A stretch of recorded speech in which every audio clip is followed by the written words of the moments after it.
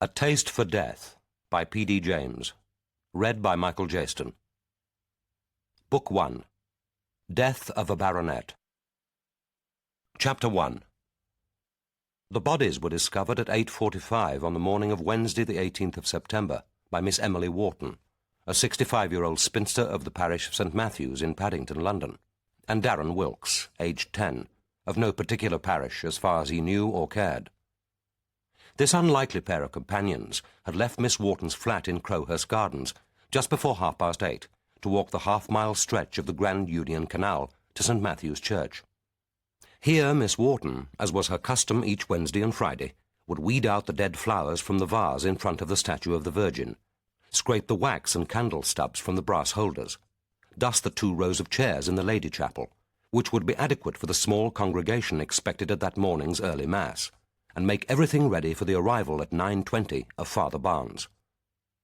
It was on a similar mission 7 months earlier that she had first met Darren. He had been playing alone on the towpath, if anything as purposeless as hurling old beer cans into the canal could be described as playing, and she had paused to say good morning to him. Perhaps he had been surprised to be greeted by an adult who didn't either admonish or cross-examine him. For whatever reason, after his initial expressionless stare, he had attached himself to her, at first dawdling behind, then circling round her, as might a stray dog, and finally trotting at her side. When they had reached St. Matthew's Church, he had followed her inside as naturally as if they had set out together that morning. It was apparent to Miss Wharton on that first day that he had never been inside a church before, but neither then nor on any subsequent visit did he evince the least curiosity about its purpose. He had prowled contentedly in and out of the vestry and bell-room while she got on with her chores, had watched critically while she had arranged her 6 daffodils, eked out with foliage in the vase at the foot of the Virgin, and had viewed with the bland indifference of childhood Miss Wharton's frequent genuflections, obviously taking these sudden bobbings to be one more manifestation of the peculiar antics of adults.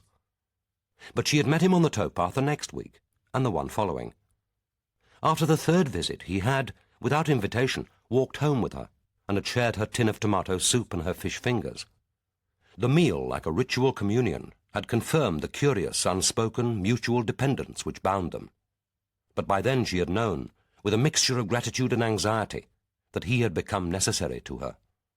On their visits to St. Matthew's, he always left the church, mysteriously present one moment and the next gone, when the first members of the congregation began to trickle in. After the service, she would find him loitering on the towpath, and he would join her as if they hadn't parted.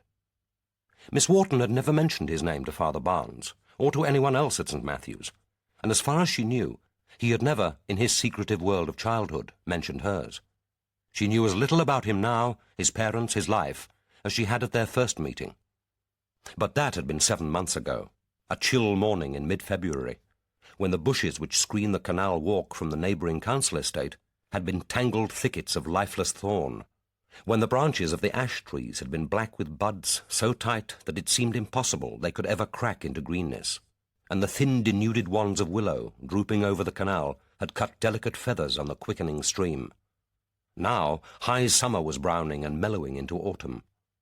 Miss Wharton, briefly closing her eyes as she trudged through the mush of fallen leaves, thought that she could still scent, above the smell of sluggish water and damp earth, a trace of the heady elderberry flowers of June. It was that smell that on summer mornings most clearly brought back to her the lanes of her Shropshire childhood. She dreaded the onset of winter, and on waking this morning she had thought that she could smell its breath in the air. Although it hadn't rained for a week, the path was slippery with mud, deadening sound. They walked under the leaves in an ominous quietness. Even the tinny clatter of the sparrows was stilled.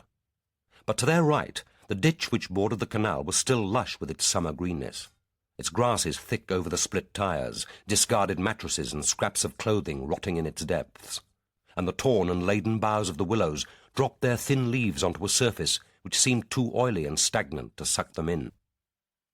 It was 8:45, and they were nearing the church, passing now into one of the low tunnels that spanned the canal. Darren, who liked best this part of the walk, gave a whoop and rushed into the tunnel, hollering for an echo and running his hands like pale starfish along the brick walls. She followed his leaping figure, half dreading the moment when she would pass through the arch into that claustrophobic, dank, river-smelling darkness, and would hear, unnaturally loud, the suck of the canal against the paving stones, and the slow drip of water from the low roof. She quickened her pace, and within minutes the half-moon of brightness at the end of the tunnel had widened to receive them again into the daylight, and he was back, shivering at her side. She said, "It's very cold, Darren. Oughtn't you to be wearing your parka?"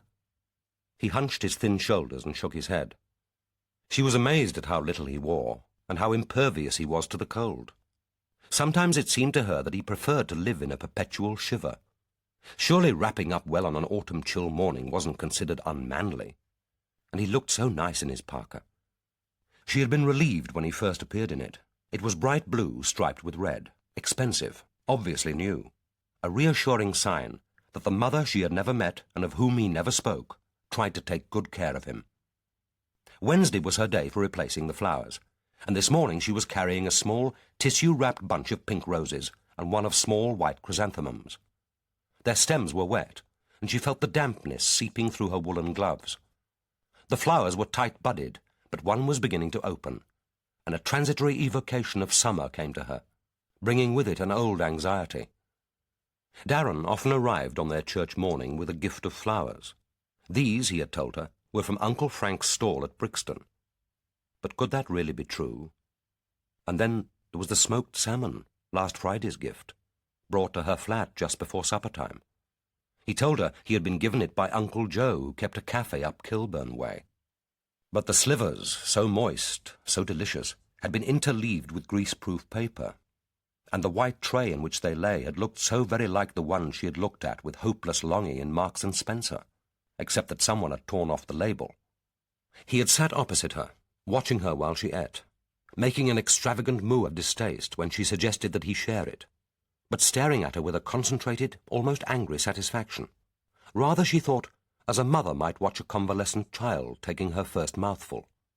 But she had eaten it, and with the delicious taste still lingering on her palate, it had seemed ungrateful to cross-question him. But the presents were getting more frequent. If he brought her any more, then they would have to have a little talk. Suddenly he gave a yell, raced furiously ahead, and leapt up at an overhanging bough. There he swung, thin legs jerking, the white, thick-soled running shoes looking incongruously heavy for the bony legs. He was given to these sudden spurts of activity, running ahead to hide among the bushes and jump out at her, leaping across puddles, rummaging for broken bottles and cans in the ditch, and hurling them with a desperate intensity into the water. She would pretend to be frightened when he jumped out, would call out to him to be careful when he crept along an overhanging branch and hung, skimming the water. But on the whole she rejoiced in his liveliness. It was less worry than the lethargy which so often seemed to overcome him.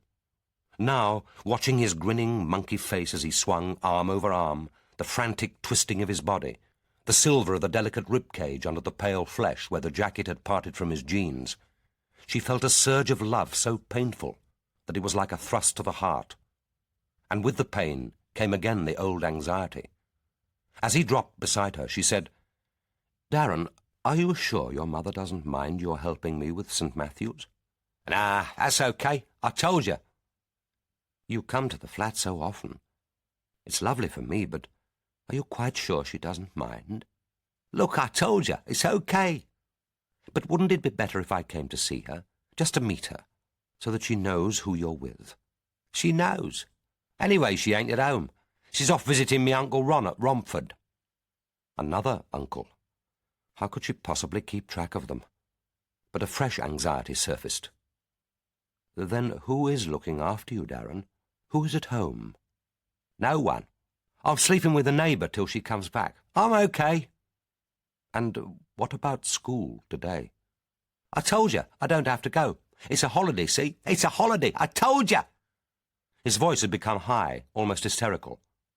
Then, as she didn't speak, he fell in beside her and said more calmly, "They got Andrex at 48p a double roll at Notting Hill. That new supermarket. I could get you a couple of rolls if you're interested." He must, she thought, spend a lot of time in supermarkets, shopping for his mother, perhaps, on his way home from school. He was clever at finding bargains, reporting back to her about the special offers, the cheaper lines. She said, I'll try to get up there myself, Darren. That's a very good prize. Yeah, that's what I thought. It's a good prize. First time I seen 'em under 50p. For almost the whole of their walk, their objective had been in sight. The green copper cupola of the soaring campanile of Arthur Blomfield's extraordinary Romanesque basilica, built in 1870 on the bank of this sluggish urban waterway, with as much confidence as if he had erected it on the Venetian Grand Canal. Miss Wharton, on her first visit to St. Matthew's 9 years previously, had decided that it was expedient to admire it since it was her parish church, and had offered what she described as Catholic privileges. She had then put its architecture firmly out of her mind, together with her yearnings for Norman arches, carved reredos, and familiar early English spires. She supposed that she had now got used to it. But she was still slightly surprised when she found Father Barnes showing round groups of visitors, experts interested in Victorian architecture, who enthused over the baldachin, admired the pre-Raphaelite paintings on the 8 panels of the pulpit, or set up their tripods to photograph the apse, and who compared it, in confident, unecclesiastical tones, surely even experts ought to lower their voices in church, with the Cathedral of Torcello near Venice, or with Blomfield's similar basilica at Jericho in Oxford. And now, as always, with dramatic suddenness, it loomed before them. They passed through the turnstile in the canal railings, and took the gravel path to the porch of the south door, the one to which Miss Wharton had a key. This led to the little vestry, where she would hang up her coat, and to the kitchen, where she would wash out the vases and arrange the fresh flowers. As they reached the door, she glanced down at the small flower bed, which gardeners in the congregation were trying to cultivate with more optimism than success in the unrewarding soil at the side of the path. "Oh, look, Darren, how pretty. The first dahlias. I never thought they'd flower. No, don't pick them. They look so nice there." He had bent down, his hand among the grasses, but as she spoke, he straightened up and thrust a grubby fist into his pocket. "Don't you want them for the BVM?" "We've got your uncle's roses for Our Lady." If only they were his uncle's. I shall have to ask him, she thought. I can't go on like this, offering Our Lady stolen flowers, if they were stolen. But suppose they weren't, and I accuse him. I shall destroy everything there is between us. I can't lose him now. And it might put the idea of theft into his head. The half-remembered phrases fell into her mind. Corrupting innocence, an occasion of sin.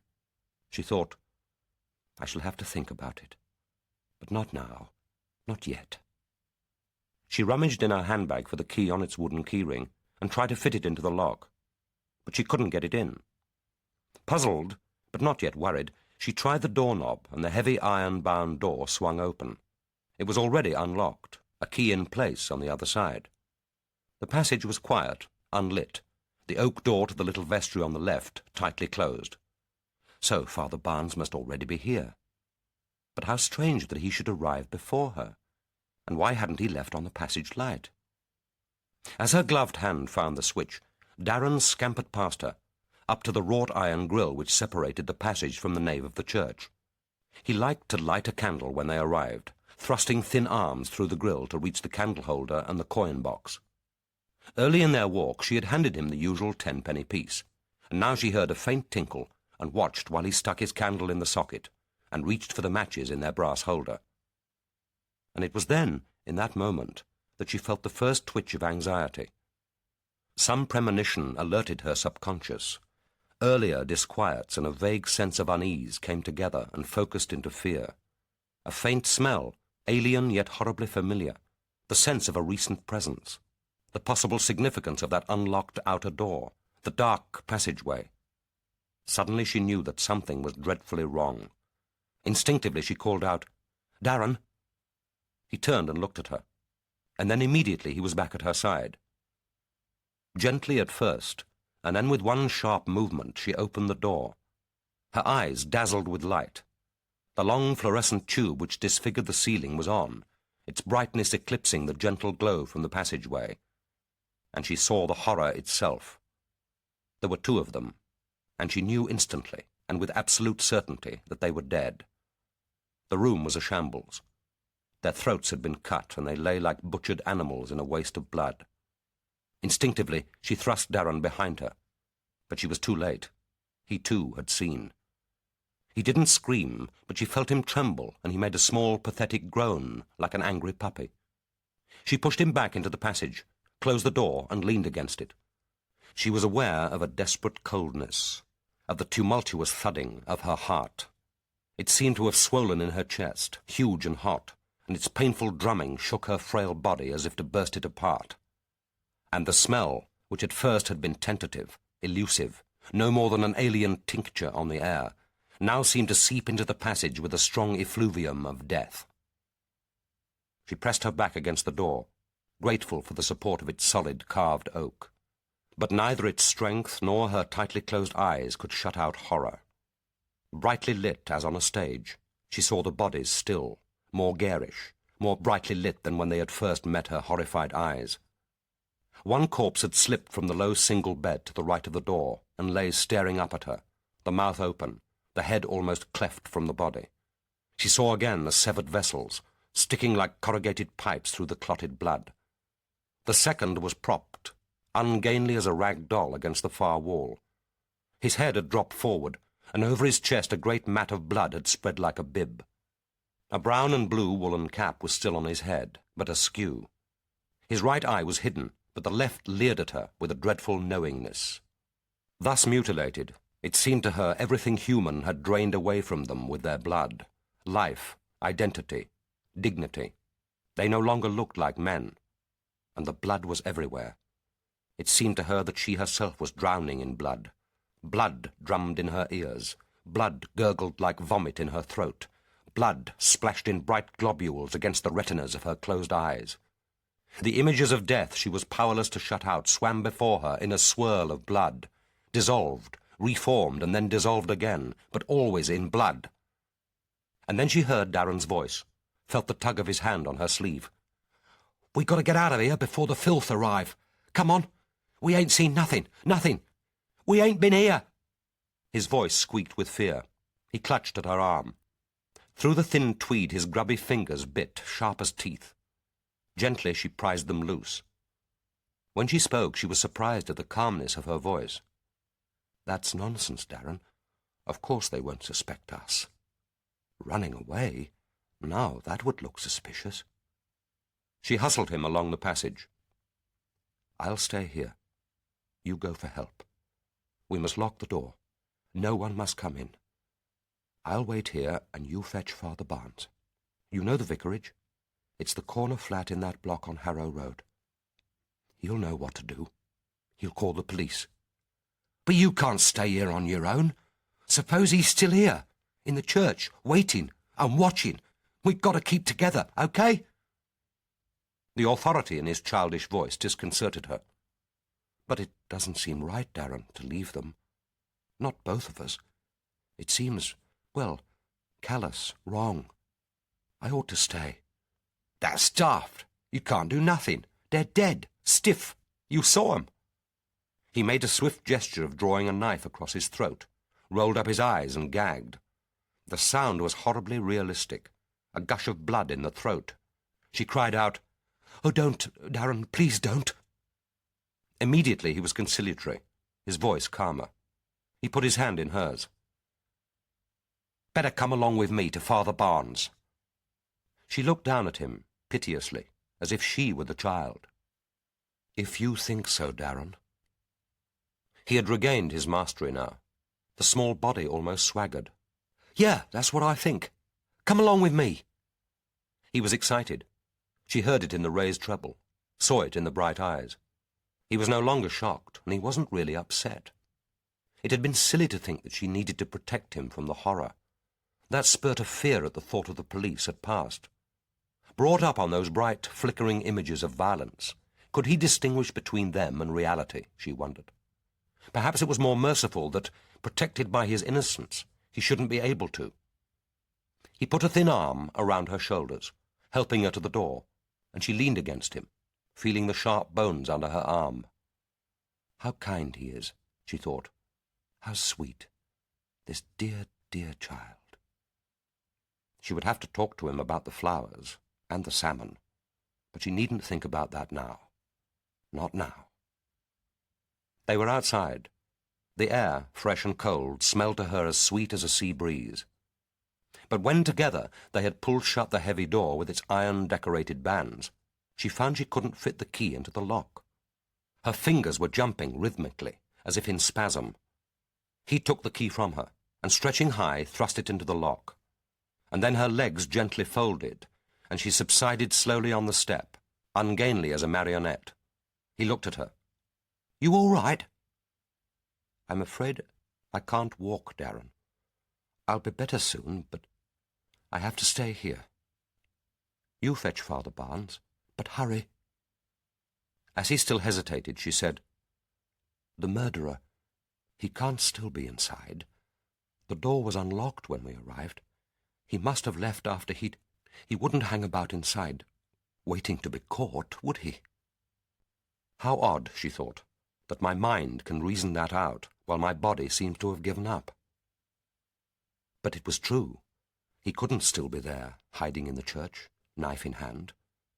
Not unless they had died very recently. But the blood hadn't looked fresh. Or had it? Her bowels suddenly churned. "Oh, God," she prayed, "don't let that happen. Not now. I'll never get to the lavatory. I can't make it past that door." She thought of the humiliation, of Father Barnes coming, the police. It was bad enough to be slumped here like a heap of old clothes. "Hurry," she said. "I'll be all right, but hurry." He made off, running very fast. When he had gone, she still lay there, fighting the terrible loosening of her bowels, the need to vomit. She tried to pray, but strangely the words seemed to have got muddled up. "May the souls of the righteous, in the mercy of Christ, rest in peace." But perhaps they hadn't been the righteous. There ought to be a prayer that would do for all men, all the murdered bodies all over the world. Perhaps there was. She would have to ask Father Barnes. He would be sure to know. And then came a new and different terror. What had she done with her key? She looked down at the one clutched in her hand. This was weighted with a large wooden tag, charred at the end where Father Barnes had put it down too close to a gas flame. So this was his spare key, the one he kept at the vicarage. It must be the one they had found in the lock, and she had handed it to Darren to relock the door. So what had she done with hers? She rummaged frantically in her handbag, as if the key were a vital clue, its loss disastrous, seeing in imagination a phalanx of accusing eyes, the police demanding she account for it, Father Barnes' tired and dispirited face. But her scrabbling fingers found it safe between her purse and the bag lining, and she drew it out with a moan of relief.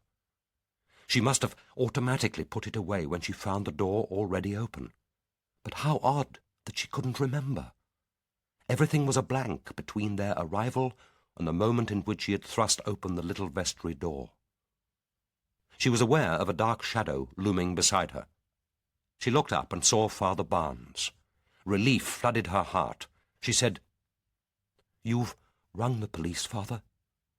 "Not yet. I thought it was better to see for myself, in case the boy was playing tricks."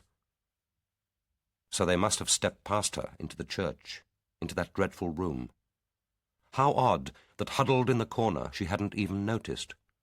Impatience rose like vomit in her throat. She wanted to cry out, "Well, now you've seen." She had thought that when he arrived, everything would be all right. No, not all right, but better, made sense of. Somewhere there were the right words, and he would speak them.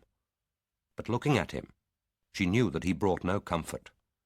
She looked up at his face, unattractively blotched by the morning chill, at the grubby stubble, at the two brittle hairs at the corners of his mouth, at the trace of blackened blood in the left nostril, as if he'd had a nosebleed, at the eyes, still gummy with sleep. How silly to think that he would bring his strength, would somehow make the horror bearable. He didn't even know what to do. It had been the same over the Christmas decorations.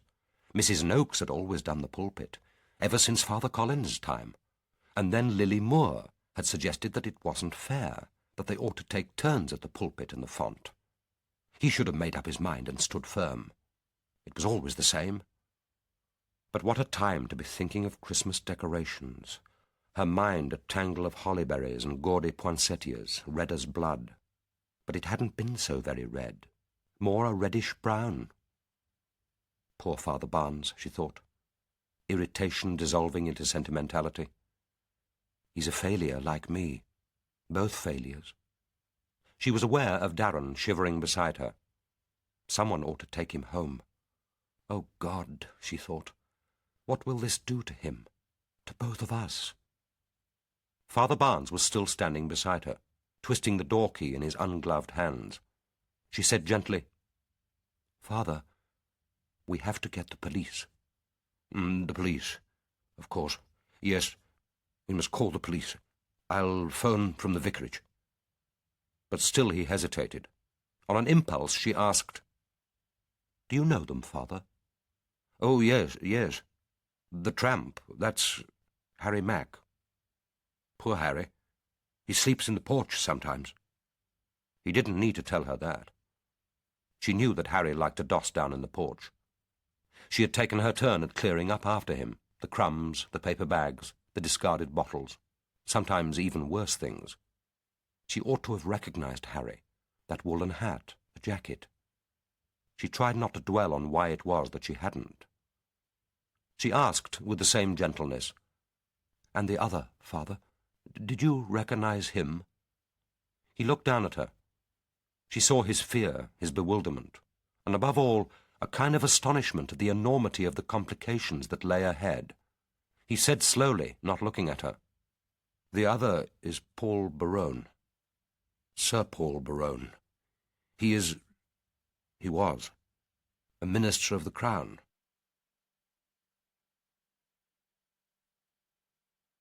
Chapter 2. As soon as he had left the Commissioner's office and was back in his own room, Commander Adam Dalgliesh rang Chief Inspector John Massingham. The receiver was snatched at the first ring, and Massingham's disciplined impatience came across as strongly as his voice. Dalgliesh said, "The Commissioner has had a word with the Home Office. We're to take this one, John. The new squad will officially be in existence on Monday anyway, so we're only jumping the gun by 6 days.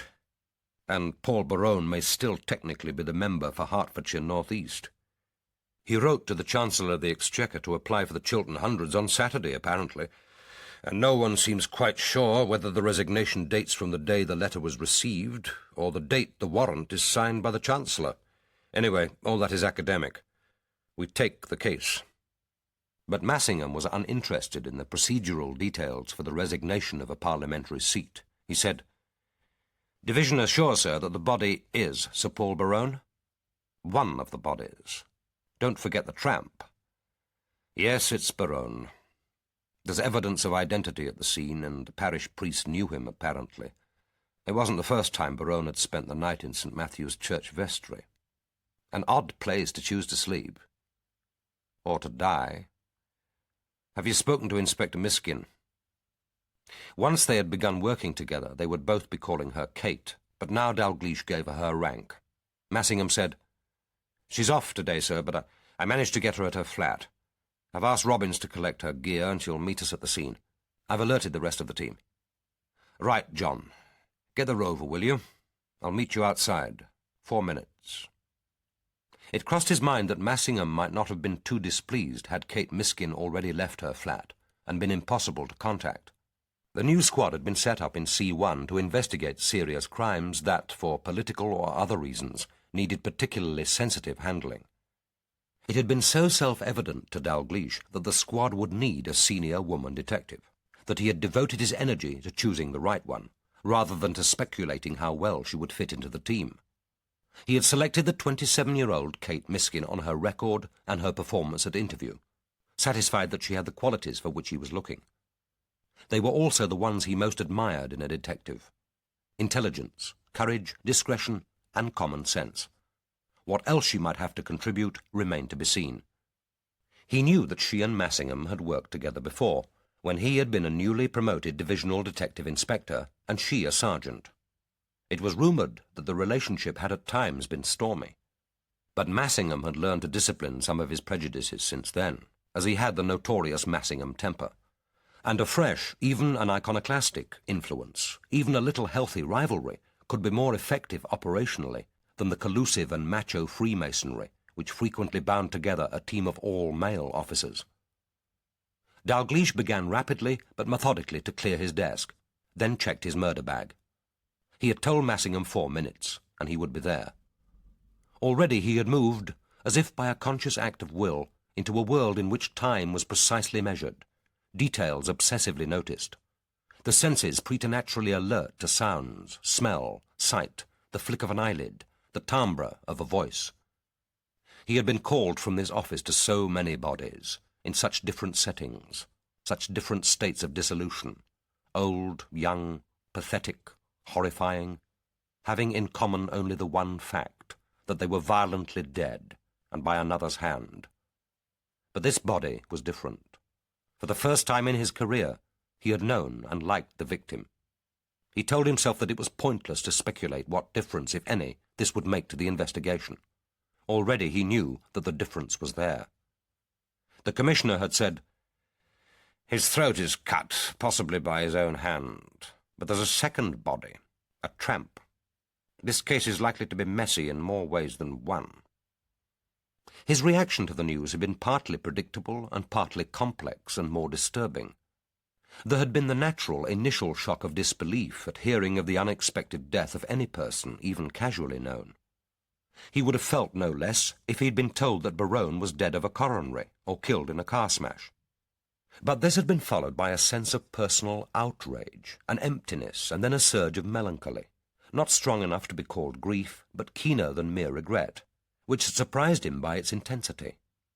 But it hadn't been strong enough to make him say, "I can't take this case. I'm too involved, too committed." Waiting briefly for the lift, he told himself that he was no more involved than he would be in any other case. Berowne was dead. It was his business to find out how and why. Commitment was to the job, to the living, not to the dead. He had hardly passed through the swing doors when Massingham drove up the ramp with the rover. Getting in beside him, Dalgliesh asked, "Fingerprints and photography, they're on their way?" "Yes, sir." "And the lab?" "They're sending a senior biologist. She'll meet us there." "Did you manage to get Dr. Kynaston?" "No, sir. Only the housekeeper. He's been in New England visiting his daughter. He always goes there in the autumn. He was due back at Heathrow on BA Flight 214, arriving at 7:25. It's landed, but he's probably stuck on the Westway. Keep on trying his home until he arrives." "Dr. Greeley is available, sir. Kynaston will be jet-lagged." "I want Kynaston, jet-lagged or not." Massingham said, "Only the best for this cadaver." Something in his voice, a tinge of amusement, even contempt, irritated Dalgliesh. He thought, "My God, am I getting oversensitive about this death, even before I've seen the body?" He fastened his seatbelt without speaking, and the rover slid gently into Broadway, the road he had crossed less than a fortnight earlier on his way to see Sir Paul Berowne.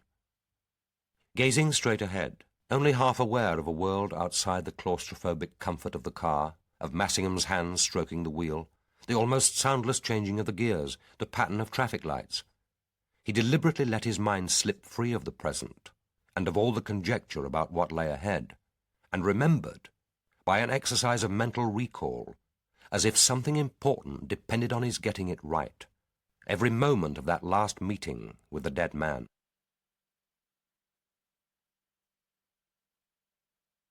Chapter 3. It was Thursday, the 5th of September, and he was about to leave his office to drive to Bramshill Police College to begin a series of lectures to the Senior Command course, when the call came through from the private office. Berowne's private secretary spoke after the manner of his kind. Sir Paul would be grateful if Commander Dalgliesh could spare a few minutes to see him. It would be convenient if he could come at once. Sir Paul would be leaving his office to join a party of his constituents at the house in about an hour. Dalgliesh liked Berowne, but the summons was inconvenient.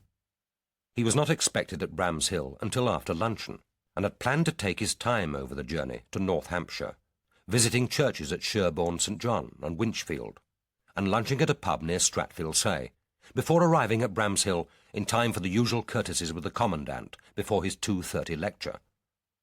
It occurred to him that he had reached the age when a man looks forward to his pleasures less keenly than in youth, but is disproportionately aggrieved when his plans are upset.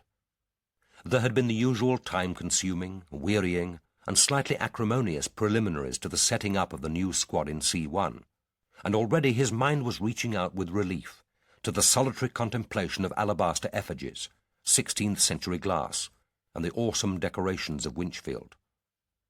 But it looked as if Paul Berowne wasn't proposing to take much time over their meeting. His plans might still be possible. He left his grip in the office, put on his tweed coat against a blustery autumnal morning, and cut through St. James's Park Station to the department.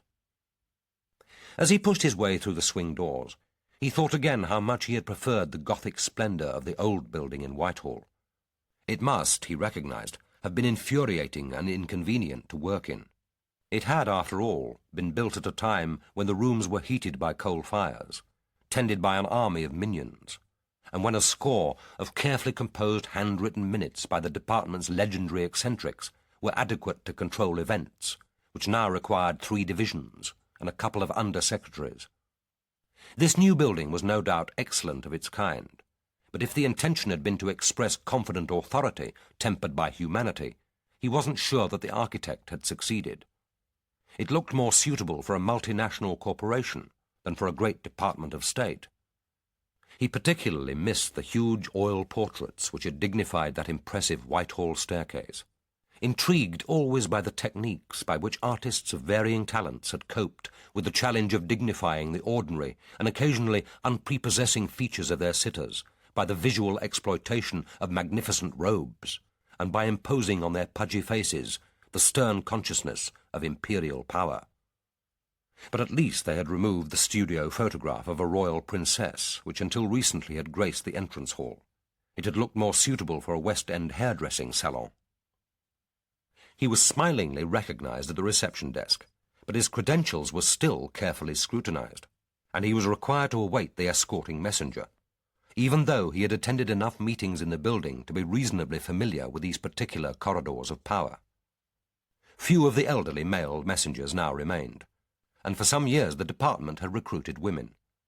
They shepherded their charges with a cheerful maternal competence, as if to reassure them that the place might look like a prison, but was as gently beneficent as a nursing home, and that they were only there for their own good. He was finally shown into the outer office. The house was still in recess for the summer, and the room was unnaturally quiet. One of the typewriters was shrouded, and a single clerk was collating papers with none of the urgency which normally powered a minister's private office.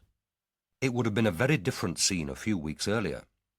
He thought, not for the first time, that a system which required ministers to run their departments, fulfil their parliamentary responsibilities, and spend the weekend listening to the grievances of their constituents might have been designed to ensure that major decisions were made by men and women tired to the point of exhaustion. It certainly ensured that they were heavily dependent on their permanent officials. Strong ministers were still their own men. The weaker degenerated into marionettes. Not that this would necessarily worry them. Departmental heads were adept at concealing from their puppets even the gentlest jerk of strings and wire. But Dalgliesh hadn't needed his private source of department gossip to know that there was nothing of this limp subservience about Paul Berowne. He came forward from behind his desk and held out his hand, as if this were a first meeting. His was a face stern, even a little melancholy in repose, which was transfigured when he smiled. He smiled now. He said, "I'm sorry to bring you here at short notice. I'm glad we managed to catch you.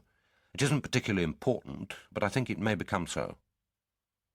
Dalgliesh could never see him without being reminded of the portrait of his ancestor, Sir Hugo Berowne, in the National Portrait Gallery.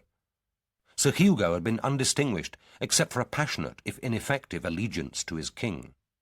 His only notable recorded act had been to commission Van Dyck to paint his portrait. But it had been enough to ensure him, at least pictorially, a vicarious immortality. The manor house in Hampshire had long since passed from the family. The fortune was diminished.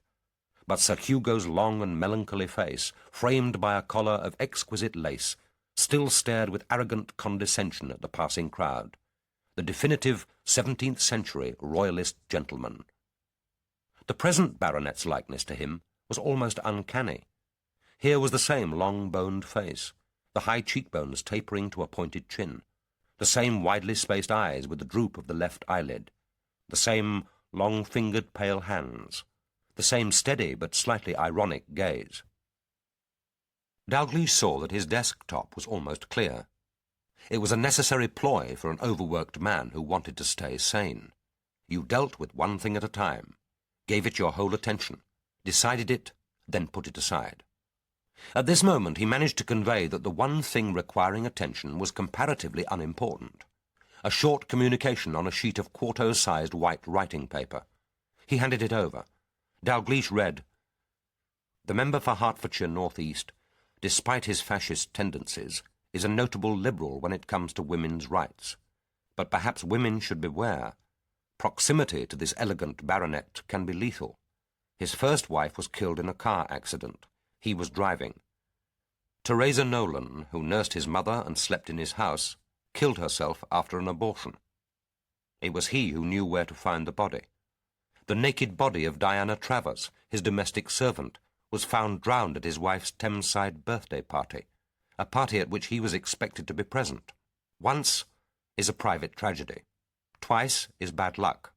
3 times looks like carelessness." Dalgliesh said, "Typed with an electric golf ball machine. They're not the easiest to identify, and the paper is from a pad of ordinary commercial bond sold in thousands. Not much help there. Have you any idea who could have sent it?" "No. One gets used to the usual abusive or pornographic letters. They're part of the job." Dalgliesh said, "But this is close to an accusation of murder. If the sender is traced, I imagine your lawyer would advise that it's actionable." "Actionable? Yes, I imagine so." Dalgliesh thought that whoever had composed the message hadn't been uneducated. The punctuation was careful. The prose had a certain rhythm. He or she had taken trouble over the arrangement of the facts, and in getting in as much relevant information as possible. It was certainly a cut above the usual filth and drivel which dropped unsigned into a minister's postbag, and it was more dangerous for that. He handed it back and said, "This isn't the original, of course. It's been photocopied. Are you the only person to receive it, Minister, or don't you know? It was sent to the press, at least to one paper, the Paternoster Review. This is in today's edition. I've only just seen it." He opened his desk drawer, took out the journal, and handed it to Dalgliesh. There was a folded marker at page 8. Dalgliesh let his eyes slide down the page. The paper had been running a series of articles on junior members of the government, and it was Berowne's turn. The first part of the article was innocuous, factual, hardly original. It briefly reviewed Berowne's previous career as a barrister, his first unsuccessful attempt to enter Parliament, his success at the 1979 election, his phenomenal rise to junior ministerial rank, his probable standing with the Prime Minister. It mentioned that he lived with his mother, Lady Ursula Berowne, and his second wife in one of the few extant houses built by Sir John Soane, and that he had one child by his first marriage, 24-year-old Sarah Berowne, who was active in left-wing politics and who was thought to be estranged from her father. It was unpleasantly snide about the circumstances of his second marriage.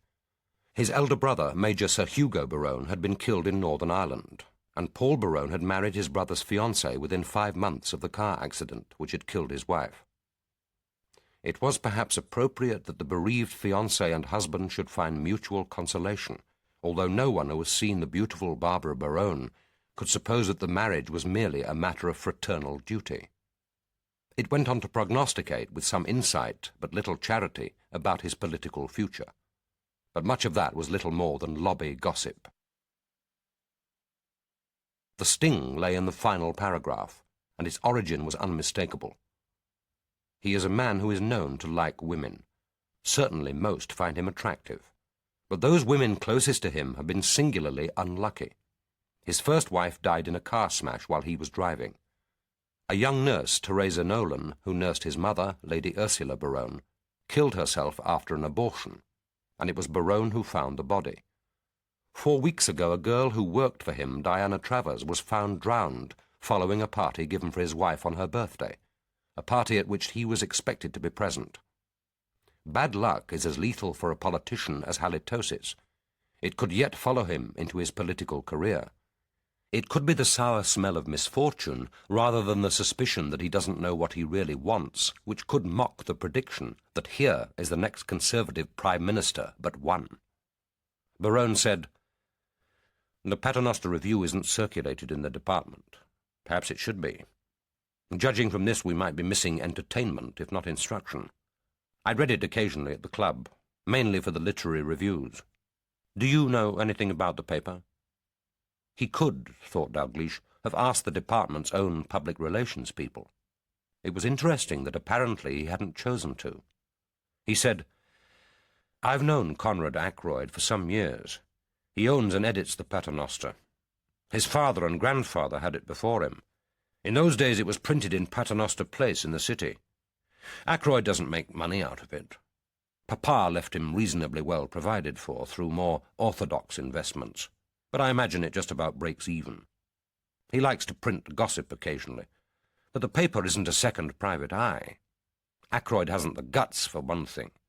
I don't think he's ever risked being sued in the history of the paper. It makes it less audacious and less entertaining than the Eye, of course, except for the literary and dramatic reviews.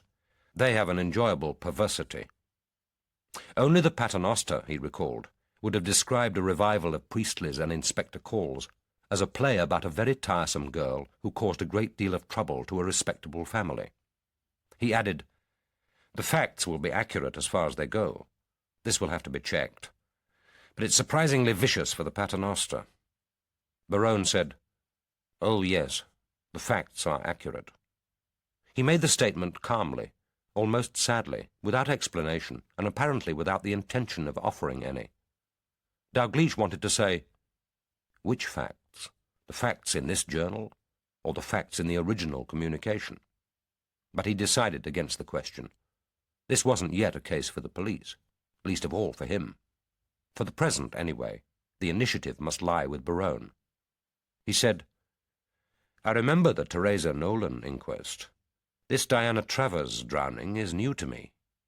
Berowne said, "It didn't make the national press. There was a line or two in the local paper reporting the inquest. It made no mention of my wife. Diana Travers wasn't a member of her birthday party, but they did dine at the same restaurant, the Black Swan on the river at Cookham. The authorities seem to have adopted that slogan of the insurance company, 'Why make a drama out of a crisis?' So there had been a cover-up of sorts anyway, and Berowne had known it. The death by drowning of a girl who had worked for a minister of the Crown, and who died after dining at the restaurant where the minister's wife was also dining, whether or not he himself was present, would normally have justified at least a brief paragraph in one of the national papers. Dalgliesh asked, "What do you want me to do, Minister?" Berowne smiled. "Do you know, I'm not exactly sure. Keep a watching brief, I suppose. I'm not expecting you to take this on personally. That would obviously be ridiculous. But if it does develop into open scandal, I suppose someone eventually will have to deal with it. At this stage I wanted to put you in the picture." But that was precisely what he hadn't done.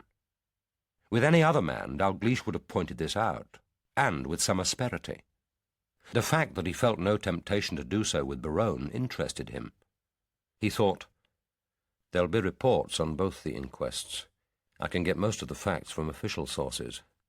But for the rest, if it does blow up into an open accusation, he'll have to come clean. And if that happened, whether it became a matter for him personally or for the proposed new squad would depend on how great the scandal, how real the suspicion, and of what precisely." He wondered what Berowne was expecting him to do. Find a potential blackmailer, or investigate him for double murder. It seemed likely that a scandal of some sort would eventually break.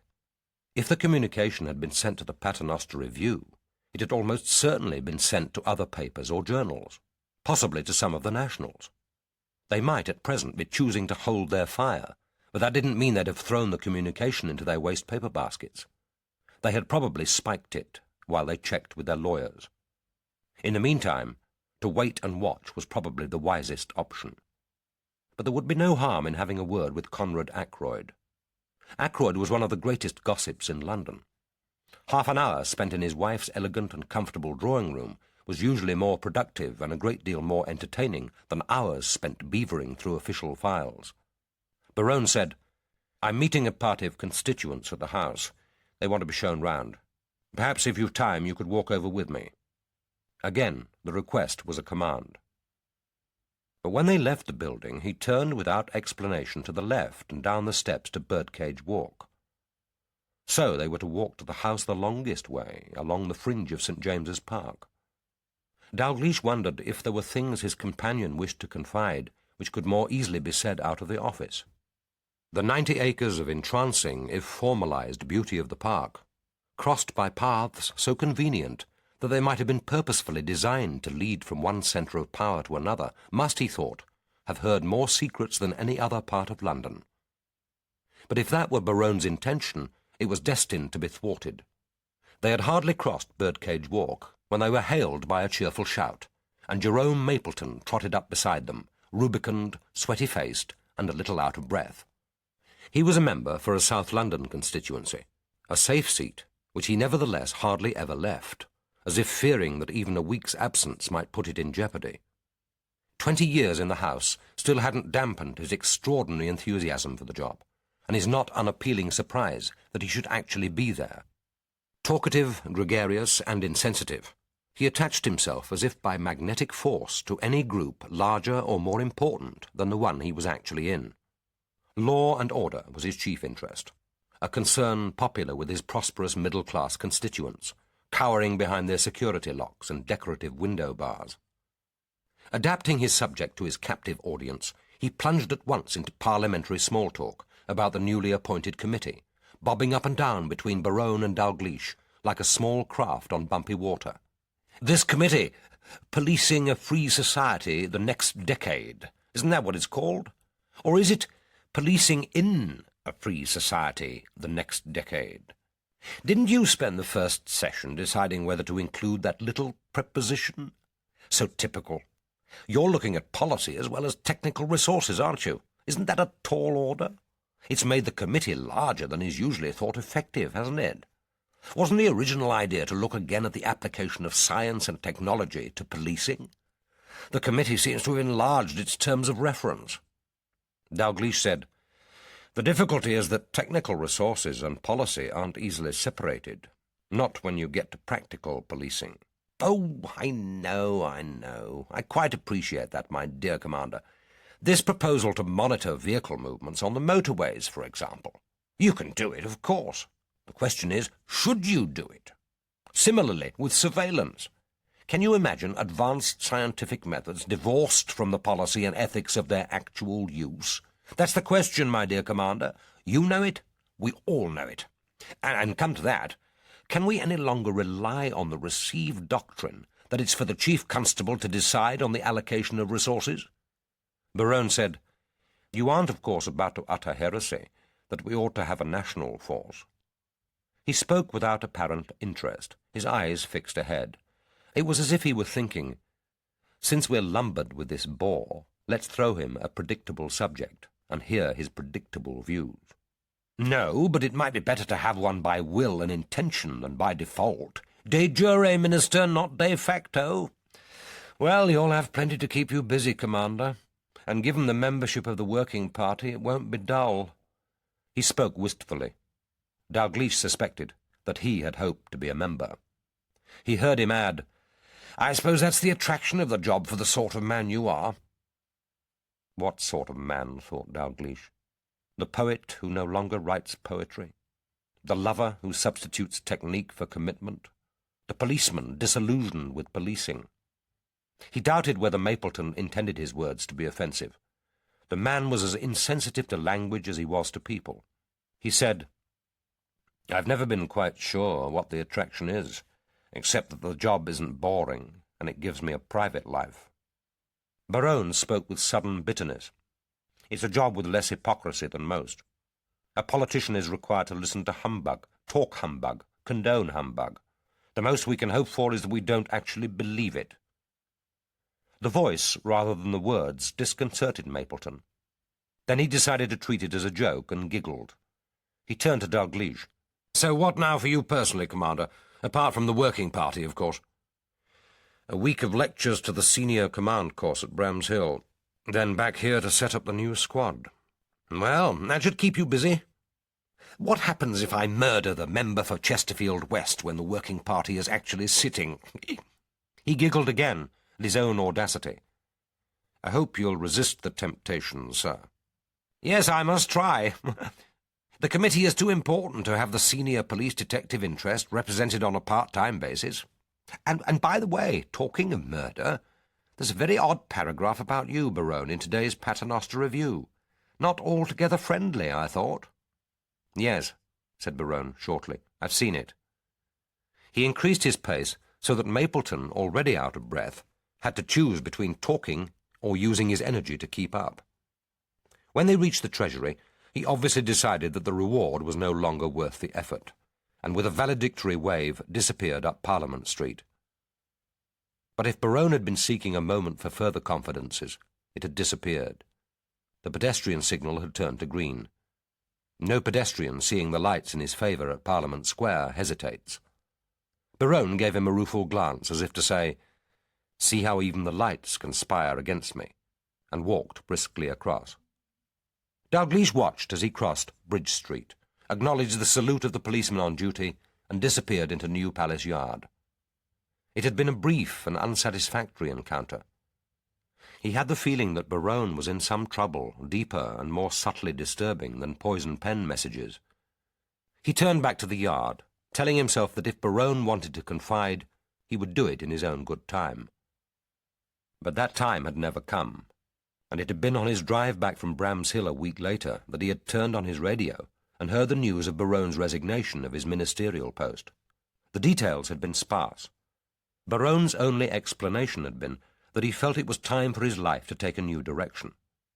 The Prime Minister's letter, printed in the next day's Times, had been conventionally appreciative but brief.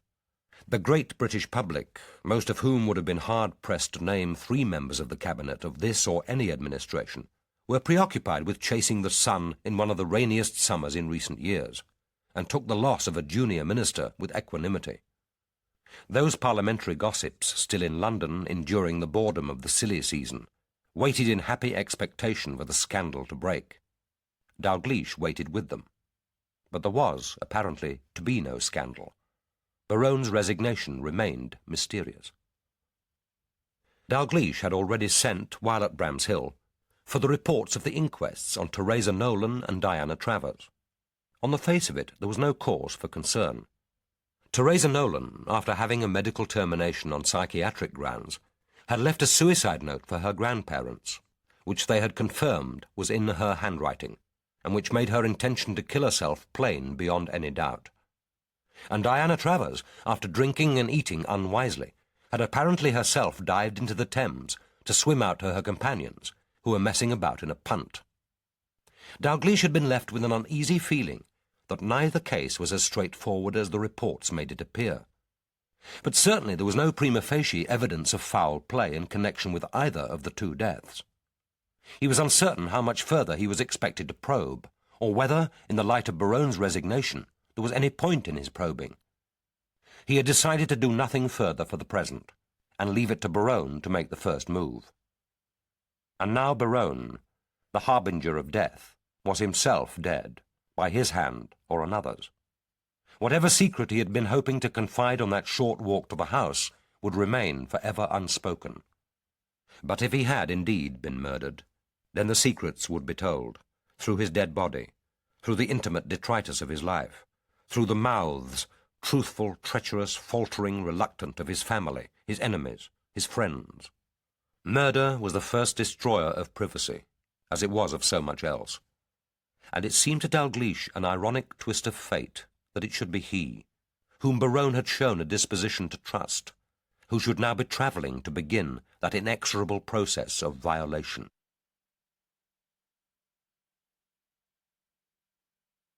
Chapter 4. They were almost at the church before he wrenched his mind back to the present. Massingham had driven, in for him, an unusual silence, as if sensing that his chief was grateful for this small hiatus between knowledge and discovery, and he had no need to inquire the way, As always, he had mapped his route before starting out. They were driving up the Harrow Road and had just passed the complex of St. Mary's Hospital when the campanile of St. Matthew's came suddenly into view on their left.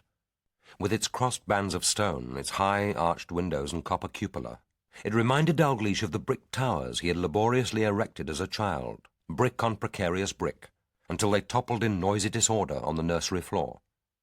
It held for him some of the same hubristic impermanence, and even as he gazed, he half expected it to bend and sway. Without speaking, Massingham took the next turning left, and drove towards it down a narrow road, bordered on each side by a terrace of small houses. They were identical with their small upper windows, narrow porches and square bays, but it was obvious that the road was coming up in the world. Some few still showed the telltale signs of multiple occupation, dishevelled lawns, peeling paint, and drawn secretive curtains. But these were succeeded by bright little bandboxes of social aspiration, newly painted doors, carriage lamps, an occasional hanging basket, the front garden paved to provide standing for the car.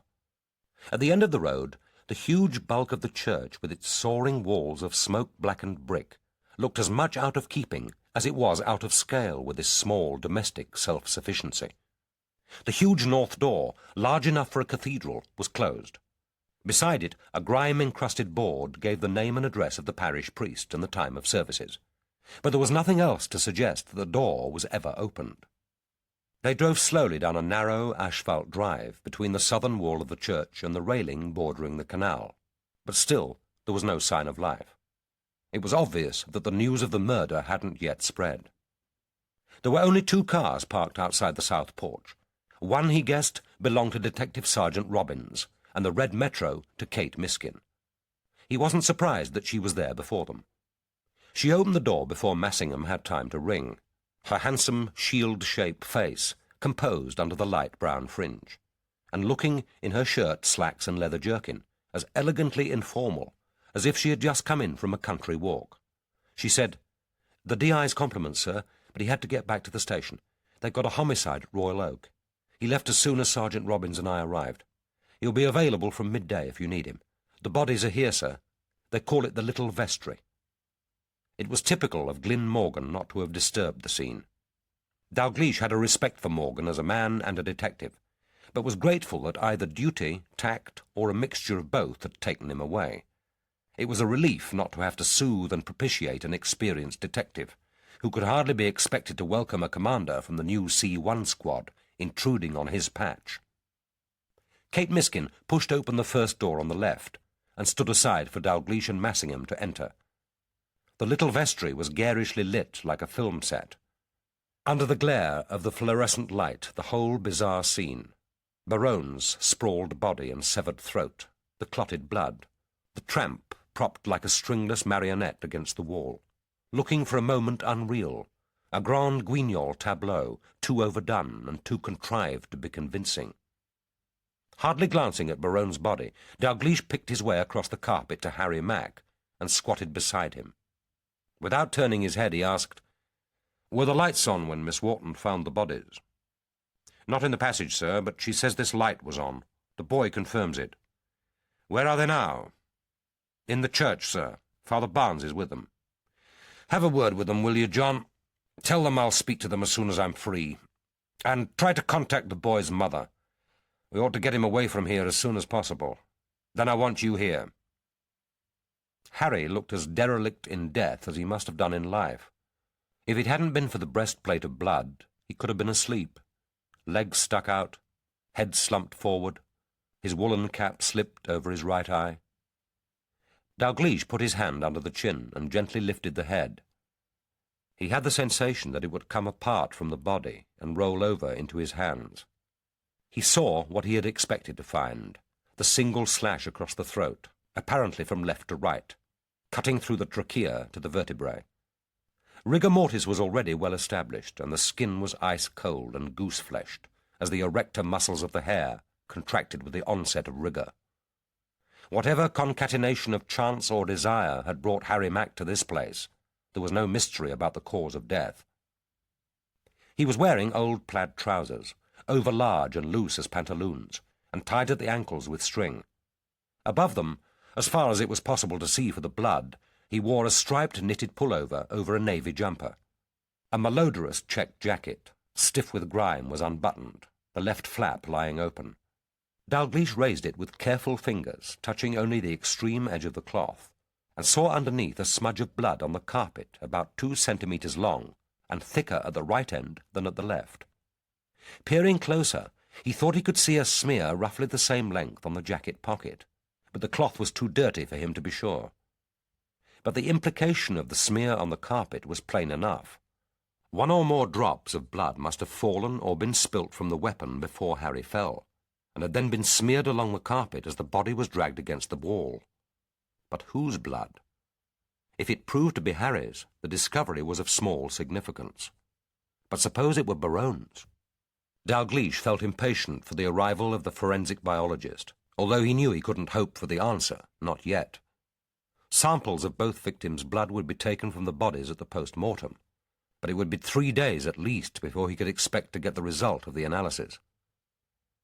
He wasn't sure what impulse had made him go first to Harry Mack's body, but now he trod carefully across the carpet to the bed and stood silently looking down at the body of Berowne. Even as a 15-year-old boy standing at the side of the bed of his dead mother, he hadn't felt the need to think, far less to utter the word goodbye. You couldn't speak to someone who was no longer there. He thought, we can vulgarize everything, but not this. The body, in its stiff ungainliness, beginning already, or so it seemed to his oversensitive nose, to emit the first sour, sweet stink of decay, yet had an inalienable dignity, because it had once been a man. But he knew none better how quickly this spurious humanity would drain away. Even before the pathologist had finished at the scene, and the head was wrapped, the hands mittened in their plastic bags, even before Dr. Kynaston got to work with his scalpels, the corpse would be an exhibit, more important, more cumbersome, and more difficult to preserve than other exhibits in the case, but still an exhibit, tagged, documented, dehumanized, invoking only interest, curiosity, or disgust. But not yet. He thought, I knew this man. Not well, but I knew him. I liked him. Surely he deserves better of me than to gaze at him with my policeman's eyes. He lay, head towards the door, and at an angle of 45 degrees from the bed, his shoes touching the end. The left hand was flung out, the right lay closer to the body. The bed had been covered with a blanket of hand-knitted squares of bright wool. It looked as if Berowne had clutched it as he fell, half pulling it from the bed, so that it lay partly bunched at his right side. An open razor, the blade thick with clotted blood, lay on top of it, a few inches from his right hand. It was extraordinary how many details simultaneously impressed themselves on Dalglish's mind.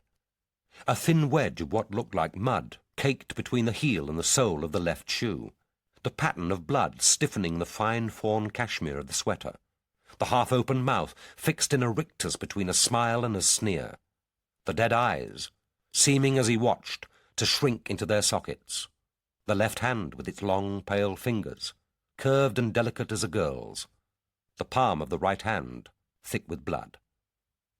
But the whole picture struck him as wrong, and he knew why. Berowne couldn't both have held the razor in his right hand and clutched at the blanket as he fell.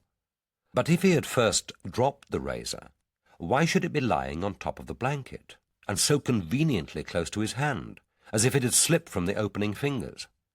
And why should the palm be so thickly clotted, almost as if another's hand had lifted it and smeared it into the blood at the throat? If Berowne himself had wielded the razor, surely the palm which had clutched it would have been less blooded. He was aware of a small noise at his side, and looked round to see Detective Inspector Kate Miskin looking not at the corpse, but at him. She quickly turned her eyes away, but not before he had detected, to his discomfort, a look of grave, almost maternal solicitude. He said roughly, "Well, Inspector?" "It looks obvious, sir. Murder followed by suicide. The classical pattern of self-inflicted wounds. 3 cuts, 2 tentative, the third cutting through the trachea." She added, "It could be used as an illustration in a textbook of forensic medicine." He said, "There's no difficulty in recognizing the obvious. One should be slower to believe it. I want you to break the news to his family. The address is 62 Camden Hill Square. There is a wife and an elderly mother, Lady Ursula Berowne, and a housekeeper of sorts. Use your discretion about which is best able to take it. And take a DC. When the news breaks, they may be pestered and need protection. Yes, sir. She showed no resentment at being ordered from the scene. She knew that the job of breaking the news wasn't a routine chore, that she hadn't been chosen merely because she was the only woman in his team, and he saw this as a woman's job. She would break the news with tact, discretion, even with compassion. God knew she had had enough practice in 10 years of policing. But she would still be a traitor to grief, watching and listening, even as she spoke the formal words of condolence, for the flicker of an eyelid, the tensing of hands and face muscles, for the unwise word, for any sign that for someone in that waiting house in Camden Hill Square, this might not be news at all. Chapter 5. Before he concentrated on the actual scene of the crime, Dalgliesh always liked to make a cursory survey of the surroundings to orientate himself, and as it were, to set the scene of murder. The exercise had its practical value, but he recognized that, in some obscure way, it fulfilled a psychological need. Just as in boyhood, he would explore a country church by first walking slowly round it, before, with a frisson of awe and excitement, pushing open the door and beginning his planned progress of discovery to the central mystery. And now, in these few remaining minutes, before the photographer, the fingerprint officers, the forensic biologists arrived at the scene, he had the place almost to himself. Moving into the passage, he wondered whether this quiet air, tinctured with the scent of incense, candles, and the more solidly Anglican smell of musty prayer books, metal polish, and flowers, had held for Berowne also the promise of discovery, of a scene already set, a task inevitable and inescapable. The brightly lit passage, with its floor of encaustic tiles and its white-painted walls, ran the whole west end of the church. The little vestry was the first room on the left. Next to it, and with a connecting door, was a small kitchen about 10 feet by 8. Then came a narrow lavatory with an old-fashioned bowl of decorated porcelain and a mahogany seat with, above it, a hanging chain set under a single high window. Lastly, an open door showed him a high square room, almost certainly set under the campanile, which was obviously both the vestry proper and the bell-room. Opposite it, the passage was separated from the body of the church by a 10-foot-long grille in delicate wrought iron, which gave a view up the nave to the cavernous glitter of the apse and the Lady Chapel on the right. A central door in the grille, topped with figures of 2 trumpeting angels, gave entry to the church for the processing priest and the choir. To the right, a padlocked wooden box was fixed to the grille. Behind it, but within reach of stretching hands, stood a branching candle-stand, also in wrought iron, with a box of matches in a brass holder attached to it with a chain, and a tray containing a few small candles. Presumably, this was to enable people who had business in the vestry to light a candle when the grille door to the church was locked. Judging from the cleanness of the candle holders, it was a facility of which they seldom, if ever, took advantage. There was only one candle in place, stuck upright like a pale wax finger, and this had never been lit.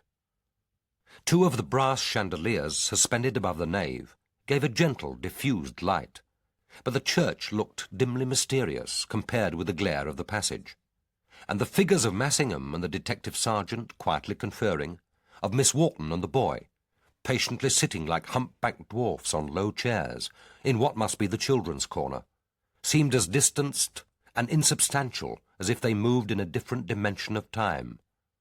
As he stood watching, Massingham looked up, caught his eye, and moved down the nave towards him. He returned to the little vestry, and, standing in the doorway, drew on his latex gloves.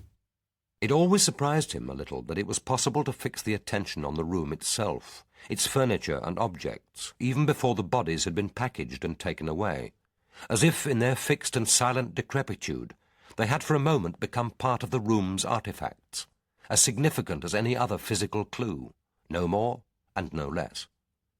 As he moved into the room, he was aware of Massingham behind him, alert, already drawing on his gloves, but for him unnaturally subservient, pacing quietly behind his chief, like a recently qualified houseman, deferentially attendant on the consultant. Dalgliesh thought, "Why is he behaving as if I need tactful handling, as if I'm suffering from a private grief? This is a job like any other. It promises to be difficult enough without Kate and John treating me as if I'm a sensitive convalescent." Henry James, he remembered, had said of his approaching death, "So here it is at last, the distinguished thing." If Berowne had thought in these terms, then this was an incongruous place in which to receive so honoured a visitation. The room was about 12 foot square, and lit by a fluorescent tube running almost the full length of the ceiling. The only natural light came from two high curved windows. They were covered outside by a protective mesh, which looked like chicken wire on which the dirt of decades had accumulated, so that the panes were honeycombs of greenish grime. The furniture, too, looked as if it had been gradually acquired over the years. Gifts, rejects, the unregarded remnants of long-forgotten jumble sales. Opposite the door and set under the windows was an ancient oak desk with 3 right-hand drawers, one without handles. On its top was a simple oak cross, a much-used blotter in a leather pad, and an old-fashioned black telephone, the receiver off the rest and lying on its side. Massingham said, "Looks as if he took it off. Who wants the telephone to ring just when he's concentrating on slitting his jugular?" Or his killer was taking no chances on the bodies being discovered too soon. If Father Barnes took it into his head to ring and got no reply, he'd probably come round to see if Berowne was all right. If he continued to get the engaged sound, he'd probably assume that Berowne was having an evening of telephoning and let it go. "We might get a palm print, sir." "Unlikely, John. If this is murder, we're not dealing with a fool." He continued his exploration. With his gloved hands, he pulled open the top drawer and found a stack of white writing paper of cheap quality, headed with the name of the church and a box of envelopes. Apart from these, the desk held nothing of interest. Against the left-hand wall was an assortment of canvas and metal chairs, neatly stacked, presumably for the occasional use of the parochial church council. Beside them was a 5-drawer metal filing cabinet, and next to it a small glass-fronted bookcase. He slipped the catch and saw that it contained an assortment of old prayer books, missals, devotional pamphlets, and a pile of booklets about the history of the church. There were only 2 easy chairs, one set on each side of the fireplace, a compact brown chair in torn leather with a patchwork cushion, and a grubby, more modern chair with fitted pads.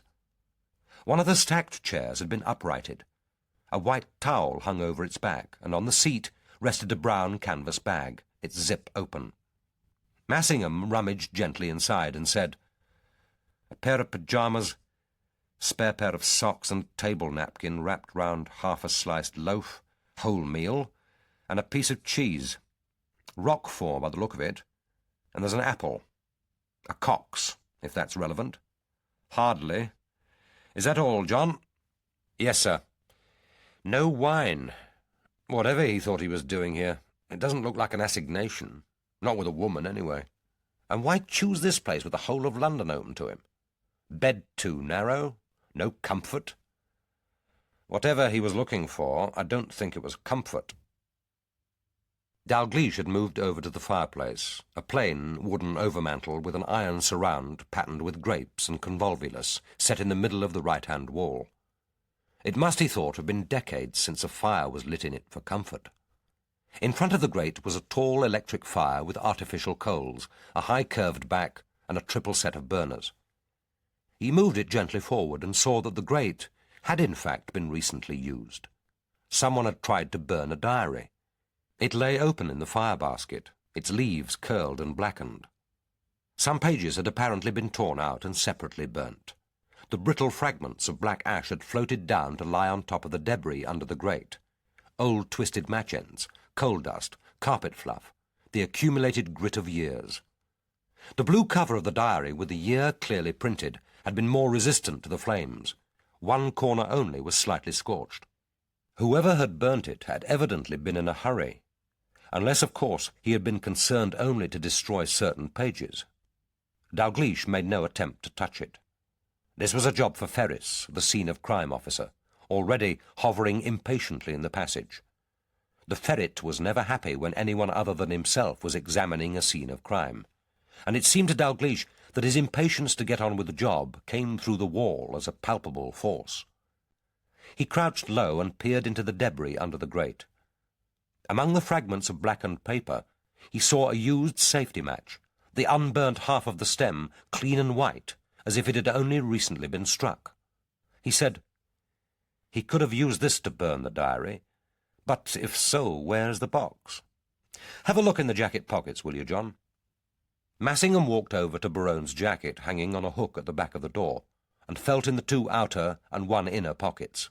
He said, "A wallet, sir, a Parker fountain pen and a set of keys. No lighter and no matches." And there were none, either, visible in the room. With mounting excitement, which neither betrayed, they moved over to the desk and peered intently at the blotter. It, too, must have been there for years. The pink blotting paper, tattered at the edges, was marked with a criss-cross of different inks, blotched with faded blots. It wasn't, thought Dalgliesh, surprising. Most people now use ballpoints rather than ink. But peering more closely, he could see that someone had recently been writing with a fountain pen.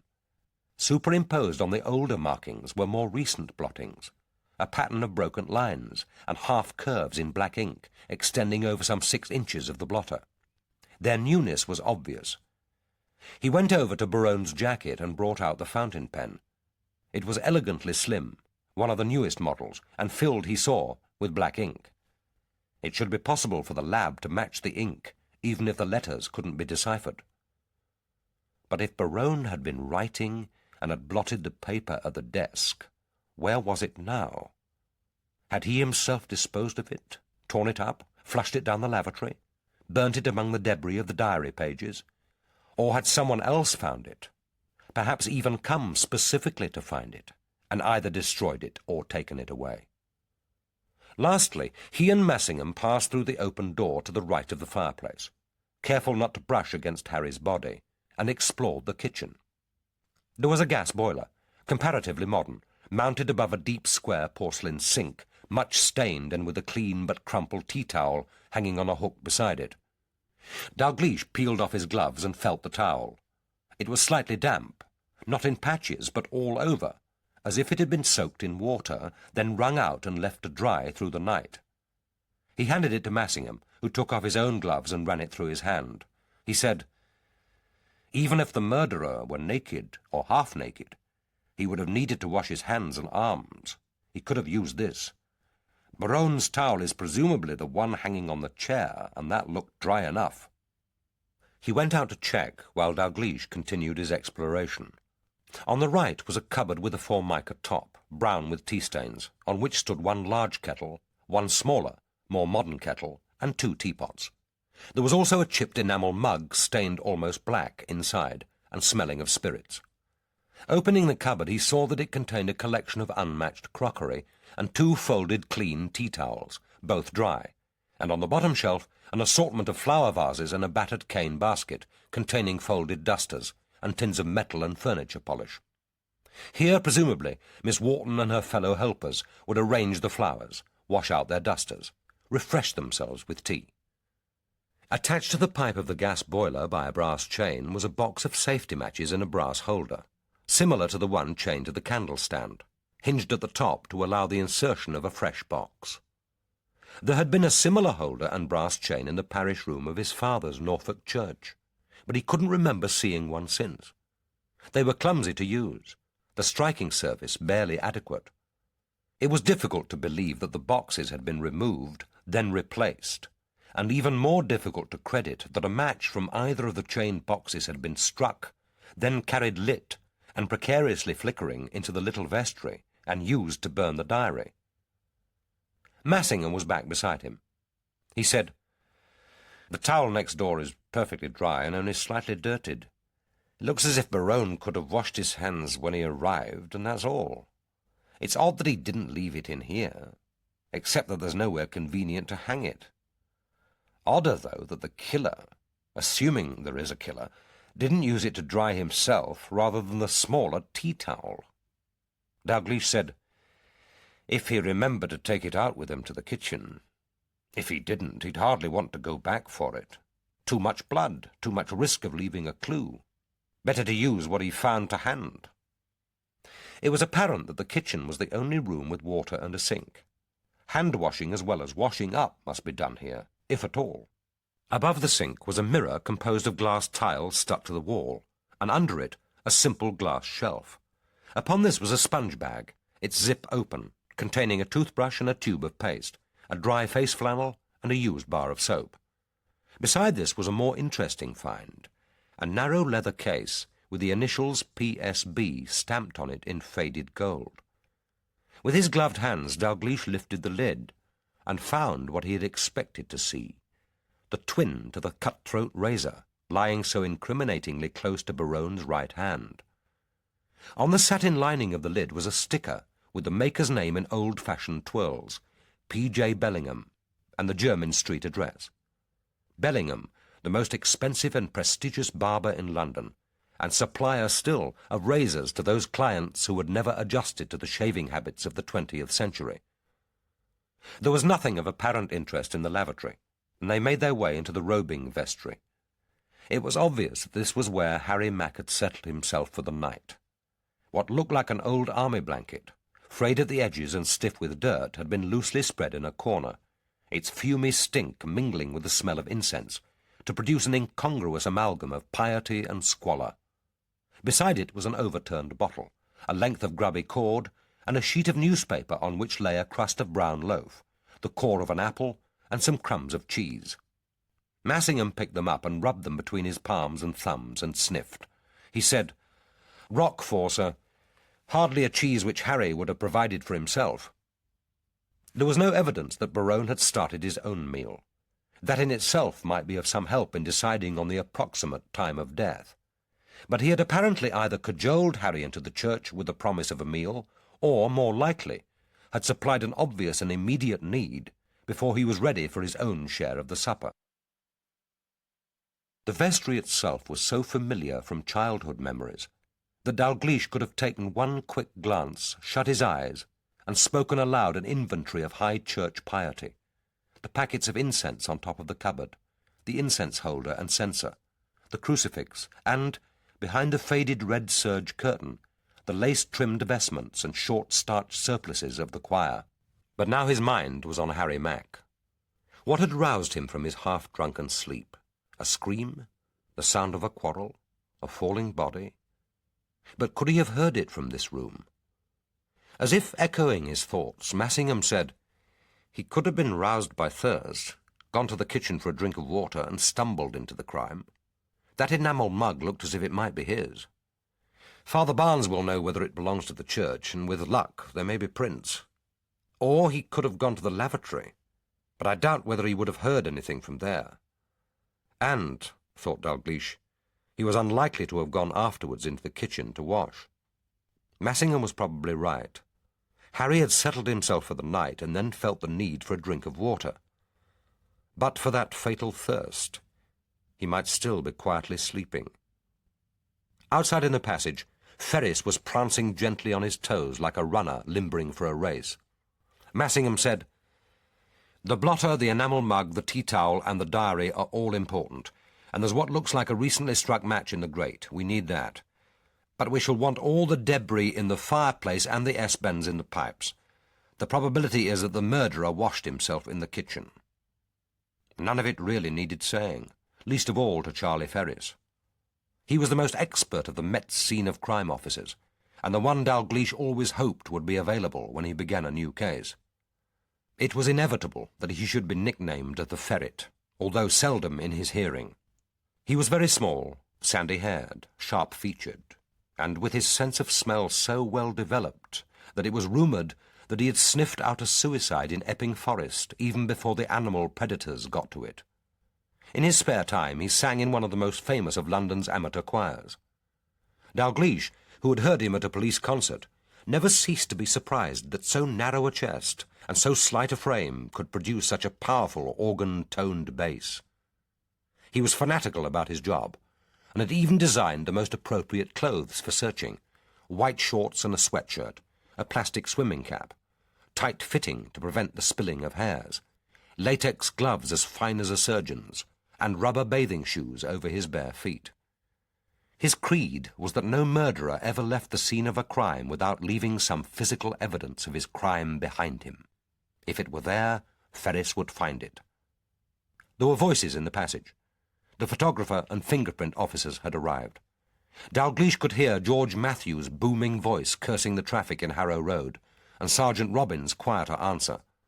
Someone laughed. They were neither callous nor particularly insensitive, but neither were they undertakers, required to assume a professional reverence in the face of death. The forensic biologist hadn't yet arrived. Some of the most distinguished scientists at the Metropolitan Laboratory were women, and Dalgliesh, recognizing in himself an old-fashioned sensitivity, which he certainly wouldn't have confessed to them, was always glad when it was possible to remove the more horrific bodies before they arrived to track and photograph the bloodstains and supervise the collection of samples. He left Massingham to greet and brief the new arrivals. It was time to talk to Father Barnes. But first he wanted a word with Darren before the boy was driven home.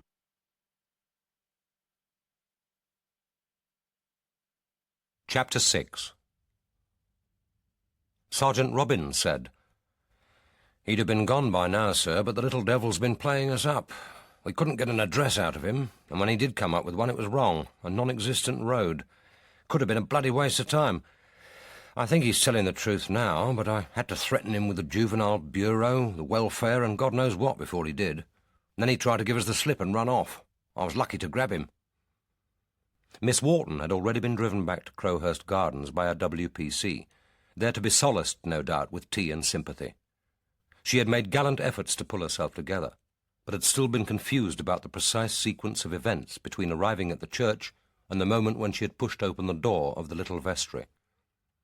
The important fact for the police to ascertain was whether she or Darren had actually entered the room with the risk that the scene had been contaminated. Both were adamant that they had not. Beyond this, there was little of importance which she could tell, and Dalgliesh had briefly heard her story and let her go. But it was irritating that Darren was still with them. If he needed to be questioned again, it was right that it should be at home and with his parents present. Dalgliesh knew that his present insouciance in the face of death was no guarantee that the horror hadn't touched him. It wasn't always an obvious trauma which disturbed a child the most, and it was odd that the boy was so resistant to being driven home. Normally, a ride in a car, even a police car, would be something of a treat for a child, particularly now that a gratifying crowd was beginning to collect to witness his notoriety, drawn by the yards of white tape which sealed off the whole of the south part of the church, and by the police cars, and the unmistakable black and sinister mortuary van parked between the church wall and the canal. Dalgliesh went up to the car and opened the door. He said, "I'm Commander Dalgliesh, and it's time we got you home, Darren. Your mother will be worried." And surely the boy should be at school. The term must have started. But that, thank God, was hardly his concern. Darren, looking small and extremely disgruntled, was slumped in the front left-hand seat. He was an odd-looking child with an engaging monkey-like face, pale under the rash of freckles, snub-nosed and bright-eyed beneath the spiked, almost colourless lashes. He and Sergeant Robins had obviously tried each other's patience to the limits, but he cheered up at the sight of Dalgliesh and inquired with childish belligerence, "You the boss man round here?" A little disconcerted, Dalgliesh replied cautiously, "You could say that." Darren looked round with bright, suspicious eyes, then said, "She never did it, Miss Wharton. She's innocent." Dalgliesh said seriously, "No, we didn't think she did. You see, it needed more strength than an elderly lady or a boy could have. You're both in the clear." "Yeah, that's all right then." Dalgliesh said, "You're fond of her?" "She's all right. She wants looking after, mind you. She's daft. She hasn't got the sense she was born with. I keep an eye on her, like." "I think she relies on you. It was lucky you were together when you found the bodies. It must have been horrible for her." "Turned her up proper. She don't like blood, you see. That's why she won't have a coloured TV. She makes out she can't afford it. That's daft. She's always buying flowers for that BVM. "BVM?" said Dalgliesh, his mind scurrying after some unrecognised make of car. "That statue in the church. Lady in blue with the candles in front of her. They're called BVMs. She's always putting flowers there and lighting candles. 10p they are, 5p for the small ones." His eyes shifted, as if he had been lured onto dangerous ground. He added quickly, "I reckon she won't have a coloured TV 'cause she don't like the colour of blood." Dalgliesh said, "I think you're probably right. You've been very helpful to us, Darren. And you're quite sure that you didn't go into that room, either of you?" "Nah, I told you. I was behind her all the time." But the question had been unwelcome, and for the first time some of his cockiness seemed to have drained from him. He slumped back in his seat and stared resentfully through the windscreen. Dalgliesh went back to the church and found Massingham. "I want you to go home with Darren. I've a feeling there's something he's keeping back. It might not be important, but it would be helpful to have you there when he talks to his parents. You've got brothers. You know about small boys." Massingham said, "You want me to go now, sir?" "Obviously." Dalgliesh knew that the order was unwelcome. Massingham hated to leave a scene of crime, even temporarily, while the body was still there. And he would go the more unwillingly because Kate Miskin, back now from Camden Hill Square, was to stay. But if he had to go, he would go alone. He ordered the police driver out of the car with unusual curtness, and drove off at a speed which suggested that Darren was about to enjoy a gratifyingly exciting ride. Dalgliesh passed through the grille door into the body of the church, turning to close it gently behind him. But even so, the soft clang rang sharply in the silence, and echoed around him as he made his way down the nave. Behind him, out of sight, but always present to the mind, was the apparatus of his trade: lights, cameras, equipment. A busy silence broken only by voices unhushed and confident in the presence of death. But here, guarded by the elegant walls and bars of wrought iron, was another world, as yet uncontaminated. The smell of incense strengthened, and he saw ahead a haze of gold where the gleaming mosaics of the apse stained the air, and the great figure of Christ in glory, his wounded hands stretched out, glared down the nave with cavernous eyes. 2 more of the nave lights had been switched on, but the church was still dim compared with the harsh glare of the arc lights trained on the scene, and it took him a minute to locate Father Barnes, a dark shape at the end of the first row of chairs under the pulpit. He walked up to him, aware of the ring of his feet on the tiled floor, wondering whether they sounded as portentous to the priest as they did to him. Father Barnes was sitting bolt upright on his chair, his eyes staring ahead at the gleaming curve of the apse, his body taut and contracted, like that of a patient expecting pain, willing himself to endure. He didn't turn his head as Dalgliesh approached. He had obviously been summoned in a hurry. His face was unshaved, and the hands, rigidly clamped together in his lap, were grubby, as if he had gone to bed unwashed. The cassock, whose long black lines etiolated still further his lean body, was old and stained with what looked like gravy. One spot he had tried ineffectively to rub away. His black shoes were unpolished, the leather cracked at the sides, the toes scruffed into greyness. There came from him a smell, half musty, half disagreeably sweet, of old clothes and incense, overlaid with stale sweat, a smell which was a pitiable amalgam of failure and fear. As Dalgliesh eased his long limbs in the adjoining chair and rested his arm along its back, it seemed to him that his body encompassed, and by its own calm presence, gently eased a core of fear and tension in his companion, so strong that it was almost palpable. He felt a sudden compunction. The man would, of course, have come fasting to the first mass of the day. He would be craving hot coffee and food. Normally, someone at or near the scene would be brewing tea, but Dalgliesh had no intention of using the washroom even to boil a kettle until the scene of crime officer had done his work. He said, "I won't keep you long, Father. There are just a few questions and we'll let you go back to the vicarage. This must have been a horrible shock to you." Father Barnes still didn't look at him. He said in a low voice, "A shock. Yes. It was a shock. I shouldn't have let him have the key. I don't know really why I did. It isn't easy to explain." The voice was unexpected. It was low, with an agreeable trace of huskiness, and with a hint of more power than the frail body would suggest. Not an educated voice, but one on which education had imposed a discipline which hadn't quite obliterated the provincial, probably East Anglian accent of childhood. He turned now to Dalgliesh and said again, "They say I'm responsible. I shouldn't have let him have the key. I'm to blame." Dalgliesh said, "You aren't responsible. You know that perfectly well, and so will they. The ubiquitous, frightening, judgmental they." He thought, but did not say, that murder provided its own dreadful excitement for those who neither mourned nor were directly concerned, and that people were commonly indulgent to those who helped provide the entertainment. Father Barnes would be surprised, agreeable or otherwise, by the size of next Sunday's congregation. He said, "Could we start at the beginning? When did you first meet Sir Paul Berowne?" "Last Monday, just over a week ago. He called at the vicarage about 2:30 and asked if he could see the church. He'd come here first and found he couldn't get in. We'd like to keep the church open all the time, but you know how it is today. Vandals, people trying to break open the offertory box, stealing the candles. There's a note in the north porch saying that the key is at the vicarage." "I suppose he didn't say what he was doing in Paddington?" "Yes, he did actually.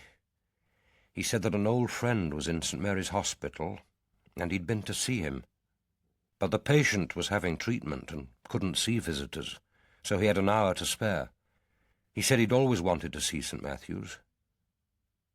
So that was how it had started. Berowne's life, like that of all busy men, was dominated by the clock. He had set aside an hour to visit an old friend. The hour had become unexpectedly available for a private indulgence. He was known to be interested in Victorian architecture.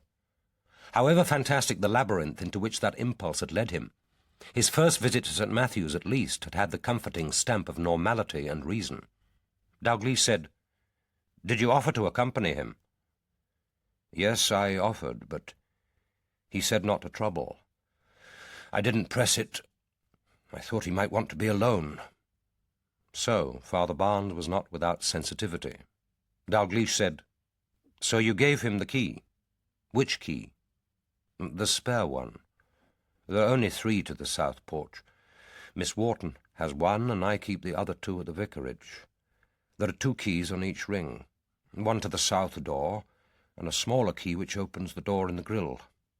If Mr. Capstick or Mr. Poole want a key, there are 2 church wardens, they come to the vicarage. It's quite close, you see. There's only 1 key to the main north door. I always keep that in my study. I never lend it out in case it gets lost. It's too heavy anyway for general use. I told Sir Paul that he would find a booklet describing the church in the bookstand. It was written by Father Collins, and we've always meant to revise it. It's over there on the table by the north porch. We only charge 3 pence. He turned his head painfully, like an arthritic patient, as if inviting Dalgliesh to buy a copy. The gesture was pathetic and rather appealing. He went on, "I think he must have taken one, because 2 days later I found a £5 note in the box. Most people just put in 3 pence. Did he tell you who he was?" "He said his name was Paul Berowne. I'm afraid it didn't mean anything to me at the time. He didn't say he was an MP or a baronet, nothing like that. Of course, after he'd resigned, I knew who he was. It was in the papers and on the television." Again there was a pause. Dalgliesh waited. After a few seconds the voice began again, stronger now and more resolute. "I suppose he was away about an hour, perhaps less. Then he returned the key.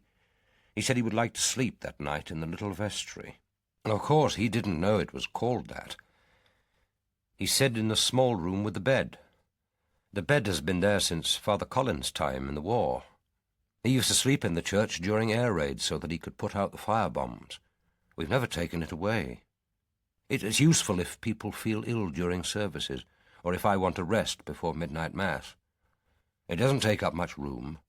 It's only a narrow, collapsible bed. Well, you've seen it." "Yes." "Did he give any reason?" "No. He made it sound quite an ordinary request, and I didn't like to ask why. He wasn't a man you could cross-question. I did ask him about sheets, a pillowcase.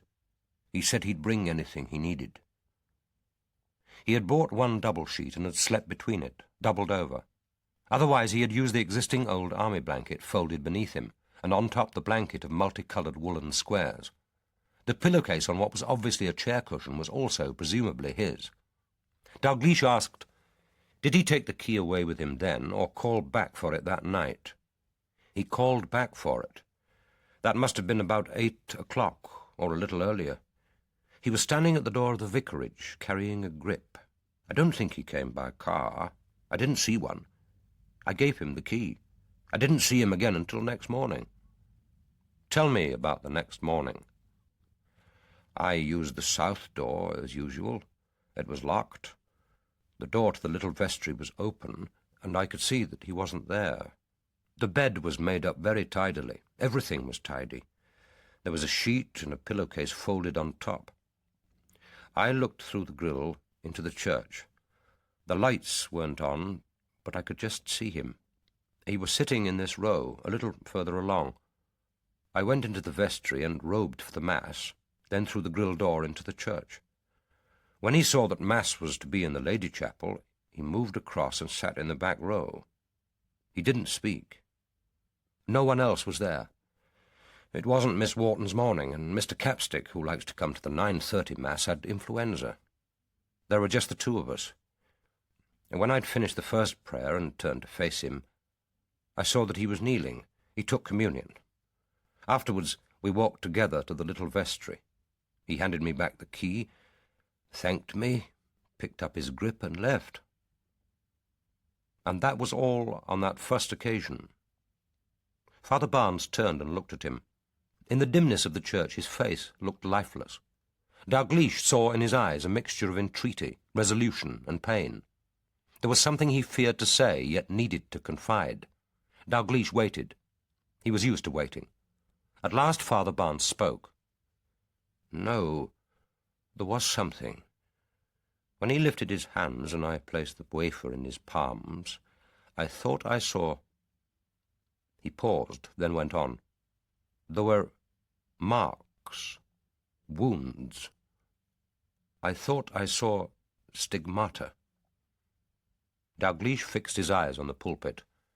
The painted figure of a pre-Raphaelite angel carrying a single lily, its yellow hair crimped under the white halo, looked back at him with its bland, uncurious gaze. He asked, On his palms? No, on his wrists. He was wearing a shirt and a pullover. The cuffs were a little loose. They slipped back. That's when I saw. Have you told anyone else about this? No, only you. For a full minute, neither of them spoke.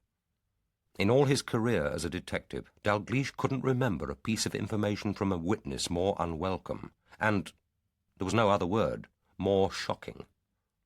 His mind busied itself with images of what this news could do to his investigation, if it ever became public. The newspaper headlines, the half-amused speculation of the cynics, the crowds of sightseers, the superstitious, the credulous, the genuine believers, thronging the church in search of what?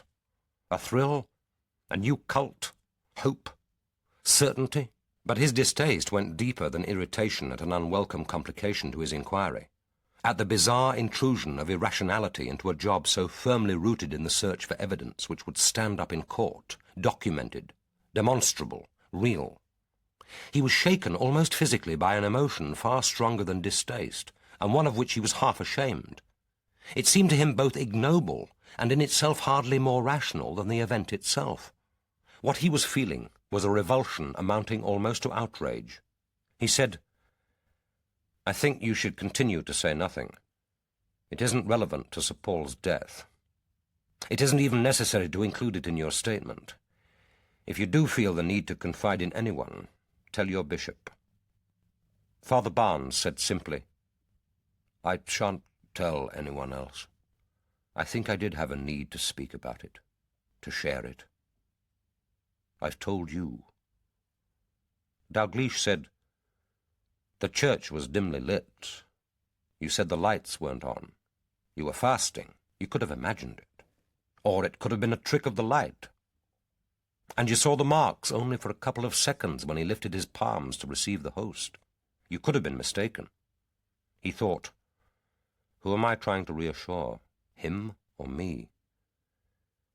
And then came the question which against reason he had to ask.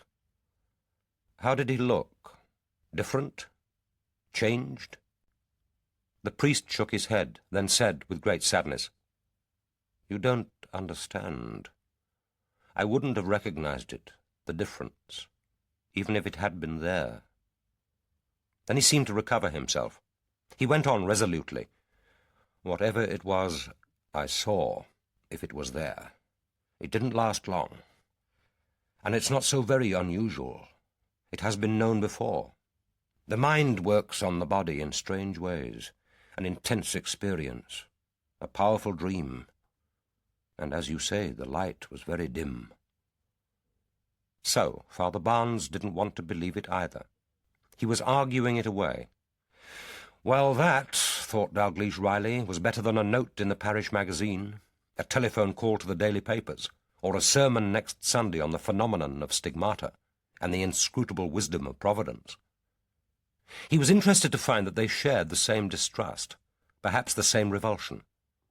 Later there would be a time and a place to consider why this was so. But now there were more immediate concerns. Whatever had brought Berowne again to that vestry, it had been a human hand, his or another's, which had wielded that razor. He said, What about yesterday night? When did he ask you if he could come back? In the morning. He rang shortly after 9. I said I'd be in any time after 6 that evening, and he came for the key precisely on the hour. Are you sure of the time, Father? Oh, yes. I was watching the 6 o'clock news. It had only just started when he rang the bell. And again, no explanation. No, he was carrying the same grip. I think he came by bus or underground or walked. I didn't see a car. I handed him the key at the door, the same key. He thanked me and left. I didn't come to the church that night. I had no reason to. The next thing I knew was when the boy came for me and told me that there were 2 dead bodies in the little vestry. You know the rest. Dalgliesh said, Tell me about Harry Mack. The change of subject was obviously welcome, and Father Barnes was voluble on the subject of Harry. Poor Harry was a problem for St. Matthew's. For some reason, no one knew why, he had for the last 4 months taken to sleeping in the south porch. He usually bedded down on newspapers and covered himself with an old blanket, which he sometimes left in the porch, ready for the next night, and sometimes took away, rolled into a long wad, and tied around his stomach with string. Father Barnes, when he found the blanket, hadn't liked to remove it. After all, it was Harry's only covering. But it wasn't really convenient to have the porch used as a shelter or as a storage for Harry's odd and rather smelly belongings. The parochial church council had actually discussed whether they ought to install railings and a gate, but that had seemed uncharitable, and there were more important things to spend their money on. They had difficulty in meeting their diocesan quota as it was. They had all tried to help Harry, but he wasn't easy. He was known at the Wayfarers' Refuge in Causeway Street in St. Marylebone, an excellent place, where he usually got a midday meal and medical attention for minor ailments when he needed it. He was a little too fond of drink and would occasionally get into fights. St. Matthew's had liaised with the refuge about Harry, but they hadn't known what to suggest. They had tried to persuade Harry to have a bed in their dormitory, but he wouldn't agree. He couldn't bear the intimate contact with other people. He wouldn't even eat his dinner at the refuge. He'd put it between slabs of bread, then take it away to eat in the streets. The porch was his place, snug, south-facing, out of public view. Dalgliesh said, So he's not likely to have knocked on the door yesterday evening and asked Sir Paul to let him in. Oh, no, Harry wouldn't have done that. But somehow he had got in. Perhaps he'd already settled down under his blanket when Berowne arrived. Berowne had asked him in out of the cold to share his meal. But how had he persuaded Harry? He asked Father Barnes what he thought. It must have happened that way, I suppose. Harry could already have been here in the porch. He usually dosses down fairly early, and it was unexpectedly cold last night for September. But it's very odd. There must have been something about Sir Paul that gave him confidence. He wouldn't have done it for most people. Even the warden at the refuge, so experienced with the city's derelicts, couldn't persuade Harry to spend the night there. But they only have the dormitory, of course. It was sleeping or eating with other people Harry couldn't stand. And here, thought Dalgliesh, he had had the larger vestry to himself. It could have been the assurance of that privacy, and perhaps the promise of food, which had persuaded him in from the cold. He asked, "When were you last here in the church, Father? I'm talking about yesterday." "From 4:30 till about 5:15, when I read Evensong in the Lady Chapel." "And when you locked up after you, how certain could you be that there was no one here, perhaps hidden? Obviously you didn't search the church. Why should you? But if someone was hiding here, would you have been likely to have seen him?" "I think so. You see how it is.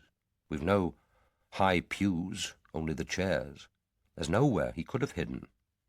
Dalgliesh said, "Perhaps under the altar, the high altar, or in the Lady Chapel, or in the pulpit." "Under the altar? It's a horrible thought. Sacrilege. But how could he have got in? I found the church locked when I arrived at 4:30. "And no one had collected the keys during the day, not even the church wardens?" "No one." "And Miss Wharton had assured the police that her key hadn't left her handbag." He said, "Could anyone have got in during evensong, perhaps while you were praying? Were you alone in the Lady Chapel?" "Yes, I came in by the south door as usual and locked both it and the door in the grille after me. Then I unlocked the main door. That would be the natural way for any stranger wanting to attend a service. My people know that I always unlock the main door for evensong, and it's very heavy. It squeaks dreadfully. We're always meaning to oil it. I don't think anyone could have entered without my hearing." "Did you tell any other person that Sir Paul was spending the night here yesterday?" "Oh, no. There wasn't anyone to tell, and I wouldn't have said anything. He didn't ask for secrecy." "He didn't ask for anything. But I don't think he would have liked another person to know. No one else knew anything about him. Not until this morning." Dalgliesh went on to question him about the blotter and the spent match. Father Barnes said that the little vestry had last been used 2 days ago on Monday the 16th, when the parochial church council had met as usual at 5:30, immediately after evensong. He had presided, sitting at the desk, but hadn't used the blotter. He always wrote with a biro. He hadn't been aware of any recent marks, but then he wasn't very clever at noticing that kind of detail. He was sure that the match couldn't have been left there by anyone in the PCC. Only George Capstick smoked, and he used a pipe which he lit with a lighter.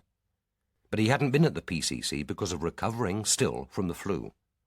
People had remarked how pleasant it was not to be enveloped in smoke. Dalgliesh said, "These are small details and probably of no importance, but I would be grateful if you would keep them to yourself. And I'd like you to have a look at the blotter and see whether you can remember what it looked like on Monday. And we found a rather dirty enamel mug. It would be helpful to know if that belonged to Harry." Seeing Father Barnes' face, he added, "You won't need to go back into the little vestry. When the photographer has finished, we'll bring out the items to you, and then I expect you'll be glad to get back to the vicarage. We shall need a statement later, but that can wait." They sat for a minute in silence, as if what had passed between them needed to be assimilated in peace. So here, thought Dalgliesh, lay the secret of Berowne's quixotic decision to give up his job. It had been something more profound, less explicable than disillusionment, midlife restlessness, the fear of a threatened scandal. Whatever had happened to him on that first night in St. Matthew's vestry had led him, the next day, to change the whole direction of his life.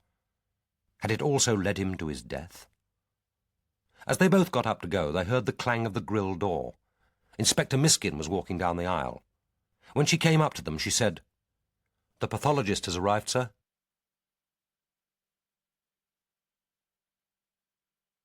Chapter 7.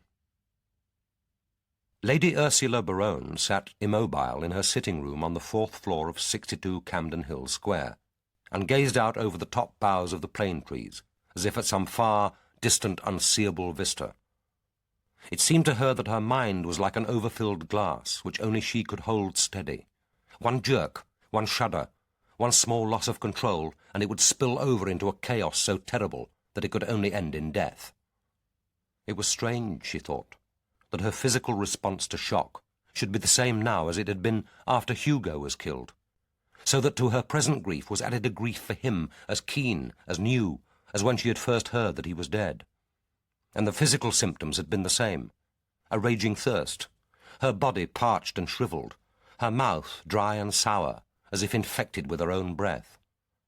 Mattie had brewed her pot after pot of strong coffee, which she had gulped down scalding hot, black, unaware of its over-sweetness. Afterwards she had said, "I would like something to eat, something salty, anchovy toast." She had thought, "I'm like a woman pregnant with grief, subject to odd fancies." But that was over now.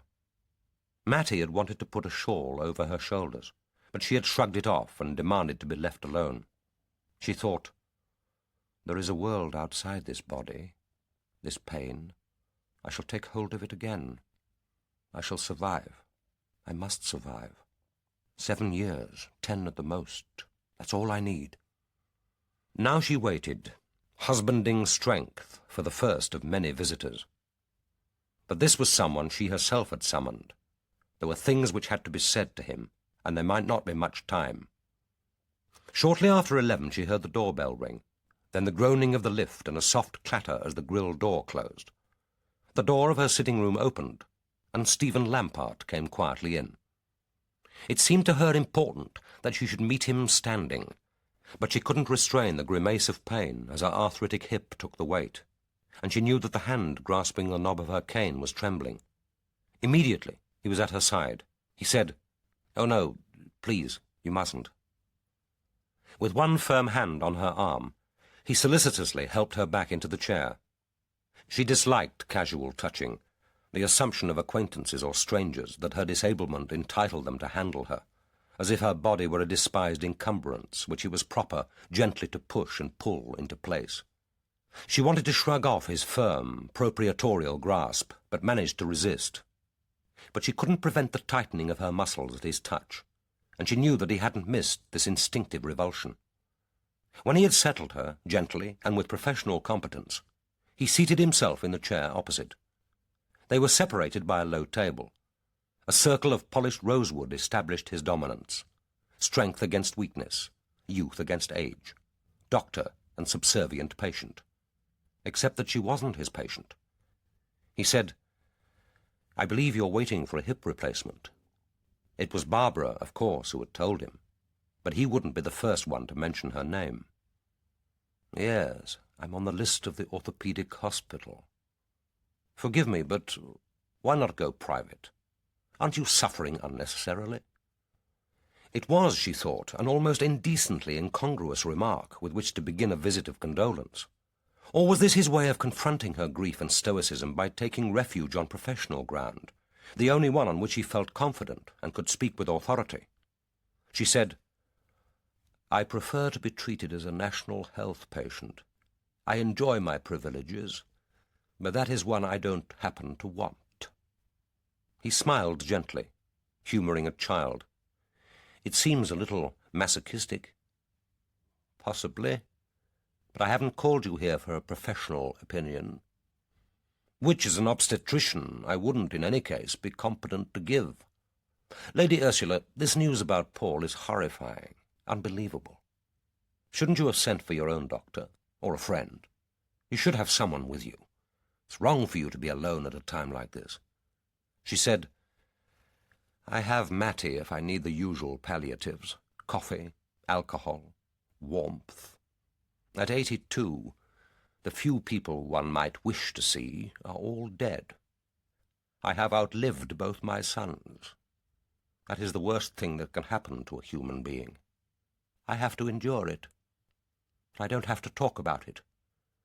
She could have added, "least of all with you," and it seemed to her that the words, unspoken, hung on the air between them. He was for a moment silent, as if considering them, accepting their justice. Then he said, I would, of course, have called on you later, even if you hadn't telephoned. I wasn't sure that you'd want to see anyone so soon. You got my letter?" He must have written it as soon as Barbara had telephoned the news, and had sent it round by one of his nurses, who, in a hurry to get home after night duty, hadn't even stopped to hand it in, but had slipped it through the letterbox. He had used all the obvious adjectives. He hadn't needed a thesaurus to decide on the appropriate response. Murder, after all, was appalling, terrible, horrific, unbelievable, an outrage. But the letter, a social obligation too promptly performed, had lacked conviction, and he should have known better than to have his secretary type it. But that, she thought, was typical. Scrape away the carefully acquired patina of professional success, prestige, orthodox good manners, and the real man was there, ambitious, a little vulgar, sensitive only when sensitivity paid. But much of this, she knew, was prejudice, and prejudice was dangerous.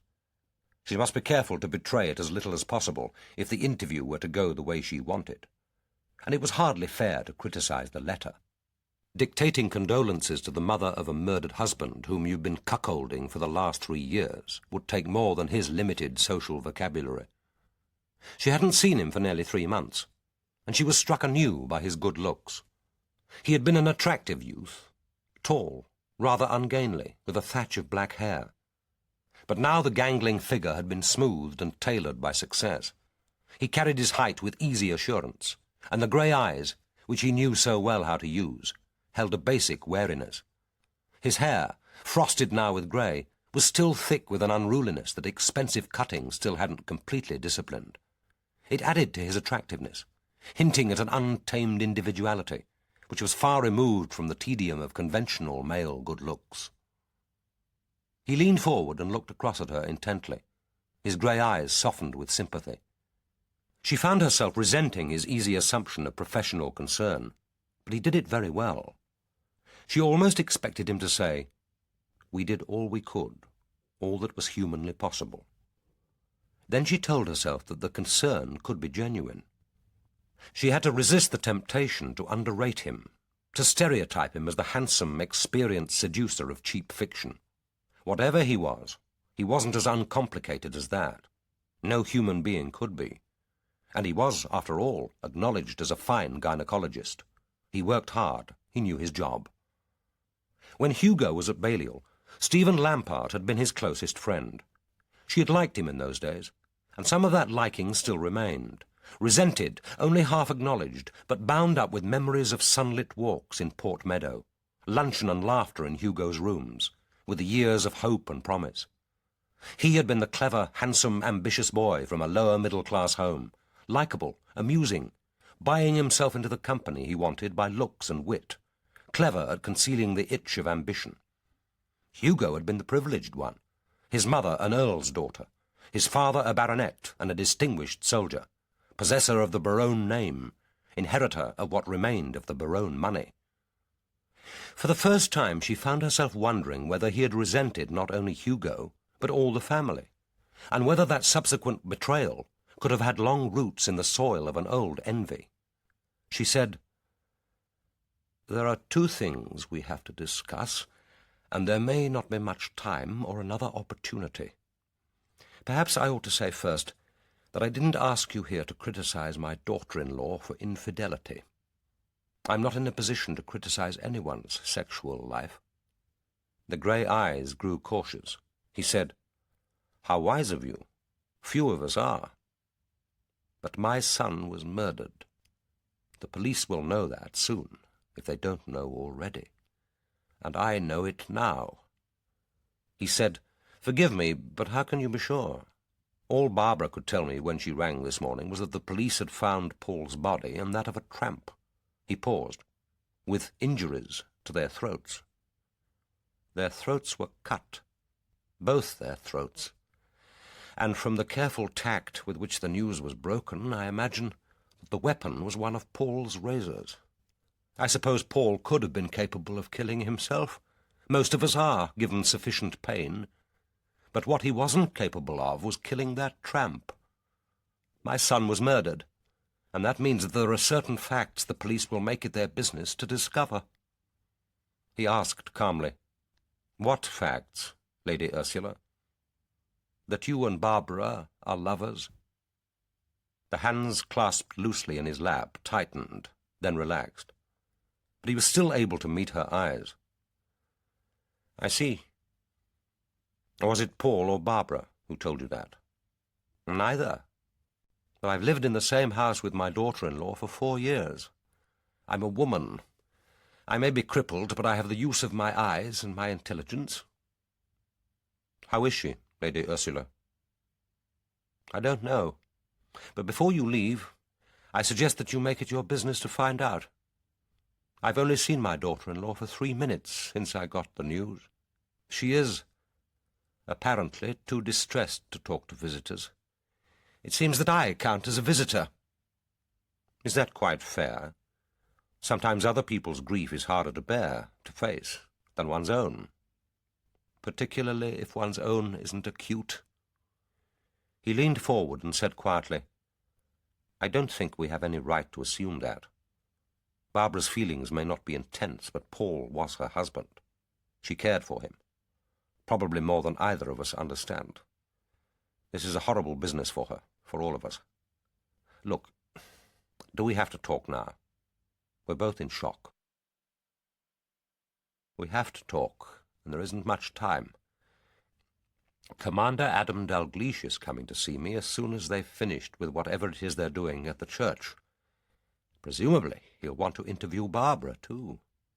In time, probably sooner than later, they'll get round to you. I have to know what you propose to tell them. This Adam Dalgliesh, isn't he some kind of poet? An odd hobby for a policeman. If he's as good a detective as he is a poet, he's a dangerous man. Don't underestimate the police because of what you read in the upmarket newspapers. He said, I don't underestimate the police, but I've no reason to fear them. I know that they combine a macho enthusiasm for selective violence with a rigid adherence to middle-class morality. But you aren't seriously suggesting that they'll suspect me of cutting Paul's throat because I go to bed with his wife? They may be out of touch with social reality, but surely not that much out of touch. She thought, this is more like it. This is the real man. She said calmly, I'm not saying they'll suspect you. I've no doubt you'll be able to provide a satisfactory alibi for last evening. But it will cause less trouble if neither of you lies about your relationship. I'd prefer not to have to lie about it myself. Naturally, I shan't volunteer the information, but it is possible that they will ask. And why should they, Lady Ursula? Because Commander Dalgliesh will liaise with Special Branch. My son was a minister of the Crown, however briefly. Do you suppose there's anything about a minister's private life, particularly a minister in that department, which isn't known to those people whose business it is to discover and document this kind of potential scandal? What sort of world do you think we're living in? He got up and began slowly pacing in front of her. He said, I suppose I ought to have thought of that. I would have thought of it given time. Paul's death has been such an appalling shock. I don't think my mind is working properly yet. Then I suggest that it begins working. You and Barbara have to agree on your story. Better still, agree to tell the truth. I take it that Barbara was your mistress when you first introduced her to Hugo, and that she remained your mistress after Hugo was killed and she married Paul? He stopped and turned to her. Believe me, Lady Ursula, it wasn't intended. It wasn't like that. You mean that she and you graciously decided to abstain from your sexual liaison, at least until the honeymoon was over? He came and stood in front of her and looked down. I think there's something I ought to say, but I'm afraid it isn't, well, gentlemanly. She thought, but did not speak. That word is meaningless now. With you it probably always was. Before 1914, one could talk like that without sounding false or ridiculous, but not now. That word and the world it represented have gone forever, trodden into the mud of Flanders. She said, My son's throat was cut. In the light of that brutality, I don't think we need concern ourselves about gentility, spurious or otherwise. It's about Barbara, of course. Yes, there's something you ought to understand, if you don't already. I may be her lover, but she doesn't love me. She certainly doesn't want to marry me. She's as satisfied with me as she can be with any man. That's because I understand her needs, and I don't make demands. Not many demands. We all make some. And, of course, I'm in love with her as far as I'm capable of loving anyone. That's necessary to her. And she feels safe with me. But she wouldn't get rid of a perfectly good husband and a title to marry me. Not by divorce. Certainly not by conniving at murder. You have to believe that if you and she are going to go on living together. She said, "That, at least, was frank. You seem well suited to each other." He accepted the subtle insult behind the irony. "Oh, yes," he said sadly. "We suit each other." He added, "I suspect she doesn't even feel particularly guilty. Less so than I do, oddly enough. It's difficult to take adultery seriously if you're not getting much pleasure out of it. Your role must be exhausting and hardly satisfying. I admire your self-sacrifice." His smile was reminiscent, secretive. "She's so beautiful.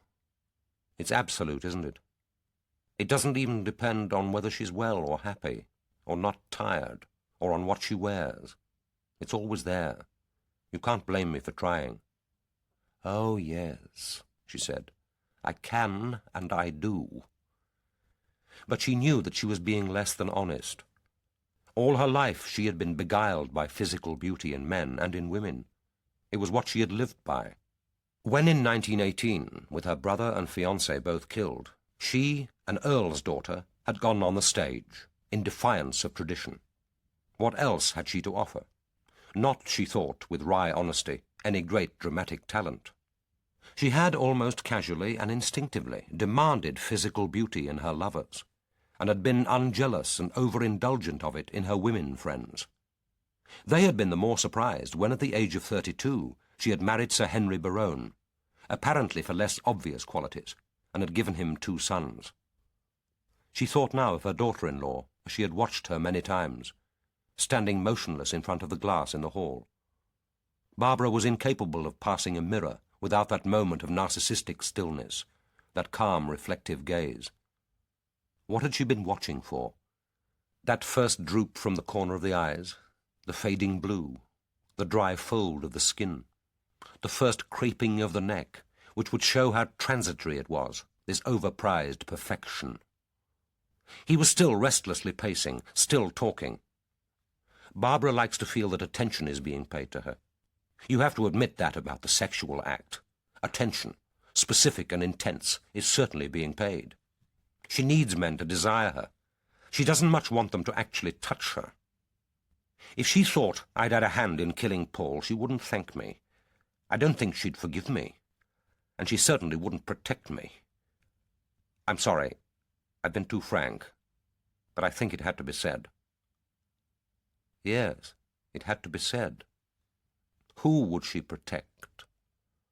Her brother, possibly, but not, I should have thought, for long, and certainly not at any risk to herself. They've never been particularly close. She said dryly, "No sibling loyalty will be demanded of her. Dominic Swain was here in this house with Mattie for the whole of yesterday evening. Is that his story or hers? Are you accusing him of having a hand in my son's death?" "Of course not. The idea is ridiculous. And if Mattie says he was with her, I've no doubt he was. We all know that Mattie is a model of rectitude. You asked me if there was anyone Barbara would protect. I can think of no one else." He had stopped his pacing now and sat down again opposite her. He said, "Your reasons for telephoning me. You said there were 2 things we needed to discuss." "Yes. I should like to be sure that the child Barbara is carrying is my grandchild, not your bastard." His shoulders stiffened. For a moment, it could have been a second only, he sat rigidly gazing down at his clasped hands. In the silence, she heard the ticking of the carriage clock. Then he looked up. He was still calm, but she thought that his face was paler. "No, there's no doubt about that. No possible doubt. I had a vasectomy 3 years ago.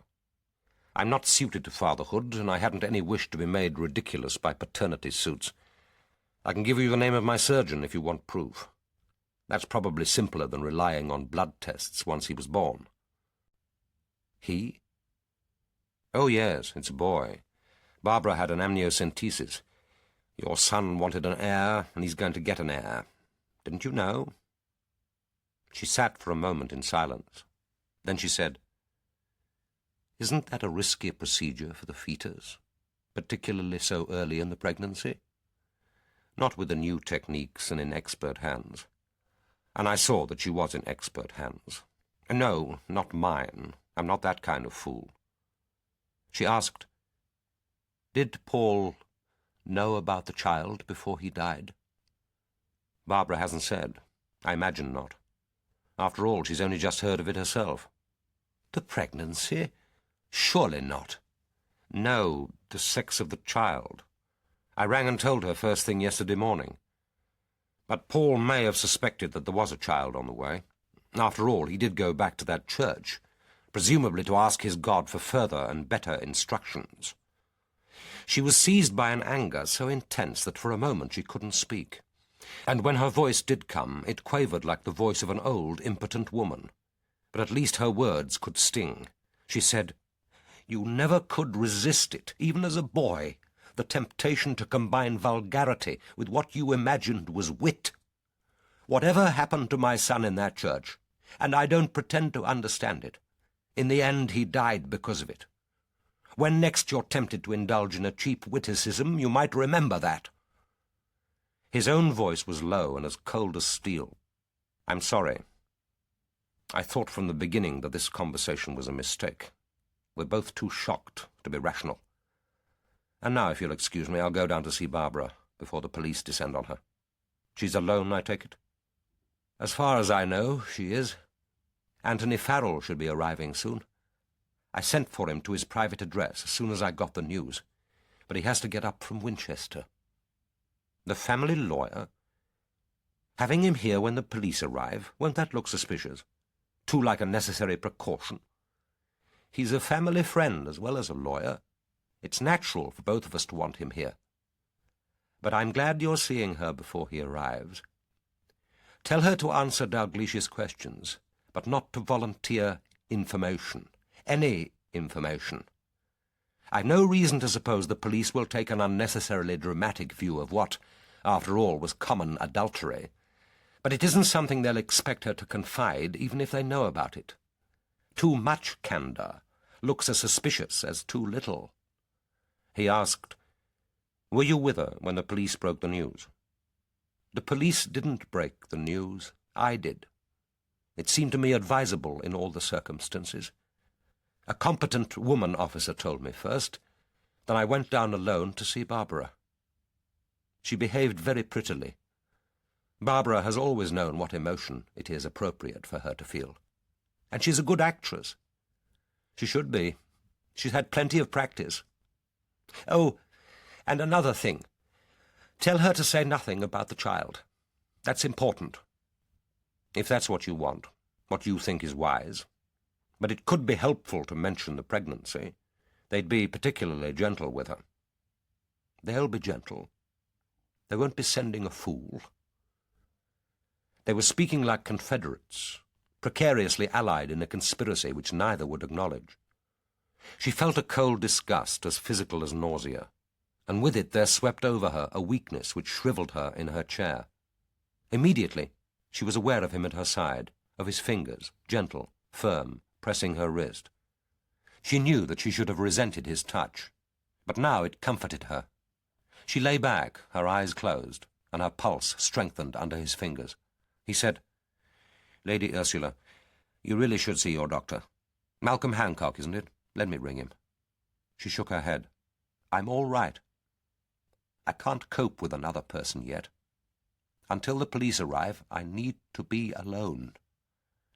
It was a confession of weakness which he hadn't expected to make, not to him, and not at such a moment.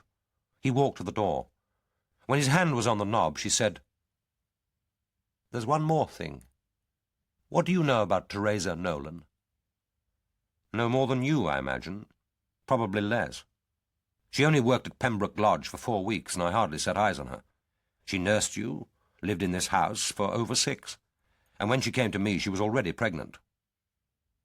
"And Diana Travers?"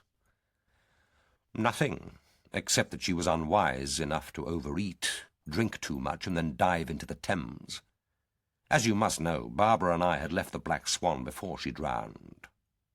He was silent for a moment, and then said gravely, "I know what you're thinking about, that ludicrous article in the Paternoster Review.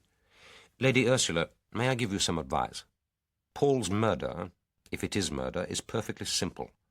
He let someone into that church, a thief, another derelict, a psychopath, and that person killed him. Don't complicate his death, which, God knows, is horrible enough, with old, irrelevant tragedies. The police will have enough to get their teeth into without that." "Are they both irrelevant?" He didn't answer. Instead he said, "Has Sarah been told?" "Not yet. I tried to telephone her this morning at the flat, but there was no reply. She was probably out getting a paper. I'll try again as soon as you leave." "Would you like me to go round? She is Paul's daughter, after all. This will be a terrible shock to her. She oughtn't to learn it from the police or the television news." "She won't. If necessary, I'll go round myself." "But who will drive you? Isn't Wednesday Halliwell's day off?" "There are taxis." She resented the way in which he seemed to be taking over, insinuating himself into the family as cunningly as he once had in Oxford. And then again she reproached herself for unfairness. He had never lacked his measure of kindness. He said, "She ought to have time for preparation before the police burst in on her." Time for what? She wondered. To make a decent pretense that she cared? She didn't reply. Suddenly she wanted him gone so urgently that it was all she could do not to order him to get out. Instead, she held out her hand. Bending, he took it in his and then raised it to his lips. The gesture, theatrical and ludicrously inappropriate, disconcerted but did not disgust her. After he had left, she found herself looking down at her thin, ring-encrusted fingers, at the age-mottled knuckles against which, briefly, his lips had rested. Was the gesture a tribute to an old woman, facing with dignity and courage a last tragedy? Or had it been something more subtle, a pledge that despite everything they were allies, that he understood her priorities and would make them his? Chapter 8. Dalgliesh remembered a surgeon once telling him that Miles Kynaston had shown promise of becoming a brilliant diagnostician, but had given up general medicine for pathology at registrar level because he could no longer bear to watch human suffering.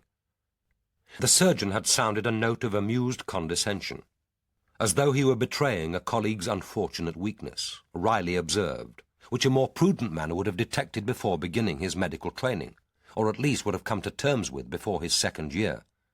It could, Dalgliesh thought, have been true. Kynaston had fulfilled his promise. But now he applied his diagnostic skills to the unrepining dead, whose eyes couldn't implore him to offer hope, whose mouths could no longer cry out. Certainly he had a taste for death. Nothing about it disconcerted him, its messiness, its smell, the most bizarre of its trappings. Unlike most doctors, he saw it not as the final enemy, but as a fascinating enigma. Each cadaver, which he would gaze at with the same intent look as he must once have fixed on his living patients, a new piece of evidence, which might, if rightly interpreted, bring him closer to its central mystery. Dalgliesh respected him more than any other pathologist with whom he had worked. He came promptly when called, and was equally prompt reporting on a post-mortem. He didn't indulge in the crude autopsy humour which some of his colleagues found necessary to bolster their social self-esteem. Dinner guests could know themselves safe from distasteful anecdotes about carving knives or missing kidneys. Above all, he was good in the witness box, too good for some people. Dalgliesh remembered the sour comment of a defending counsel after a verdict of guilty. Kinnison's getting dangerously infallible with juries. We don't want another Spilsbury. He never wasted time. Even as he greeted Dalgliesh, he was taking off his jacket and was drawing his fine latex gloves over stubby-fingered hands, which looked unnaturally white, almost bloodless. He was tall and stolidly built, giving an impression of shambling clumsiness until one saw him working in a confined space, where he would seem physically to contract and become compact, even graceful, moving about the body with the lightness and precision of a cat.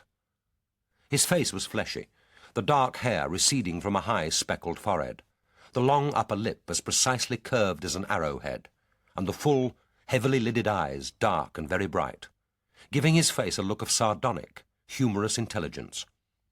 Now he squatted, toad-like, by Berowne's body, his hands hanging loosely in front of him, palely disembodied.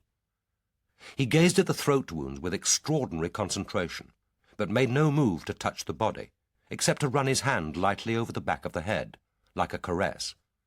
Then he said, "Who are they?" "Sir Paul Berowne, late MP and junior minister, and a tramp, Harry Mack." "On the face of it, murder, followed by suicide. The cuts are textbook, two fairly superficial from left to right, then one above, swift, deep, severing the artery, and the razor neatly to hand. As I say, on the face of it, obvious. A little too obvious?" Dalgliesh said, "I thought so." Kynaston stepped gingerly over the carpet to Harry, prancing on tiptoe, like an inexpert dancer. "One cut, enough, again from left to right, which means that Berowne, if it were Berowne, stood behind him. So why isn't Berowne's right shirt-sleeve soaked with blood? All right, it's heavily blood-stained, his own or Harry's blood or both, but if he killed Harry, wouldn't you expect a greater amount of soaking? Not if he turned up his shirt-sleeve first and took him from behind, and turned it down again before slitting his own throat. Unlikely, surely." Kynaston said, "Forensics should be able to identify Harry's blood, or what could be Harry's blood, on the shirt sleeve as well as Berowne's own. There seem to be no visible stains between the bodies." Dalgliesh said, "Forensic have been over the carpet with a fibre-optic lamp. They may get something. And there is one discernible smudge under Harry's jacket and a trace of what looks like blood on the jacket lining immediately above it." He lifted the corner. Both of them looked at the stain on the carpet in silence. Dalgliesh said, "It was under the jacket when we found it. That means it was there before Harry fell. And if it proves to be Berowne's blood, then he died first. Unless, of course, he staggered across to Harry after making one or more of the superficial cuts in his own throat. As a theory, it strikes me as ludicrous. If he were in the very act of cutting his own throat, how could Harry have stopped him? So why bother to kill him? But is it possible? Medically possible?" Kynaston looked at him. Both knew the importance of the question. He said, "After the first superficial cut, I'd say that it was.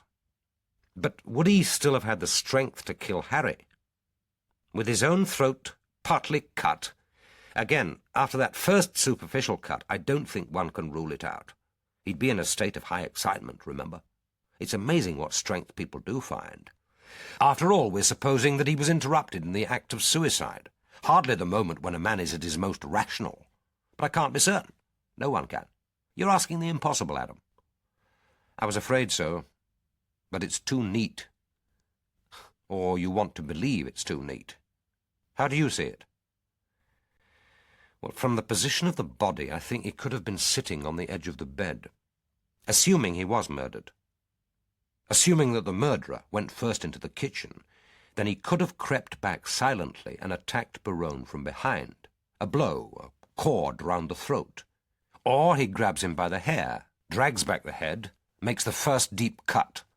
The others, the ones designed to look tentative, could have come afterwards. So we look for any mark under the cuts, or for a bump on the back of the head." Kynaston said, "There is a bump, but it's small. It could have been caused by the body falling. But we'll know more at the PM. An alternative theory is that the killer knocked him out first, then went into the washroom to strip and came back for the final throat-cutting, before Berowne had a chance to come round. But that raises obvious objections. He'd have had to judge the force of the blow very carefully, and you'd expect it to leave more than a slight bump. Kynaston said, "But it raises fewer objections than the first theory, that he came in half naked and armed with a razor, and yet there are no obvious signs that Berowne put up any resistance. He could have been taken by surprise. He would expect his visitor to come back through the door to the kitchen. It's possible that he tiptoed down the passage and came in by the main door. That's the most likely theory, given the position of the body." Kynaston said, "You're assuming premeditation, then, that the killer knew he'd find a razor to hand?" "Oh, yes. If Berowne were murdered, then the killing was premeditated. But I'm theorizing in advance of the facts, the unforgivable sin. All the same, there's something contrived about it, Miles. It's too obvious, too neat." Kynaston said, "I'll finish the preliminary examination and then you can take them away. I would normally do the PM first thing tomorrow, but they aren't expecting me back at the hospital until Monday. The PM room is tied up until the afternoon. 3:30 is the earliest. That all right for your people?" "I don't know about the lab. The sooner the better for us." Something in his voice alerted Kynaston. He said, "Did you know him?" Dalgliesh thought, "This is going to come up again and again. You knew him. You're emotionally involved. You don't want to see him as mad, a suicide, a killer." He said, "Yes, I knew him slightly, mostly across a committee table." The words seemed to him grudging, almost a small treachery. He said again, "Yes, I knew him. What was he doing here?" "He had some kind of religious, quasi-mystical experience here in this room. He may have been hoping to recapture it. He'd arranged with the parish priest to stay the night here. He gave no explanation." "And Harry?" "It looks as if Berowne let him in. He may have found him sleeping in the porch. Apparently Harry couldn't tolerate being with other people. There's evidence that he was proposing to sleep further along the passage in the larger vestry." Kynaston nodded and got down to his familiar routine. Dalgliesh left him to it and went out into the passage. Watching this violation of the body's orifices, preliminaries to the scientific brutality to follow, had always made him feel uncomfortably like a voyeur. He had often wondered why he found it more offensive and ghoulish than the autopsy itself. Was it perhaps because the body was so recently dead, sometimes hardly cold? A superstitious man might fear that the spirit, so recently released, hovered around to be outraged at this insult to the discarded, still vulnerable flesh. There was nothing for him to do now until Kynaston had finished. He was surprised to find himself tired. He expected to be exhausted later in an investigation, when he would be working a 16-hour day. But this early heaviness, the feeling that he was already spent in mind and body, was new to him. He wondered whether it was the beginning of age, or one more sign that this case was going to be different. He went back into the church, sat down in a chair in front of the statue of the Virgin. The huge nave was empty now. Father Barnes had gone, escorted home by a police constable.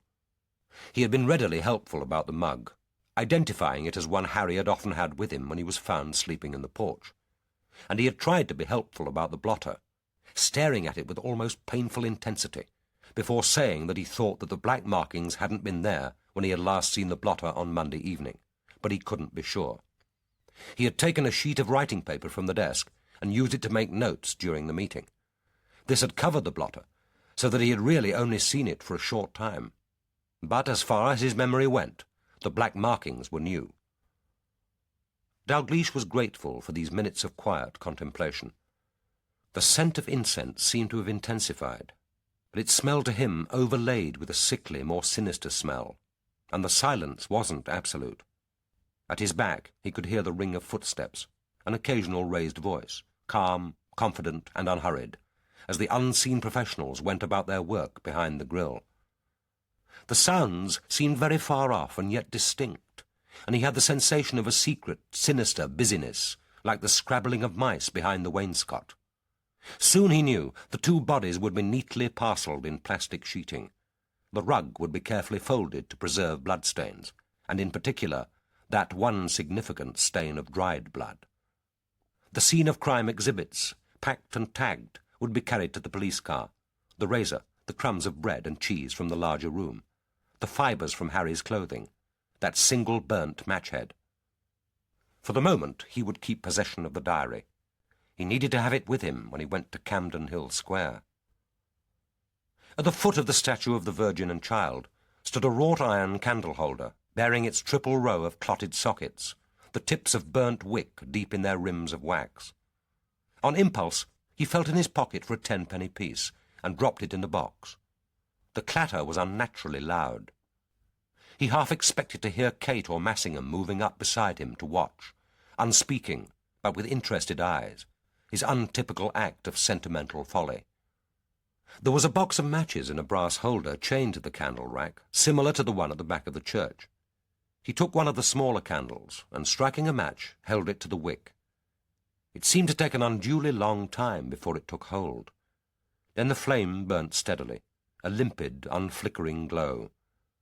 He stuck the candle upright in a socket, then sat and gazed at the flame, letting it mesmerize him into memory.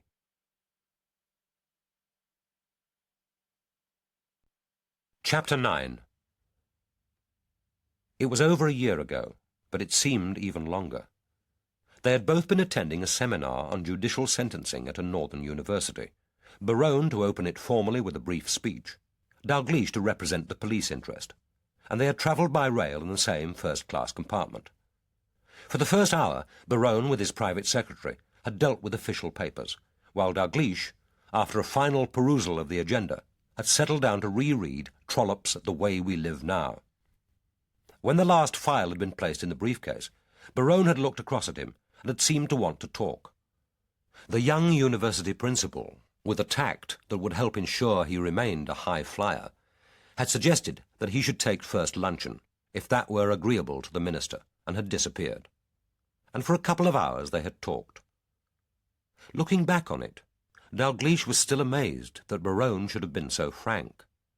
It was as if the train journey itself, the old-fashioned intimate compartment in which they had found themselves, the freedom from interruptions and the tyranny of the telephone, the sense of time visibly flying, annihilated under the pounding wheels, not to be accounted for, had released both of them from a carefulness which had become so much a part of living that they were no longer aware of its weight until they let it slip from their shoulders. Both were very private men.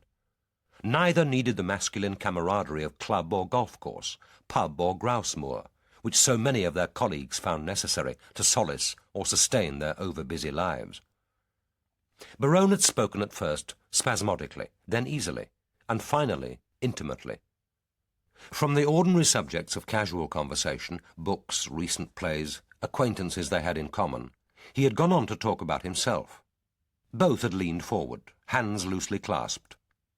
To a casual passenger, glancing in as he lurched down the corridor, they must, thought Dalgliesh, have looked like two penitents in a private confessional, absolving each other. Berowne had seemed not to expect a reciprocal confidence. Indiscretion traded for indiscretion. He spoke, Dalgliesh listened. Dalgliesh knew that no politician would have talked with such freedom unless he had had absolute confidence in his listener's discretion. It was impossible not to feel flattered. He had always respected Berowne. Now he warmed to him, and was honest enough about his own reactions to know why Berowne had spoken of his family. "We're not a distinguished family, merely an old one. My great-grandfather lost a fortune because he was fascinated by a subject for which he had absolutely no talent: finance. Someone told him that the way to make money was to buy when the shares were low and sell when they were high. A simple enough rule which struck his rather undeveloped mind with the force of divine inspiration. He had absolutely no difficulty in following the first precept. The problem was that he never had the opportunity to follow the second. He had a positive genius for picking losers. So had his father. In his case, the losers were on 4 legs. But I feel grateful to great-grandfather nevertheless. Before he lost his money, he had the good sense to commission John Soane to design the Camden Hill Square house. You're interested in architecture, aren't you? I'd like you to see it when you can spare a couple of hours. It needs at least that. In my view, it's even more interesting than the Soane Museum in Lincoln's Inn Fields. A perverse neoclassicism, I suppose you'd call it. I find it satisfying, architecturally anyway. But I'm not sure that it isn't a house to admire rather than to live in. Dalgliesh had wondered how Berowne knew about his fondness for architecture. It could only have been because he read his poetry. A poet may heartily dislike having to talk about his verse, but the knowledge that someone has actually read it is never unwelcome. And now, sitting legs stretched on a chair too low comfortably to accommodate his 6 foot 2 inches, eyes fixed on that single taper, unflickering in the incense-heavy stillness, he could hear again the tone, taut with self-disgust, in which Berowne had explained why he had given up the law. Such odd things determine why and when one makes that kind of decision. I suppose I had persuaded myself that sending men to prison wasn't something I cared to do for the rest of my life, and appearing only for the defence has always seemed too easy an option. I was never really good at pretending that I could assume my client to be innocent, because I or my instructing solicitor had been careful to ensure that he didn't actually confess. By the time you've seen your third rapist walk free because you've been cleverer than the prosecuting counsel, you lose the taste for that particular victory. But that's just the easy explanation. I suspect it wouldn't have happened if I hadn't lost an important case. Important to me, anyway. You won't remember it. Percy Matlock killed his wife's lover. It wasn't a particularly difficult case, and we were confident we'd get it reduced to manslaughter. Even with that lesser verdict, there was plenty of mitigation. But I didn't prepare carefully enough. I suppose I thought I didn't need to. I was pretty arrogant in those days. But it wasn't only that. At the time, I was very much in love. One of those adventures which seem of overwhelming importance at the time, but afterwards leave one wondering if it wasn't a kind of sickness. But I just wasn't giving the case what it needed. Matlock was convicted of murder and died in prison. He had one child, a daughter.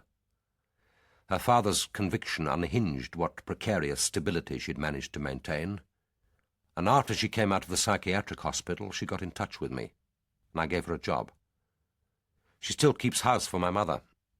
I don't think she's otherwise employable, poor girl. So I live with a constant and uncomely reminder of folly and failure, and no doubt it does me good. The fact that she's actually grateful to me, devoted is the word people use, doesn't make it easier. He had gone on to talk of his brother, killed 5 years earlier in Northern Ireland. The title came to me through his death. Most of the things I expected to value in life have come to me through death. Not, Dalgliesh remembered, the things I value. The things I expected to value. He could smell above the all-pervading redolence of incense, the faint acrid smoke of the candle. Getting up from his chair, he left it burning, the pale flame staining the air, and moved down the nave through the grille and into the back of the church. In the bell-room, Ferris had set up his metal exhibits table, and had neatly laid out his spoils, each tagged and shrouded in its plastic envelope. Now he was standing back, regarding them with the faintly anxious, proprietorial air of a stallholder at a church bazaar, wondering whether he has set out his wares to best advantage. And indeed, thus dignified and labelled, these diverse and ordinary objects had assumed an almost ritualistic significance. The shoes, one with its wedge of mud behind the heel, the stained beaker, the blotter with its criss-cross of dead marks made by dead hands, the diary, the remains of Harry Mack's last meal, the closed razor case, and, occupying the centre of the table, the prize exhibit, the open, cut-throat razor, its blade and bone handle gummy with blood. Dalgliesh asked, "Anything interesting?" "The diary, sir." He made a move, as if to take it out of its packet. Dalgliesh said, "Leave it. Just tell me." "It's the last page. It looks as if he tore out the entries for the last 2 months and burned those pages separately, then chucked the book open on the flames. The cover is only singed. The last page is the one which sets out the summary of the calendars for last year and next. There's no sign even of singeing, but the top half is missing. Someone has torn the page in two. He added, I suppose he could have folded it and used it as a spill to get a light from the pilot on the gas-water heater. Dalgliesh picked up the bag containing the shoes. He said, It's possible, but it struck him as unlikely. For a murderer in a hurry, and this murderer had been in a hurry, it would have been a tedious and uncertain way to get a light. If he'd come without a lighter or matches, surely the obvious thing would have been to remove the box from the chained brass holder attached to the heater. He turned the shoes over in his hands and said, Handmade. There are some extravagances it's difficult to forego. The toes are still polished, the sides and heels dull and slightly smeared. It looks as if they've been washed.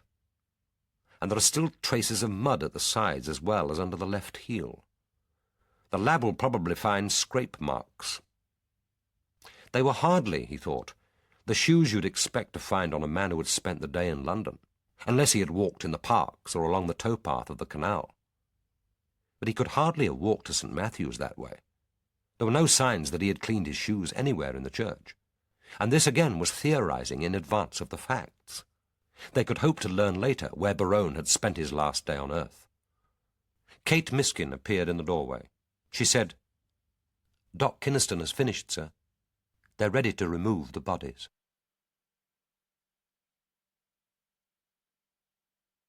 Chapter 10. Massingham had expected that Darren would live in one of the high-rise local authority housing estates in Paddington. Instead, the address which he had at last been persuaded to give was in a short and narrow street off the Edgware Road, an enclave of cheap, unsmart cafes, chiefly Goan and Greek. As they turned into it, Massingham realized that it wasn't strange to him. He had been here before. It was surely in this street that he and old George Percival had picked up two excellent vegetarian takeaways, when they were both detective sergeants on division. Even the names, exotic, until now almost forgotten, came back to him. Aloo Gobi, Sag Bhaji. It had changed little since then, a street where people minded their own business, principally that of supplying their own kind with meals remarkable for value and cheapness. Although it was morning and the quietest time of the day, the air was already pungent with the smell of curry and spices, reminding Massingham that it was some hours since breakfast, and that there was no certainty when he would get his lunch. There was only one pub, a high, narrow Victorian building, squeezed between a Chinese takeaway and a tandoori cafe, darkly uninviting, with a painted scrawl on the window, advertising with defiant Englishness, bangers and mash, bangers and bubble and squeak, and toad in the hole. Between the pub and the cafe was a small door with a single bell and a card with the name Arlene. Darren stooped, took a key from the side of his canvas trainer shoes, then tiptoeing, inserted it in the lock. Massingham followed him up the narrow, uncarpeted stairs. At the top he said, "Where's your ma?" Still without speaking, the boy pointed to the door on the left. Massingham knocked gently, then, getting no reply, pushed it open.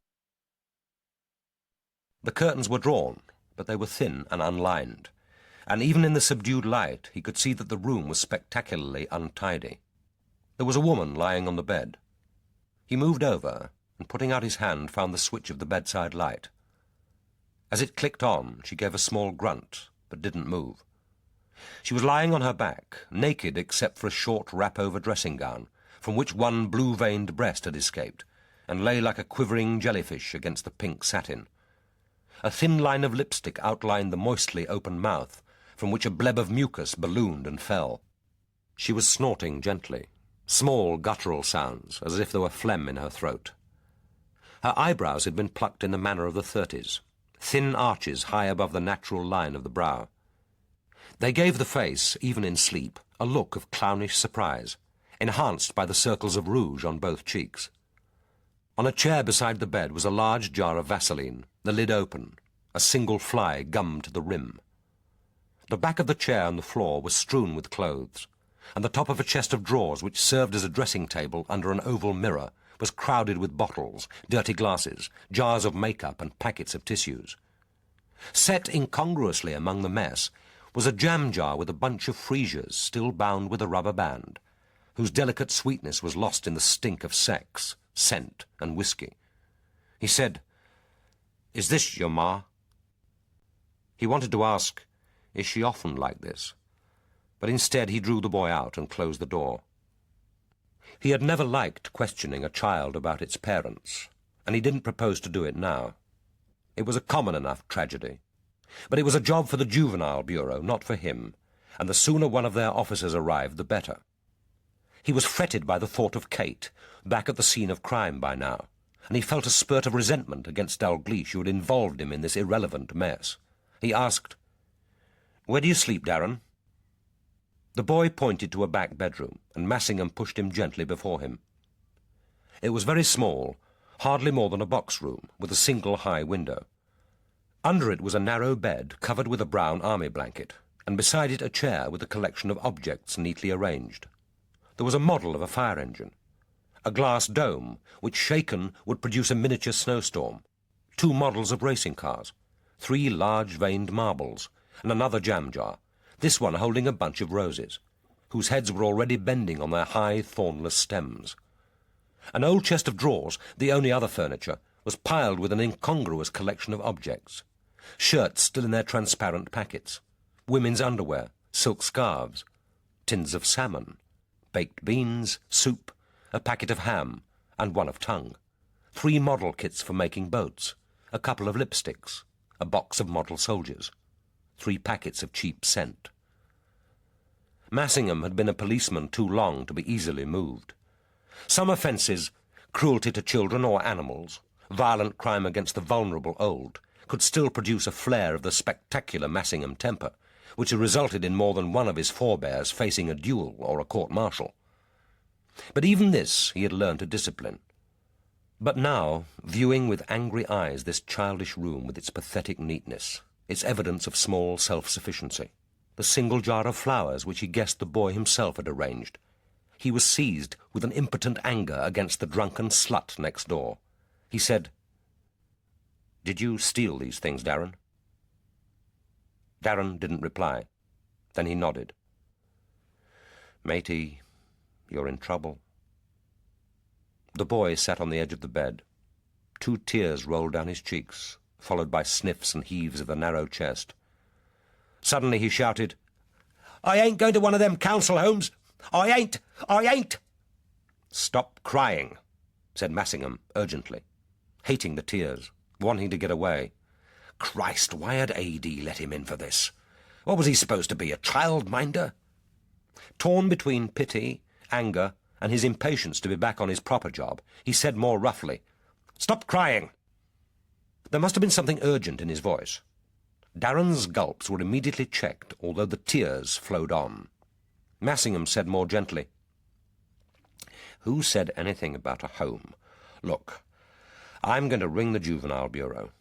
Someone will come to look after you. It will probably be a WPC. You'll like her." Darren's face expressed an immediate and lively scepticism, which in other circumstances Massingham would have found amusing. The boy looked up and said, "Why can't I go home with Miss Wharton?" Why not indeed, thought Massingham. The poor little bugger seemed to be attached to her. 2 waifs supporting each other. He said, "I don't really think that's on. Wait here. I'll be back." He looked at his watch. He would have to stay, of course, until the WPC arrived, but she shouldn't be too long, and at least A.D. would have an answer to his question. He knew now what had been worrying Darren, what he had been concealing. One small mystery at least was solved. A.D. could relax and get on with the inquiry. And so, with luck, could he. Chapter 11. Even Father Barnes' predecessor, Father Kendrick, hadn't been able to do much with St. Matthew's vicarage. It occupied the corner of St. Matthew's Court, an undistinguished 3-storey red brick block of flats bordering the Harrow Road. After the war, the church commissioners had finally decided that the existing huge Victorian house was unmanageable and uneconomic, and had sold the site to a developer on the understanding that a maisonette on the ground and first floor should be made over in perpetuity to house the parish priest. It was the only maisonette in the block, but was otherwise indistinguishable from the flats, with their mean windows and small, badly proportioned rooms. At first the flats had been let to carefully chosen tenants, and an attempt made to preserve the modest amenities: the square of lawn bordering the road, the 2 rosebeds, the hanging window boxes on each of the balconies. But the block, like most of its kind, had had a checkered history. The first property company had gone into liquidation, and it had been sold to a second and then a third. The rents were raised, to general dissatisfaction, but were still inadequate to cover the maintenance costs of a poorly constructed building, and there were the usual acrimonious disputes between the tenants and the landlords. Only the church maisonette was well maintained, its 2 stories of white windows an incongruous badge of respectability among the peeling paint and disintegrating window boxes. The original tenants had been replaced by the transients of the city, the peripatetic young sharing 3 to a room, unmarried mothers on social security, foreign students, a racial mix which, like some human kaleidoscope, was continually being shaken into new and brighter colours. Those few who did attend church found a congenial home with Father Donovan at St. Anthony's, with its steel bands, carnival processions, and general interracial bonhomie. None of them ever knocked on Father Barnes's door. They saw with watchful and expressionless eyes his almost furtive comings and goings. But he was as much an anachronism at St. Matthew's Court as was the church he represented. He had been escorted back to the vicarage by a plain-clothes officer. Not the one who had been working most closely with Commander Dalgliesh, but an older man, broad-shouldered, stolid, reassuringly calm, who had spoken to him in a soft country accent which he couldn't recognize, but was most certainly not local. He said he was from the Harrow Road station, but had only recently been transferred there from West End Central. He waited while Father Barnes unlocked the front door, then followed him in and offered to make a cup of tea, the British specific against disaster, grief and shock. If he was surprised by the grubbiness of the ill-equipped vicarage kitchen, he concealed it. He had made tea in worse places. When Father Barnes reiterated that he was perfectly all right, and that Mrs. McBride, who did for him, was due at 10:30, he didn't persist. Before he left, he handed Father Barnes a card with a number on it. "That's the number Commander Dalgliesh said you were to ring if you need anything, if you're worried like, or if anything new occurs to you. Just give a ring. It'll be no trouble. And when the press come bothering, just tell them as little as you need. No speculating. No use speculating, is there? Just tell it how it was. A lady from your congregation and a boy found the bodies, and the boy fetched you. Better not give any names unless you have to. You saw that they were dead and rang for the police. No need to say more. That's all there is to it." The statement, stupendous in its oversimplification, opened a new abyss before Father Barnes's horrified eyes. He had forgotten about the press. How soon would they arrive? Would they want to take photographs? Ought he to call an emergency meeting of the PCC? What would the bishop say? Ought he to ring the Archdeacon at once and leave it to him? Yes, that would be the best plan. The Archdeacon would know what ought to be done. The Archdeacon was capable of coping with the press, the bishop, the police, and the parochial church council. Even so, he feared that St. Matthew's was fated to be the centre of a dreadful attention. He always went to Mass fasting, and for the first time that morning he was aware of feeling weak, even paradoxically a little sick. He sank down onto one of the 2 wooden chairs at the kitchen table and looked rather helplessly at the card with its 7 clearly written digits, then glanced round as if seeking inspiration where to put it for safekeeping. Finally, he dug in his cassock pocket for his wallet and slipped it in with his bank card and single credit card. He let his eyes roam round the kitchen, seeing it as that pleasant policeman must have seen it, in all its sad decrepitude. The plate from which he had eaten his hamburgers and frozen green beans, which had been last night's supper, still unrinsed in the sink. The splatter of grease marks above the ancient gas stove. The viscous mess of grime gumming the narrow gap between stove and cupboard. The soiled and smelly tea-cloth hanging from its hook at the side of the sink. Last year's calendar askew on its nail.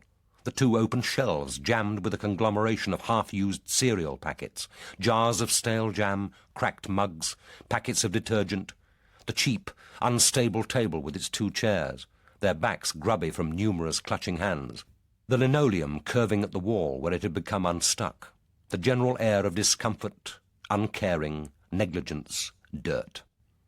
And the rest of the flat wasn't much better. Mrs. McBride took no pride in it because there was nothing to take a pride in. She didn't care because he didn't.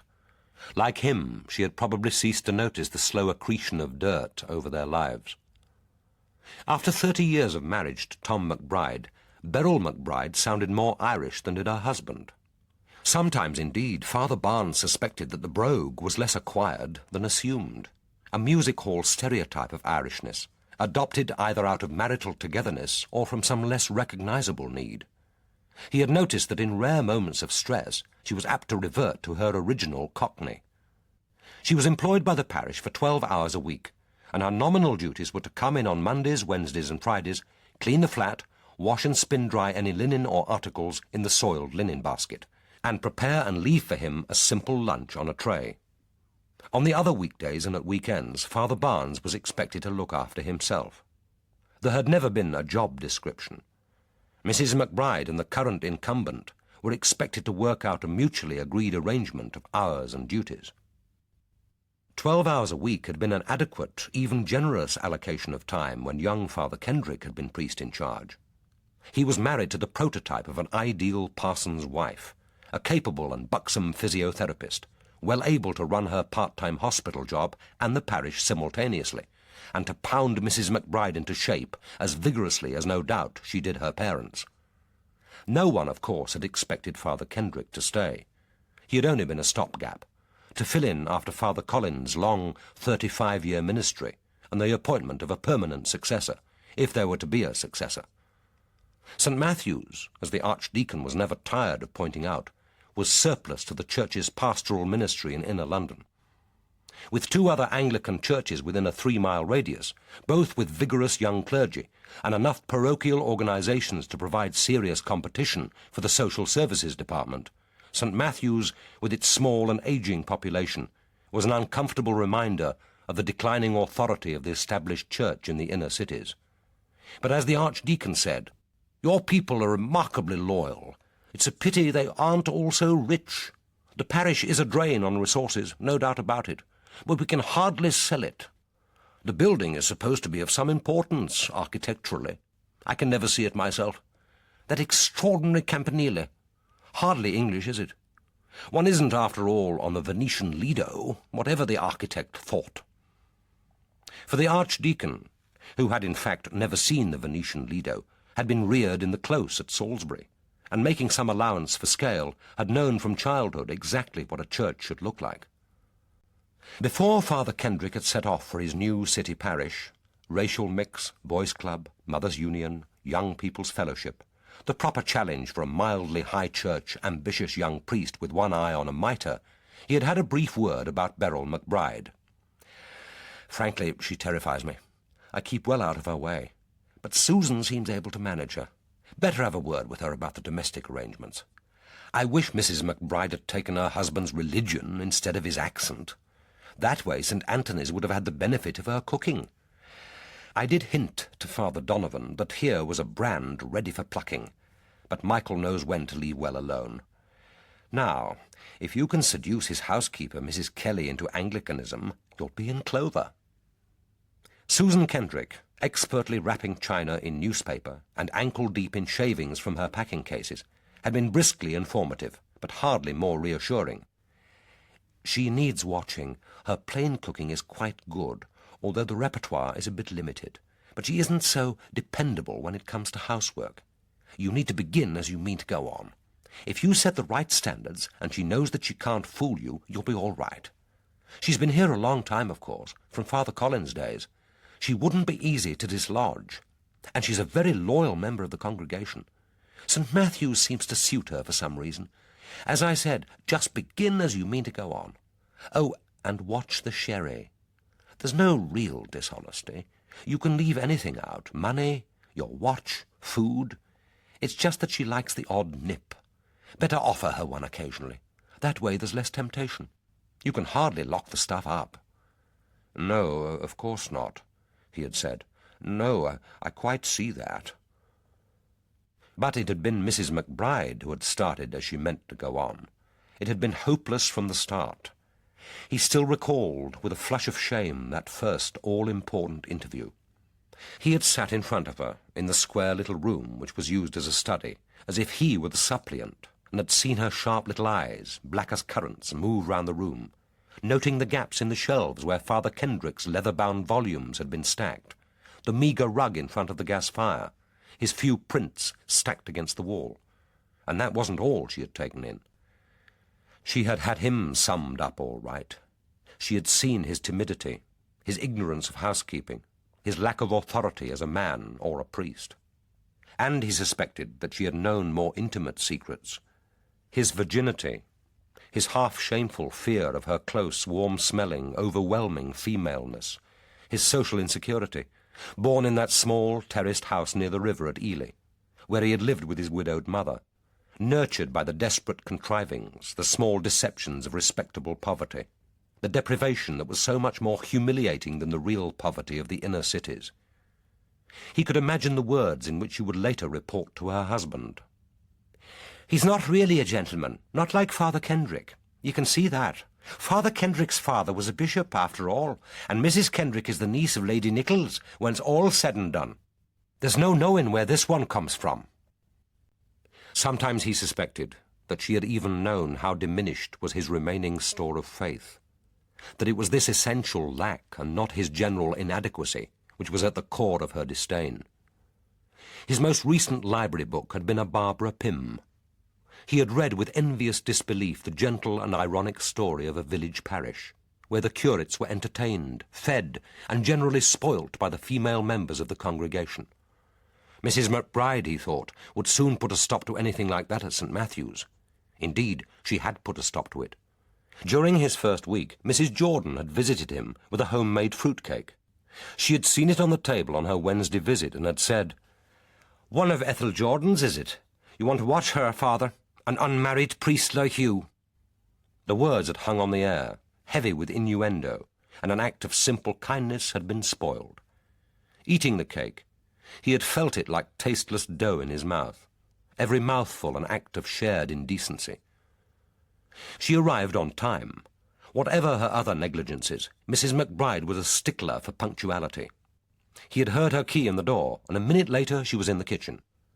She didn't seem surprised to see him sitting there still in his cloak, and obviously only just returned from Mass, and he knew at once that she had been told about the murders. He watched while she carefully removed her headscarf to reveal the upswept waves of unnaturally dark hair, hung up her coat in the hall cupboard, donned her overall from its hook behind the kitchen door, took off her outdoor shoes, and eased her feet into her house slippers. It wasn't until she had put on the kettle for their morning coffee that she spoke. "Well, here's a nice thing for the parish, Father. 2 of 'em dead, so Billy Crawford was saying in the newsagents, and one of 'em old Harry Mack." "I'm afraid so, Mrs. McBride. One of them was Harry." "And who would the other be? Or aren't the police knowing yet?" "I think we'll have to wait until they notify the next of kin before they release the information." "But you saw him, Father. Wasn't it with your own eyes now? And were you not recognizing him?" "You really mustn't ask me that, Mrs. McBride. We must wait for the police." "And who'd be wanting to kill Harry? Sure he wouldn't be killed for anything he had on him, the poor soul. It wasn't suicide, was it, Father? One of those suicide pacts? Or do the police think Harry did it?" "They don't know what happened yet. We really ought not to speculate." "Well, I don't believe it. Harry Mack's no murderer. As well believe that the other chap, the one you're keeping so quiet about, the one you're not telling about, did in Harry. Harry was a nasty, thieving, foul-mouthed old devil, God rest him, but he was harmless enough. The police have no call to be pinning it on Harry." "I'm sure they won't try to. It could have been anyone. Someone who broke in to steal, or someone Sir Paul Berowne himself let in. Anyone. The door of the vestry was open when Miss Wharton arrived this morning." He turned towards the stove, so that she shouldn't see the flush of shame and dismay that he had let slip Berowne's name, And she hadn't missed it, not she. And why had he told her about that unlocked door? Was he trying to reassure her? Or himself? But what did it matter? The details would be out soon enough, and it would look odd if he were too reticent. Odd and suspicious. But why suspicious? Surely no one, not even Mrs. McBride, was going to suspect him. He recognized with a familiar confusion of self-disgust and hopelessness that he was telling more than he ought in his usual attempt to propitiate her, to get her on his side. It had never worked, and it wouldn't now. She didn't pick up the name Berowne, although he knew that it was safely stowed in her mind. Sitting across from her, he saw the triumph in her cunning little eyes, heard in her voice the note of ghoulish relish. "Bloody murder, is it then? That's a nice thing for the parish. You'll be needing to get the church fumigated, Father." "Fumigated?" "Well, sprinkled with holy water, that sort of thing. Maybe my Tom had better speak to Father Donovan. He could let us have some from St. Anthony's." "We have our own holy water, Mrs. McBride. In a case like this, you can't take chances. Better get some from Father Donovan. Be on the safe side. My Tom can bring it along after Mass on Sunday. Here's your coffee, Father. I made it extra strong. You've had a nasty shock, and that's the truth of it." The coffee, as always, was the cheapest kind of bottled grains. It was even less palatable now that its strength made the taste discernible. On the brown surface a few globules of half-sour milk swam and coalesced. There was a smear of what looked like lipstick on the brim of the cup, and he turned it away from him slowly, so that she shouldn't notice. He knew that he could have carried the coffee into the comparative serenity of his study, but he hadn't the courage to get to his feet. And to leave before both cups had been drained would only offend her. She had said on her first morning with him, "Mrs. Kendrick and me always had a cup of coffee together before I got started, nice and friendly like." He had had no way of knowing whether this was the truth, but the pattern of spurious intimacy had been established. "That's Paul Berowne. He was an MP, wasn't he? Resigned or something. I remember reading about him in the Standard." "Yes, he was an MP." "And a Sir, too, didn't you say?" "A baronet, Mrs. McBride." "What was he doing in the little vestry, then? I never knew we had any baronets attending St. Matthew's." It was too late now to take refuge in discretion. He didn't.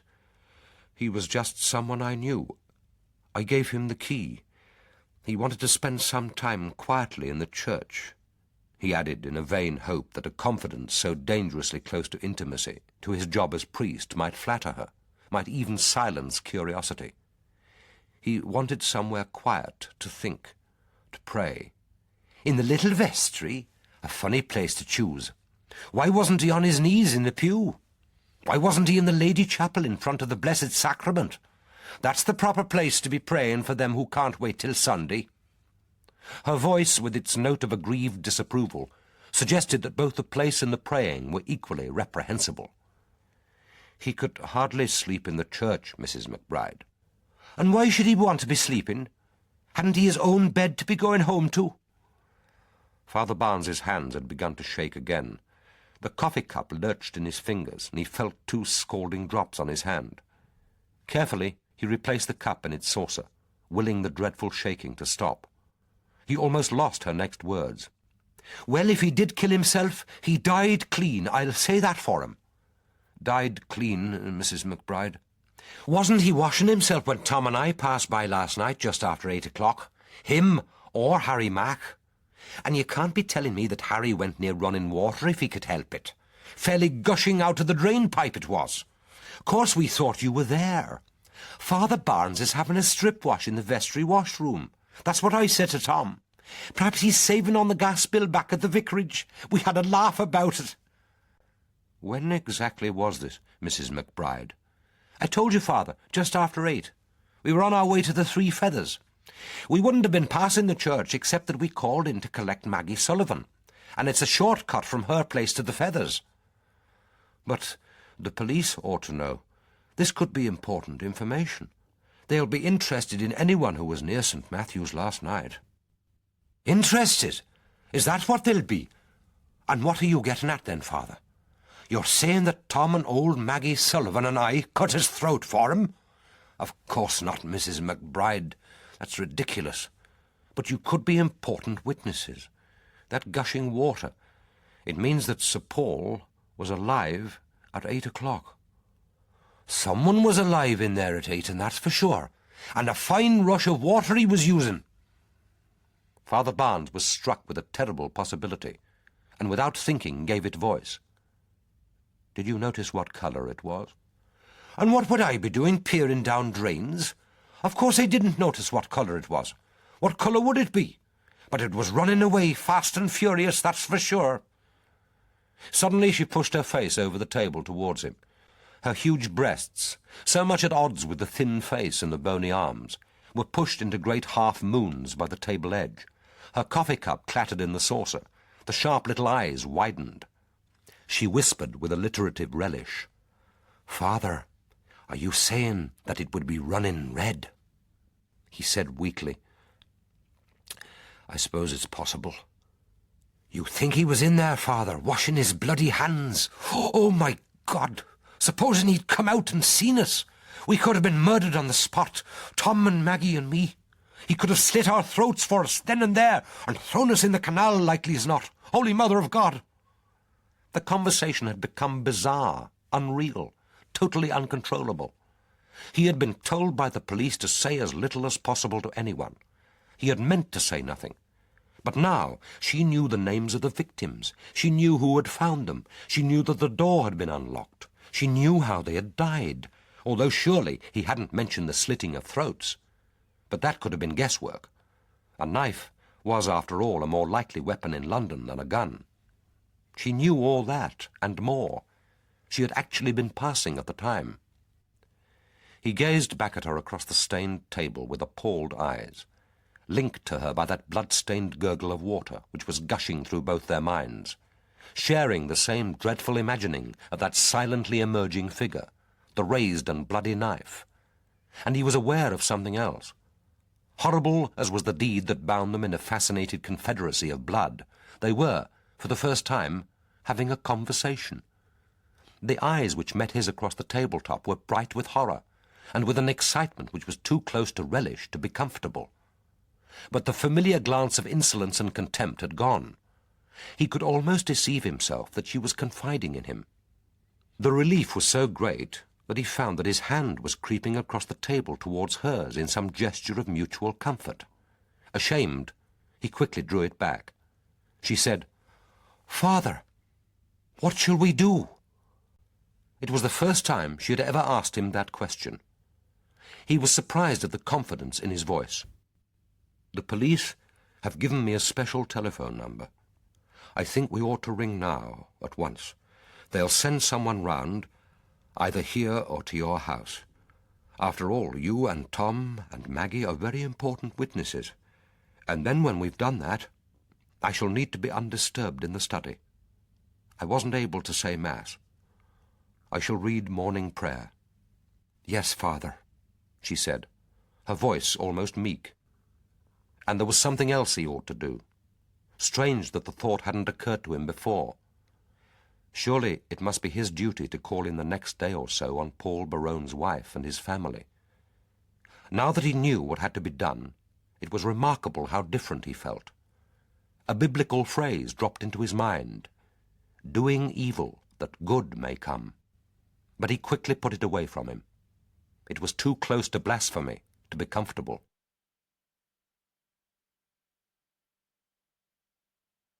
Book 2, Next of Kin, Chapter 1. After leaving the church, Dalgliesh went briefly back to the yard to pick up his files on Theresa Nolan and Diana Travers, and it was after midday before he arrived at 62 Camden Hill Square. He had brought Kate with him, leaving Massingham to supervise what remained to be done at the church. Kate had told him that at present there were only women in the house, and it seemed sensible that he should have a woman with him, particularly as it was Kate who had first broken the news. It was not a decision he had expected Massingham to welcome, and nor had he. These first interviews with the next of kin were crucial, and Massingham wanted to be there. He would work with Kate Miskin loyally and conscientiously, because he respected her as a detective, and that was what he was required to do. But Dalgliesh knew that Massingham still half regretted the days when women police officers were content to find lost children, search female prisoners, reform prostitutes, comfort the bereaved, and if they hankered for the excitement of criminal investigation, were suitably occupied coping with the peccadilloes of juvenile delinquents. And, as Dalgliesh had heard him argue, for all their demands for equality of status and opportunity, putting them in the front line behind the riot shields, taking the petrol bombs, the hurled stones, and now the bullets, only made the job of their male colleagues even more onerous. In Massingham's view, the instinct to protect a woman in moments of high danger was deep-seated and ineradicable, and the world would be a worse place if it wasn't. He had, as Dalgliesh knew, grudgingly respected Kate's ability to look down at the butchered bodies in St. Matthew's vestry and not be sick, but he hadn't liked her the better for it. He knew that he would find no police officer at the house. Lady Ursula had gently but firmly rejected the suggestion that someone should stay. Kate had reported her words. "You are not presumably expecting this murderer, if he exists, to turn his attention to the rest of the family. That being so, I hardly see the need for police protection. You, I am sure, have a better use for your manpower, and I would prefer not to have an officer sitting in the hall like a bailiff." She had, too, insisted on herself breaking the news to her daughter-in-law and the housekeeper.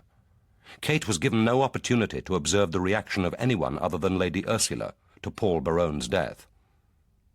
Campden Hill Square lay in its midday calm, an urban oasis of greenery and Georgian elegance rising from the ceaseless grind and roar of Holland Park Avenue. An early morning mist had cleared, and a fugitive sun glinted on leaves which were only now beginning to yellow, and which hung in heavy swathes, almost motionless in the still air. Dalgliesh couldn't remember when he had last seen the Berowne house. Living as he did high above the Thames on the fringe of the city, this wasn't his part of London.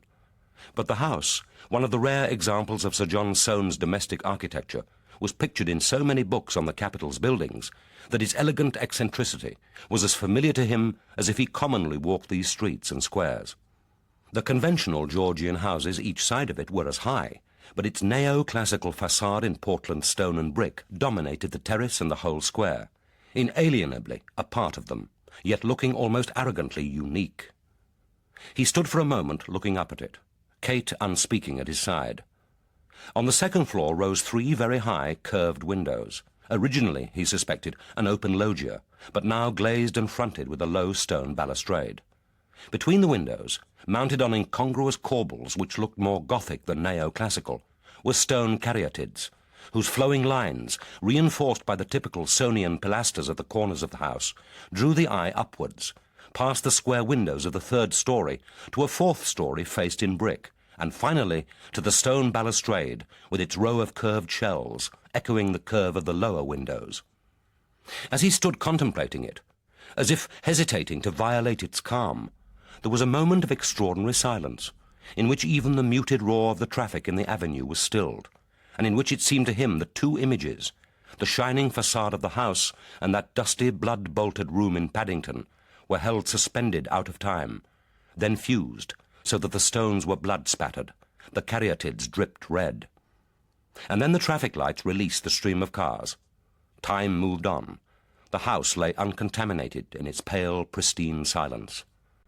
But he had no sense that they were being watched, that somewhere between these walls and the windows glinting in the transitory sun, there were people waiting for him, in anxiety, grief, perhaps in fear. Even when he rang the doorbell, it was a full 2 minutes before the door was opened, and he faced a woman who he knew must be Evelyn Matlock. She was, he guessed, in her late 30s, and was uncompromisingly plain in a way it struck him few women nowadays were. A small, sharp nose was embedded between pudgy cheeks, on which the threads of broken veins were emphasized rather than disguised by a thin crust of makeup. She had a primly censorious mouth above a slightly receding chin, already showing the first slackness of a dewlap. Her hair, which looked as if it had been inexpertly permed, was pulled back at the sides, but frizzed over the high forehead in the poodle-like fashion of an Edwardian. But as she stood aside to let him enter, he saw that her wrists and ankles were slim and delicate, curiously at odds with the sturdy body, heavy-busted, almost voluptuous under the high-necked blouse. He remembered what Paul Berowne had said of her. Here was the woman whose father he had unsuccessfully defended. to whom he had given a home and a job, who was supposed to be devoted to him. If that were true, she was concealing her grief at his death with remarkable stoicism. A police officer, he thought, is like a visiting doctor. One is greeted with no ordinary emotions. He was used to seeing relief, apprehension, dislike, even hatred. But now for a moment he saw in her eyes naked fear.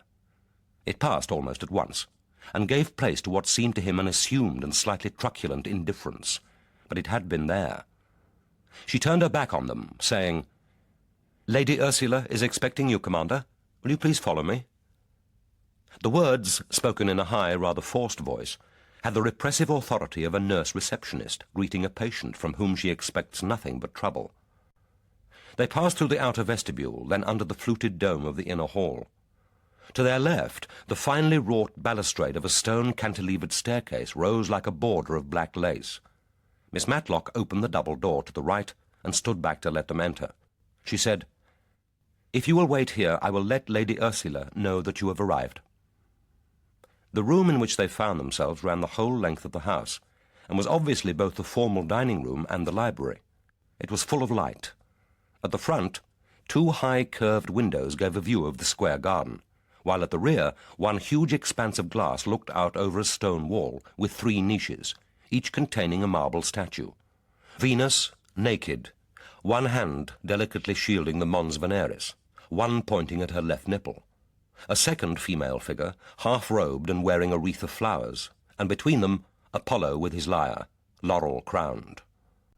The two sections of the room were divided by projecting piers formed of mahogany glass-fronted bookcases, from which sprang a canopy of three semicircular arches, decorated and painted in green and gold. High bookcases lined the library walls and stood between the windows, each topped with a marble bust. The volumes, bound in green leather and tooled in gold, were identical in size, and fitted the bookshelves so precisely that the effect was more of an artist's trompe-l'oeil than of a working library. Between the shelves and in the recesses over them were mirrors, so that the rich splendour of the room seemed to be endlessly reflected, a vista of painted ceilings, leather books, of marble, gleaming mahogany and glass. It was difficult to imagine the room being used for dining, or indeed for any purpose other than the admiring contemplation of the architect's romantic obsession with spatial surprise. The oval dining table stood before the rear window, but it held in the middle a model of the house on a low plinth, as if it were a museum exhibit, and the 8 high-backed dining chairs had been set back against the walls. Over the marble fireplace was a portrait, presumably of the baronet who had commissioned the house. Here the delicate fastidiousness of the painting in the National Portrait Gallery was metamorphosed into a sturdier 19th-century elegance, but with the unmistakable Berowne features still arrogantly confident above the faultlessly tied cravat. Looking up at it, Dalgliesh said, "Lady Ursula Berowne. Remind me of what she said, Kate." "She said, 'After the first death, there is no other.'" It sounded like a quotation. "It is a quotation." He added, without explanation, "Her elder son was killed in Northern Ireland. Do you like this room?" "If I wanted to settle down for a quiet read, I'd prefer the Kensington Public Library. It's for show rather than use, isn't it? Odd idea, having a library and dining room in one." She added, "But I suppose it's splendid in its way. Not exactly cosy, though. I wonder if anyone has ever been murdered for a house." It was a long speech for Kate. Dalgliesh said, "I can't say that I remember a case. It might be a more rational motive than murdering for a person. Less risk of subsequent disenchantment. Less chance of betrayal, too, sir." Miss Matlock appeared in the doorway. She said with cold formality, "Lady Ursula is ready to see you now. Her sitting room is on the 4th floor, but there is a lift. Would you please follow me?" They could have been a couple of unpromising applicants for a minor domestic job. The lift was an elegant gilded bird cage, in which they were borne slowly upwards in a repressive silence. When it jerked to a stop, they were led out into a narrow carpeted passage. Miss Matlock opened a door immediately opposite and announced, "Commander Dalgliesh and Miss Miskin are here, Lady Ursula." Then, without waiting for them to step into the room, she turned and left. And now, as he entered Lady Ursula Berowne's sitting-room, Dalgliesh felt for the first time that he was in a private house, that this was a room which the owner had made peculiarly her own. The two high, beautifully proportioned windows, with their 12 panes, gave a view of the sky delicately laced with the top boughs of the trees, and the long, narrow room was full of light. Lady Ursula was sitting very upright to the right of the fireplace, her back to the window. There was an ebony cane with a gold knob leaning against her chair. She did not rise when they came in, but held out her hand as Kate introduced Dalgliesh. Her clasp, quickly released, was surprisingly strong, but it was still like holding briefly a disconnected set of bones loosely enclosed in dry suede. She gave Kate a quick, appraising glance and a nod, which could have been acknowledgment or approval, and said, "Please sit down. If Inspector Miskin is required to make notes, then she may find that chair by the window convenient. Perhaps you will sit opposite me, Commander." The voice, with its timbre of upper-class arrogance, an arrogance of which its owner so often seems unaware, was exactly as he would have expected. It seemed artificially produced, as if in an attempt to control any quavering, she had had to gather both breath and energy to produce the measured cadences. But it was still a beautiful voice. As she sat facing him, rigidly upright, he saw that her chair was one designed for the disabled, with a button in the armrest to raise the seat when she wanted help in rising. Its functional modernity struck a discordant note in a room which was otherwise cluttered with 18th-century furniture.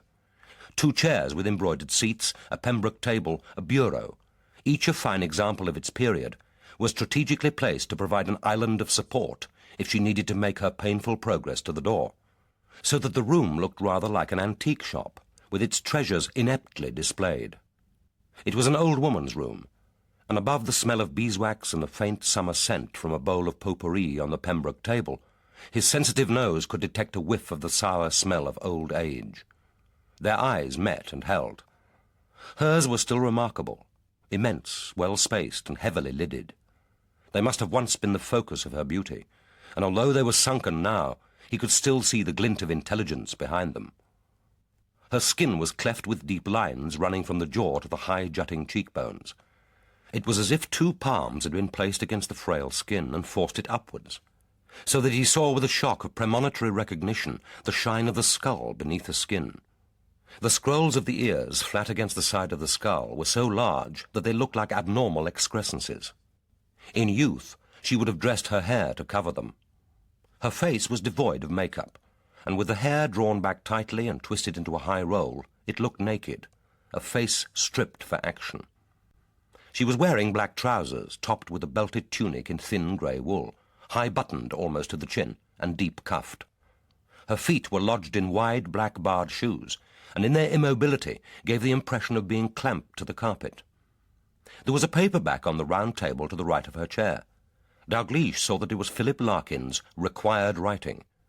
She put out her hand and laid it on the book, then said, "Mr. Larkin writes here that it is always true that the idea for a poem and a snatch or line of it come simultaneously.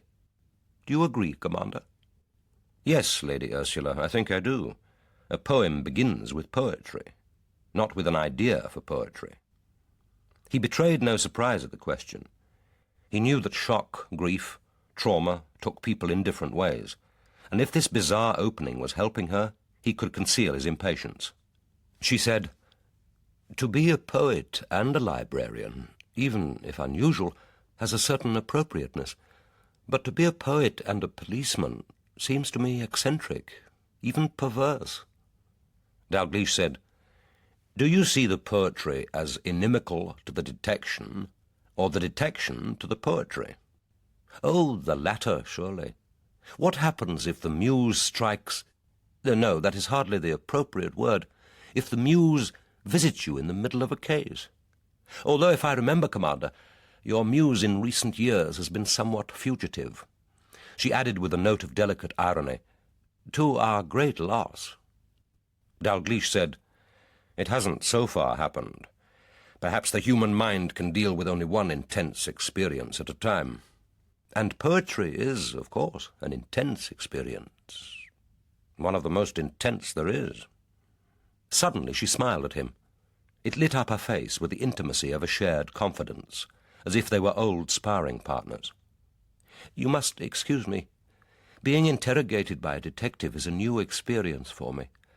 If there is an appropriate dialogue for this occasion, I haven't yet found it. Thank you, anyway, for not burdening me with your condolences. I have received too many official condolences in my time. They have always seemed to me either embarrassing or insincere."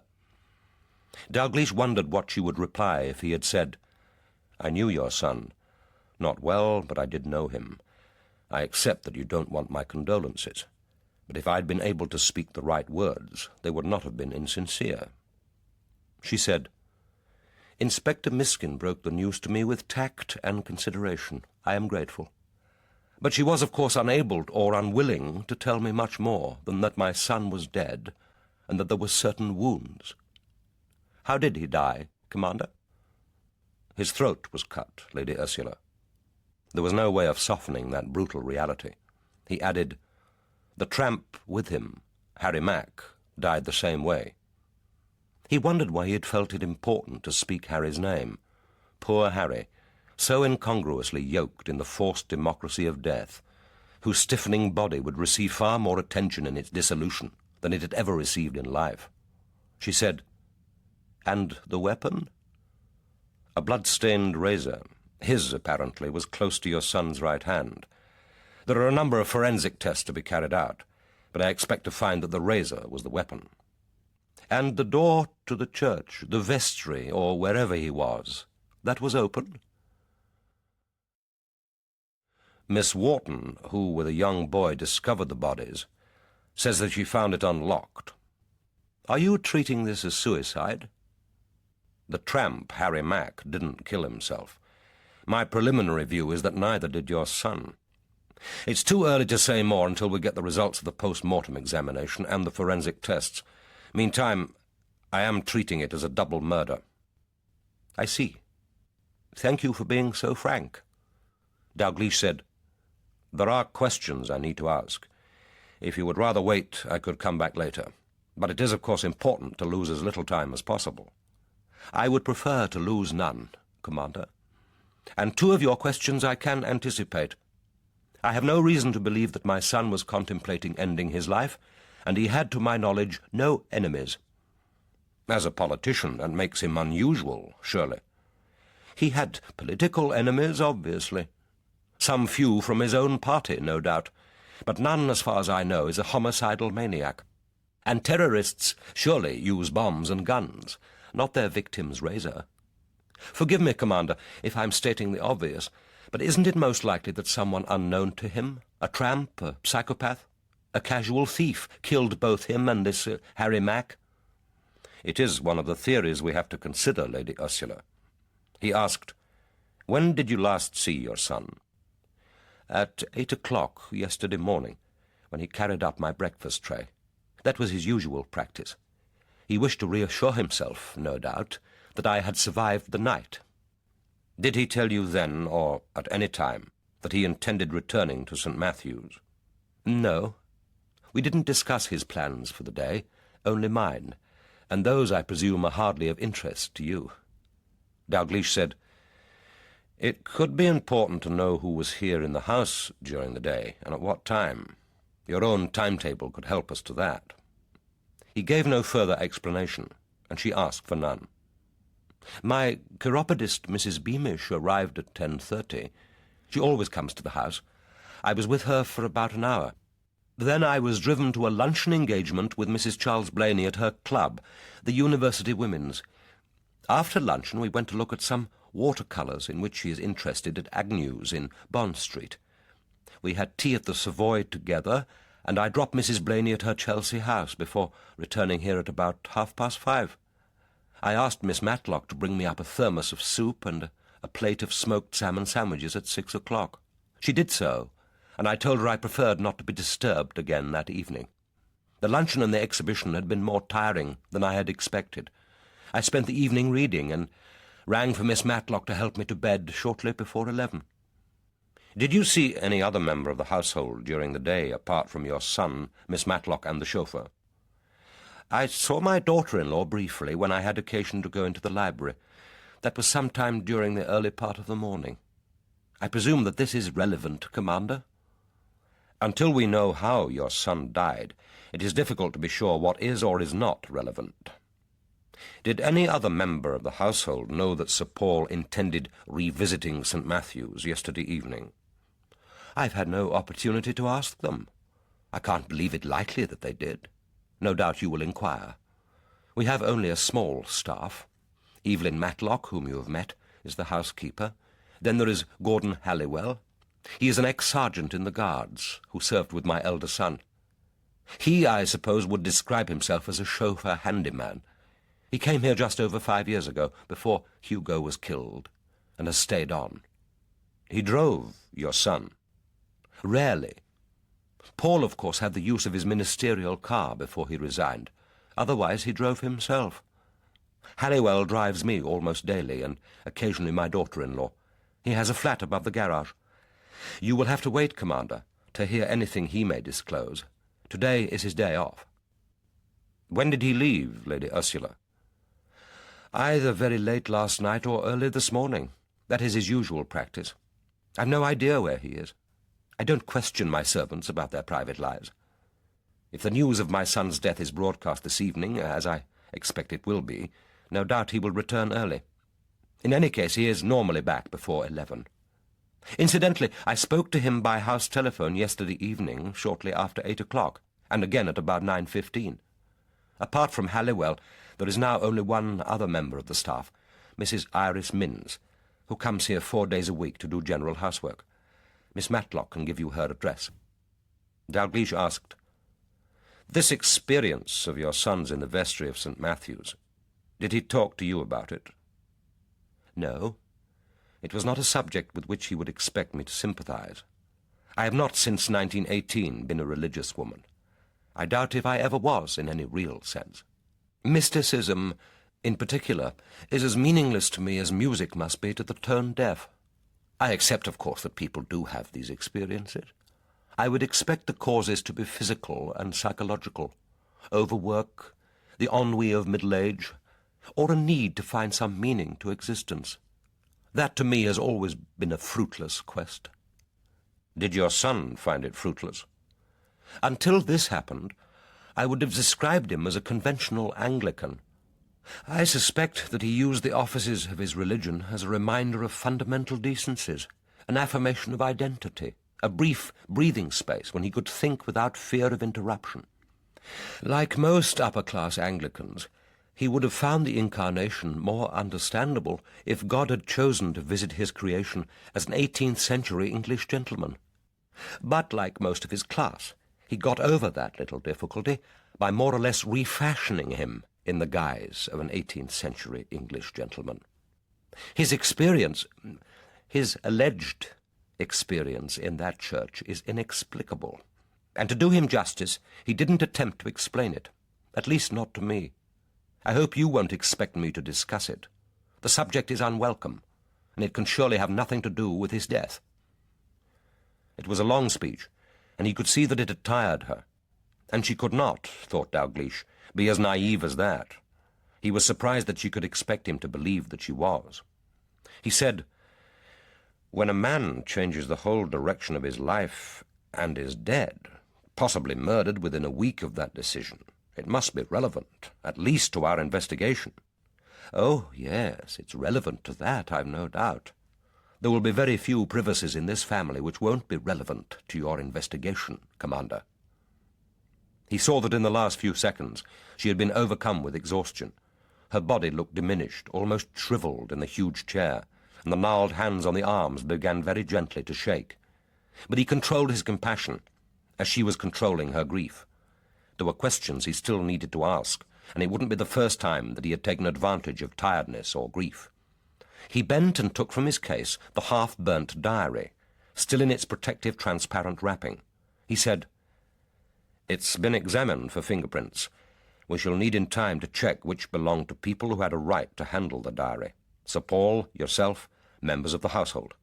I wanted you to confirm that it is in fact his. It would be helpful if you could do that without unwrapping it." She took the package, and it lay for a moment in her lap, while she stared down at it. He had a sense that she was unwilling to meet his eyes.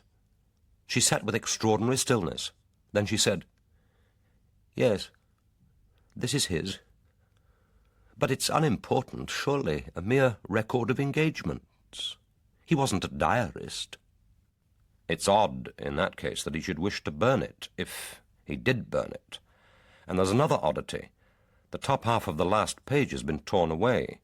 It's the page setting out last year's calendar, and the calendar for 1986. Can you recall what else, if anything, was on that page, Lady Ursula?" "I can't remember that I ever saw that page." "Can you recall when and where you last saw the diary?"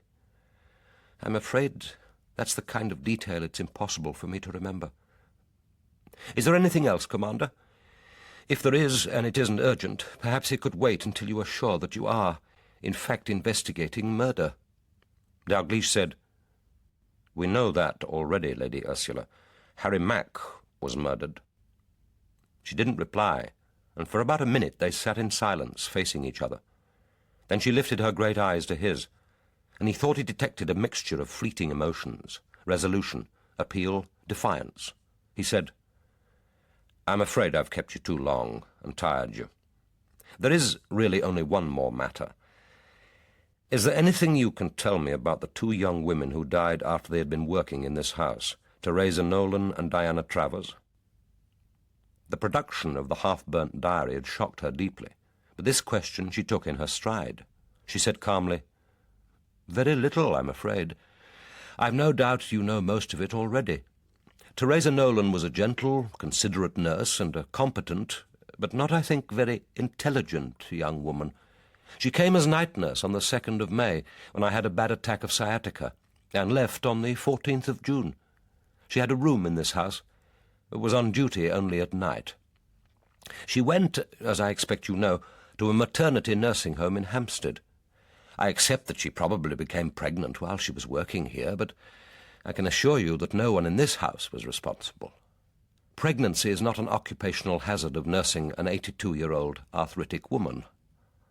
I know even less of Diana Travers. She was apparently an unemployed actress who was doing domestic work while she was resting. I think that's the euphemism they use. She came to the house in response to a card Miss Matlock had placed in a local newsagent's window, and Miss Matlock took her on to replace a cleaning woman who had recently left. After consulting you, Lady Ursula, it was hardly a matter on which she needed to consult me, and in fact she did not. I know, of course, why you are inquiring about both women. One or two of my friends made it their business to send me the cutting from the Paternoster Review. I'm surprised that the police should trouble themselves with what is surely no more than cheap journalistic spite. It can hardly be relevant to my son's murder. If that is all, Commander, perhaps you would like to see my daughter-in-law now. No, don't bother to ring. I prefer to take you down myself, and I can manage perfectly well without your help." She pressed the knob in the arm of her chair, and the seat slowly rose. It took her a moment to establish her balance. Then she said, "Before you meet my daughter-in-law, there is something I should perhaps say. You may find her less apparently distressed than you expect. That is because she has no imagination. Had she found my son's body, she would have been disconsolate, certainly too shocked and distressed to talk to you now. But what her eyes don't actually see, she finds it difficult to imagine. I say this only in justice to both of you." Dalgliesh nodded, but didn't reply. It was, he thought, the first mistake she had made. The implication of her words was obvious, but it would have been wiser of her to have left them unspoken.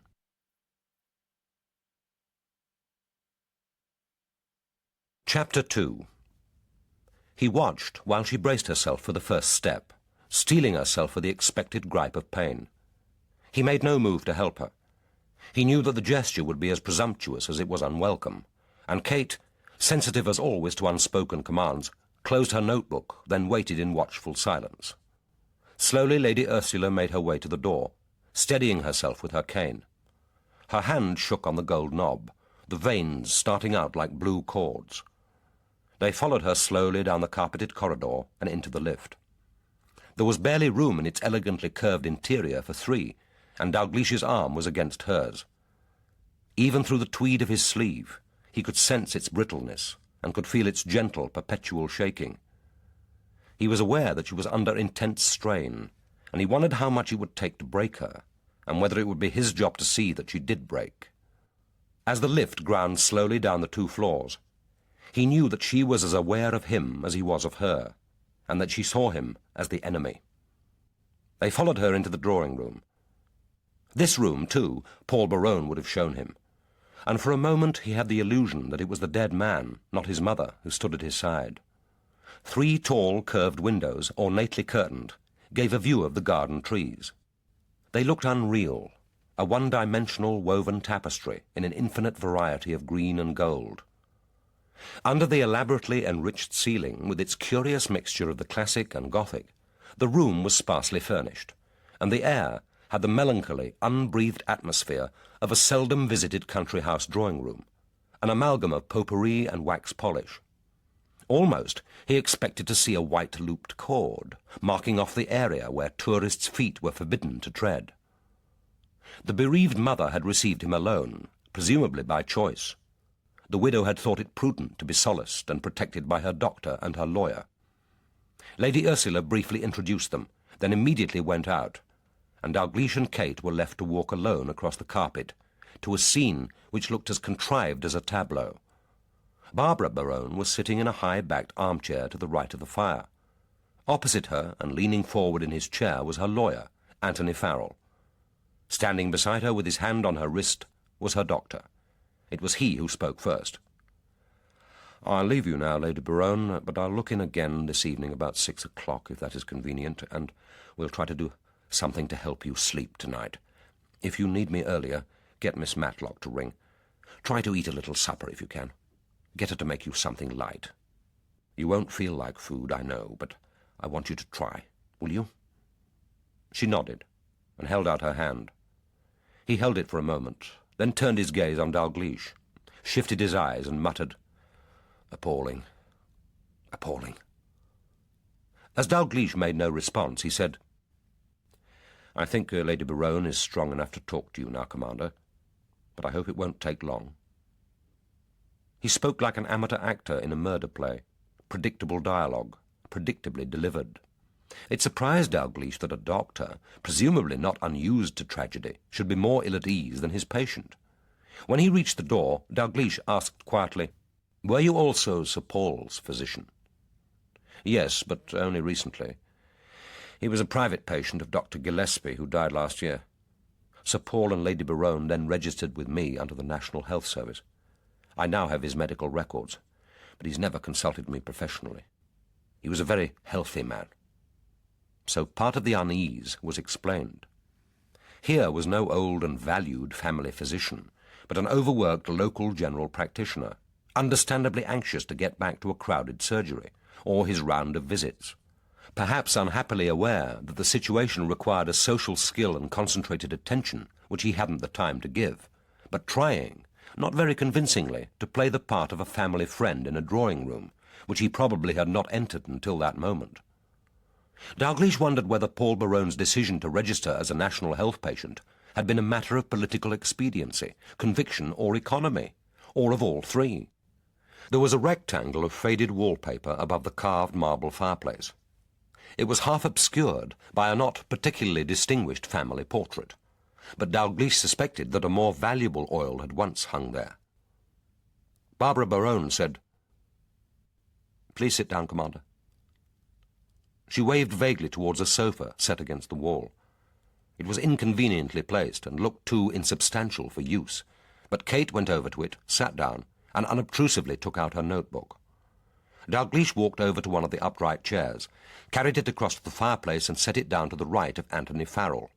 He said, "We are sorry to have to bother you at a time like this, Lady Berowne, but I'm sure you'll understand that it is necessary." But Barbara Berowne was gazing after Dr. Piggott. She said resentfully, "What a funny little man. Paul and I only registered with him last June. His hands are sweaty." She gave a little moo of distaste and rubbed her fingers stiffly together. Dalgliesh said, Do you feel able to answer some questions?" She looked across at Farrell, rather like a child expecting guidance. He said in his smooth, professional voice, "I'm afraid, my dear Barbara, that in a murder investigation the usual civilized conventions have to go. Delay is a luxury the police can't afford. I know that the commander will make it as short as possible, and you'll be brave, and make it as easy for him as you can."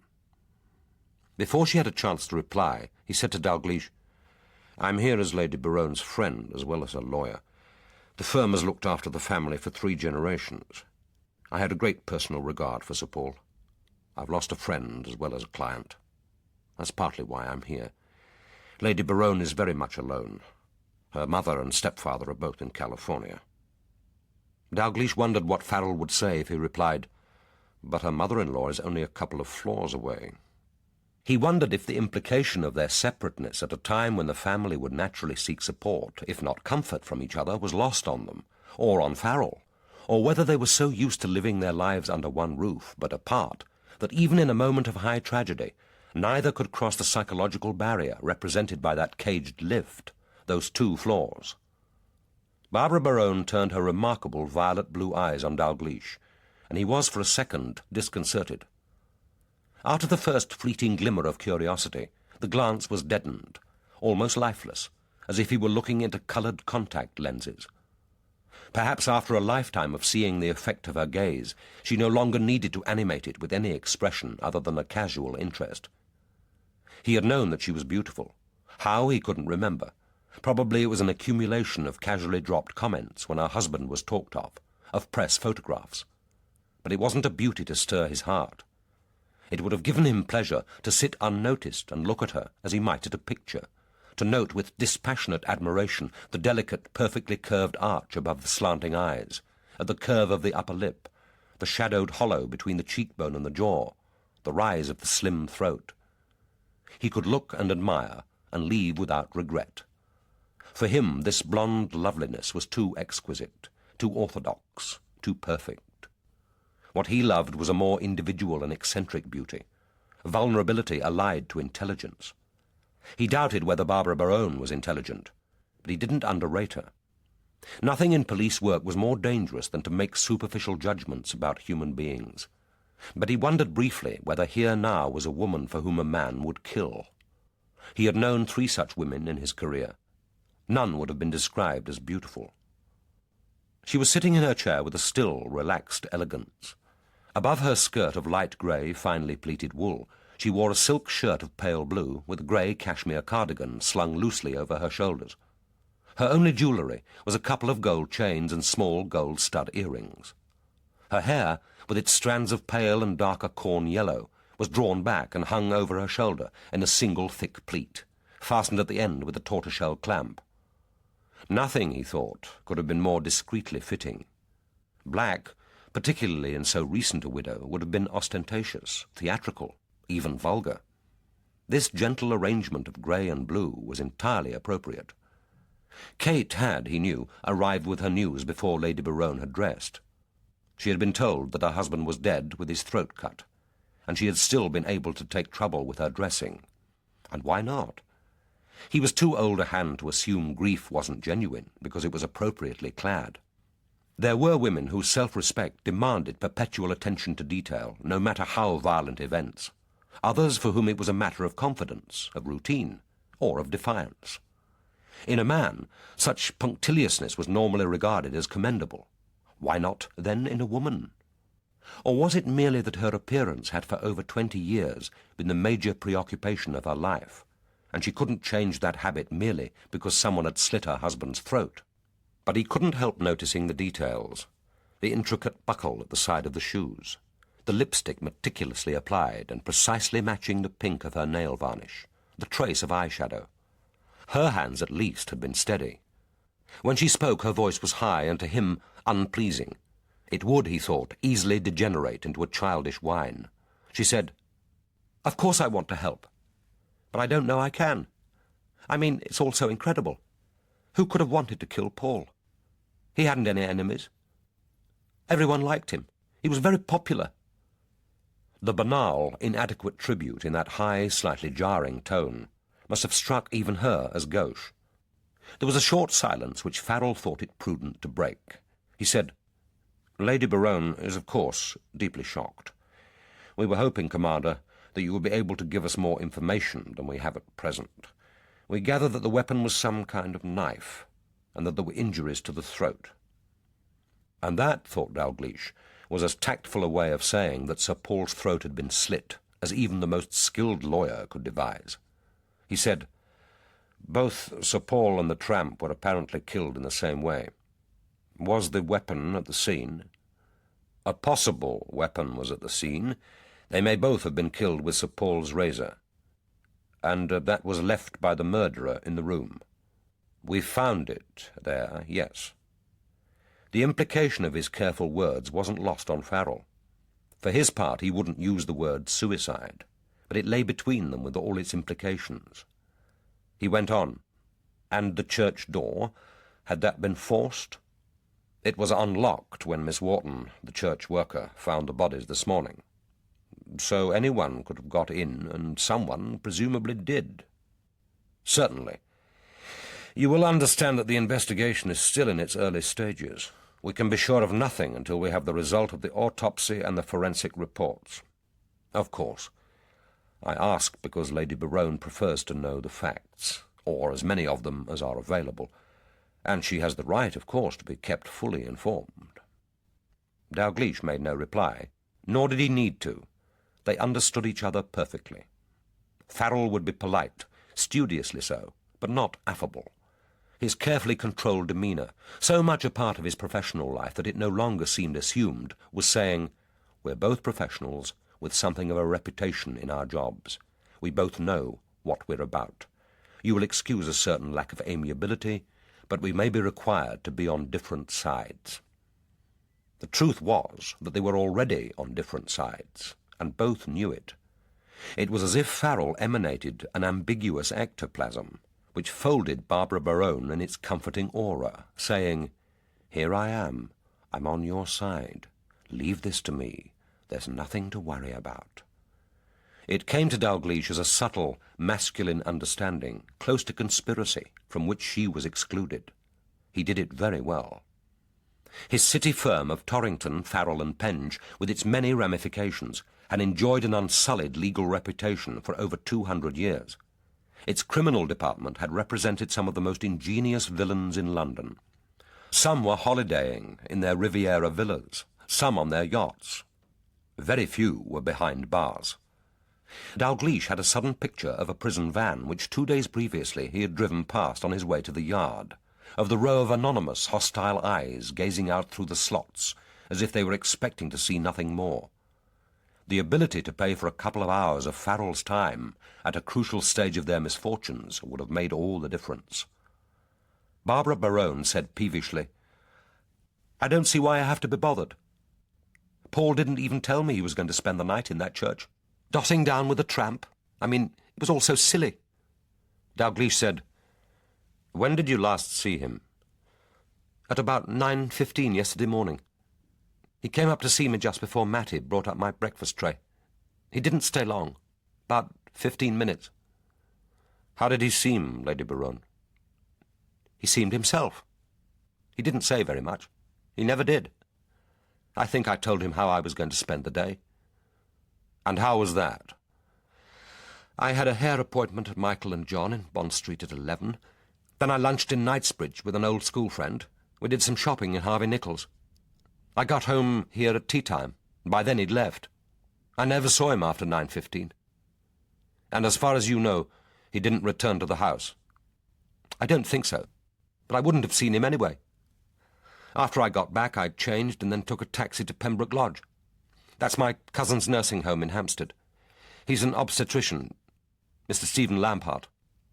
I was with him until midnight, when he brought me home. We drove to Cookham to have dinner at the Black Swan.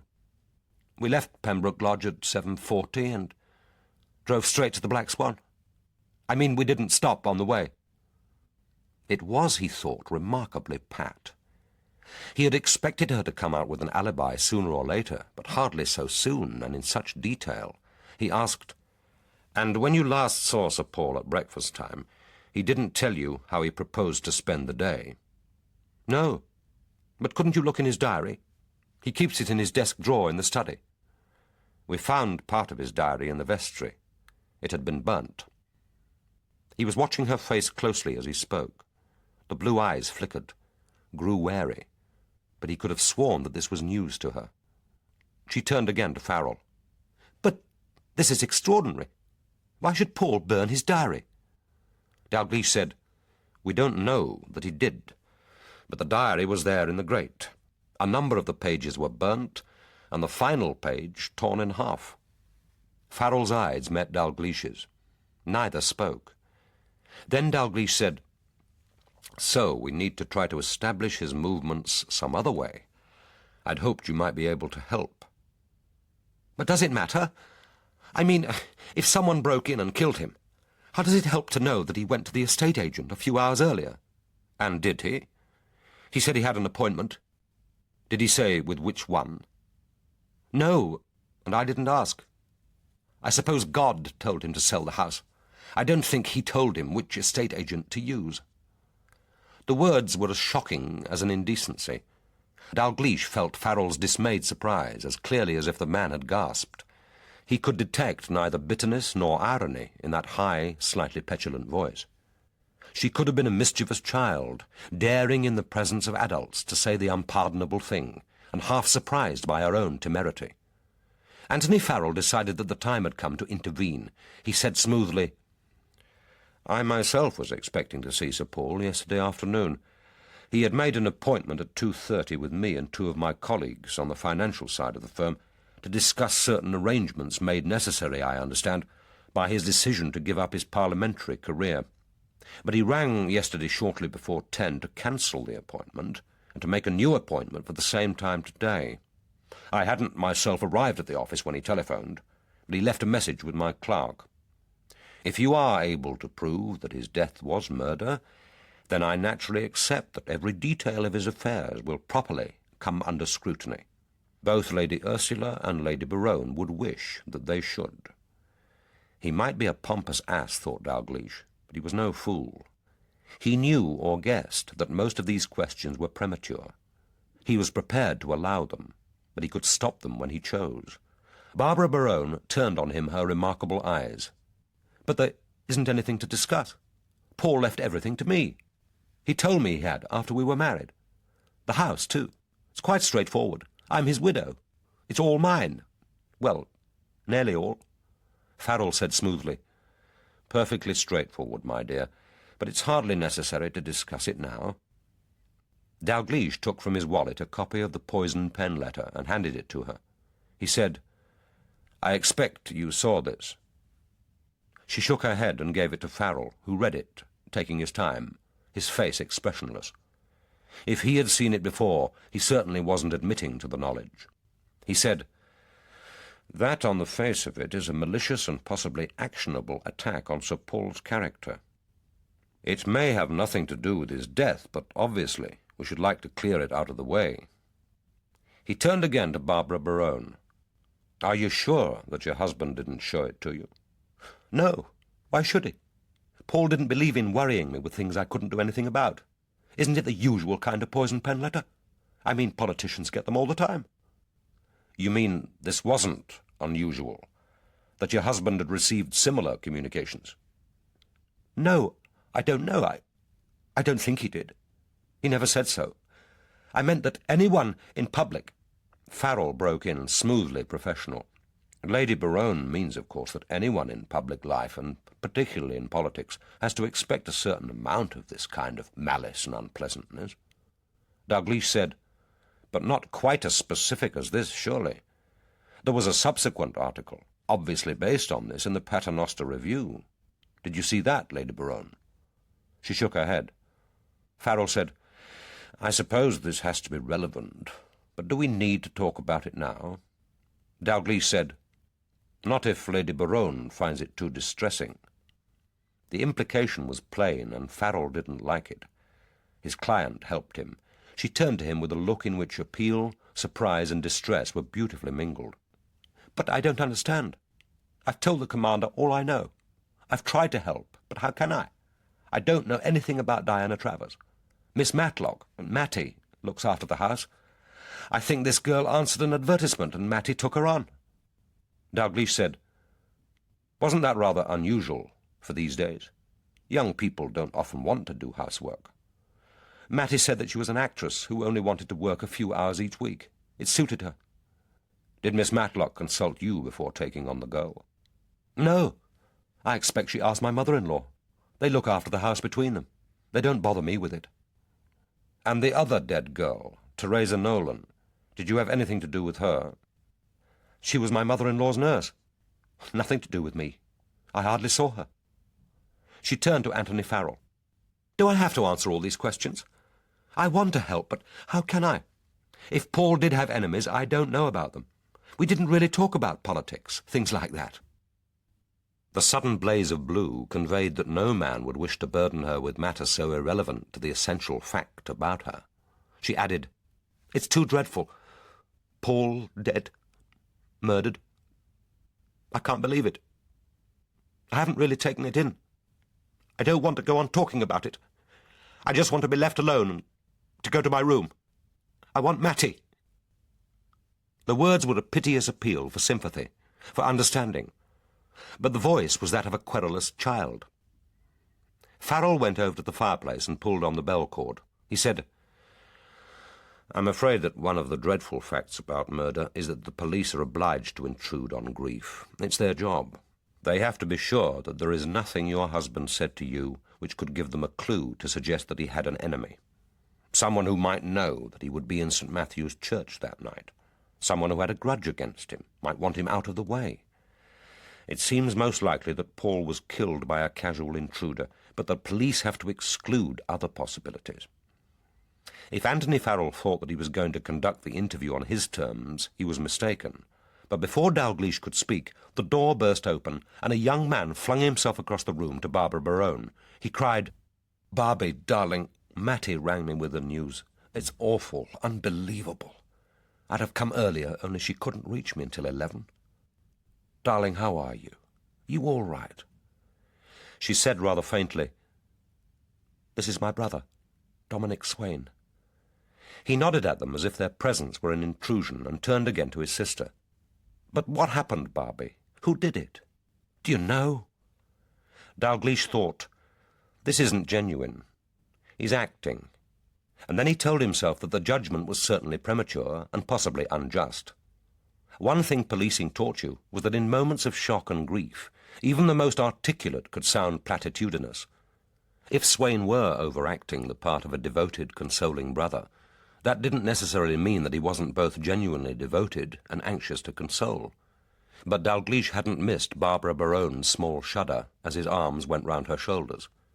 It could, of course, have been a small manifestation of shock, but Dalgliesh wondered if it hadn't also been one of mild revulsion. He wouldn't have known at first that they were brother and sister. True, Swain had the same corn-yellow hair, but his, either by nature or art, was tightly curled above a round, pale forehead. Their eyes, too, were alike, the same remarkably violet blue under the curved brows. But there the resemblance ended. He had none of his sister's classical heart-catching beauty. But his face, delicately featured, wasn't without a certain puckish charm, with its well-formed, rather petulant mouth, ears as tiny as a child's, milk-white and slightly jutting like incipient wings. He was short, little more than 5'3", but broad-shouldered and with long arms. This simian strength grafted onto the delicate head and face was so discordant that the first impression was of a minor physical deformity. But Miss Matlock had answered the bell and was standing in the doorway. Without saying good-bye and with a little moan, Barbara Berowne half stumbled over to her. The woman gazed first at her, then at the men in the room impassively, then, placing an arm across her shoulder, guided her out. There was a moment of silence. Then Dalgliesh turned to Dominic Swain. "As you are here, perhaps you would answer one or two questions. It's possible you may be able to help us. When did you last see Sir Paul?" "My revered brother-in-law? Do you know, I can't remember. Not for some weeks, anyway. Actually, I was in this house all yesterday evening, but we didn't meet. Evelyn, Miss Matlock, wasn't expecting him back for dinner. She said that he had left after breakfast and no one knew where he had gone. Kate asked from her seat by the wall, "When did you arrive, sir?" He turned to look at her, the blue eyes amused, frankly appraising, as if signalling a sexual invitation. "Just before 7. The neighbour was coming out of his door and saw me arrive, so he'll be able to confirm the time if it's important. I can't see why it should be. Miss Matlock, too, of course. I stayed until just before 10:30, then went over to the local pub of the Raj for a last drink. They'll remember me there. I was one of the last to leave." Kate asked, "And you were here the whole time?" "Yes. What's it got to do with Paul's death? I mean, is it important?" He couldn't, thought Dalgliesh, be as naive as that. He said, "It could be helpful in tracing Sir Paul's movements yesterday. Could he have returned to the house while you were here?" "I suppose so, but it doesn't seem likely. I was having a bath for about an hour. That's principally why I came, and he might have come back then, but I think that Miss Matlock would have mentioned it. I'm an actor, out of work at present, just auditioning. They call it resting. God knows why. Seems more like a feverish activity to me. I lodged here for a week or two in May, but Paul wasn't all that welcoming, so I moved in with Bruno Packard. He's a theatre designer. He has a small flat, a conversion at Shepherd's Bush. But what with his model sets and gear, there's not a lot of room. On top of that, there isn't a bath, only a shower, and that's in the loo, so it isn't exactly convenient for anyone reasonably fastidious. I've taken to turning up here for an occasional bath and meal." It was, thought Dalgliesh, almost suspiciously pat, as if the whole speech had been rehearsed, and he was certainly being unusually confiding for a man who hadn't even been asked to explain his movements, who could have no reason to suppose that this was a case of murder. But if the times were confirmed, it looked as if Swain could be in the clear. Swain said, "Look, if there's nothing else you want, I'll go up to Barbie. This is an appalling shock for her. Matty will give you Bruno's address if you want it." After he had left, no one spoke for a moment. Then Dalgliesh said, "I'm interested that Lady Berowne inherits the house. I would have expected it to be entailed." Farrell took the question with professional calm. "Yes, the situation is unusual. I have, of course, authority from both Lady Ursula and Lady Berowne to give you any information you need. The old Berowne property, the one in Hampshire, was entailed, but that has long since gone, together with most of the fortune. This house has always been willed from one baronet to the next. Sir Paul inherited it from his brother, but he had absolute discretion about its disposal. After his marriage he made a new will and left it to his wife absolutely. The will is quite straightforward. Lady Ursula has her own money, but there is a small bequest to her, and a larger one to his only child, Miss Sarah Berowne.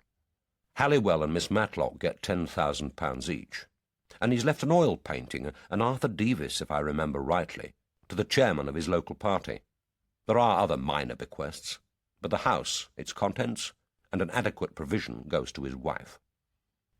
And the house alone, thought Dalgliesh, must be worth at least £750,000, probably considerably more given its position and unique architectural interest.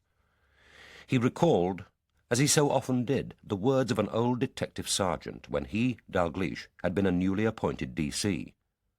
"Love, lust, loathing, lucre, the 4 L's of murder, laddie, and the greatest of these is lucre."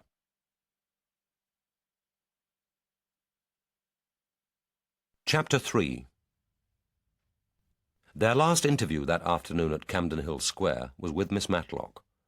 Dalgliesh had asked to be shown where Berowne had kept his diary, and she had led them into the ground-floor study. It was, he knew, architecturally one of the most eccentric rooms in the house, and the one perhaps most typical of Soane's style. It was octagonal, each wall fitted from floor to ceiling with glass-fronted bookcases, between which fluted pilasters rose to a dome topped by an octagonal lantern decorated with richly coloured glass. It was, he thought, an exercise in the clever organisation of limited space, an eminently successful example of the architect's peculiar genius. But it was still a room to wonder at rather than to live in, to work in, or to enjoy. Solidly placed in the centre of the room was Berowne's mahogany desk. Dalgliesh and Kate moved over to it while Miss Matlock stood in the doorway and watched them. her eyes fixed on Dalglish's face, as if a momentary lapse of concentration might cause him to spring at her. Dalglish said, "Could you show me, please, exactly where the diary was kept?" She moved forward, and without speaking pulled open the top right-hand drawer. It was empty now, except for a box of writing paper and one of envelopes. He asked, "Did Sir Paul work here?" "He wrote letters. He kept his parliamentary papers in his office at the house, and everything to do with his constituency at his office in Wrentham Green." She added, "He liked things separate." Dalglish thought. Separate, impersonal, under control. Again he had the sense that he was in a museum, that Berowne had sat in this richly ornamented cell like a stranger. He said, "What about his private papers? Do you know where those are kept?" "I suppose in the safe. It's concealed behind the books in the case to the right of the door." If Berowne had indeed been murdered, the safe and its contents would have to be examined, but that, like much else, could wait. He moved over to the bookcase. It was, of course, popular wisdom that personality could be diagnosed from the shelves of a private library. These revealed that Berowne had read more biography, history, and poetry than he had fiction. And yet, scanning the shelves, it struck Dalglish that he could have been browsing in the library of a private club, or a luxury cruise ship, although admittedly one where the object of the voyage was cultural enrichment rather than popular entertainment, and the fares high. Here, tidily shelved, was essentially the predictable, unexceptional choice of a well-educated, cultured Englishman, who knew what it was proper to read. But he couldn't believe that Berowne was a man whose idea of choosing fiction was to order routinely the Booker shortlist. Again, he had the sense of a personality escaping him, of even the room and its objects conspiring to hide from him the essential man. He asked, "How many people had access to this room yesterday?" The formal impersonality of the library must have affected him. The question sounded oddly phrased, even to his own ears, and she made no attempt to hide the tone of contempt. "Access? The study is part of a private house. We don't keep it locked. All the family and their friends have what you call access."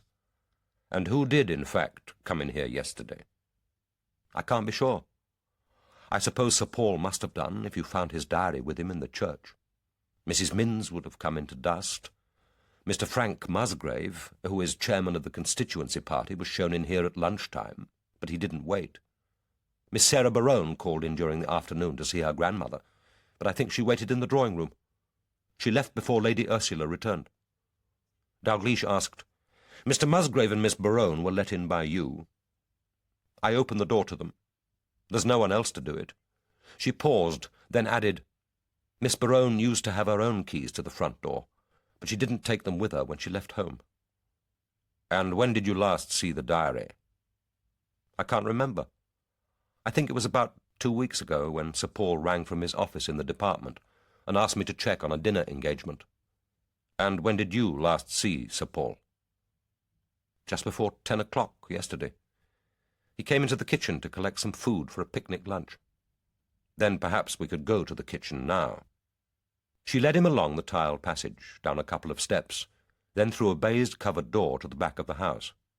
And she stood aside to let him in, and again stood at the door, hands clasped, the parody of a cook awaiting judgment on the cleanliness of the kitchen. And indeed, there would be nothing to fault. Like the study, it was curiously impersonal, lacking coziness without being actually uncomfortable or poorly equipped. There was a central table in well-scrubbed pine with 4 chairs, and a large and very old gas cooker, in addition to a more modern solid fuel stove. It was obvious that little money had been spent on the kitchen in recent years. From the low window he could see the back of the wall dividing the house from the mews garages, and the feet only of the marble statues in their niches. Thus truncated, a row of delicately carved toes, they seemed to emphasize the room's colourless deprivation.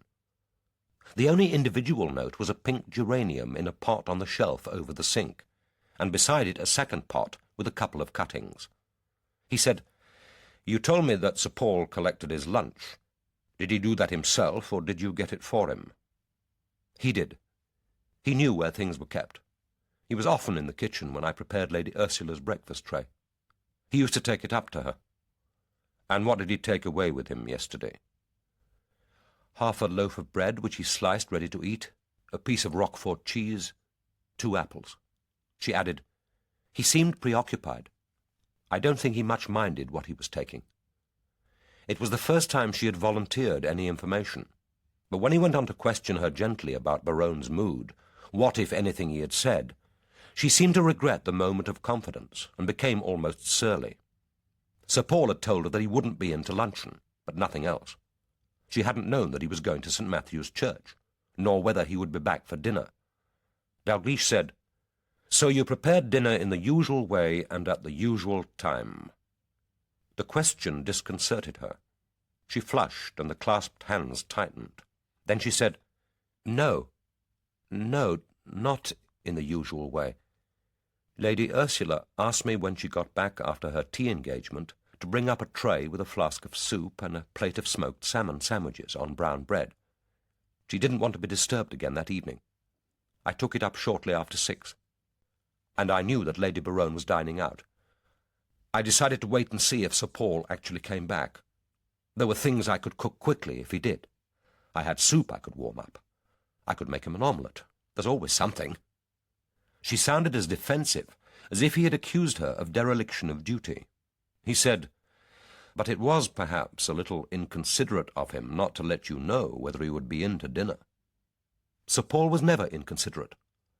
And to stay out all night without a word was surely unusual. It must have been worrying for all the household. Not for me. It isn't my business what the family choose to do. He could have been staying in the constituency. At 11 o'clock I asked Lady Ursula if it was all right to go to bed and leave the front door unbolted. She said that I should. Lady Berowne knew that it was necessary to bolt it after her when she came in. Dalgliesh changed the tack of his questions. "Did Sir Paul take matches with him yesterday morning?"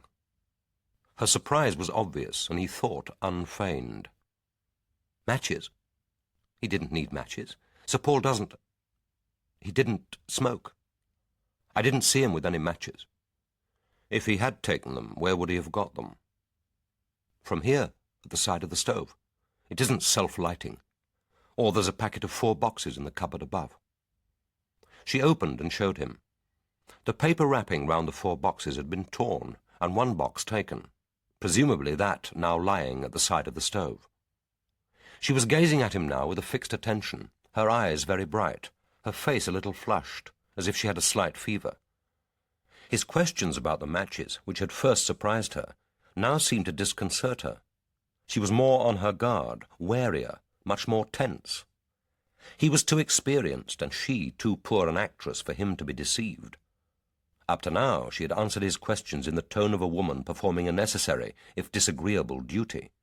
But now the interview had become an ordeal. She wanted him gone. He said, "We would like to see your sitting-room, if you have no objection." "If you think it necessary. Lady Ursula said that you were to be given every facility."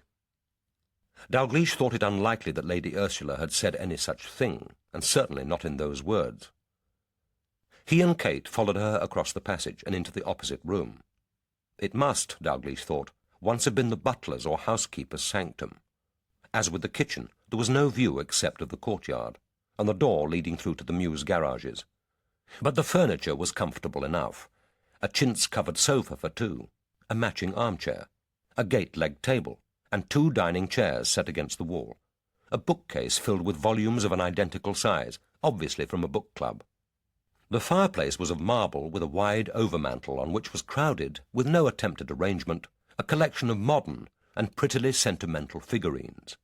Women in crinolines, a child hugging a puppy, shepherds and shepherdesses, a ballet dancer. These presumably belonged to Miss Matlock. The pictures were prints in modern frames, one of Constable's Hay Wain, and, more surprising, Monet's Women in a Field. They and the furniture were innocuous, predictable, as if someone had said, "We need to employ a housekeeper. Furnish a room for her." Even rejects from the rest of the house would have had more character than these impersonal objects. What again was missing was the sense that someone had impressed on this place her own personality. He thought, "They live here their separate cabined lives." But only Lady Ursula, is at home in this house. The rest are no more than squatters. He asked her where she had spent the previous evening. She said, "I was here, or in the kitchen. Mr. Dominic Swain came for a meal and a bath, and afterwards we played Scrabble. He arrived shortly before 7 and left before 11.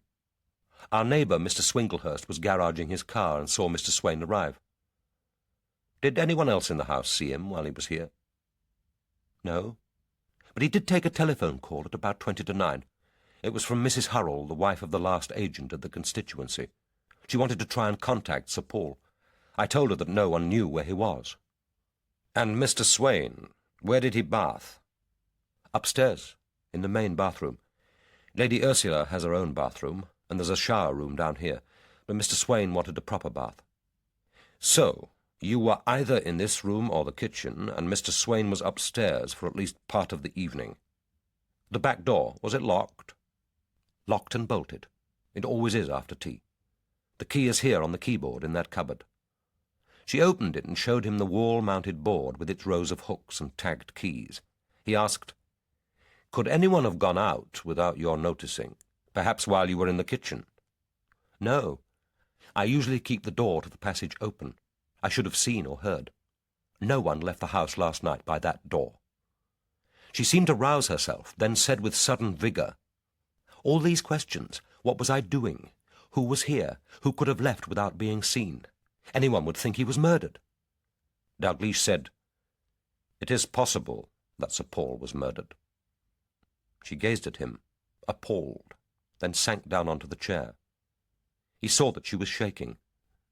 She said in a low voice, "Murdered? No one said anything about murder.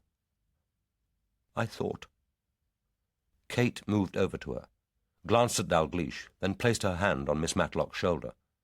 Dalgliesh asked, "What did you think, Miss Matlock?" She looked up at him and whispered so quietly that he had to bend his head to hear.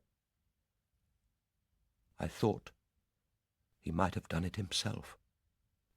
"Had you any reason to suppose that?" "No, no reason. Of course not. How could I? And Lady Berowne said there was something about his razor. But murder? I don't want to answer any more questions. Not tonight. I don't feel well. I don't want to be badgered. He's dead. That's terrible enough, but murder? I can't believe it's murder. I want to be left alone." Looking down at her, Dalgliesh thought, "The shock is real enough, but part of this is acting, and not very convincing acting at that." He said coolly, "We're not allowed to badger a witness, Miss Matlock, and I don't think you really believe that we have been badgering you. You've been very helpful. I'm afraid we shall have to talk again to ask you more questions, but it needn't be now. We can see ourselves out."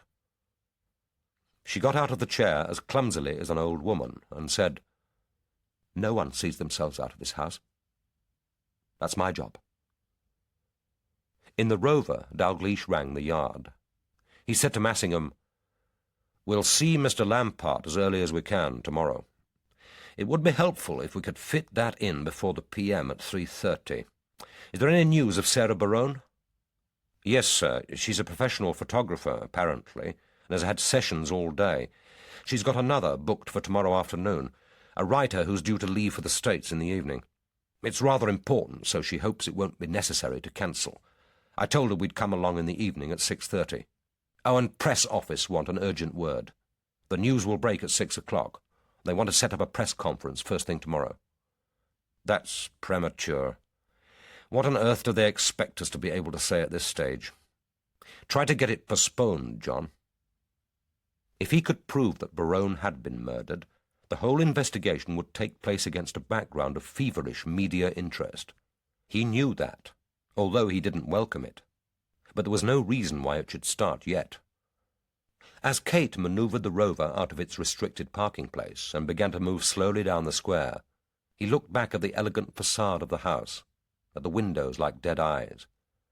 And then, on the top floor, he saw the twitch of a curtain and knew that Lady Ursula was watching them leave.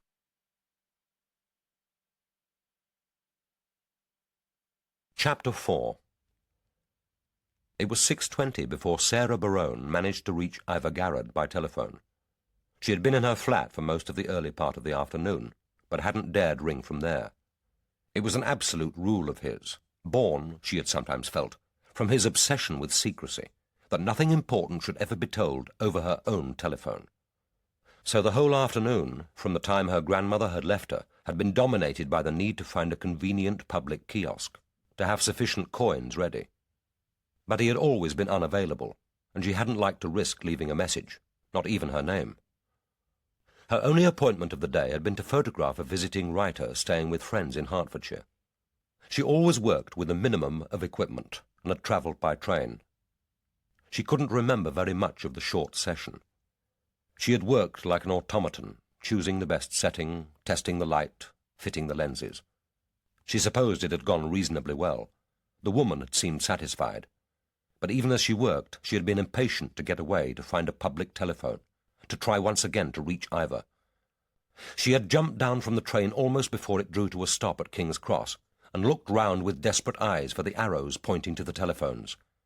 They were open instruments, banked each side of a malodorous passageway leading from the main concourse, its walls scribbled with numbers and graffiti. The rush hour was in progress, and it was a couple of minutes before an instrument was free.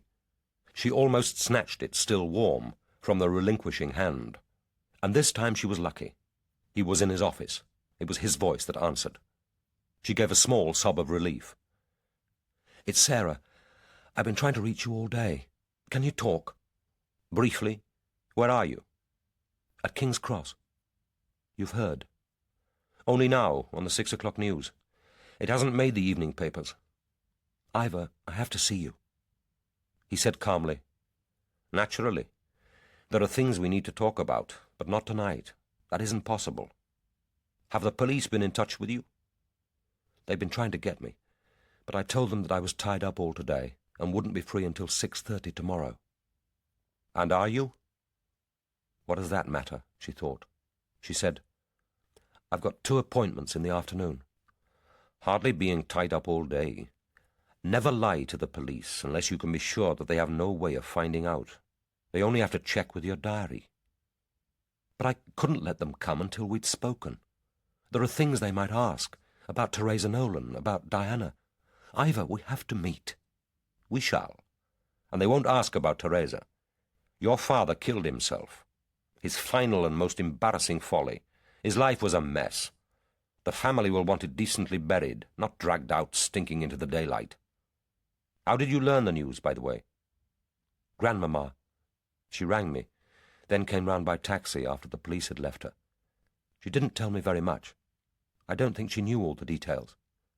She doesn't believe that Daddy killed himself." "Naturally. The Berownes are expected to put on uniform and kill other people, not themselves. But that, come to it, was apparently what he did. Kill another person. I wonder how much sympathy Ursula Berowne will waste on that dead tramp." A small burr of doubt caught at her mind. Could they possibly have said on the news that the second victim was a tramp? She said, "But it isn't only Grandmamma. The police, Commander Dalgliesh, he doesn't seem to think that Daddy killed himself either." The level of noise had risen. The narrow hallway was crowded with people needing to telephone before catching their trains. She felt their bodies thrusting against her. The air was a jabber of voices against the background tramp of feet, the raucous, unintelligible litany of the station announcer. She bent her head more closely over the mouthpiece. She said, "The police don't seem to think it was suicide." There was a silence. She dared to speak more loudly against the noise. "Ivor, the police don't think—" He cut in. "I heard you. Look, stay where you are. I'll come now. We can only have half an hour. But you're right, we ought to talk. And don't worry. I'll be with you in the flat when they arrive tomorrow. It's important you don't see them alone. And Sarah—" "Yes, I'm here." "We were together the whole of yesterday evening. We were together from 6 o'clock when I arrived from work. We stayed together all night. We ate in the flat. Get that into your mind. Start concentrating on it now, and stay where you are. I'll be there in about 40 minutes. She replaced the receiver and stood for a moment motionless, her head against the cold metal of the instrument. A furious female voice said, "Do you mind? Some of us have trains to catch." And she felt herself pushed aside. She fought her way out of the hall and leaned against the wall. Small waves of faintness and nausea flowed over her, each leaving her more desolate. But there was nowhere to sit, no privacy, no peace. She could go to the coffee bar, but he might get there early. Suppose she became disorientated, lost track of time. He had said, "Stay where you are," and obeying him had become a habit. She leaned back and closed her eyes. She had to obey him now, rely on his strength, rely on him to tell her what to do. She had no one else. He hadn't once said he was sorry that her father was dead. But he wasn't sorry, and he didn't expect her to be. He had always been brutally unsentimental. That was what he meant by honesty. She wondered what he would do if she said, "He was my father, and he's dead. I loved him once. I need to mourn for him, for myself. I need to be comforted. I'm lost, I'm frightened. I need to feel your arms around me. I need to be told that it wasn't my fault." The marching horde flowed past her, a phalanx of grey intent faces, eyes staring ahead. They were like a flood of refugees from a stricken city or a retreating army, still disciplined, but dangerously on the edge of panic.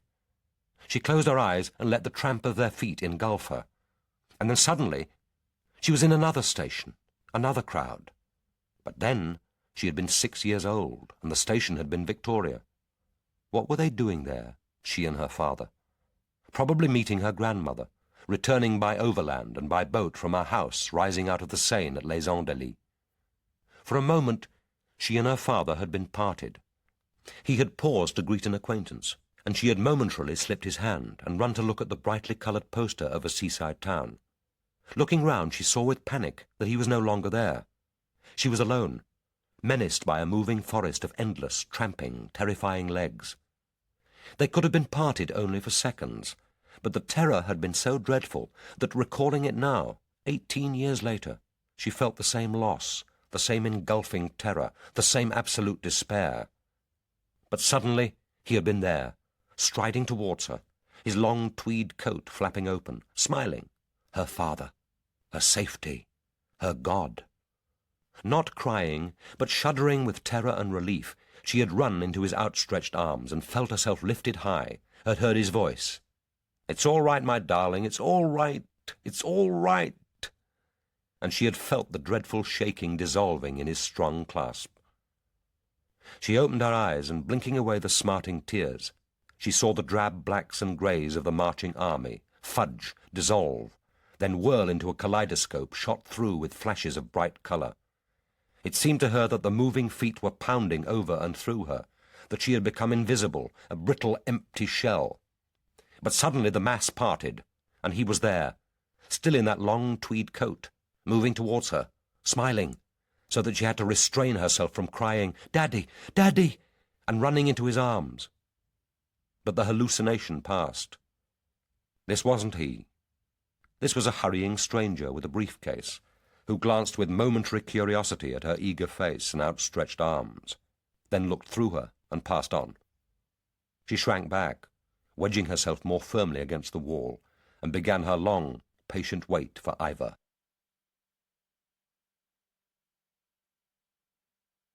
Chapter 5. It was just before 10 o'clock, and they were thinking of locking up their papers for the night, when Lady Ursula rang. Gordon Halliwell had returned, and she would be grateful if the police could see him now. He himself would prefer it. Tomorrow was going to be a busy day for both of them, and she couldn't say when they would be available. Dalgliesh knew that Massingham, if in charge, would have said firmly that they would arrive next morning, if only to demonstrate that they worked at their own convenience, not that of Lady Ursula. Dalgliesh, who was anxious to question Gordon Halliwell, and who had never felt the need to bolster either his own authority or his self-esteem, said that they would arrive as soon as possible. The door of number 62 was opened by Miss Matlock, who gazed at them for a couple of seconds with tired, resentful eyes, before standing to one side to let them in. Dalgliesh could see that her skin was grey with weariness, the set of her shoulders a little too rigid to be natural, She was wearing a long dressing gown in flowered nylon, strained across the breast, the belt double knotted, as if she were afraid they would tear it off. She made a clumsy flutter of her hands towards it and said peevishly, "I'm not dressed for visitors. We were hoping to get to bed early. I wasn't expecting you to come back tonight." Dalgliesh said, "I'm sorry to have to disturb you again. If you want to go to bed, perhaps Mr. Halliwell could let us out." "It isn't his job. He's only the chauffeur. Locking up the house is my responsibility. Lady Ursula has asked him to take the telephone calls tomorrow, but it isn't suitable. It isn't right. We've had no peace since the 6 o'clock news. This will kill her if it goes on." It was, thought Dalgliesh, likely to go on for a very long time, but he doubted whether it would kill Lady Ursula. Their footsteps rang on the marble floor as Miss Matlock led them down the passage, past the octagonal study, then through the baize door to the back of the house, and finally down 3 stairs to the outside door. The house was very quiet, but portentously expectant, like an empty theatre. He had the sense, as he often did in the houses of the recently murdered, of a thin, denuded air, a voiceless presence. She drew the locks, and they found themselves in the rear courtyard. The 3 statues in their niches were subtly lit with concealed lighting, and seemed to float, gently gleaming in the still air.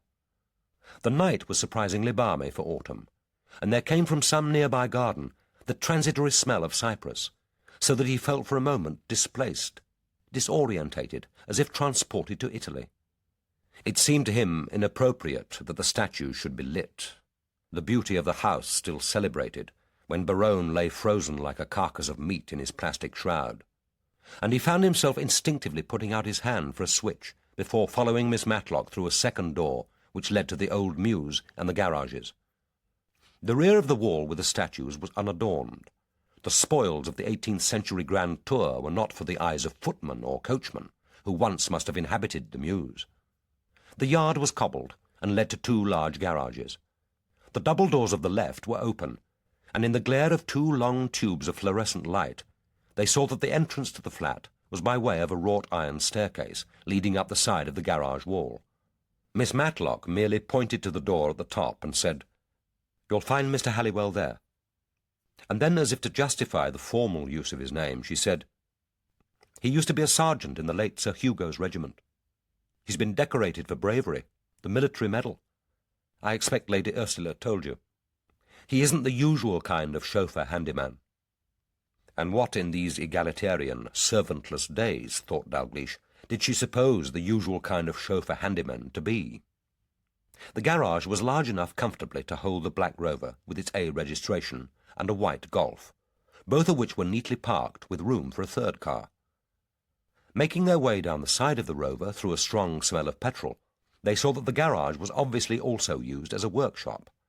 Under a high, long window at the rear was a wooden bench with fitted drawers, and on the wall above a pegboard on which tools were neatly displayed.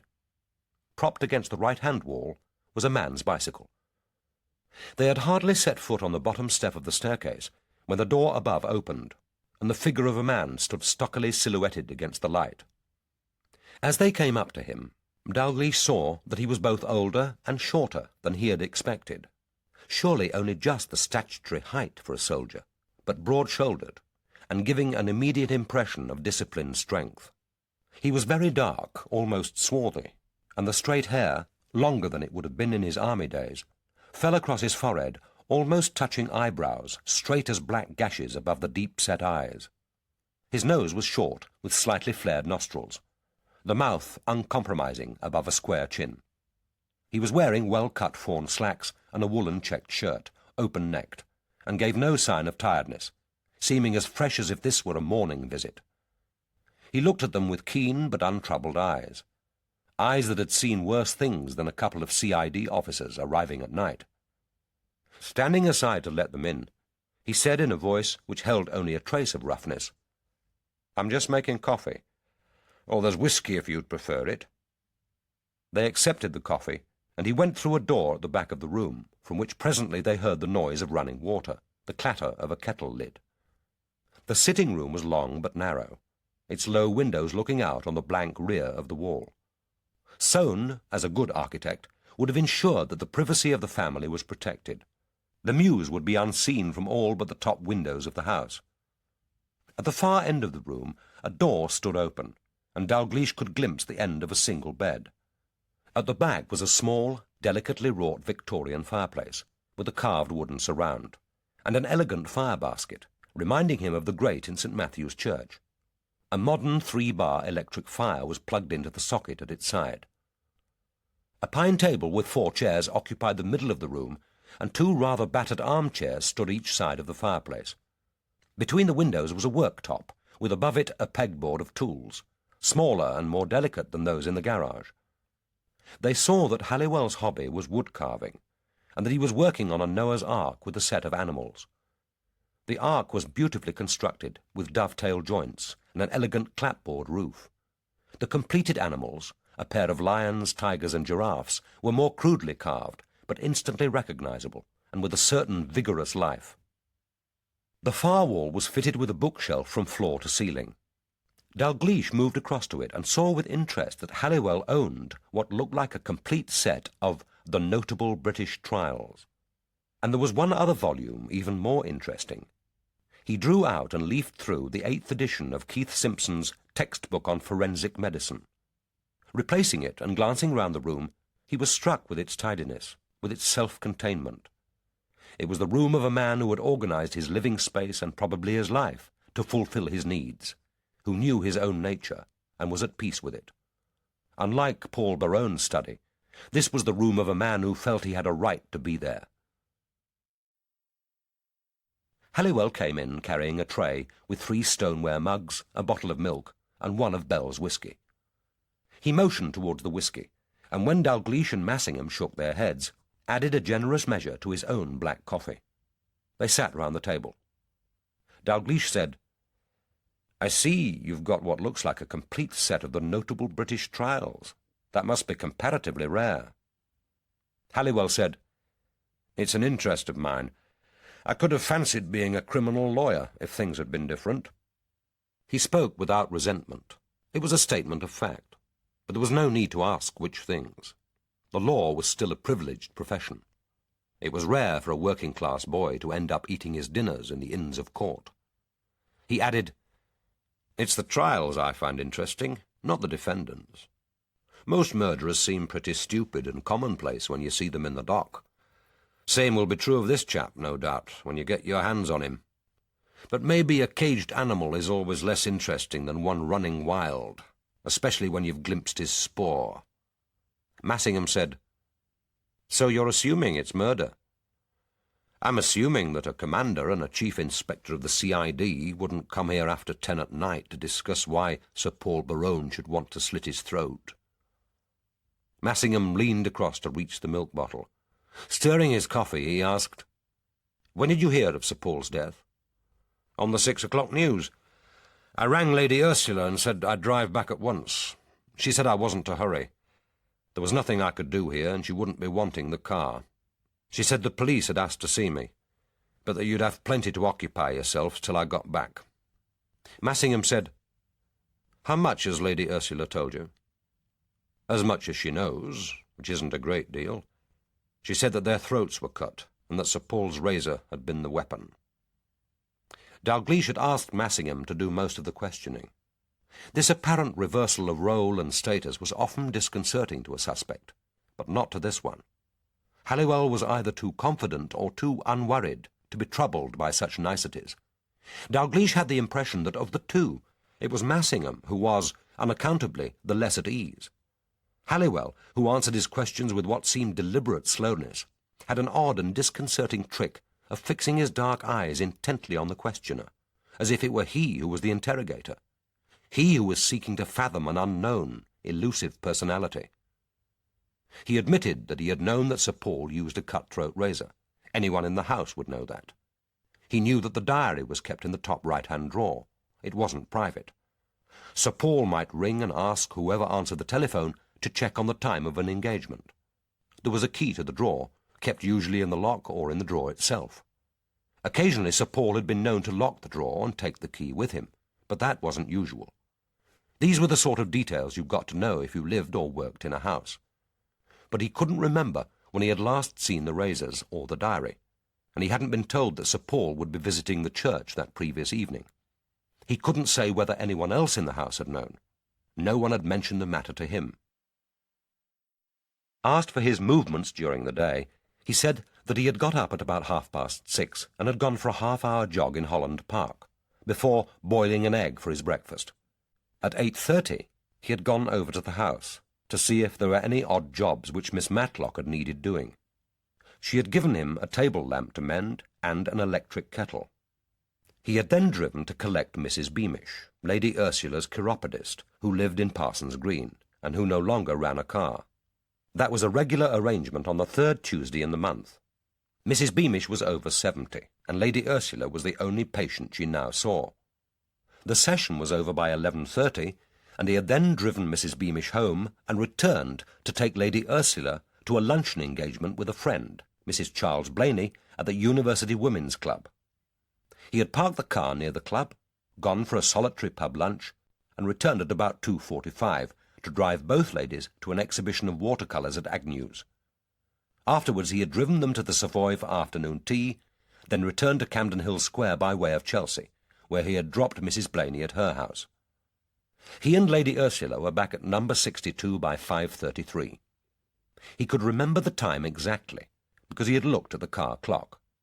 He was used to organising his life by time. He had helped Lady Ursula into the house, had then garaged the Rover, and had spent the rest of the evening in his flat, until leaving for the country just after 10 o'clock. Massingham said, "I believe Lady Ursula telephoned you twice during the evening. Can you remember when that was?" "Yes, once at about 8 and again at 9:15. She wanted to discuss next week's arrangements and to remind me that she had said I could take the Rover. I drive one of the early Cortinas, but it's having its MOT test."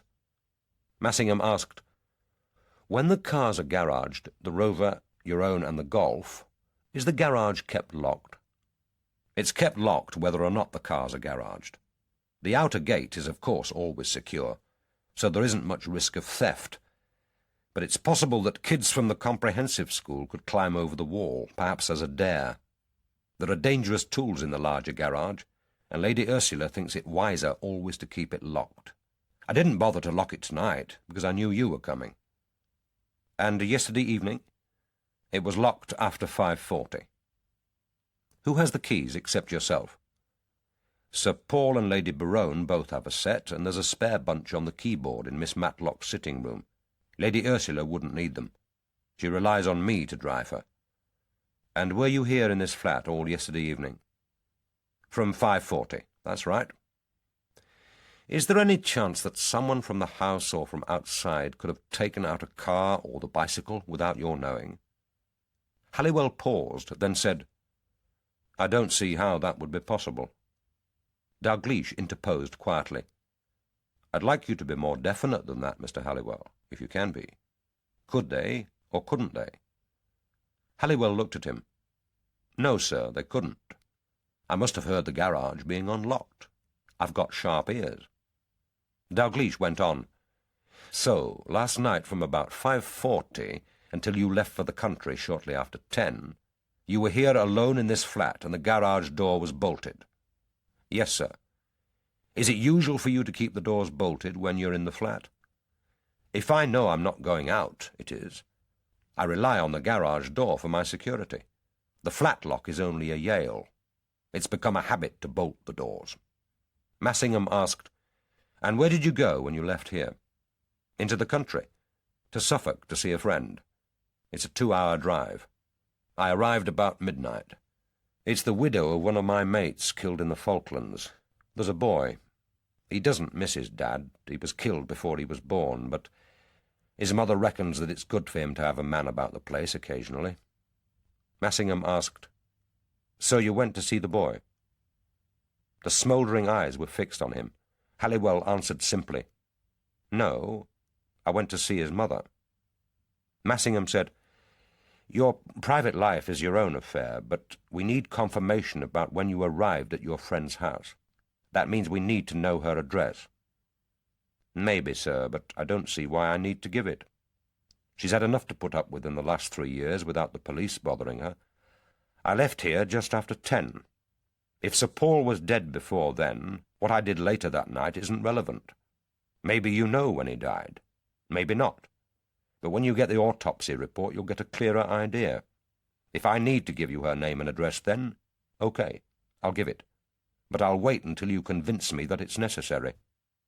Massingham said, "We shan't bother her. She merely has to answer one simple question. A question about murder. She's had enough of death and dying. Look, I left here shortly after 10 and I arrived almost exactly at midnight. If you do ask her, she'll say the same. And if it's relevant, if I had anything to do with Sir Paul's death, then I'll have fixed a time with her anyway, won't I?" Massingham asked, "Why did you start out so late? Today was your day off. Why hang about until 10 before starting on a 2-hour journey?" "I prefer driving when the worst of the traffic is over, and I had some jobs I wanted to get finished first. A plug to fix on the table lamp, the electric kettle to mend. They're on the side if you want to check on the work. Then I bathed, changed, cooked myself a meal." The words, if not the voice, were on the edge of insolence, but Massingham held his temper. Dalgliesh, his own well under control, thought he knew why. Halliwell was a soldier, decorated, a hero. Massingham would have dealt less gently with any man for whom he felt less instinctive respect. If Halliwell had murdered Paul Berowne, then the Victoria Cross wouldn't save him, but Dalgliesh knew that Massingham would prefer almost any other suspect to be guilty. Massingham asked, "Are you married?" "I had a wife and a daughter. They're both dead." He turned and looked directly at Dalgliesh. He said, "What about you, sir? Are you married?"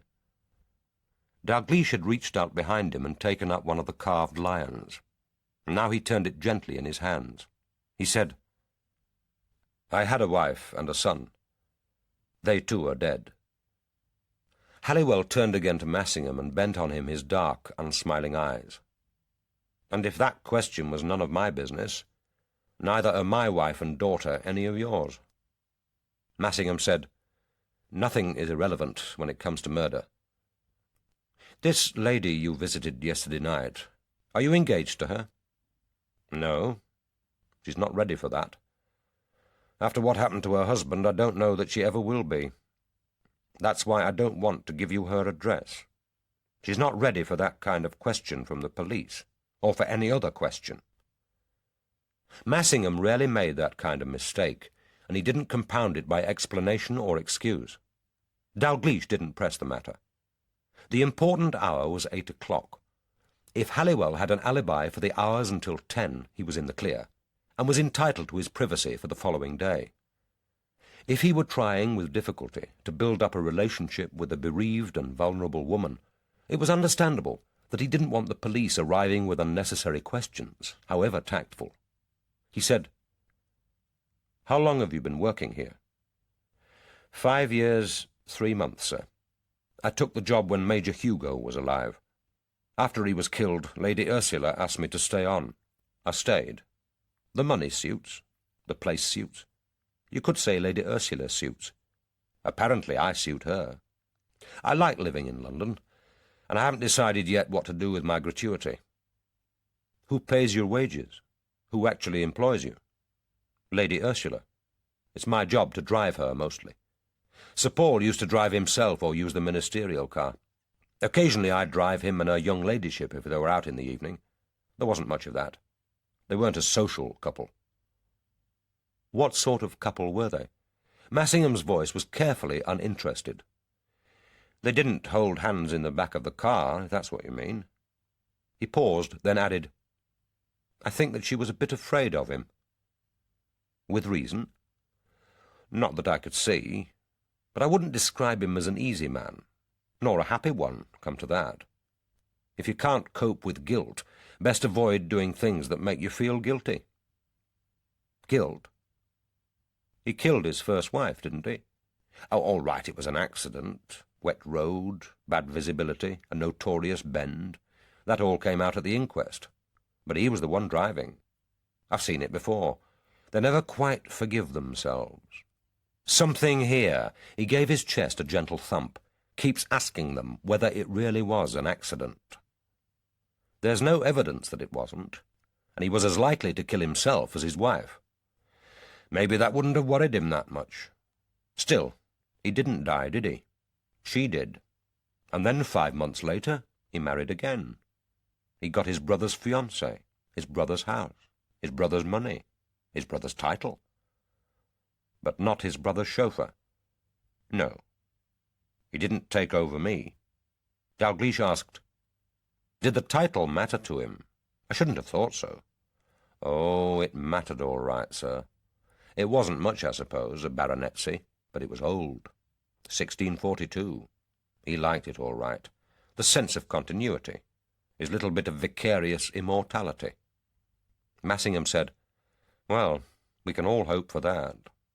You don't sound as if you much liked him." Liking didn't come into it between him and me. I drove his mother. She paid me. And if he disliked me, he didn't show it. But I reckon I reminded him of things he'd rather forget. Massingham said, "And now it's all gone. Ended with him. Even the title." Maybe.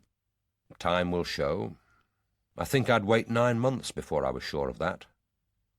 It was a hint of a possibility Dalgliesh had already suspected, but he didn't pursue it.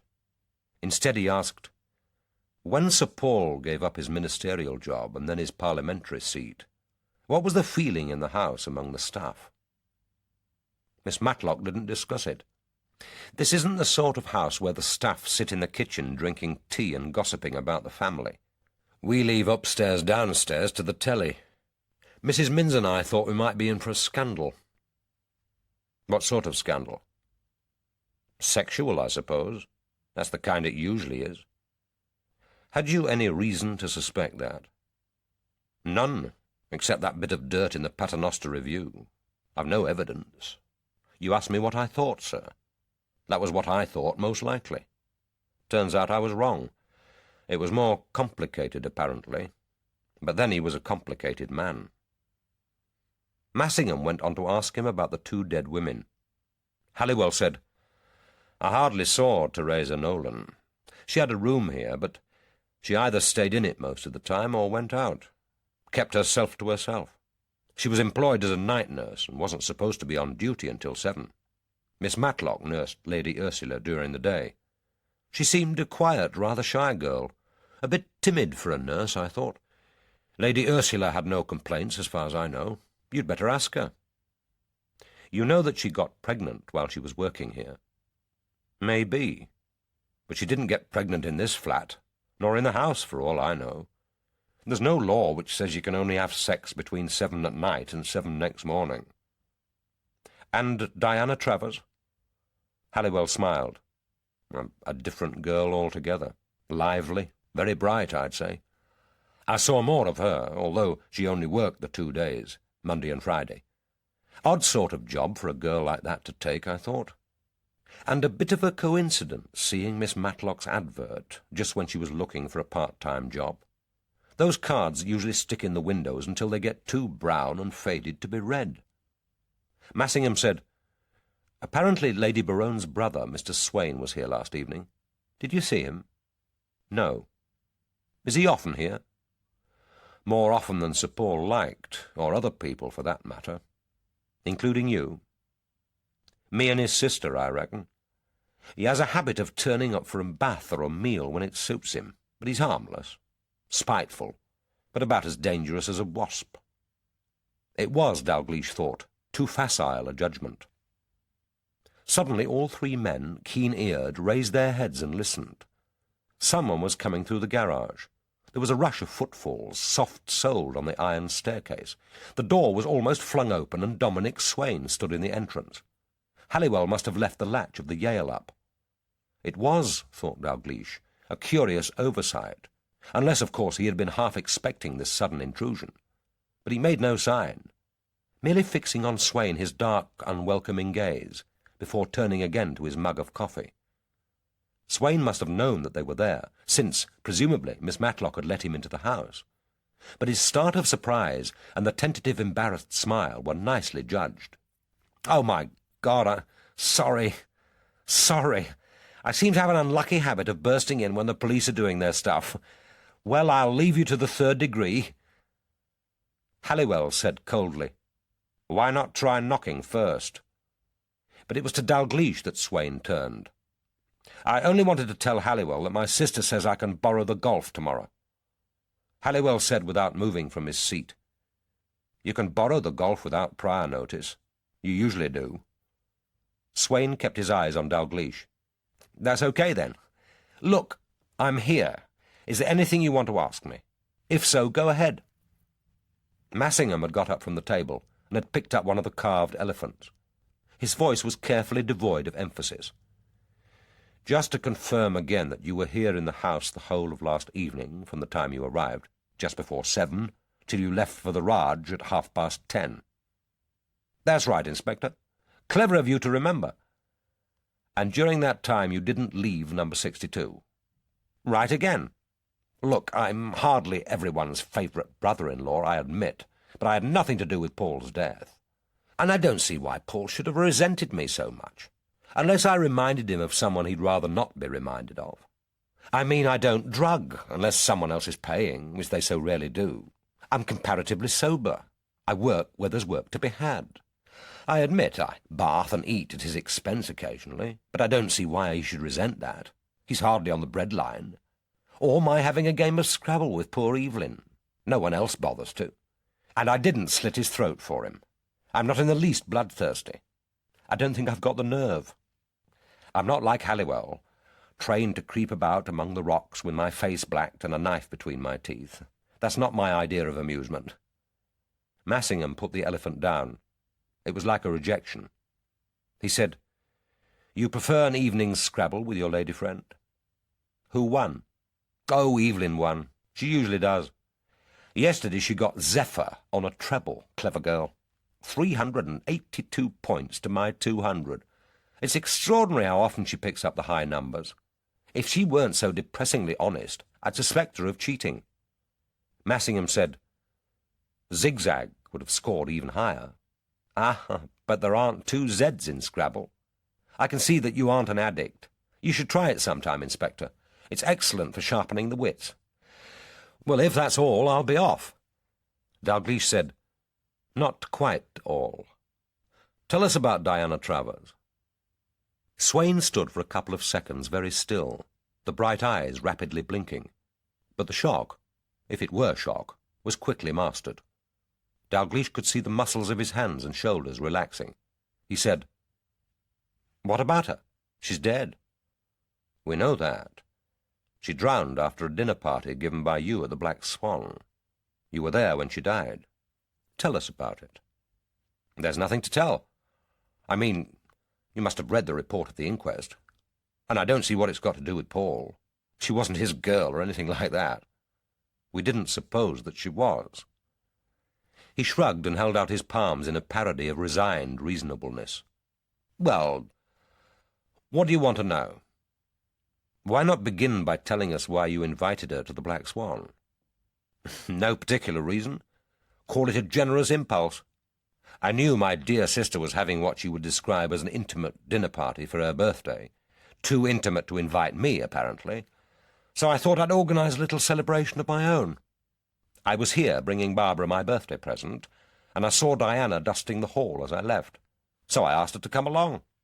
I picked her up outside Holland Park Tube at 6:30 and drove her to meet the gang at the Black Swan." "Where you had dinner?" "Where we had dinner.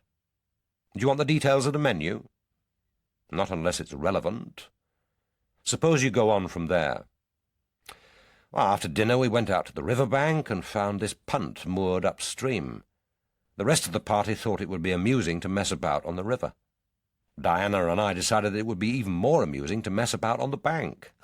She was pretty high. Drink, not drugs. Then we thought it would be fun to swim out to the punt and bob up beside them. Having first taken off your clothes. They were already off. Sorry if I shock you. And you dived in first. Not dived, waded. I never dive into unknown water. Anyway, I struck out with my usual elegant crawl and reached the punt. Then I looked back for Diana. I couldn't see her on the bank, but then there are quite a few bushes at the spot, Jean-Paul trying to make some sort of garden, I suppose, and I thought she might have changed her mind and be dressing. I was a bit worried, but not frantically worried, if you see what I mean. But I thought I'd better go back and check. And the whole idea of the swim was losing its charm. The water was icy cold and very dark, and the chums hadn't greeted me with quite the enthusiasm I expected. So I let go of the punt and struck back towards the bank. She wasn't there, but her clothes were. So then I really was scared.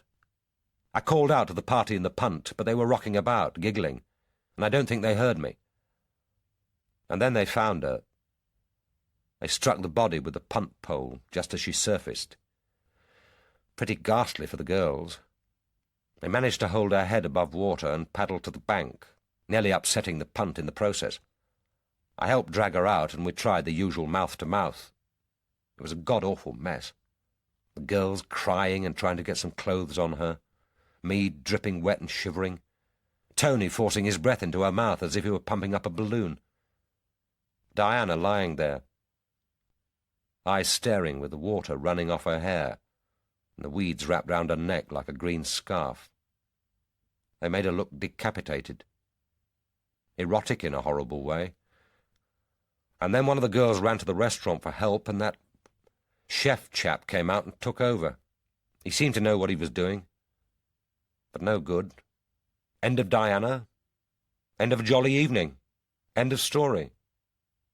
There was a scrape of wood as Halliwell violently pushed himself up from the table and disappeared swiftly into the kitchen. Swain looked after him. "What's he upset about? I was the one who had to look at her. You'd think he'd heard worse things than that." Neither Dalgliesh nor Massingham spoke, and almost immediately Halliwell was back. He was carrying another half-bottle of scotch and set it down. It seemed to Dalgliesh that his face was paler, but he poured himself another tot of whisky with a perfectly steady hand. Swain glanced at the bottle, as if wondering why he wasn't invited to drink, and then turned against Dalgliesh. "I'll tell you one thing about Diana Travers. She wasn't an actress. I found that out on our drive to the Black Swan. No equity card, no drama school, no theatrical jargon, no agent, no parts." "Did she say what her job really was?" "She said she wanted to be a writer and was collecting material. It was easier to tell people you were on the stage. That way they never asked why you wanted a temporary job. I can't say I cared one way or the other. I mean, I was taking the girl out to dinner. I wasn't proposing to shack up with her." "And during the time you were with her on the river bank, before the swim and when you went back to find her, did you see or hear any other person?" The blue eyes widened and became so like his sister's that the resemblance was uncanny. He said, "I don't think so. We were a bit preoccupied, if you get me." "You mean a peeping Tom, someone spying on us?" "The thought didn't occur to me." "Let it occur to you now. Were you absolutely alone?" "We must have been, mustn't we? I mean, who else would be there?" "Think back. Did you see or hear anything suspicious?" "I can't say that I did. But then there was all the jolly girlish screaming from the punt, and I don't think I would have seen or heard anything very clearly once I'd waded in and begun swimming. I do seem to remember that I heard Diana diving in after me, but that's what I expected her to do, so maybe I imagined it. And there could have been someone watching us, I suppose. In the bushes, maybe, but I didn't see him. Sorry if that's the wrong answer. And sorry for barging in. Oh, by the way, I'll be staying here in the house if you want me. Brotherly consolation for the widow." He gave a shrug, and a smile which seemed bestowed on the room generally, rather than anyone in it. Then he was gone. I heard the soft thud of his descending footsteps on the iron staircase. No one made any comment. As they rose to go, Massingham asked his last question. He said, "We can't be certain yet how Sir Paul and Harry Mack died, but we think the probability is that both were murdered. Have you seen or heard anything in this house or outside it which would give you suspicion of who might be responsible?" It was the question they always asked, expected, formal, almost crudely direct. Because of this, it was often the one least likely to elicit the truth. Halliwell poured himself another whisky. It looked as if he was settling in for a night's hard drinking. Without looking up, he said, "I didn't slit his throat for him. If I knew who had, I'd probably tell you." Massingham persevered. Sir Paul had no enemies as far as you are aware. Enemies? Halliwell's smile was nearer a grin. It transformed his swarthy good looks into a mask at once sinister and sardonic, giving force to Swain's description of him, creeping black-faced among the rocks. He must have had, mustn't he, sir, being a politician? But that's all over now. Done with. Finished. Like the Major, he's moved out of their gunshot now. And with that echo of Bunyan, which Dalgliesh suspected might have been a deliberate half-quotation, the interview was at an end. Halliwell went down with them through the garage and dragged the heavy doors shut behind them. They heard the rasp of the 2 bolts. The lights in the niches had been switched off, and the cobbled yard was in darkness, except for twin wall-mounted lights at each end of the garage wall. In the half-darkness, the smell of cypress had strengthened, but was overlaid with a scent, sicklier and funereal, as if somewhere else was a dustbin of dead and rotting flowers. As they approached the back door to the house, the figure of Miss Matlock stepped noiselessly out of the shadows. In the folds of the long dressing gown she seemed taller, hierarchic, almost graceful in her watching stillness. Dalgliesh wondered how long she had stood silently waiting for them. He and Massingham followed her in silence through the quiet house. As she turned the key and drew back the bolts of the front door, Massingham said, "That game of Scrabble you played last night with Mr. Swain, who won?" The ploy was deliberately naive, the trap obvious. But her reaction was surprising. In the subdued light of the hall they watched the flush mottle her throat, then flare up to crimson her face. "I did. I got 382 points, in case you should be interested. That game was played, Inspector. You may be used to talking to liars. I'm not one of them." Her body was rigid with fury, but the clasped hands shook as if they were palsied. Dalgliesh said gently, "No one is suggesting that you are, Miss Matlock. Thank you for waiting up for us. Good night." Outside, as he unlocked the rover, Massingham said, "Now why should that simple question shake her? Literally." Dalgliesh had met with it before, the clumsy aggression of women who were both shy and insecure. He wished that he could feel more sorry for her. He said, "It wasn't particularly subtle, John." "No, sir. It wasn't meant to be. She played that game of Scrabble all right. The question is, when?" Dalgliesh took the wheel. He drove away from the house, then drew into a vacant space halfway down Camden Hill Square and rang the yard. Kate Miskin's answering voice sounded as strong and lively as it had in the early hours of the inquiry. "I've traced and seen Mrs. Hurrell, sir. She confirms that she did ring the Camden Hill Square house just before 8:45 to ask for Sir Paul. A man answered. He said Swain speaking. Then when she told him what she wanted, he handed her over to Miss Matlock. Miss Matlock said that she didn't know where Sir Paul was, and nor did anyone else in the house." It was, thought Dalgliesh, an odd way for Swain to answer the telephone when in someone else's house. One might almost believe that he wanted to establish that he was there. He asked, "Anything from door-to-door inquiries?" "Nothing yet, sir. But I've spoken again to the McBrides and Maggie Sullivan. All 3 are definite about the gush of water from the church drain. Someone was using the sink in the washroom just after 8 o'clock. They all agree about the time." "And the lab?" "I've had a word with the senior biologist. If they can get the blood samples immediately after the PM, say by late afternoon, they'll set up the electrophoresis overnight. The director has agreed that they can work over the weekend. We should know about the bloodstains by Monday morning."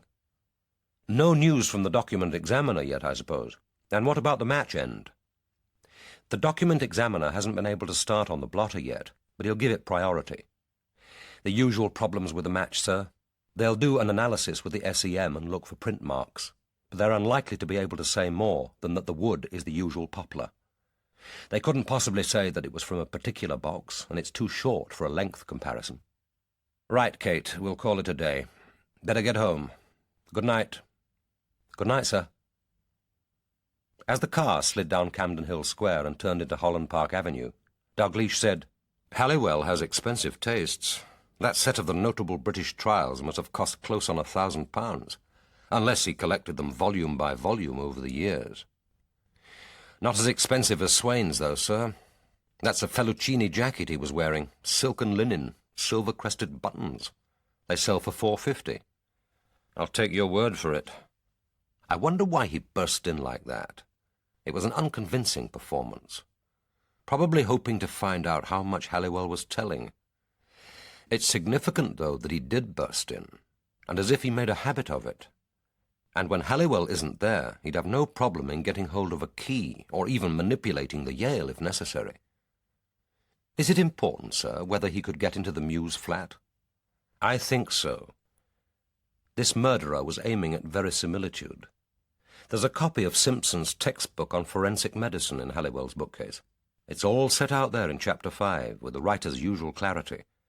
A table showing the distinction between suicidal and homicidal cuts of the throat. Swain could have seen it at any time, browsed through it, remembered it. So too could anyone else at Camden Hill Square with access to the garage flat, and most easily, of course, Halliwell himself. Whoever slit Berowne's throat knew exactly what effect he was aiming to produce. Massingham asked, "But would Halliwell have left the Simpson there for us to find? If other people knew of its existence, to destroy it would be more incriminating than to leave it on the shelf. But Halliwell has to be in the clear if Lady Ursula is telling the truth about those 2 telephone calls. And I can't see her giving Halliwell an alibi for the murder of her son, or any other suspect for that matter." Massingham said, "Or Halliwell giving Swain an alibi unless he had to. There's no love lost there. He despises the man. Incidentally, I knew I'd seen Swain somewhere before. I've remembered now. He was in that play at the Coningsby Theatre in Camden Town a year ago. The Garage. The cast actually constructed a garage on the stage. In the first act they put it up. In the second they knocked it down. I thought it was a wedding tent. No, wrong play, sir. Swain played the local psychopath, one of the gang who pulled it down. So he must have an equity card." "How did he strike you as an actor?" "Energetic, but unsubtle. Not that I'm much of a judge. I prefer films. I only went there because Emma was going through her cultural stage. The play was highly symbolic. The garage was supposed to represent Britain, or capitalism, or imperialism, or maybe the class struggle. I'm not sure the author knew. You could tell that it was going to be a great critical success. No one spoke a literate line, and a week later I couldn't remember a word of the dialogue. There was some fairly energetic fighting in the second act. Swain knows how to handle himself. Still, kicking in a garage wall isn't the most suitable training for slitting a throat. I can't see Swain as a killer. Not this killer, anyway." They were both experienced detectives. They knew the importance at this stage of keeping the detection rational, of concentrating on the physical, ascertainable facts. Which of the suspects has the means, the opportunity, the knowledge, the physical strength, the motive? It was unproductive so early in the investigation to begin asking, has this man the ruthlessness, the nerve, the desperation, the psychological make-up to commit this particular crime? And yet, seduced by the fascination of human personality, they nearly always did.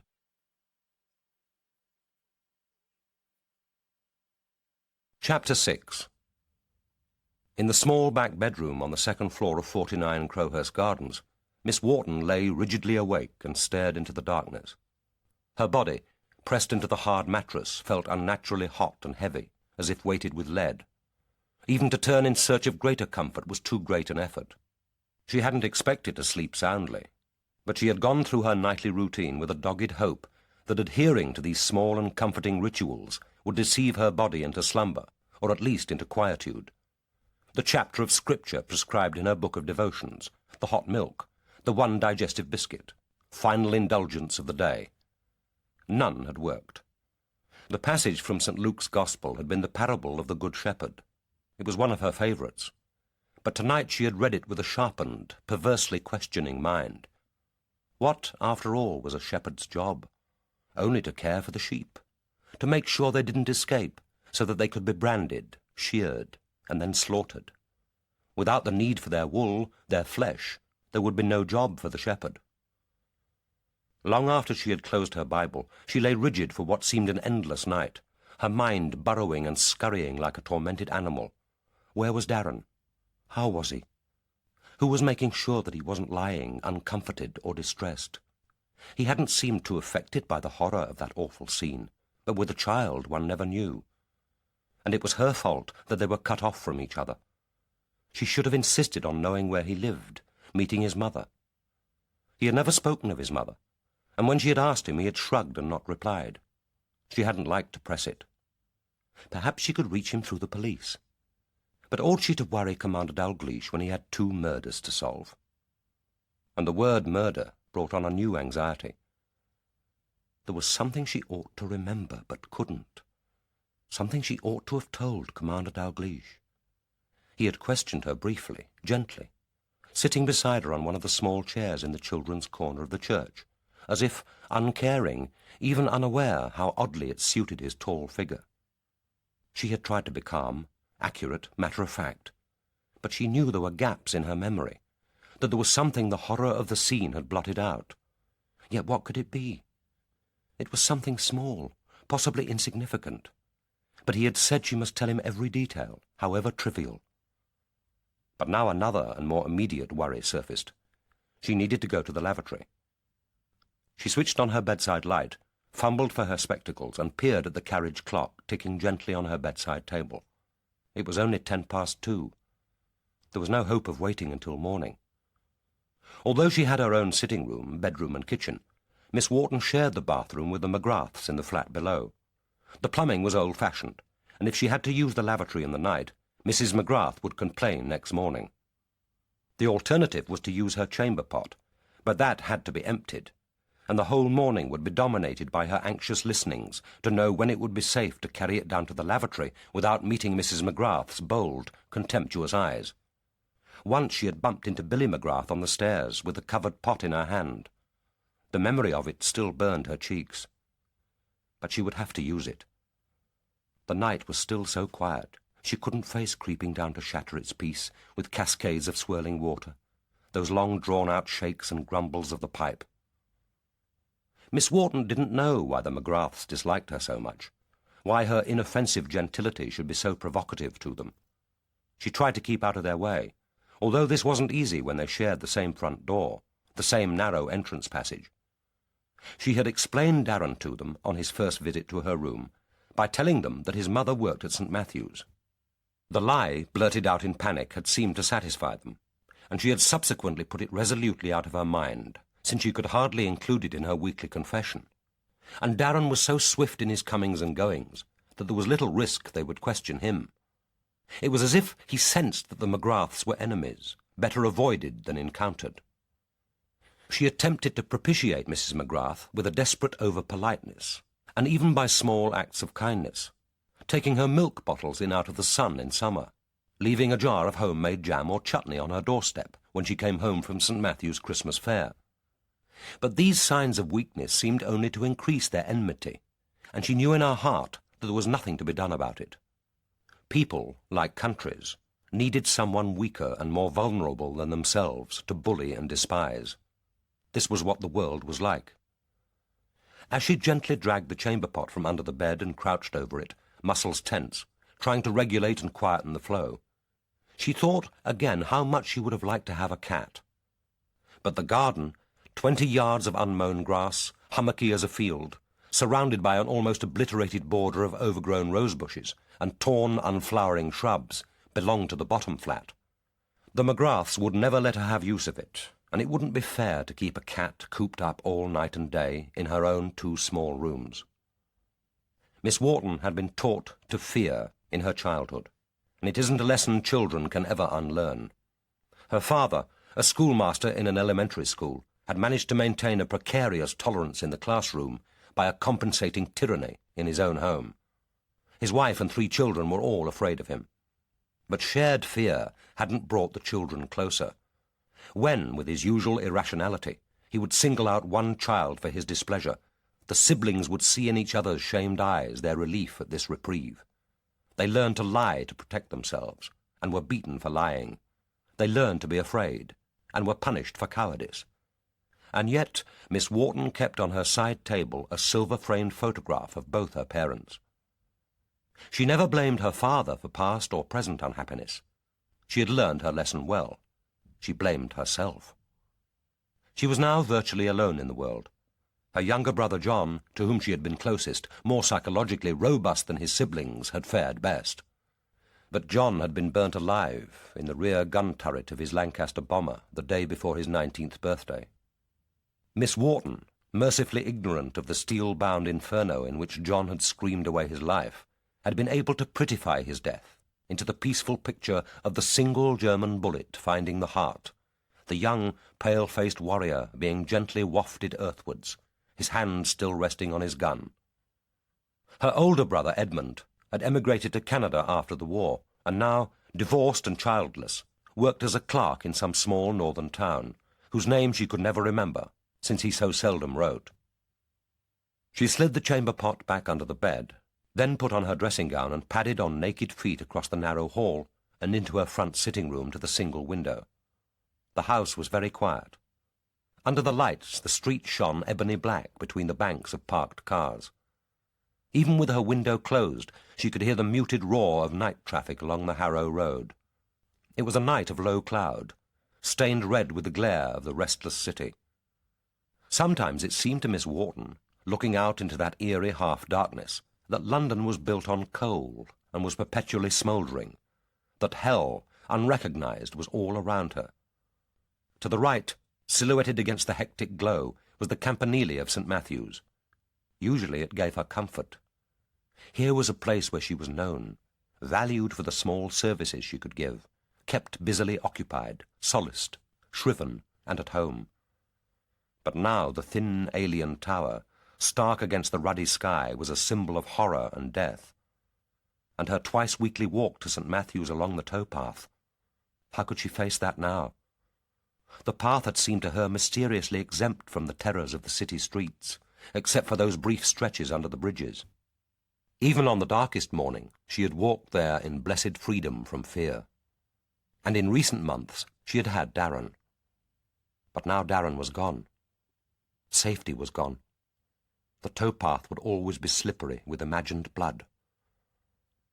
Creeping back to bed, her mind journeyed across the roofs to the little vestry. It would be empty now, of course. The police would have taken the bodies away. The black windowless van had been parked there ready even before she had left. There would be nothing now but the bloodstains browning on the carpet. Or would that too have been taken away? Nothing but emptiness and darkness and the smell of death, except in the Lady Chapel, where the sanctuary light would still be gleaming. Was she to lose even this, she wondered? Was this what murder did to the innocent? Took away the people they loved, loaded their minds with terror, left them bereft and unfriended under a smouldering sky? Chapter 7. It was after 11:30 when Kate Miskin clanged the lift door behind her and unlocked the security lock of her flat.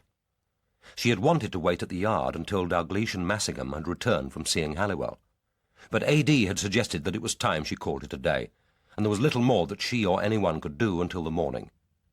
If A.D. was right, and Berowne and Harry Mack had both been murdered, she and Massingham could be regularly working a 16-hour day, sometimes longer. It wasn't a possibility she feared. She had done it before. As she switched on the light and double-locked the door behind her, it struck her as odd, perhaps even reprehensible, that she should be hoping that A.D. was right.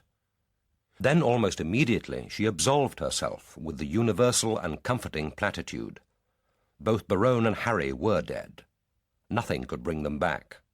And if Sir Paul Berowne hadn't slit his own throat, then the case promised to be fascinating as well as important, and not only to her personally, to her chance of promotion.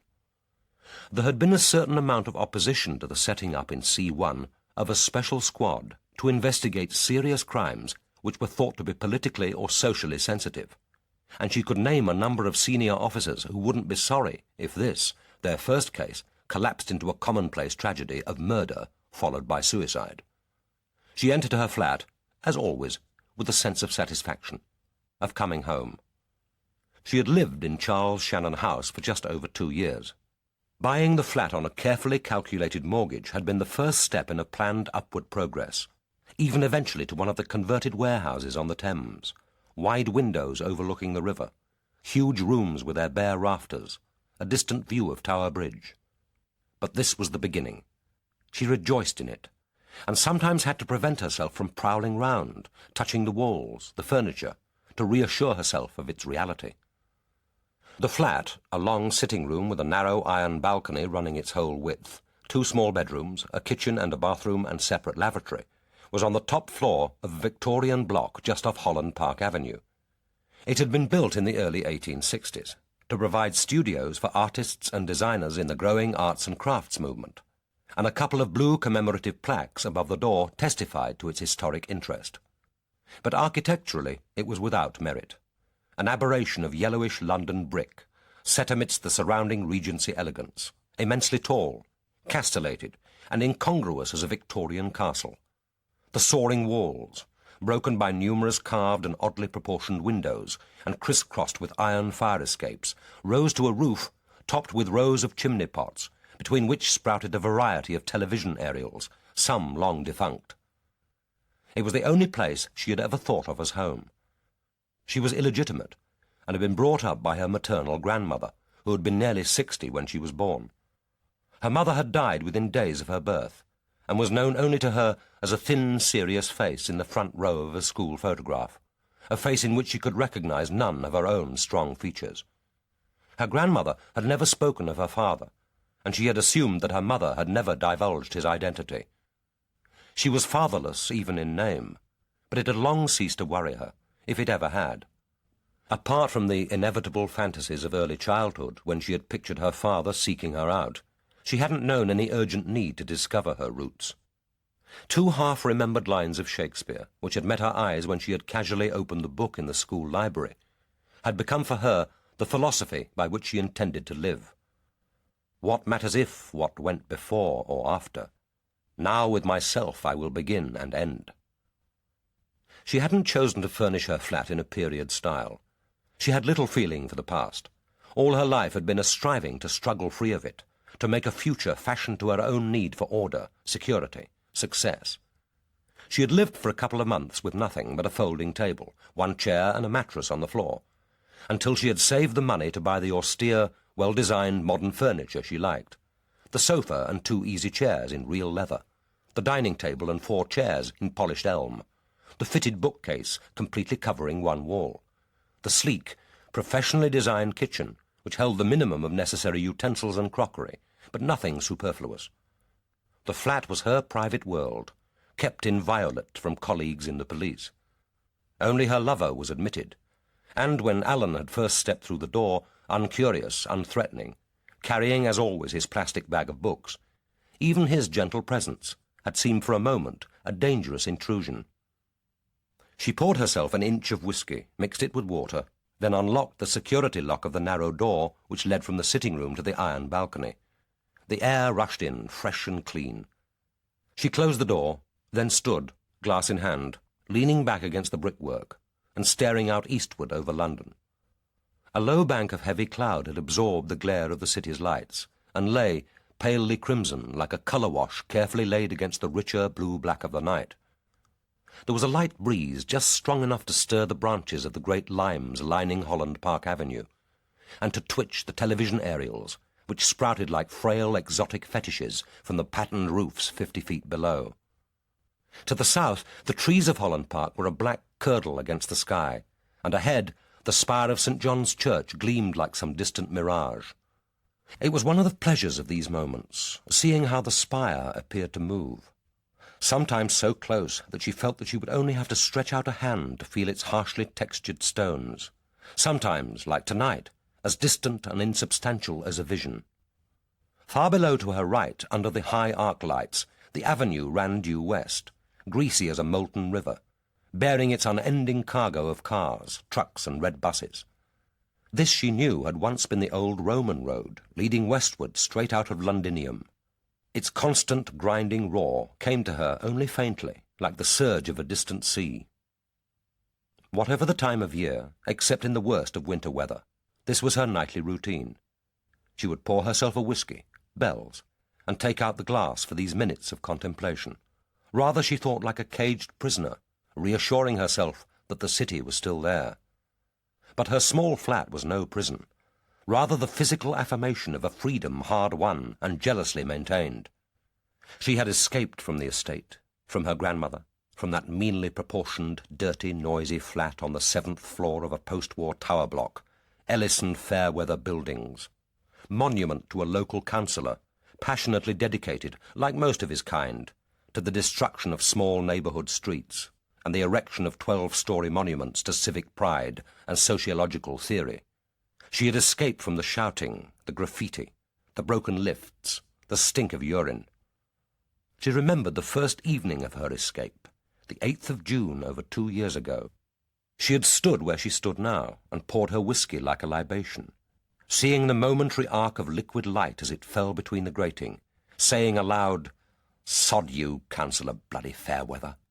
Welcome freedom." And now she was really on her way. If she made a success of this new job, anything, well, almost anything, was possible. It was perhaps not surprising that AD would choose at least one woman for his squad. But he wasn't the man to make routine gestures to feminism, or to any other fashionable cause, come to that. He had selected her because he needed a woman in the squad, and because he knew her record, knew that he could rely on her to do a good job. Looking out over London, she felt confidence surge through her veins, strong and sweet as the first conscious breath of morning. The world stretched out below her was one she was at home in, part of that dense, exciting conglomerate of urban villages which made up the Metropolitan Police District. She pictured it stretching away over Notting Hill Gate, over Hyde Park and the curve of the river, past the towers of Westminster and Big Ben, briefly over that anomaly, the patch of the City of London Police, then on through the eastern suburbs to the boundary with the Essex Constabulary. She knew almost to a yard where that boundary lay. This was how she saw the capital, patterned in police areas, districts, divisions and subdivisions. And immediately below her lay Notting Hill, that tough, diverse, richly cosmopolitan village where she had been posted after leaving the preliminary training school.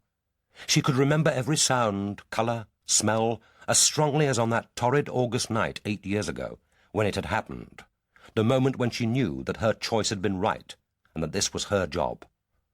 She had been on foot patrol in Notting Hill with Terry Reid on the hottest August night in living memory.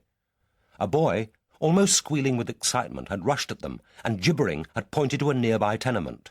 She saw it again, the huddle of frightened neighbours at the foot of the stairs, faces gleaming with sweat, stained shirts stuck to steaming bodies, a smell of hot, unwashed humanity. And above the whispers, a raucous voice from upstairs shouting its unintelligible protest. The boy said, "He's got a knife, miss. George tried to get in, but he threatened him. That's right, ain't it, George?" George, white, small, weasel-like in the corner. "Yeah, that's right." "And he's got Maybelle in with him. Maybelle and the kid." A woman whispered, "Blessed Jesus, he's got a kid in there." They had fallen back to let her through, her and Terry. She asked, "What's his name?" "Leroy." "His other name?" "Prize. Leroy Prize." The hallway was dark. The room itself, unlocked since the lock was smashed, was even darker. The harsh glare filtered through a torn piece of carpet nailed over the window. She could see dimly the stained double mattress on the floor, a folding table, 2 chairs, one on its side. There was a smell of vomit, of sweat, of beer overlaid with the strong, oily smell of fish and chips. Against the wall cowered a woman, a child in her arms. She said gently, "It's all right, Mr. Price. I'll have that knife. You don't mean to hurt them. She's your kid. You wouldn't want to hurt either of them. I know what it is. It's too hot and you've had enough. We all have." She had seen it before, on the estate as well as on the beat, that moment when the burden of frustration, hopelessness and misery suddenly became too heavy and the mind exploded into an anarchy of protest. He had, indeed, had too much. Too many unpaid, unpayable bills, too much worry, too many demands, too much frustration, and, of course, too much to drink. She had walked up to him, not speaking, calmly meeting his eyes, holding out her hand for the knife. She wasn't aware of fear, only the fear that Terry might come crashing in. There was no sound. The group at the foot of the stairs was frozen into silence. The street outside stilled in one of those strange moments of quietness which sometimes fall on even the rowdiest quarters of London. She could hear only her own quiet breathing and his harsh, grating breaths. Then with a wild sob he had dropped the knife and flung himself towards her. She had held him, murmuring as she might to a child, and it was over.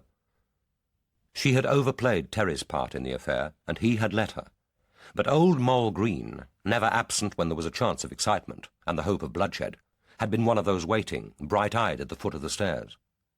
The following Tuesday Terry had busted her for carrying hash, admittedly with small provocation, but he was behind with his self-imposed weekly quota of arrests.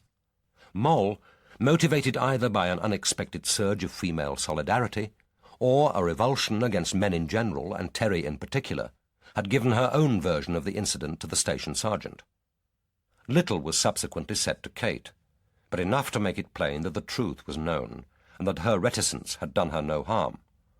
Now she wondered briefly what had happened to that man, to Maybelle, to the child. For the first time it struck her as odd that the incident over, her report made, she had never given any of them another thought. She came in, closed the door, and drew the heavy linen curtains, then went to telephone Alan. They had planned to see a film the following night, but this would no longer be possible. It was pointless to make any plans until the case was finished. He took the news calmly, as he always did when she had to break a date. One of the many things she liked about him was that he never fussed. He said, "It looks then as if dinner next Thursday might not be possible either. We may be through by then, but it's unlikely. Still, keep it free, and if I have to, I'll ring and cancel." "Well, good luck with the case. Hope it won't be Love's Labour's Lost." "What?" "Sorry. Berowne is the name of an attendant lord in Shakespeare. It's an unusual and interesting name. It was an unusual and interesting death. See you next Thursday at about 8. Unless you find it necessary to cancel. Goodbye, Kate." She thought that she detected a trace of irony in his voice, then decided that tiredness had made her imaginative.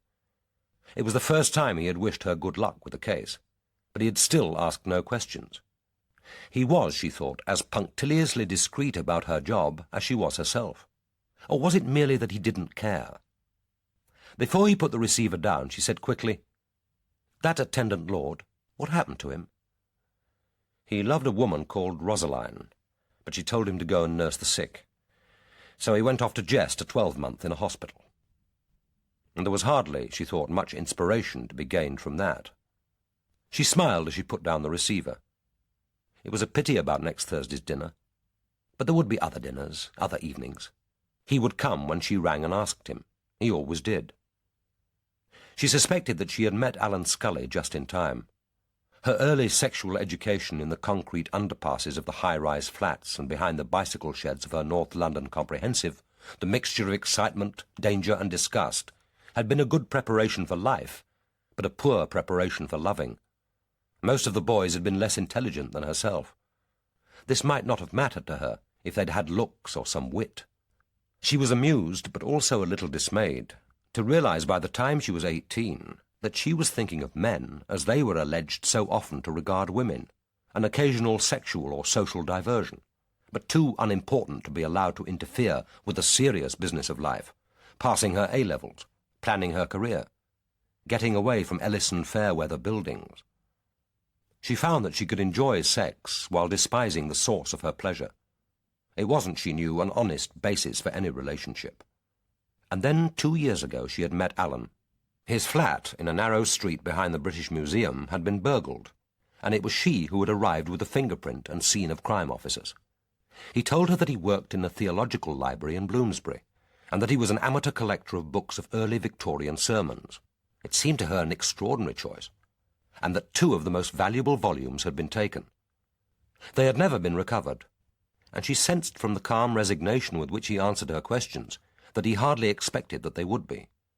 His flat, small, cluttered, a repository for books rather than a space for living, was unlike any place she had ever seen, as he was unlike any man. She had had to make a return visit, and they had spent about an hour chatting over coffee. He had then asked her, simply, to go with him to see a Shakespearean production at the National Theatre. It was less than a month after that evening that they first went to bed together, and he had demolished one of her firmly held assumptions that intellectuals weren't interested in sex. He was both interested in and very good at it. They had settled into a comfortable, apparently mutually satisfactory, loving friendship, in which each saw the other's job, without resentment or envy, as foreign territory, its speech and mores so far removed from any possibility of comprehension that they rarely spoke of it.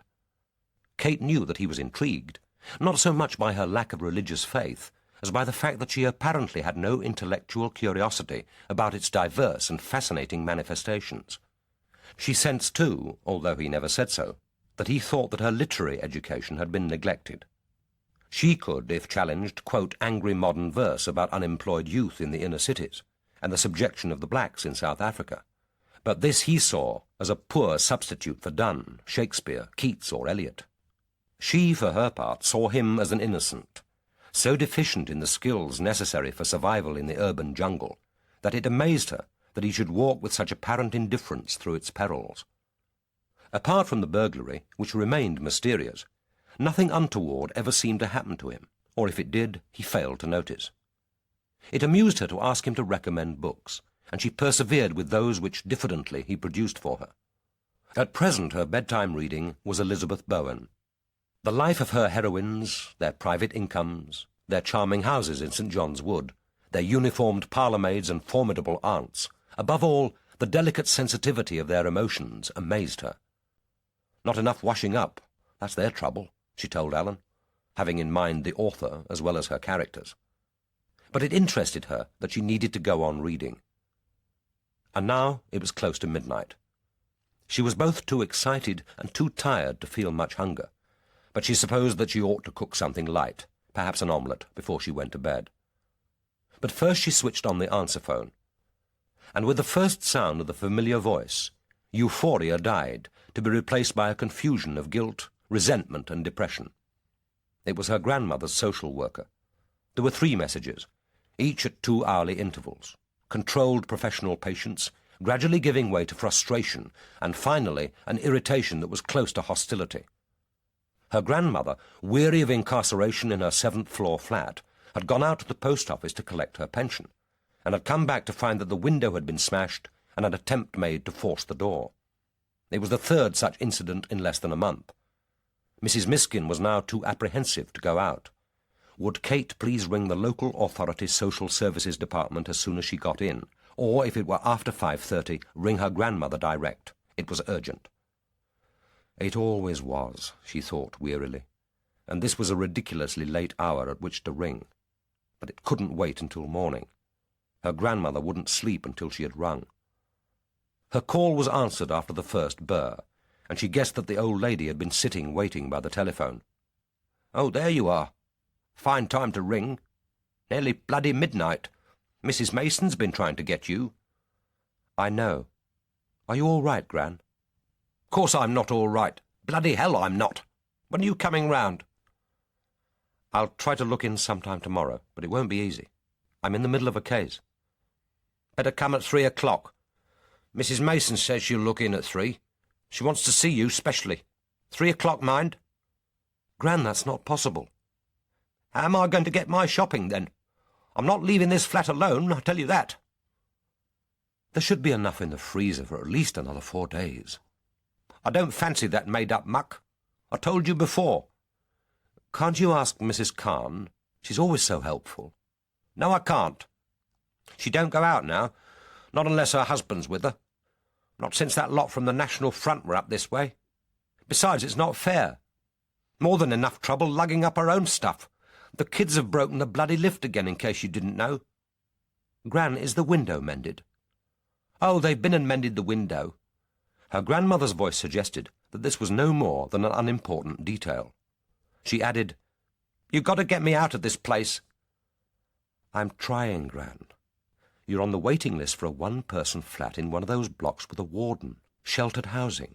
You know that." "I don't need any bloody warden. I ought to be with my own kith and kin. See you tomorrow, then, at 3 o'clock. Mind you come. Mrs. Mason wants to see you." She put down the receiver. Kate thought, "Oh, God, I can't cope with this again. Not now. Not just at the beginning of a new case." She told herself with angry self-justification that she wasn't irresponsible, that she did what she could. She had bought her grandmother a new refrigerator topped with a small freezer, and visited every Sunday to stock it with meals for the week ahead, only more often than not to be met with a familiar complaint. "I can't eat that fancy stuff. I want to do my own shopping. I want to get out of here." She had paid for a telephone to be installed, and had taught her grandmother not to be afraid of it. She had liaised with the local authority and arranged for a weekly visit from a home help to clean the flat. She would willingly have cleaned it herself if her grandmother would have tolerated the interference. She would take any trouble, spend any money, to avoid taking her grandmother to live with her in Charles Shannon House. But that, she knew, was what the old lady, in alliance with her social worker, was inexorably pressing her to accept. And she couldn't do it. She couldn't give up her freedom, Alan's visits, the spare room where she did her painting, her privacy and peace at the end of the day for an old woman's impedimenta, the ceaseless noise of her television, the mess, the smell of old age, of failure, the smell of Ellison Fairweather buildings, of childhood, of the past. And now, more than ever, it was impossible. Now, with her first case with a new squad, she needed to be free. She was seized with a spurt of envy and resentment against Massingham. Even if he had a dozen difficult and demanding relatives, no one would expect him to have to cope. And if she did have to take time off from the job, he would be the first to point out that when the going got really tough, you couldn't rely on a woman.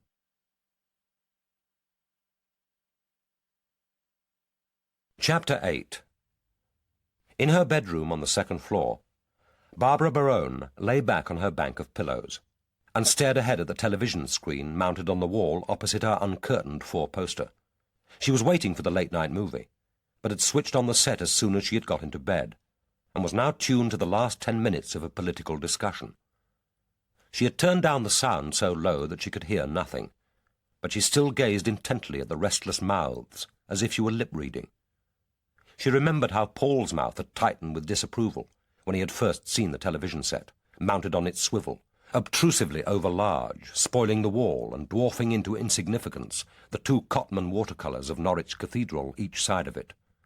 But he had said nothing, and she had told herself defiantly that she didn't care.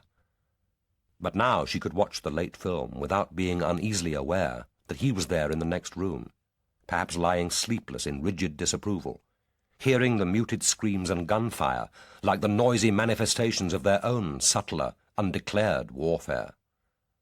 He had disliked, too, her untidiness, an unconscious protest against the impersonality, the obsessive neatness of the rest of the house.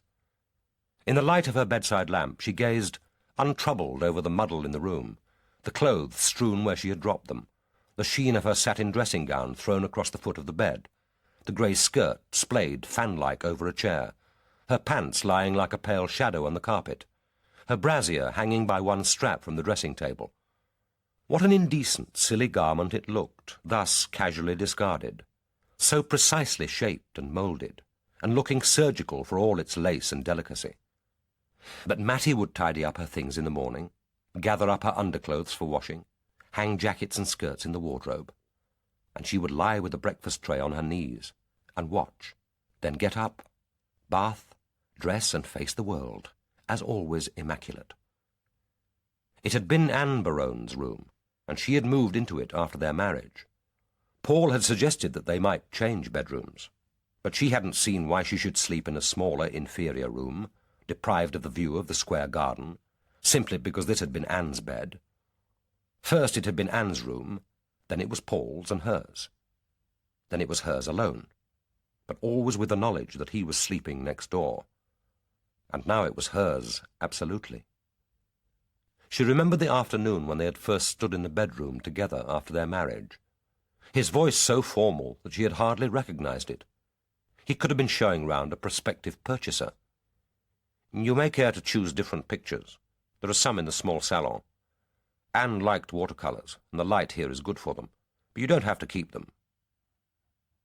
She hadn't cared about the pictures, which had seemed to her rather dull, insignificant English landscapes by painters Paul seemed to think she ought to recognize. She still didn't care, not even enough to change them. But the bedroom had, from her first possession, taken on a different personality, softer, more luxurious, scented and feminine. and gradually it had become as cluttered as an indiscriminately stocked antique shop. She had gone round the house and moved up to her room the items of furniture, the oddly assorted objects which had taken her fancy, as if obsessively raping the house, leaving no space for those rejected but insidious ghosts. A Regency two-handed vase under a glass dome, filled with multicoloured flowers, intricately devised from shells. A gilt bronze Tudor wood cabinet, decorated with porcelain ovals of shepherds and shepherdesses. A bust of John Soane on a marble pedestal. A collection of 18th century snuff-boxes, taken from their showcase, and now casually littering her dressing table. But there were still ghosts. Living ghosts. Voices on the air which no object, however desired, had power to exorcise. Propped against the scented pillows, she was back in her childhood bed, a 12-year-old, lying rigid and sleepless, hands clutching the bedclothes. Snatches of endless argument, half heard over weeks and months, then only partly understood, had come together into a coherent whole, refined by her imagination, and now unforgettable. First her mother's voice. "I thought you'd want custody of the children. You're their father.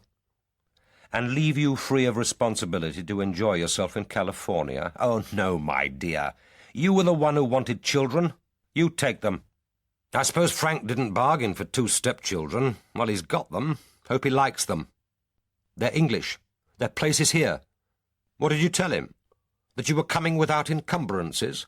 A little shop-soiled darling, but unencumbered? Their place is with their mother. Even a bitch has some maternal instincts. You take them or I fight the divorce." "My God, they're your children. Don't you care? Don't you love them?" "I might have done if you'd let me, and if they'd been less like you. As it is, frankly indifferent. You want freedom, so do I. All right, we'll share. I'll take Barbie, you have Dicko. A boy's place is with his father." "Then we're in a difficulty.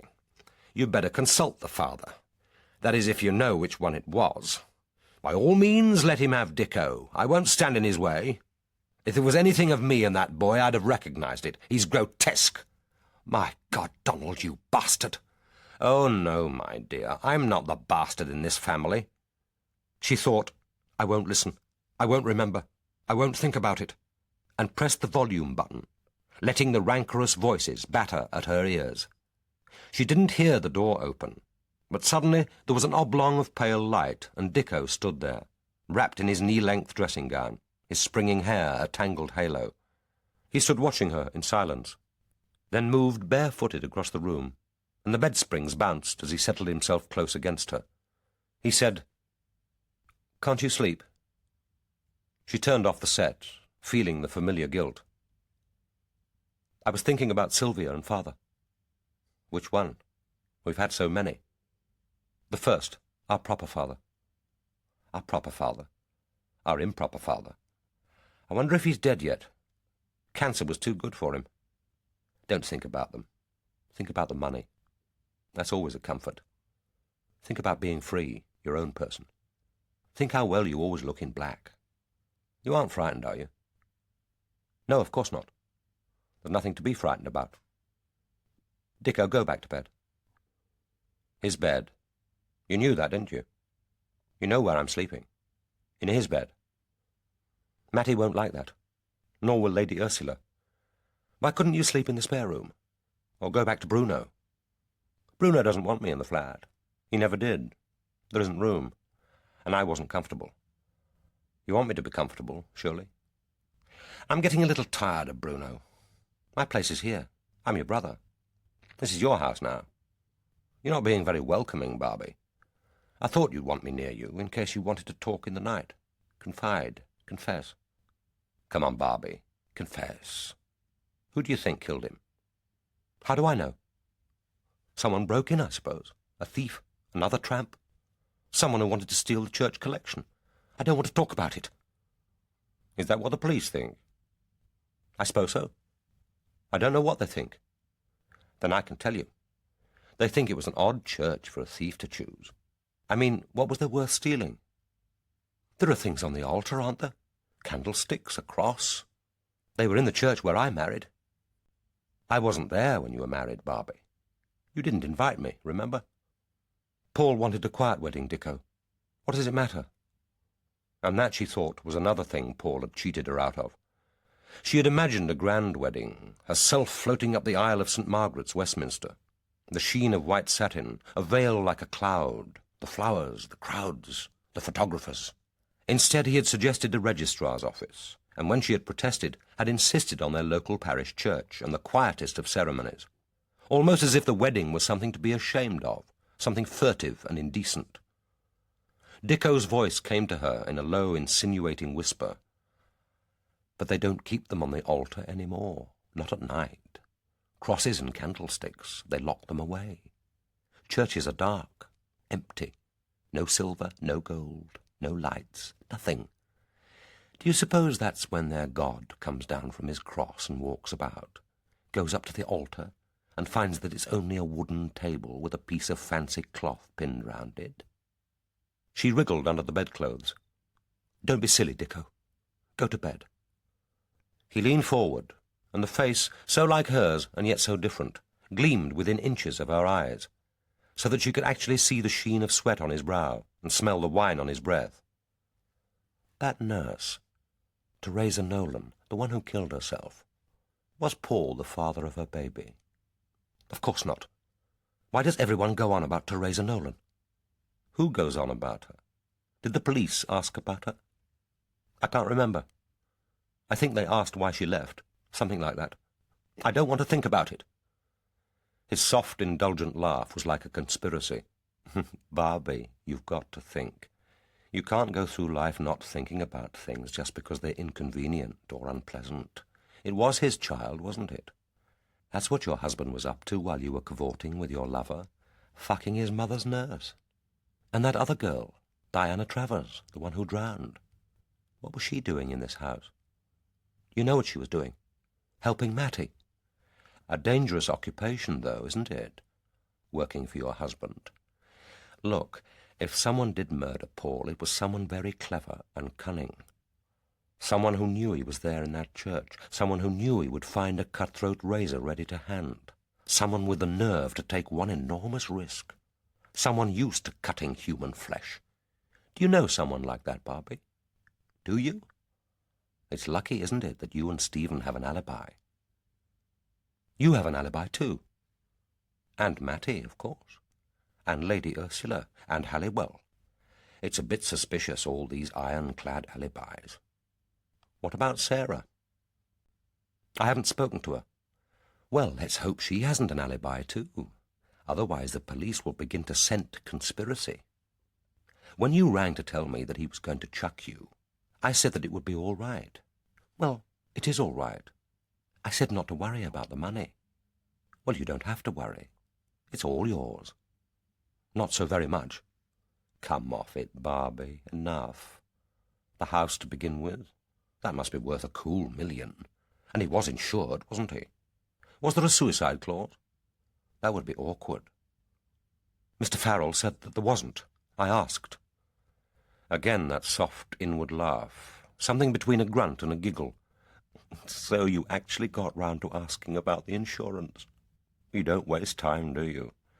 And that's what the lawyers think, is it? That Paul killed himself? Lawyers never say. Mr. Farrell told me not to talk to the police unless he was there. The family won't want it to be suicide. They'd rather he was murdered. And perhaps he was. If he'd wanted to kill himself, why didn't he use the gun? His brother's gun. A man doesn't cut his throat if he's got a gun. And he had ammo, too, didn't he? Ammo? Bullets. Where is the gun? Still in his safe? No, I don't know where it is. What do you mean you don't know? Have you looked? Yesterday, after he left. Not for the gun. I wanted to look for some papers. His will. I opened the safe, and it wasn't there. Are you sure? Of course I'm sure. It's a very small safe. And you didn't tell the police, naturally. It wouldn't be easy to explain why you wanted to take a look at your husband's will just a few hours before he so conveniently died. I haven't told anyone. How did you know about the gun, anyway? My God, Barbie, you are extraordinary. Your husband has his throat slit, his gun is missing, and you tell no one? I expect he got rid of it. Anyway, what does it matter? He didn't shoot himself. Dicko, go to bed. I'm tired. But you aren't frightened about the gun, are you? Barbie, why aren't you frightened? It's because you know who's taken it, don't you? You know, or you suspect. Who was it? Lady Ursula? Halliwell? Sarah? Your lover? Of course I don't know. Dicko, leave me alone. I'm tired. I don't want to talk any more. I want to sleep. Her eyes brimmed with tears. It was unfair of him to upset her like this. She felt an immense sorrow for herself, widowed, alone, vulnerable, and pregnant. Lady Ursula didn't want her to tell anyone about the baby yet, not the police, not Dicko. But he would have to know sometime. Everyone would. And they ought to know so that they could look after her, see that she wasn't worried. Paul would have looked after her. But Paul wasn't here. And she had only told him about the baby yesterday morning. Yesterday. But she wouldn't think about yesterday. Not now, not ever again. And the film was due to begin. A Hitchcock repeat, and she'd always liked Hitchcock. It wasn't fair of Dicko to come in, badgering her, making her remember. He smiled and patted her on the head as he would a dog, and then he was gone. She waited until the door was closed, and she could be certain he wouldn't reappear. Then she pressed on the TV button. The screen glowed into light, and the credits for the previous program began to roll. She was in time. She settled more comfortably against her pillows, keeping the sound low so that he shouldn't hear.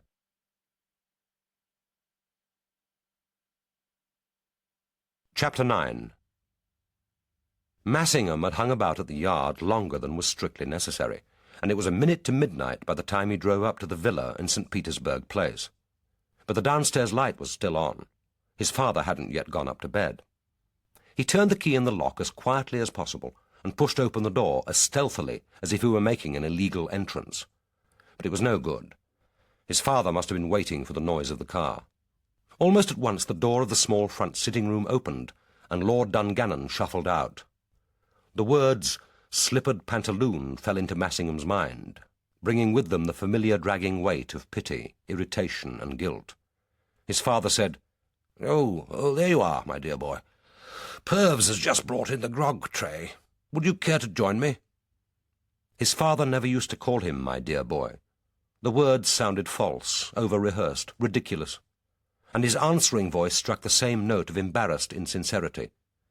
No, thank you, father. I'd better get up. It's been a tiring day. We're working on the Berowne case. Of course, Berowne. She was Lady Ursula Stollard before she married. Your Aunt Margaret was presented in the same year. But she must be over 80. Can't have been unexpected. It's not Lady Ursula who's dead, father. It's her son. But I thought Hugo Berowne was killed in Northern Ireland. Not Hugo, father. Paul. Paul. His father seemed to contemplate the word, then said, Then I must, of course, write to Lady Ursula. Poor woman. If you're sure you won't come in... His voice, which since April had become the quaver of an old man, broke off. But Massingham was already bounding up the stairs.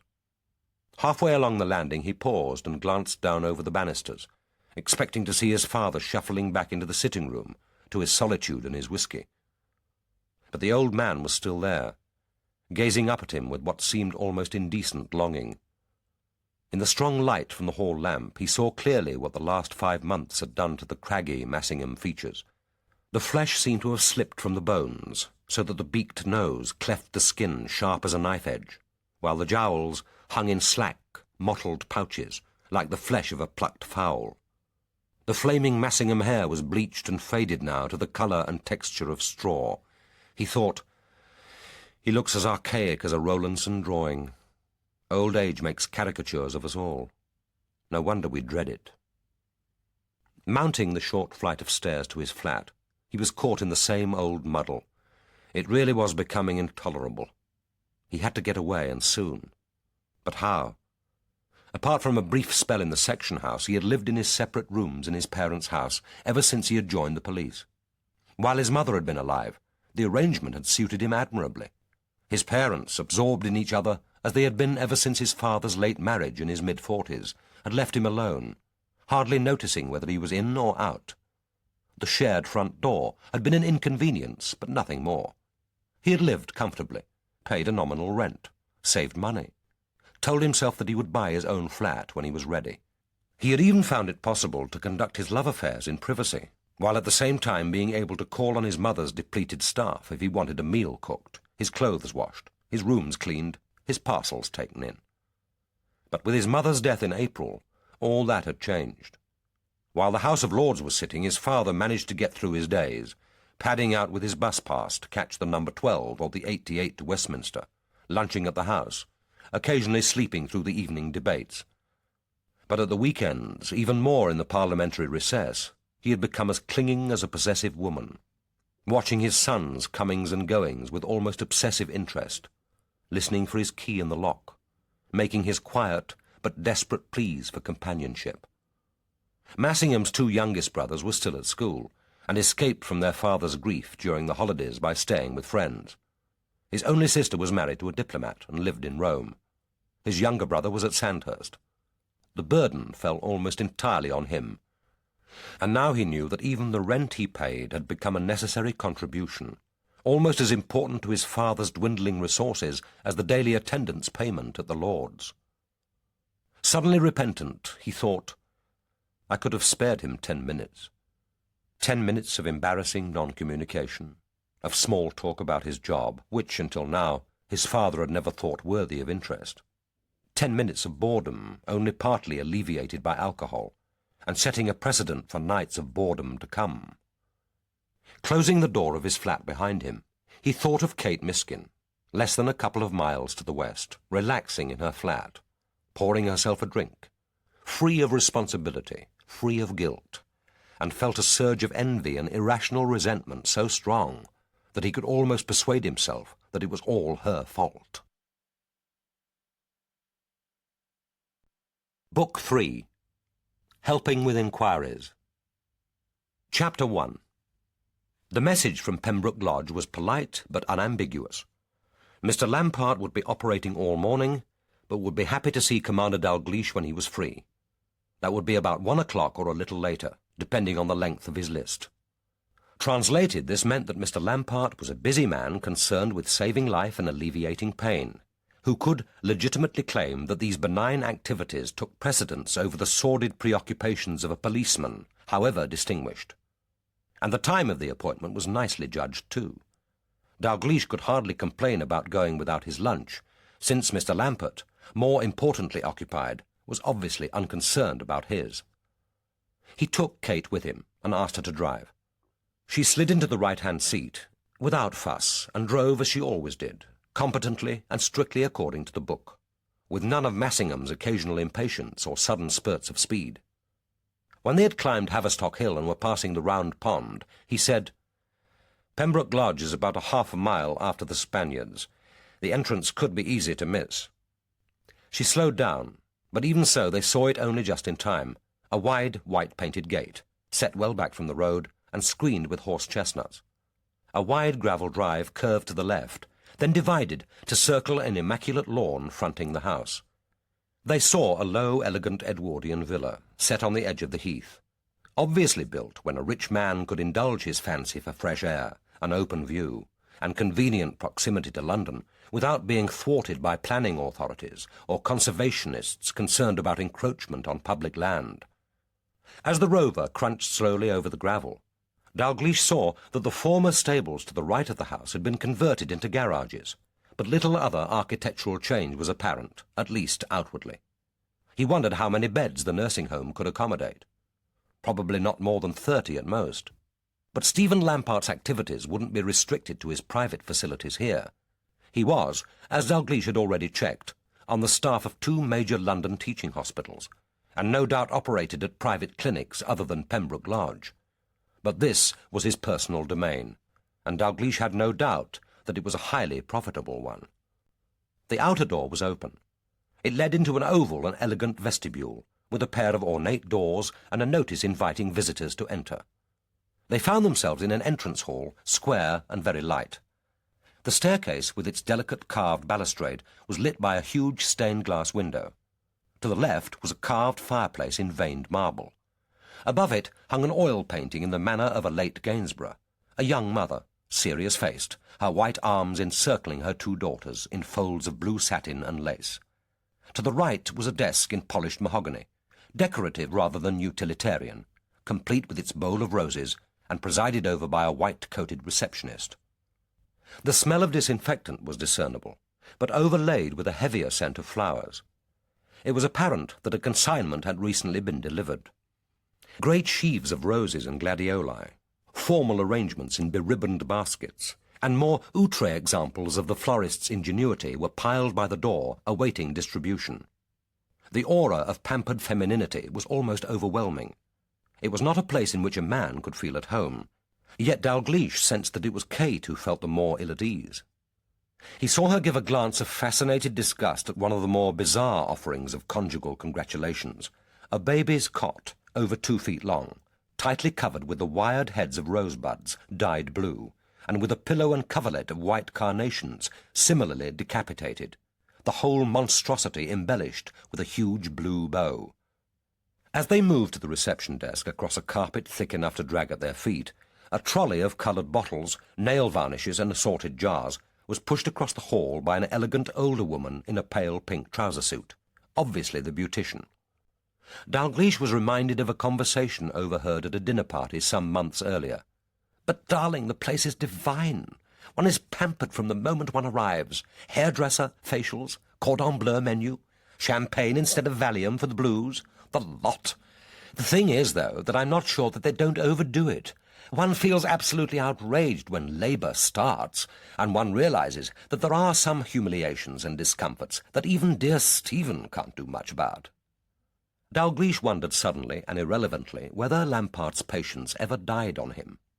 Probably not. Not here, anyway. Those at risk would be admitted elsewhere. The place had its own subtle aura of bad taste, but the ultimate bad taste of death and failure would be rigorously excluded. The receptionist, like the decor, had been carefully chosen to reassure, not to threaten. She was middle-aged, pleasant-looking rather than beautiful, well-groomed, immaculately coiffured. They were, of course, expected. Mr. Lampart wouldn't keep the commander more than a few minutes. Would they care for some coffee? No. Then perhaps they wouldn't mind waiting in the drawing-room. Dalgliesh looked at his watch. He estimated that Lampart would arrive in about 5 minutes, a nicely calculated delay, long enough to demonstrate lack of anxiety, but short enough not to antagonize a man who was, after all, a senior officer of the yard. The drawing-room into which they were shown was large and high-ceilinged, with a central bay window and 2 flanking smaller ones overlooking the lawn and giving a distant view of the heath.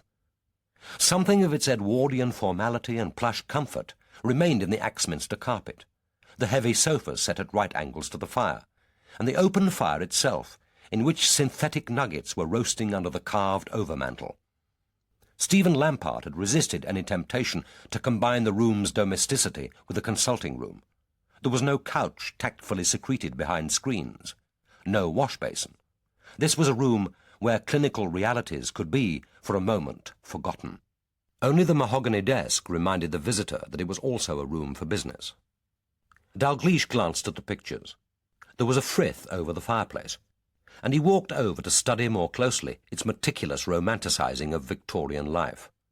It showed a London railway terminus, uniformed heroes returning from some colonial adventure. The first-class carriages were in the foreground. Richly mantled and beribboned ladies, with their decorously pantalooned daughters, decorously greeted their returning menfolk, while the more unrestrained welcomes of the common soldiery occupied the periphery of the canvas. On the opposite wall was a bank of stage designs, drawings and costumes for what looked like Shakespearean productions. Dalgliesh supposed that the stage provided some of Lampart's most notable patients, and that these were a thank-offering for services rendered. A side table was covered with signed photographs in silver frames. 2, flamboyantly signed, were from minor European ex-royalty. The rest were of impeccably groomed mothers, wistful, sentimental, triumphant or reluctant, who displayed their babies in unpractised arms. There was the unmistakable aura of nanny in the background.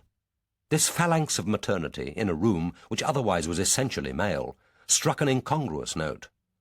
But at least, thought Dalgliesh, the man hadn't displayed his medical diplomas over the sideboard. Dalgliesh left Kate studying the frith and walked over to the windows. The huge horse-chestnut in the middle of the lawn was still heavy with its summer foliage, but the screen of beech trees which partly hid the heath were already showing the first bronze of autumn. The morning light was diffused through a sky which had at first been as opaque as thin milk, but which now had lightened into silver. There was no sun, but he was aware that it shone above the gauze of clouds, and the air was light. Along the path 2 figures were slowly walking, a nurse wearing a white cap and a cloak, and a woman with a helmet of yellow hair and a ponderous fur coat which looked far too heavy for a day in early autumn. It was 6 minutes precisely before Stephen Lampart arrived. He came in without hurry, apologized for the delay, and greeted them with calm courtesy, as if this were a social call. If he was surprised to find Dalgliesh accompanied by a woman detective, he concealed it admirably. But as Dalgliesh introduced them and they shook hands, he caught Lampart's sharp, appraising glance. He could have been greeting a prospective patient, assessing from long experience in this their first meeting whether he was likely to have trouble with her. He was expensively but not formally dressed.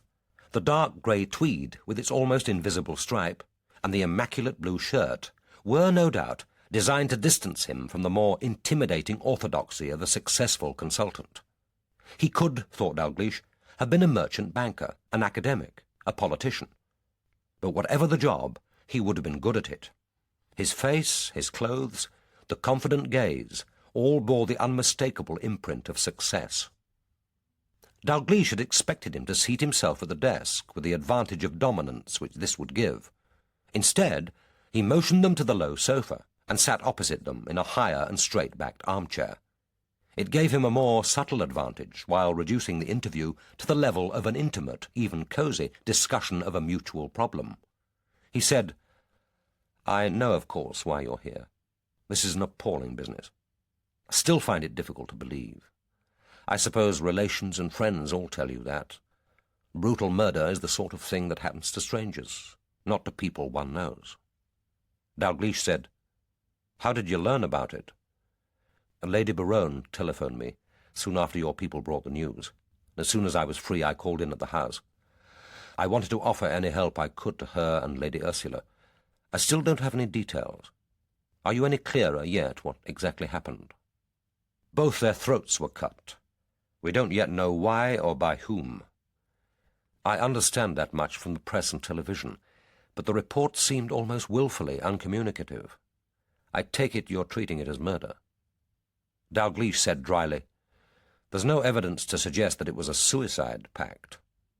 And the church door, the one leading to this vestry, or wherever it was where the bodies were found, may I ask whether you found it open, or is that the sort of question that you're not supposed to answer?" "It was unlocked." He said, "Well, that at least will reassure Lady Ursula." He didn't elucidate, but then he didn't need to. After a pause, he asked, "What do you want of me, Commander?" "I'd like you to talk to us about him. This murder could be what at first sight it appears. He let someone in, and that person, a stranger, killed them both. But if it isn't as simple as that, then we need to know as much about him as we can get."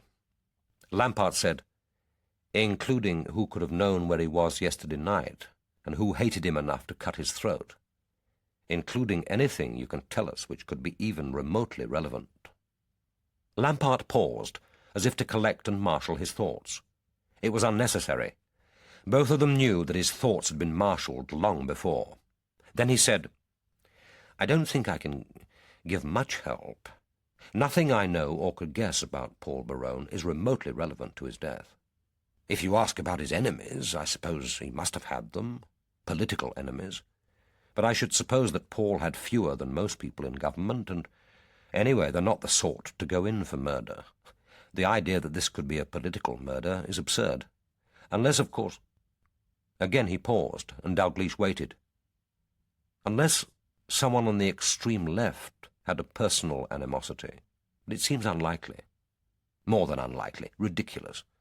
Sarah, his daughter, strongly disliked his politics, but I've no reason to suppose that the set she's mixed up with, or even her Marxist boyfriend, go in for razor-slashing. What set is that? Oh, some minor revolutionary outfit on the extreme left. I don't suppose Labour would have them. I'd have thought you would already have known. Don't Special Branch make it their business to keep track of these people? His gaze was open and mildly inquiring, but Dalgliesh caught the bite of contempt and dislike in the careful voice, and wondered if Kate had heard it too. He asked, "Who is the boyfriend?" "Oh, really, Commander, I'm not accusing him. I'm not accusing anyone." Dalgliesh didn't speak. He wondered what length of silence Lampart would think convincing before he came across with the information. After a pause, he said, "He's Ivor Garrod, banner carrier for all the fashionable shibboleths. I've only met him once. Sarah brought him to dinner at Camden Hill Square about 5 months ago, principally, I imagine, to annoy Papa. It was a meal I prefer to forget. From the talk then, the violence he advocates is on a somewhat grander scale than merely cutting the throat of a single Tory ex-minister." Dalgliesh asked quietly, "When did you last see Sir Paul Berowne?" The change of questioning almost disconcerted Lampart, but he answered calmly enough. "About 6 weeks ago. We're not as friendly as we used to be. Actually, I was proposing to telephone him today and ask if he could have dinner with me tonight or tomorrow, unless, of course, religious conversion had destroyed his taste for good food and wine." "Why did you want to see him?" "I wanted to ask him what he intended to do about his wife. You know, of course, that he'd recently resigned his seat as well as his job as junior minister, and you probably know as much as I do why. He was proposing, apparently, to drop out of public life. I wanted to know if that included dropping out of his marriage. There was the question of financial provision for Lady Berowne, for Barbara. She's my cousin. I've known her since childhood. I have an interest." "How strong an interest?" Lampart looked sideways over his shoulder at the fair-haired woman and her nurse, still patiently circling the lawn. He seemed momentarily to transfer his interest to them, then recollected himself, a little too obviously, and turned again to Dalgliesh. "I'm sorry. How strong an interest?" "I don't want to marry her, if that's what you're implying, but I am concerned about her. For the past 3 years I've been her lover as well as her cousin. You could call that a strong interest, I suppose." "Did her husband know that you and she were lovers?" "I've no idea. Husbands usually do get to know these things. Paul and I didn't see each other often enough to make it an embarrassment. We're both busy men with little in common now, except Barbara, of course. Anyway, he was hardly in a position to object, morally speaking. He had a mistress, as I've no doubt you've discovered. Or haven't you grubbed out that piece of dirt yet?" Dalgliesh said, "I'm interested in knowing how you managed to grub it out." "Barbara told me. She guessed, or rather she knew. She employed a private detective about 18 months ago and had him followed. To be accurate, she told me of her suspicions, and I got hold of a suitably discreet man on her behalf. I don't think it bothered her particularly, the infidelity. It was just that she liked to know. I don't think she saw the woman as a serious rival. Actually, I suspect that she was quite pleased. It amused her and gave her something to hold over Paul if the need arose, and, of course, freed her from the disagreeable necessity of sleeping with him, at least on an inconveniently regular basis. But she didn't lock her door, and Barbara liked an occasional assurance that he was still suitably enthralled." He was, thought Dalgliesh, being remarkably candid, unnecessarily so. He wondered whether this apparently naive willingness to confide his own and other people's more intimate emotions arose from overconfidence, arrogance, and vanity, or whether there was a more sinister motive. Lampart wouldn't be the first murderer to argue that if you told the police details they had no particular right to demand, they would be less likely to suspect other, more dangerous secrets. He asked, "And was he still suitably enthralled?" "I imagine so. What a pity he isn't here to be asked." With a quick and surprisingly clumsy gesture, he got up and walked to the window, as if seized by restlessness. Dalgliesh turned in his chair and watched him. Suddenly he strode over to the desk, picked up the telephone, and dialed. He said, "Sister, I think Mrs. Steiner has had enough outdoor exercise. It's too cold this morning for slow walking. Tell her I'll be along to see her again in—" He glanced at his watch. "In about 15 minutes. Thank you." He put down the receiver, came back to his chair, and said almost roughly, "Let's get down to it, shall we? What you want from me, I suppose, is some sort of statement. Where was I? What was I doing? Who was I with when Paul got himself killed? If it was murder, I'm not naive enough to deceive myself that I'm not a suspect. It isn't a question of suspicion. We have to ask those questions of anyone who was closely connected with Sir Paul." He laughed, a sudden explosion of sound, harsh and mirthless. "Closely connected. You could say that, I suppose, and it's all just a matter of routine. Isn't that what you usually tell your victims?" Dalgliesh didn't reply. The silence seemed to irritate Lampart. He said, "Where do I make it, this statement? Here, or at the local police station? Or are you operating from the yard?" "You could make it there. In my office, if that's convenient for you. Perhaps you could come in this evening. Or it could be taken at the local station, if that would save time. But it would be helpful to have the gist of it now." Lampart said, "You've noticed, I suppose, that I haven't asked to have my solicitor present. That shows rather a touching confidence in the police, wouldn't you say? If you want him to be present, that, of course, is your right. I don't want him. I don't need him. I hope you won't be disappointed, Commander, but I think I have an alibi. That is, if Berowne died between 7 and midnight." Still, Dalgliesh didn't speak. Lampart went on. "I was with Barbara for the whole of that time, as no doubt you already know. You must have seen her. Earlier, from 2 o'clock until 5, I was here operating. The list is available, and theatre sister and the anaesthetist can corroborate. I know I was gloved, gowned, and masked, but I can assure you that my staff recognize my work, even if they don't actually see my face. But of course, they did see it before I gowned up. I mentioned that in case you had some fanciful idea that I might have persuaded a colleague to stand in for me." Dalgliesh said, "That might work in fiction, but hardly in real life. And afterwards, Barbara and I had tea in this room, and then spent some time in my private flat upstairs. Then I changed, and we left here together at about 7:40. The night porter saw us go, and can probably confirm the time. If they had left Pembroke Lodge at 7:40, it would need fast driving to get to the Swan by 8:30. Time to take in a murder on the way. It was feasible, provided he could make an excuse to leave her in the car. No man in his senses would take her with him into the church on such a bloody mission, even if she knew or guessed what he had in mind. So there would have to be an excuse. Someone he had briefly to see, some business to be transacted. The car would have to be parked close to the church. That in itself would be risky. A red Porsche was conspicuous. And then what?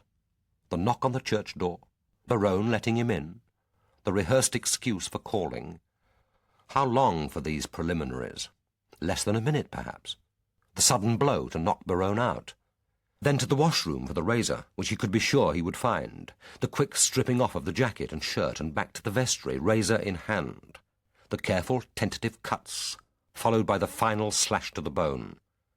He must have done some forensic medicine when a student, if not since. He would know better than any other suspect how to simulate a suicide. And then the disaster. Harry appears, stumbling, probably half drunk, half asleep, but not so asleep that he couldn't see, couldn't remember. And now there would be no time for finesse, and none needed.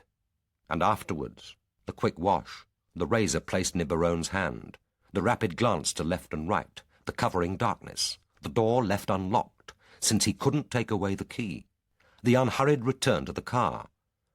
He would have to depend on her silence, of course. He would need to be certain that she would stick to their story and say that they had driven straight to the Black Swan. But it was an easy lie, no complicated fabrication, no difficult details of timing to remember. She would say what in fact she had in effect already said. We drove straight there. No, I can't remember the route. I wasn't noticing, but we didn't stop. He would have to fabricate a good reason for asking her to lie. I needed to see one of my patients, a woman. But why not tell the police that? There's nothing wrong about a quick professional visit. The need to stop would have to be faintly disreputable. Either that or something he had suddenly remembered. A telephone call which had been unanswered. Too quick. He would need longer than that. And why not wait and make it from the Black Swan? But of course, there was the obvious ploy. He would say he had called at the church, spoken to Berowne, left him alive and well. That way she would back up his alibi in her own interest as well as his. And if in the end she didn't, he would still have his story. I called to talk to Berowne about his wife. I only stayed for 10 minutes at the most. The discussion was perfectly amicable. I saw no one but Berowne, and I left him alive and well. Lampart replaced the receiver. He said, "Sorry about that. Where were we, Commander? At the Black Swan?" But Dalgliesh changed the tack of the questioning. He said, "You knew Sir Paul Berowne intimately once, even if you weren't particularly close at the end. No two men share a woman without being interested in each other." He could have added, "sometimes obsessed with each other." He went on, "You're a doctor. I'm wondering what you make of it, this experience he had in the vestry at St. Matthew's." The flattery was hardly subtle, and Lampart was too clever a man to miss it. But he wouldn't be able to resist it. He was used to being asked his opinion, to being listened to with deference. It was partly what he lived by. He said, "I'm an obstetrician, not a psychiatrist. But I shouldn't have thought the psychology of it was particularly complicated. The usual story. It's only the manifestations that are a little bizarre. Call it the midlife crisis. I don't like the expression male menopause. It's inaccurate anyway. The two things are fundamentally different. I think he looked at his life, what he'd achieved, what he could hope for, and didn't much care for it. He tried law and politics, and neither satisfied him. He had a wife he lusted after, but didn't love, a daughter who didn't love him, a job which constrained any hope he might have of breaking out into spectacular or exuberant protest. All right, he got himself a mistress. That's the easy expedient. I haven't seen the lady, but from what Barbara told me, it's more a question of comfort and cocoa. A bit of mild office gossip on the side, rather than any breaking of the straitjacket he got himself strapped into. So he needed an excuse for chucking it all.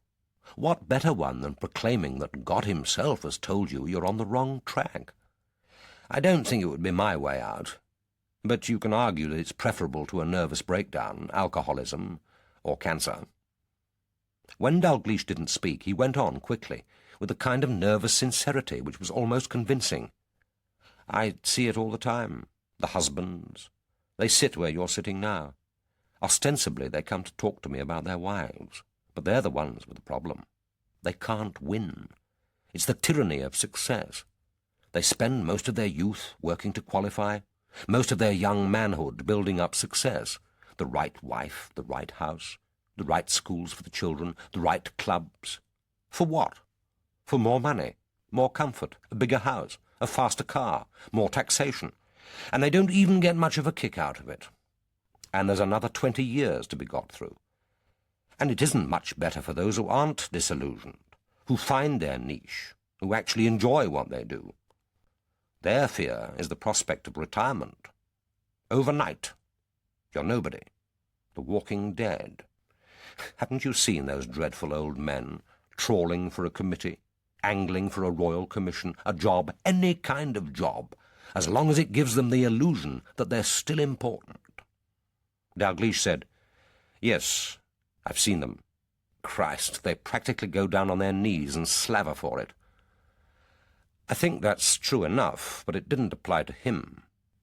He was still only a junior minister. His success was ahead. He was still at the striving stage. Oh, yes, I know.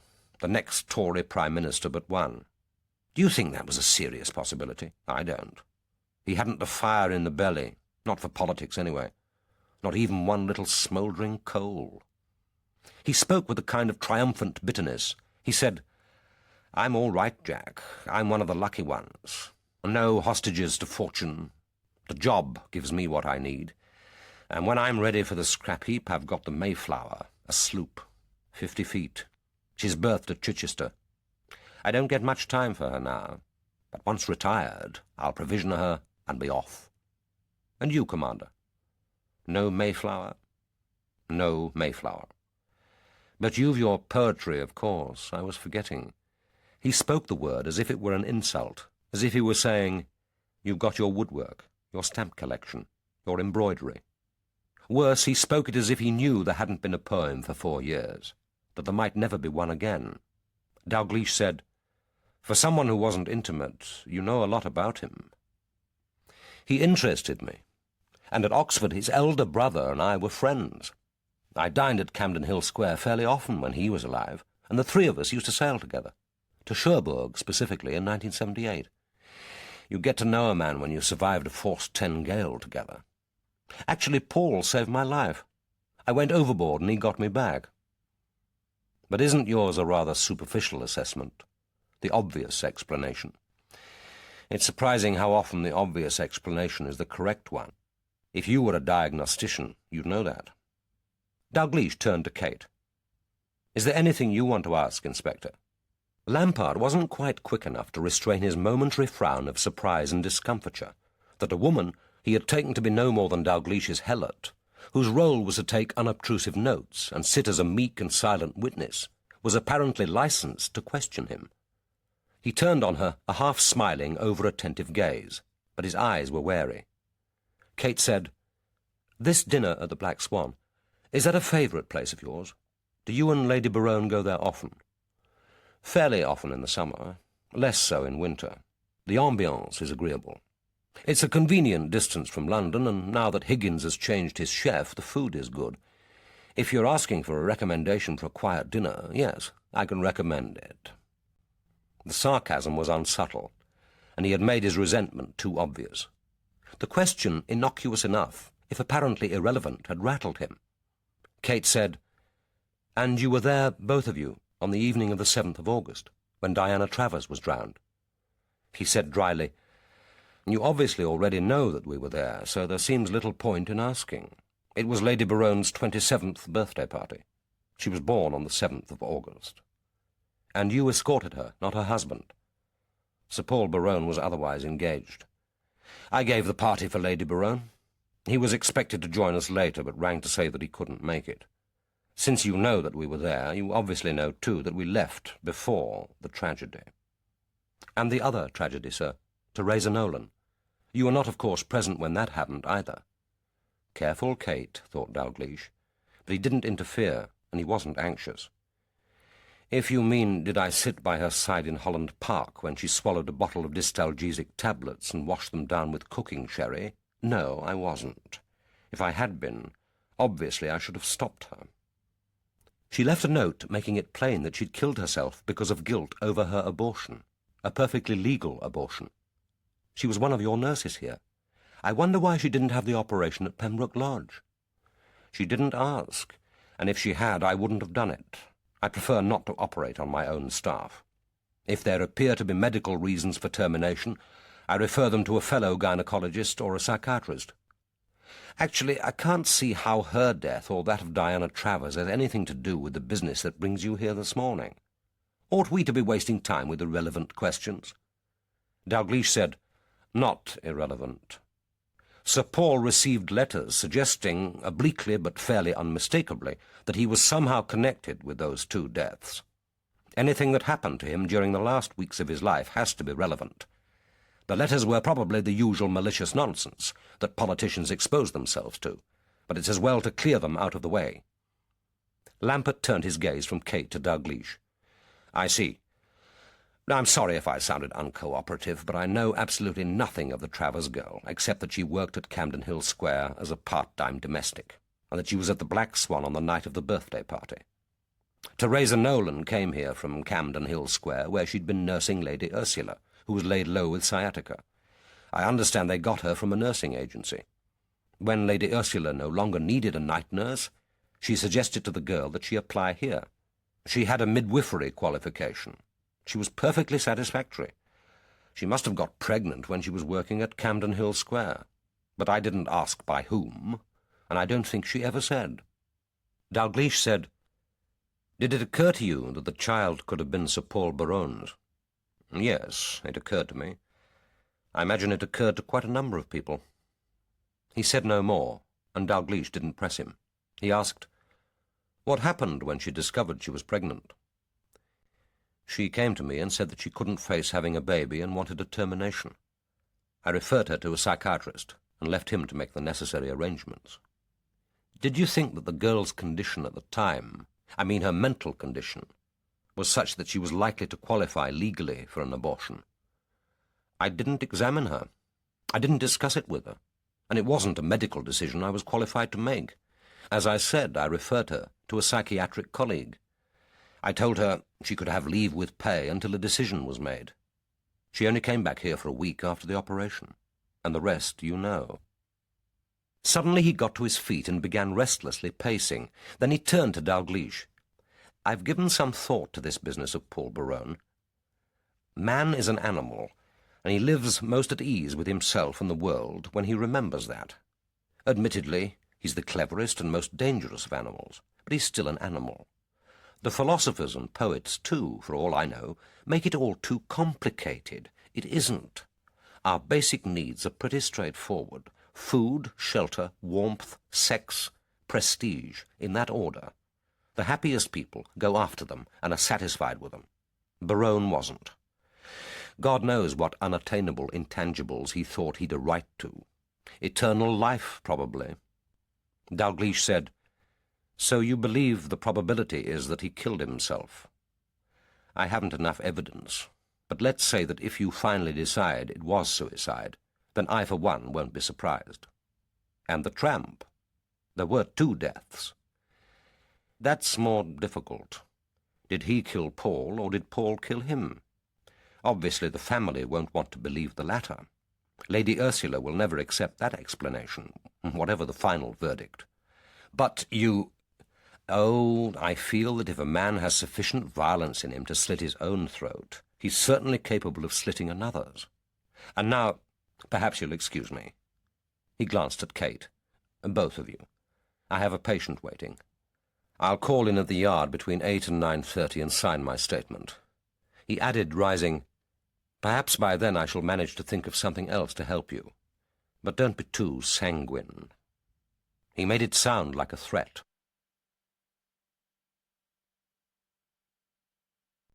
Chapter 2. There was an almost unbroken stream of traffic past the front gate, and Kate had to wait for over a minute before it was safe to filter in.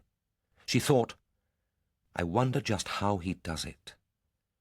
The interview was all there in her notebook, in her neat, unorthodox shorthand. But she had the gift of almost perfect verbal recall, and she could have typed most of it out without reference to the hieroglyphics.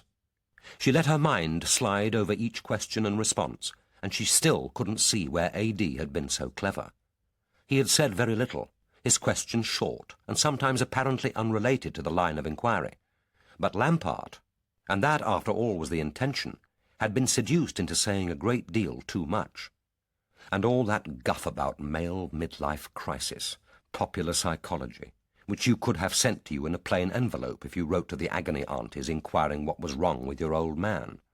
He could be right, of course. But after all, medically speaking, varieties of the male menopause weren't Stephen Lampart's field. He'd been asked for his opinion, and he'd given it. But you'd expect a man as fond of his own voice as he was to be even more forthcoming about the psychological problems of pregnancy and abortion. But when it came to Theresa Nolan, what had they got? A brush-off. The keep-off signs clearly posted. He hadn't even wanted to think about her, let alone talk about her. And it wasn't just because she, Kate, had been the one to do the questioning, and had done it with that undeferential, over-politeness which she had known would be more offensive to his vanity than rudeness or open antagonism. She had hoped that, with luck, it might goad him into an indiscretion, but it wouldn't have worked if there had been nothing to conceal. She heard A.D.'s voice. "That touching detail about Sir Paul saving his life, did you believe it?" "No, sir. Not as he told it. I think something of the sort probably happened. He went overboard and his friend yanked him back. He wouldn't have mentioned it if there weren't some corroboration. But I think he was really saying, look, I might have pinched his wife, but I wouldn't have killed him, would I? He saved my life. She added, it wasn't very subtle the way he fingered Garrod. She glanced at him quickly. He smiled with wry distaste, as he sometimes did when a colleague used an Americanism, but he let it pass, merely saying, nothing about him was subtle. Suddenly she felt a surge of optimism, heady, intoxicating, and dangerously close to the euphoria which always came when a case was going well, but which she had learned to distrust and subdue. If this goes all right, if we get him, whoever he is, and we will, then I'm on my way. I'm really on my way. But the elation went deeper than mere ambition, or the satisfaction of a test passed, a job well done. She had enjoyed herself. Every minute of her brief confrontation with that self-satisfied poseur had been deeply pleasurable. She thought of her first months with the CID, the plugging, conscientious, door-to-door inquiries which made up her day, the pathetic victims, the even more pathetic villains. How much more satisfying was this sophisticated manhunt, the knowledge that they were up against a killer with the intelligence to think and plan, who wasn't an ignorant, feckless victim of circumstance or passion. She had learned facial control long before she had joined the police. She drove carefully, her face calmly set on the road ahead. But something of what she was feeling must have communicated itself to her companion. He said, "Did you enjoy yourself, Inspector?" The question and the rare use of her rank had jolted her, but she decided to answer it honestly, knowing that she had no option. She had done her homework. She knew his reputation, and when colleagues had spoken about him, she had made it her business to listen. They had said, "He's a bastard, but a just bastard." She knew that there were some inadequacies he could forgive, and some foibles he could tolerate, but dishonesty wasn't among them. She said, "Yes, sir. I liked the sense of being in control, that we were getting somewhere." Then she added, knowing as she spoke that this was dangerous territory, but hell, she thought, why should he get away with it? Was the question meant as a criticism, sir? No. No one joins the police without getting some enjoyment out of exercising power. No one joins the murder squad who hasn't a taste for death. The danger begins when the pleasure becomes an end in itself. That's when it's time to think about another job. She wanted to ask, "Have you ever thought of another job, sir?" But she knew the temptation was illusory. There were some senior officers of whom one could ask that question after a couple of whiskies in the senior officers' mess, but he wasn't among them. She remembered the moment when she had told Alan that Dalgliesh had chosen her for the new squad. He had said, smiling, "So isn't it about time you tried reading his verse?" And she had replied, "I'd better come to terms with the man before I try coming to terms with his poetry." She wasn't sure that she had succeeded. Now she said, "Mr. Lampart spoke about razor slashing. We deliberately didn't tell him how Sir Paul died. So why should he have mentioned a razor?" Dalgliesh said, "Reasonably enough. He was an old friend, one of the people who would know how Berowne shaved. He must have guessed what weapon was used. It's interesting that he couldn't bring himself to ask us outright if it was. Incidentally, we'll have to check that timing fairly quickly. It's a job for Saunders, I think. He'd better make 3 runs. The same time, the same make of car, the same night of the week, and with luck, the same weather conditions. And we'll need to know everything possible about Pembroke Lodge. Who owns the freehold, who holds shares, how the business operates, what its reputation is." She couldn't make a written note of his instructions, but then she didn't need to. She said, "Yes, sir." Dalgliesh went on. He had the means, he had the knowledge, he had the motive. I don't think he wanted marriage with the lady, but he certainly didn't want an impoverished mistress who might begin thinking in terms of divorce. But if he wanted Berowne dead, and dead before he threw away his money on some half-baked scheme for housing derelicts, he didn't need to slit his throat. He's a doctor. There are more subtle methods. This murderer didn't kill merely from expediency. There had been hatred in that room. Hate isn't an easy emotion to hide. I didn't see it in Stephen Lampart. Arrogance, aggression, sexual jealousy of the man in possession, but not hate. Kate had never lacked courage, and she didn't now. After all, he'd selected her for the team. Presumably he thought her opinion worth having. He wasn't looking for a female subordinate to massage his ego. She said, "But couldn't it have been expediency rather than hate, sir? Killing without arousing suspicion isn't easy, even for a doctor. He wasn't Sir Paul's general practitioner. And this, if he could pull it off, would be the perfect murder. One that isn't even suspected as murder. It was Harry Mack who did for him. Without that second killing, wouldn't we have taken it at its face value? Suicide?" Dalgliesh said, followed by the usual euphemistic verdict, and while the balance of his mind was disturbed. Perhaps, if he hadn't made the mistake of taking away the matches and of half-burning the diary, that was an unnecessary refinement. In some ways, the clue of that half-burned match is the most interesting in the case. Suddenly she felt at ease with him, almost companionable. She was no longer thinking of the impression she might be making, but of the case. She did what she would have done with Massingham.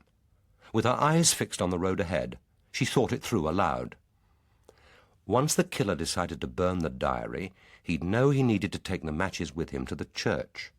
Berowne didn't smoke, so there wouldn't be a lighter on the body. Obviously, he'd be unwise to risk using his own lighter if he had one, and he couldn't be sure he'd find matches in the vestry.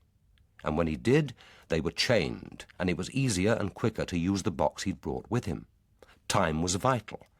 So we'd get back to someone who knew Sir Paul, knew his habits, knew where he was going on Tuesday night, but wasn't familiar with the church. But he'd hardly be carrying the diary in his hand when he arrived. So he was wearing a jacket or coat with largish pockets. Or he had a bag of some kind, a carrier, a tote bag, briefcase, a medical bag. Dalgliesh said, "Or he could have carried it folded inside an evening paper." Kate went on. He rings. Sir Paul lets him in. He asks to go to the washroom. He leaves his bag there together with the matches and the diary. He strips. Perhaps he strips naked. Then it's back to the little vestry. But this is getting bizarre, sir. His victim isn't going to sit there quietly waiting for it, not confronted by a man stark naked with an open razor in his hand.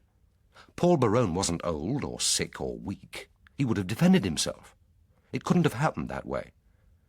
Concentrate on the matches.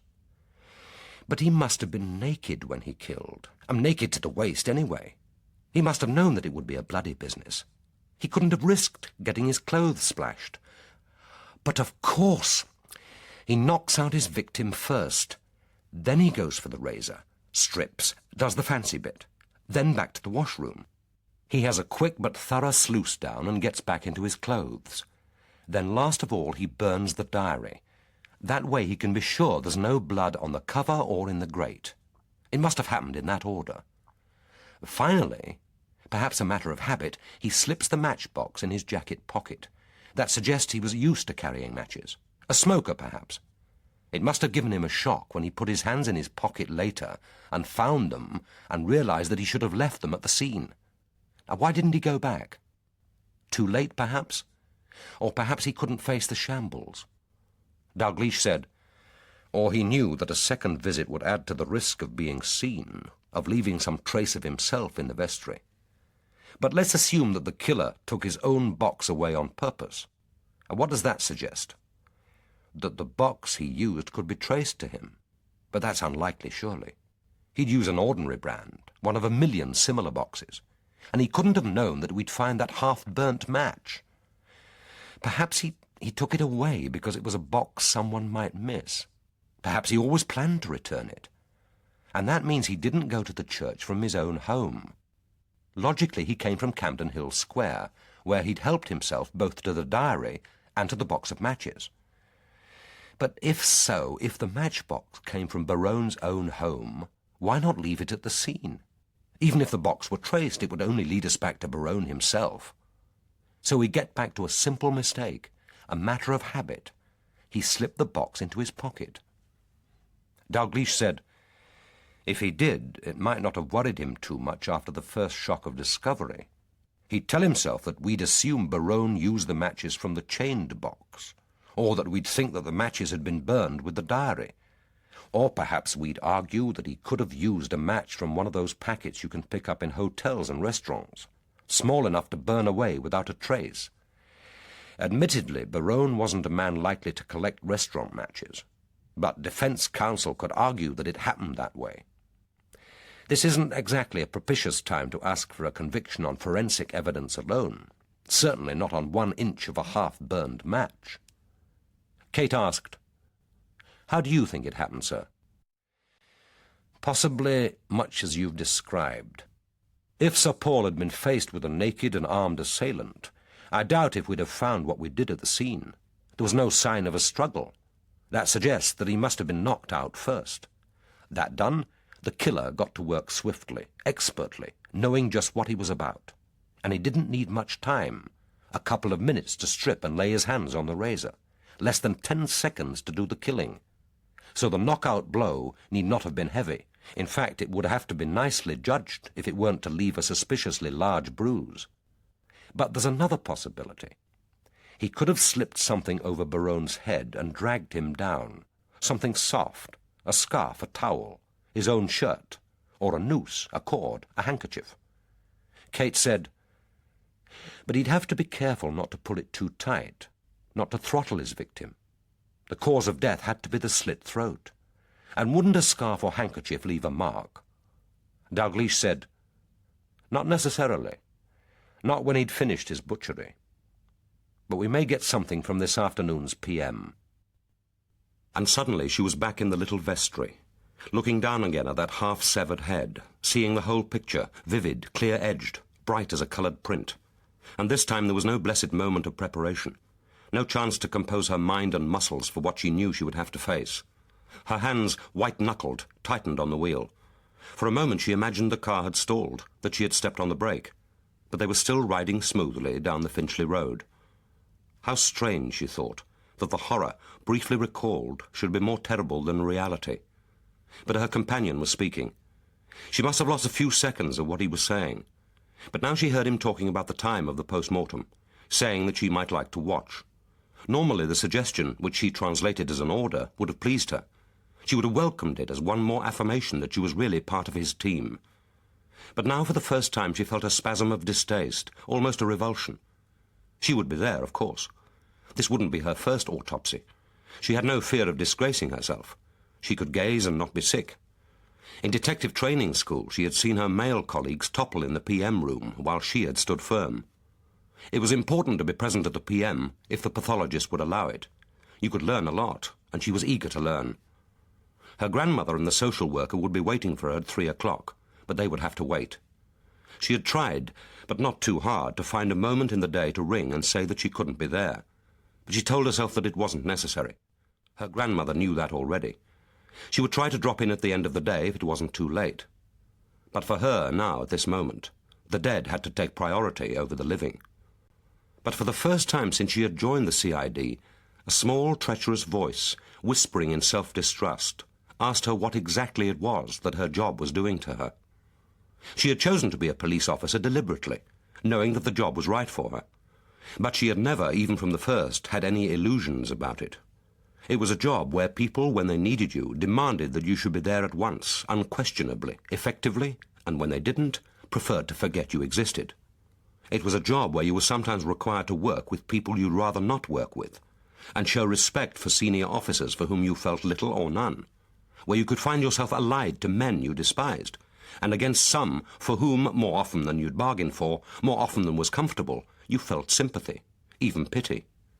She knew the comfortable orthodoxies, that law and order were the norms, crime the aberration, that policing in a free society could only be done with the consent of the policed, even presumably in those areas where the police had always been seen as the enemy, and had now been elevated into convenient stereotypes of oppression.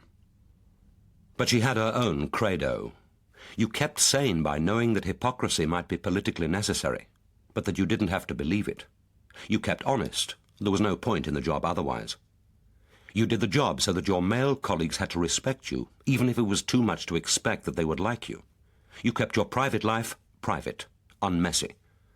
There were men enough in the world without being trapped by propinquity into sexual entanglement with your colleagues. You didn't fall into the easy habit of obscenity. You had heard enough of that in Ellison Fairweather buildings. You knew how far you could reasonably hope to rise, and how you proposed to get there. You made no unnecessary enemies. It was hard enough for a woman to climb without getting kicked in the ankles on the way up. Every job, after all, had its disadvantages. Nurses got used to the smell of dressings and bedpans, unwashed bodies, other people's pain, the smell of death.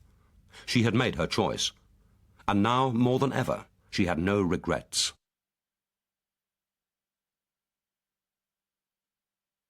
Chapter 3. The hospital where Miles Kynaston held his appointment as consultant pathologist had needed a new PM room for years, but facilities for the living patients had taken priority over accommodation for the dead. Kynaston grumbled, but Dalgliesh suspected that he didn't really care. He had the equipment he needed, and the PM room in which he worked was sparse, familiar territory, in which he felt as comfortably at home as he might in an old dressing gown. He had no real wish to be banished to some larger, more remote and more impersonal quarters, and his occasional complaints were no more than ritual noises, made to remind the medical committee that the forensic pathology department existed. But there was, inevitably, always something of a squash. Dalgliesh and his officers were there primarily from interest rather than necessity, but the exhibit sergeant, the fingerprint officer, the scene of crime and exhibit officers with their envelopes, bottles and tubes took up necessary room. Kynaston's secretary, a plump, middle-aged woman, cheerfully efficient as a president of the Women's Institute, sat in her twin-set and tweeds, squashed in the corner with a bulging bag at her feet. Dalgliesh always expected her to take out her knitting. Kynaston had always disliked using a tape recorder, and from time to time he turned towards her and dictated his findings in low staccato sentences, which she seemed to understand. He always worked to music, usually Baroque, and often a string quartet, Mozart, Vivaldi, Haydn. This afternoon's recording was one Dalgliesh immediately recognized, since he too owned it. Neville Marriner conducting Telemann's viola concerto in G. Dalgliesh wondered if its enigmatic, richly melancholic tone provided Kynaston with a necessary catharsis, whether it was his way of attempting to dramatize the routine indignities of death, or whether, like house painters or others less singularly employed, he simply liked music while he worked. Dalgliesh noted with a mixture of interest and irritation that Massingham and Kate kept their eyes fixed on Kynaston's hands with an attention which suggested that they were afraid to shift their gaze, in case, inadvertently, they should happen to meet his eyes. He wondered how they could possibly suppose that he saw this ritual disembowelment as having anything to do with Berowne. The detachment, which had become second nature to him, was helped by the matter-of-fact efficiency with which the organs were drawn out, examined, bottled and labelled. He felt exactly as he had when, as a young probationer, he had watched his first autopsy. A surprise at the bright colours of the coils and pouches dangling in the pathologist's gloved and bloody hands, and an almost childish wonder that so small a cavity should be capable of accommodating such a large and diverse collection of organs. Afterwards, as they scrubbed their hands in the washroom, Kynaston from necessity, Dalgliesh from a fastidiousness which he would have found difficult to explain, he asked, "What about the time of death?" "No reason to alter the estimate I made at the scene. 7 o'clock would be the earliest, say between 7 and 9. I may be able to be a little more precise when the stomach contents have been analysed. There were no signs of a struggle, and if Berowne was attacked, he made no attempt to protect himself. There are no cuts across the gripping aspect of his palm. Well, you saw that for yourself. The blood on his right palm came from the razor, not from defensive cuts."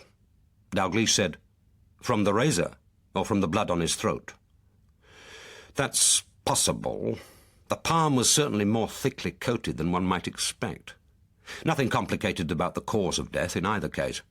In both, it's a classical fine cut through the thyroid-hyoid ligament, severing everything from the skin to the spine. Berowne was healthy. No reason why he shouldn't have lived to a good old age if someone hadn't cut his throat for him. And Harry Mack was in better shape, medically speaking, than I expected. Liver not too good, but it could have stood a few more years' abuse before it actually gave out on him. The lab will get the throat tissue under the microscope, but I don't think you'll get any joy. There's no obvious sign of a ligature at the edge of the wound. The bump on the back of Berowne's head is superficial, probably made when he fell." Dalgliesh said, "Or was pulled down." Yep, or was pulled down. You'll have to wait for the lab report on the blood smear before you can go much further, Adam. Dalgliesh said, "And even if that smear isn't Harry Mack's blood, you still aren't prepared to say that Berowne wasn't capable of stumbling across to Harry, even with those 2 superficial cuts in his throat." Kynaston said, "I could say it was improbable. I couldn't say that it was impossible. And we're not just talking about the superficial cuts. Remember that case quoted by Simpson? The suicide practically severed his head, yet remained conscious long enough to kick the ambulance man downstairs. But if Berowne killed Harry, why move back to the bed to finish himself off? A natural association? Bed, sleep, death? If he had decided to die on his bed, why should he change his mind because it was necessary to kill Harry first? It wasn't necessary. I doubt whether Harry could have reached him in time to stop that final cut. It offends against common sense.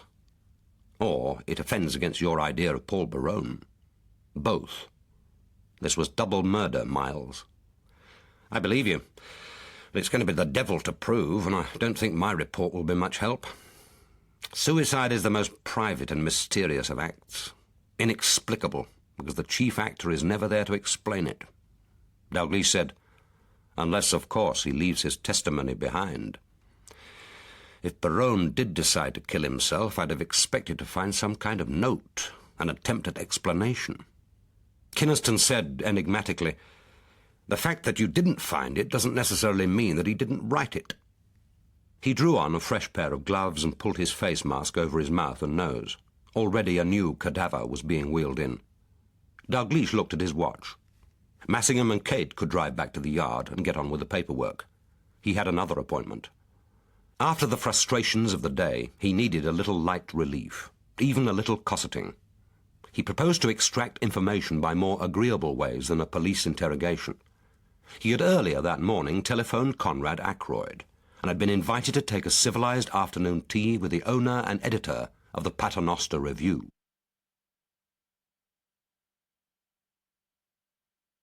Chapter 4.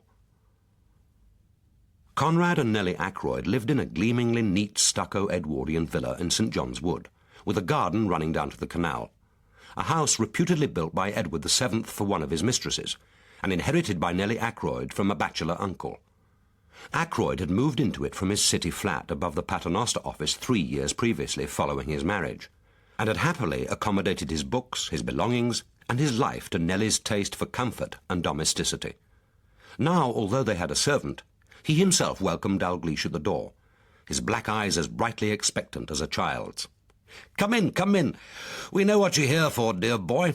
It's about my little piece in the review. I'm glad you haven't found it necessary to come in pairs. We're quite prepared to help the police with their inquiries, as you so tactfully put it, when you've caught your man, and he's having his arms twisted in a little back room. But I draw the line at giving afternoon tea to some oversized minion who wears out the springs in my sofa and eats my cucumber sandwiches with one hand while taking down everything I say with the other." Dalgliesh said, "Be serious, Conrad. We're talking about murder." "Are we? There was a rumour, just a rumour, of course, that Paul Berowne could have made his own quietus. I'm glad it isn't true. Murder is more interesting and far less depressing. It's inconsiderate of one's friends to commit suicide. Too like setting a good example. But all that can wait. Tea first." He called up the stairs. "Nellie, darling, Adam is here." Looking at him as he led the way into the drawing-room, Dalgliesh thought that he never seemed a day older than when they had first met. He gave the impression of plumpness, perhaps because of his almost round face and the chubbiness of his marsupial cheeks. But he was firm-fleshed, active, moving with the nimble grace of a dancer. His eyes were small and upward slanting. When he was amused, he would narrow them into twin creases of flesh. The most remarkable thing about his face was the restless mobility of his small, delicately formed mouth, which he used as a moist focus of emotion. He would press it in disapproval, turn it down like a child's in disappointment or disgust, lengthen and curve it when he smiled. It seemed never still, never the same shape. Even in repose, he would munch with it as if relishing the taste of his tongue. Nellie Ackroyd, in contrast, was slim where he was plumpish, fair where he was dark, and out-topped him by 3 inches. She wore her long blonde hair twined in a plait round her head in the fashion of the 20s. Her tweed skirts were well cut, but longer than had been fashionable for half a century, and topped invariably by a loose cardigan. Her shoes were pointed and laced. Dalgliesh remembered one of his father's Sunday school teachers, who could have been her double. As she came into the room, he was for a moment back in that village church hall, sitting in a circle with the other children on the low wooden chairs, and waiting for Miss Mannering to hand out that Sunday's stamp, a coloured biblical picture which he would lick with infinite care on that weak space on his card. He had liked Miss Mannering, dead now for over 20 years of cancer, and buried in that distant Norfolk churchyard. And he liked Nellie Ackroyd. The Ackroyds' marriage had astounded their friends, and been a source of prurient speculation to their few enemies. But whenever he was with them, Dalgliesh never doubted that they were genuinely happy together, and he marvelled anew at the infinite variety of marriage, that relationship at once so private and public, so hedged with convention, and yet so anarchical. In his private life, Ackroyd was reputed to be one of the kindest men in London. His victims pointed out that he could afford to be. One issue of the Paternoster Review commonly contained sufficient spleen to satisfy a normal lifespan. The reviews of new books and plays were always clever and entertaining, sometimes perceptive and occasionally cruel, and were a form of fortnightly entertainment cherished by all except the victims. Even when the Times literary supplement changed its practice, the Paternoster continued to preserve the anonymity of its reviewers. Ackroyd took the view that no reviewer, not even the most scrupulous or disinterested, could be completely honest if his copy were signed, and he preserved the confidence of his contributors with all the high-minded zeal of an editor who knows that he is hardly likely to be presented with a court injunction. Dalgliesh suspected that the most vicious reviews were written by Ackroyd himself, abetted by his wife, and indulged a private picture of Conrad and Nellie, sitting up in their separate beds, and calling their happier inspirations through the open communicating door. Whenever he was with them, he was struck anew by the self-sufficiency, amounting to conspiracy of their connubial felicity. If ever there were a marriage of convenience, this was it. She was a superb cook. He loved food. She liked nursing, and he suffered each winter from a mild recurrent bronchitis and from attacks of sinus headache, which exacerbated his mild hypochondria, and which kept her happily busy with chest rubs and inhalations. Dalgliesh, although the least prurient of men about the sex lives of his friends, couldn't resist wondering occasionally whether the marriage had ever been consummated. On the whole, he thought that it had. Ackroyd was a stickler for legality, and on one honeymoon night at least he must have closed his eyes and thought of England. After which necessary sacrifice to legal and theological requirements, they had both settled down to the more important aspects of matrimony, the decoration of their house and the state of Conrad's bronchial tubes. He hadn't come empty-handed. His hostess was a passionate collector of 1920s and 1930s girls' school stories, her series of early Angela Brazil being particularly notable. The shelves of her sitting room were witness to her addiction to this potent nostalgia. Stories in which a succession of sloping-bosomed heroines, bloused and booted, called Dorothy or Madge, Marjorie or Elspeth, whacked hockey sticks with vigour, exposing the cheat in the upper fourth, or were instrumental in unmasking German spies. Dalgliesh had found his first edition some months earlier in a second-hand bookshop in Marylebone. The fact that he couldn't recall precisely when or where reminded him how long it had been since he had last seen the Ackroyds. He suspected that they were most often visited by people who, like himself, wanted something, usually information. Dalgliesh reflected again on the oddness of human relationships, in which people could describe themselves as friends who were content not to see each other for years, yet when they did meet, could resume their intimacy as if there had been no interval of neglect. But their mutual liking was genuine enough. Dalgliesh might only call when there was something he needed, but he was never less than glad to sit in Nellie Ackroyd's elegant sitting-room and gaze out through the Edwardian conservatory to the shimmer of the canal. Resting his eyes on it now, it was difficult to believe that this light-dappled water, seen through hanging baskets of variegated ivy and pink geraniums, was the same which, a couple of miles upstream, slid like a liquid menace through the dark tunnels and flowed sluggishly past the south door of St. Matthew's Church. He handed over his offering with a customary chaste kiss, which seemed to have become a social convention, even among comparatively recent acquaintances. For you, he said. I think it's called Dulcie on the Game. Nellie Ackroyd unwrapped it with a little squeak of pleasure. Oh, don't be naughty, Adam. Dulcie plays the game. How lovely! And it's in perfect condition. Where did you find it? In Church Street, I think. I'm glad you haven't got it already. I've been looking for it for years. This completes my pre-1930 Brazils. Conrad, darling, look what Adam has brought. Very civil of you, dear boy. Ah, here comes tea.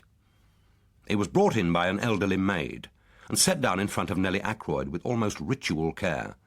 The tea was substantial.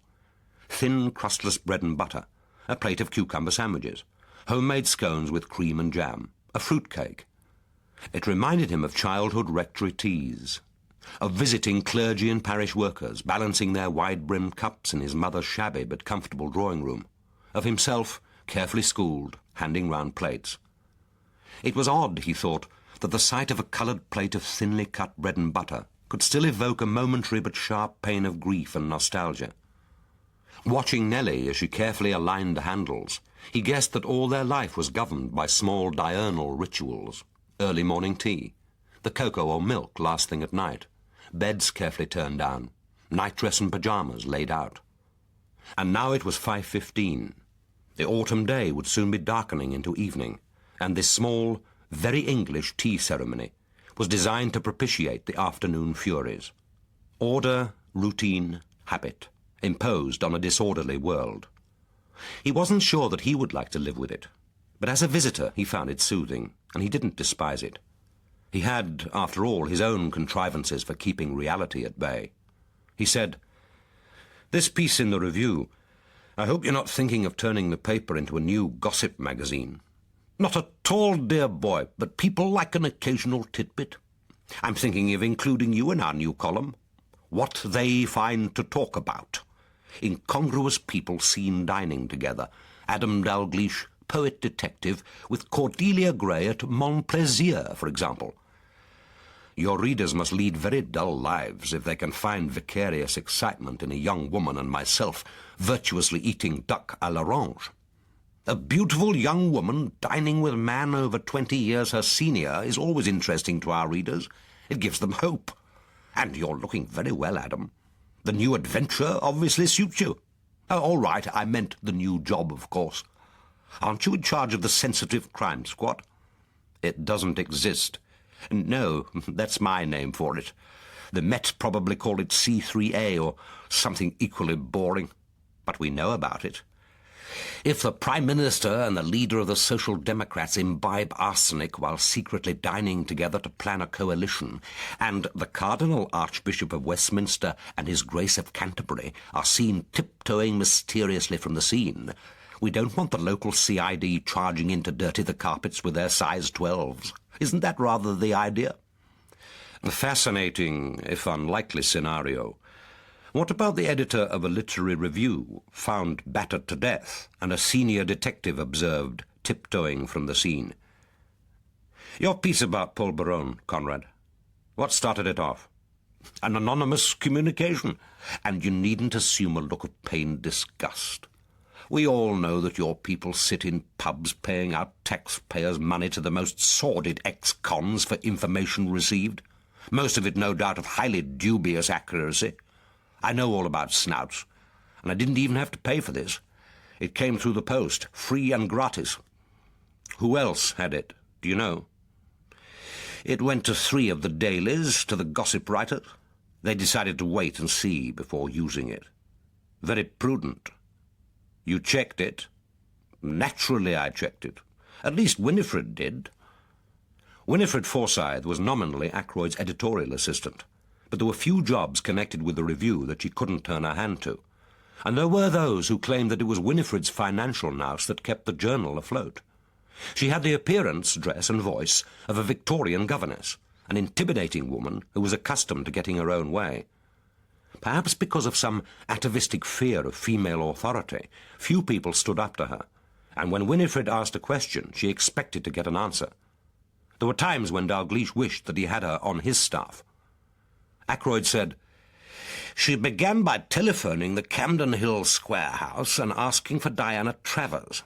A woman answered, not Lady Berowne or Lady Ursula, either a servant or housekeeper. Winifred said that she didn't sound like a secretary, not authoritative enough, not that competent kind of voice. Anyway, Berowne never had a living-in secretary. It was probably the housekeeper. When she heard the question, there was a silence. She gave a kind of gasp. Then she said, "Miss Travers isn't here. She's left."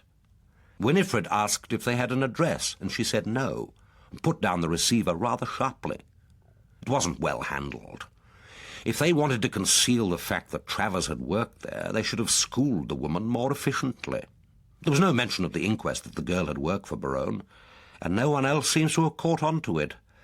But it looked as if our poisoned pen was right in at least one of his facts. Travers was certainly known at Camden Hill Square. Dalgliesh asked, "And after that?" Winifred went down to the Black Swan. I have to admit her cover story wasn't particularly convincing.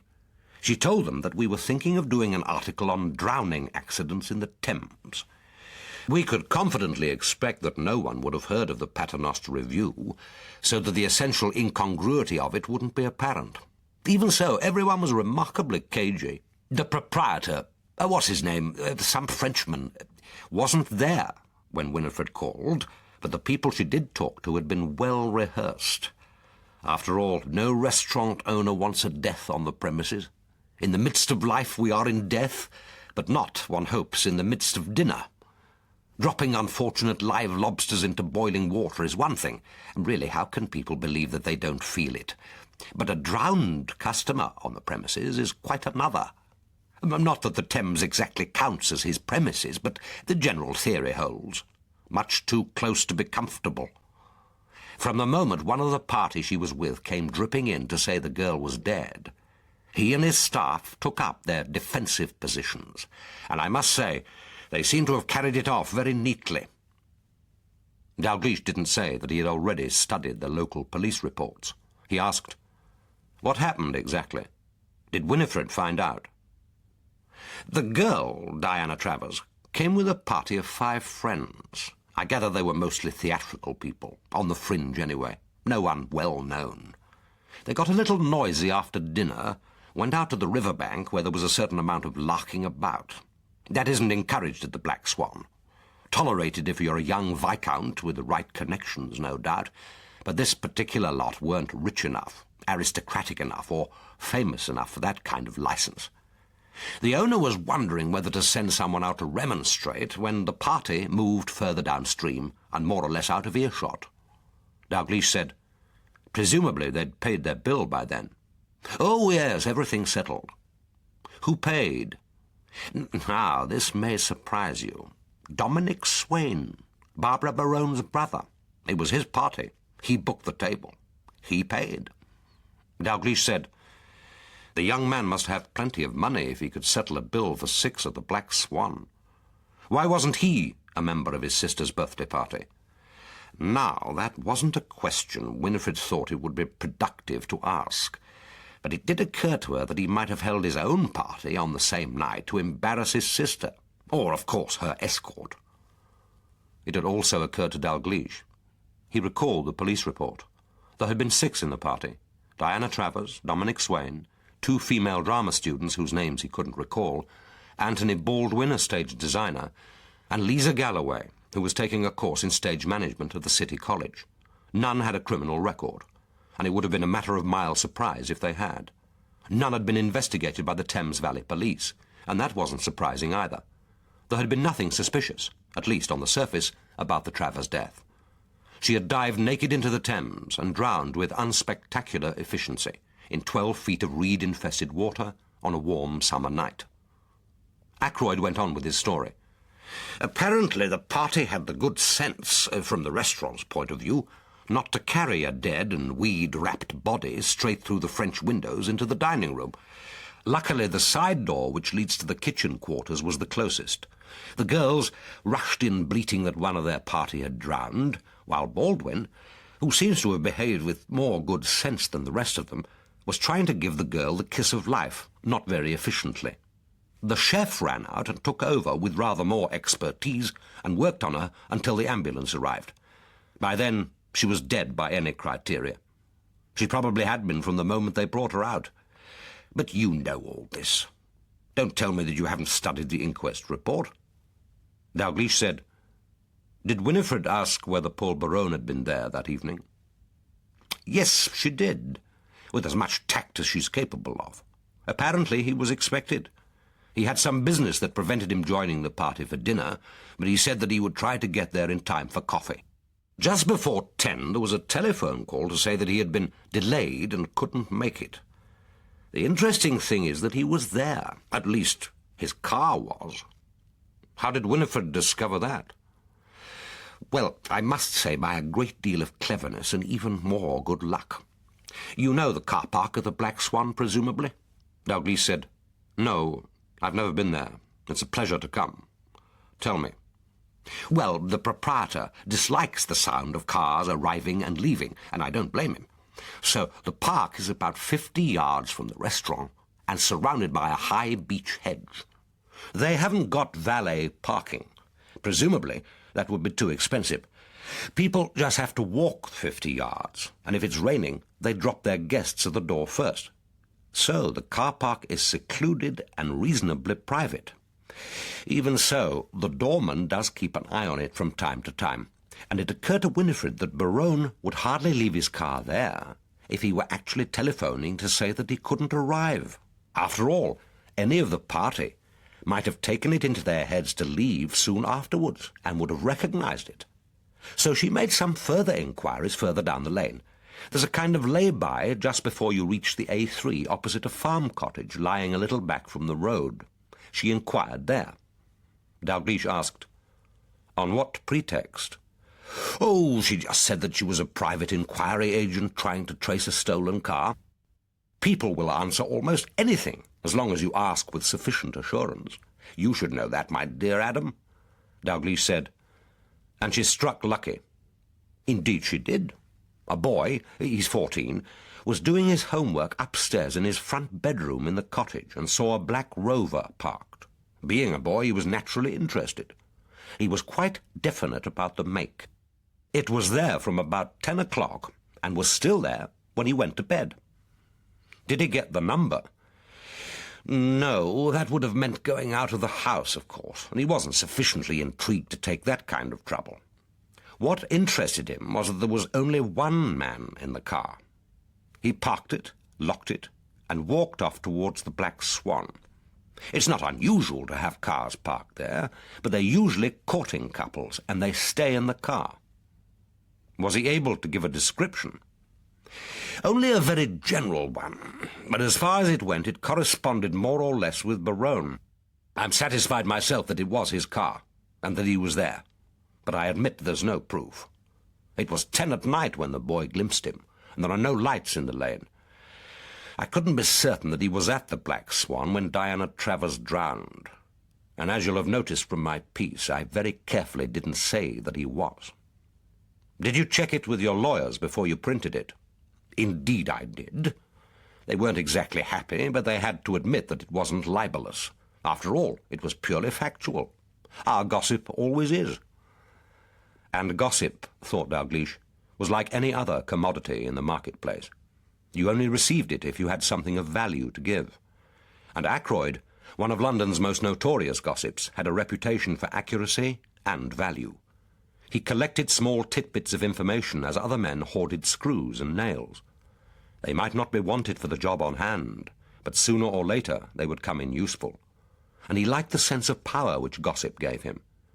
Perhaps it reduced for him the vast, amorphous city to manageable proportions. A few hundred people who counted in his world, and who gave him the illusion of living in a private village, intimate but diverse, and not unexciting. And he wasn't vicious. He liked people, and he enjoyed pleasing his friends. Ackroyd crouched spider-like in his study, and spun his web of mild intrigue. It was important to him that at least one thread connected him to a senior police officer, as others, rather stronger, did to the parliamentary lobby, the theatre, Harley Street, the bar. Almost certainly he would have tapped his sources, ready to offer Dalgliesh a small bonus of information. Dalgliesh thought it was time he fished for it. He said, "What do you know of Stephen Lampart?" Not a great deal, since nature has mercifully spared me the experience of childbirth. 2 dear friends had their babies at his place in Hampstead, Pembroke Lodge. Everything went very well. An heir to a dukedom and a future merchant banker. Both safely delivered, and both boys, which, after a succession of girls, was what was wanted. He's reputedly a good gynecologist. What about women? Dear Adam, how prurient you are. Being a gynecologist must present particular temptations. Women, after all, are so ready to show their gratitude in the only way some of the poor dears know. But he protects himself, and not only where his sex life is concerned. There was a libel case 8 years ago. You may remember it. A journalist, Mickey Case, was so ill-advised as to suggest that Lampart had carried out an illegal abortion at Pembroke Lodge. Things were a little less liberal in those days. Lampart sued and got exemplary damages. It ruined Mickey. There's not been a hint of scandal since. There's nothing like a reputation for being litigious to save you from slander. It is occasionally rumoured that he and Barbara Berowne are rather more than cousins, but I don't think anyone has actual proof. They've been remarkably discreet. And Barbara Berowne, of course, played the part of the MP's adoring and beautiful wife to perfection when called upon to do so, which wasn't very often. Berowne was never a social chap. A small dinner party occasionally, the usual mild constituency bean feasts, fundraising and so on. But otherwise, she wasn't required to exhibit herself in that particular role inconveniently often. The odd thing about Lampart is that he spends his life delivering babies, but he dislikes children intensely. But then I rather agree with him. Up to 4 weeks, they're quite enchanting. After that, all one can say in favour of children is that they eventually grow up. He took his own precautions against procreation. He's had a vasectomy. How on earth did you get to know that, Conrad? My dear boy, it isn't a secret. People used to boast about it. When he first had it done, he used to wear one of those revolting ties, advertising the fact. A little vulgar, I admit. But then there is a streak of vulgarity in Lampart. He keeps it under better control now. The vulgarity, I mean. The tie is folded away in a drawer, along, no doubt, with other mementos from his past. And this indeed was a bonus, thought Dalgliesh. If Barbara Berowne were pregnant, and Lampart wasn't the father, then who was? If it were Berowne himself, and he had known of the fact, would he have been more or less likely to have killed himself? A jury would probably think less likely. To Dalgliesh, who had never believed the suicide theory, this wasn't particularly relevant.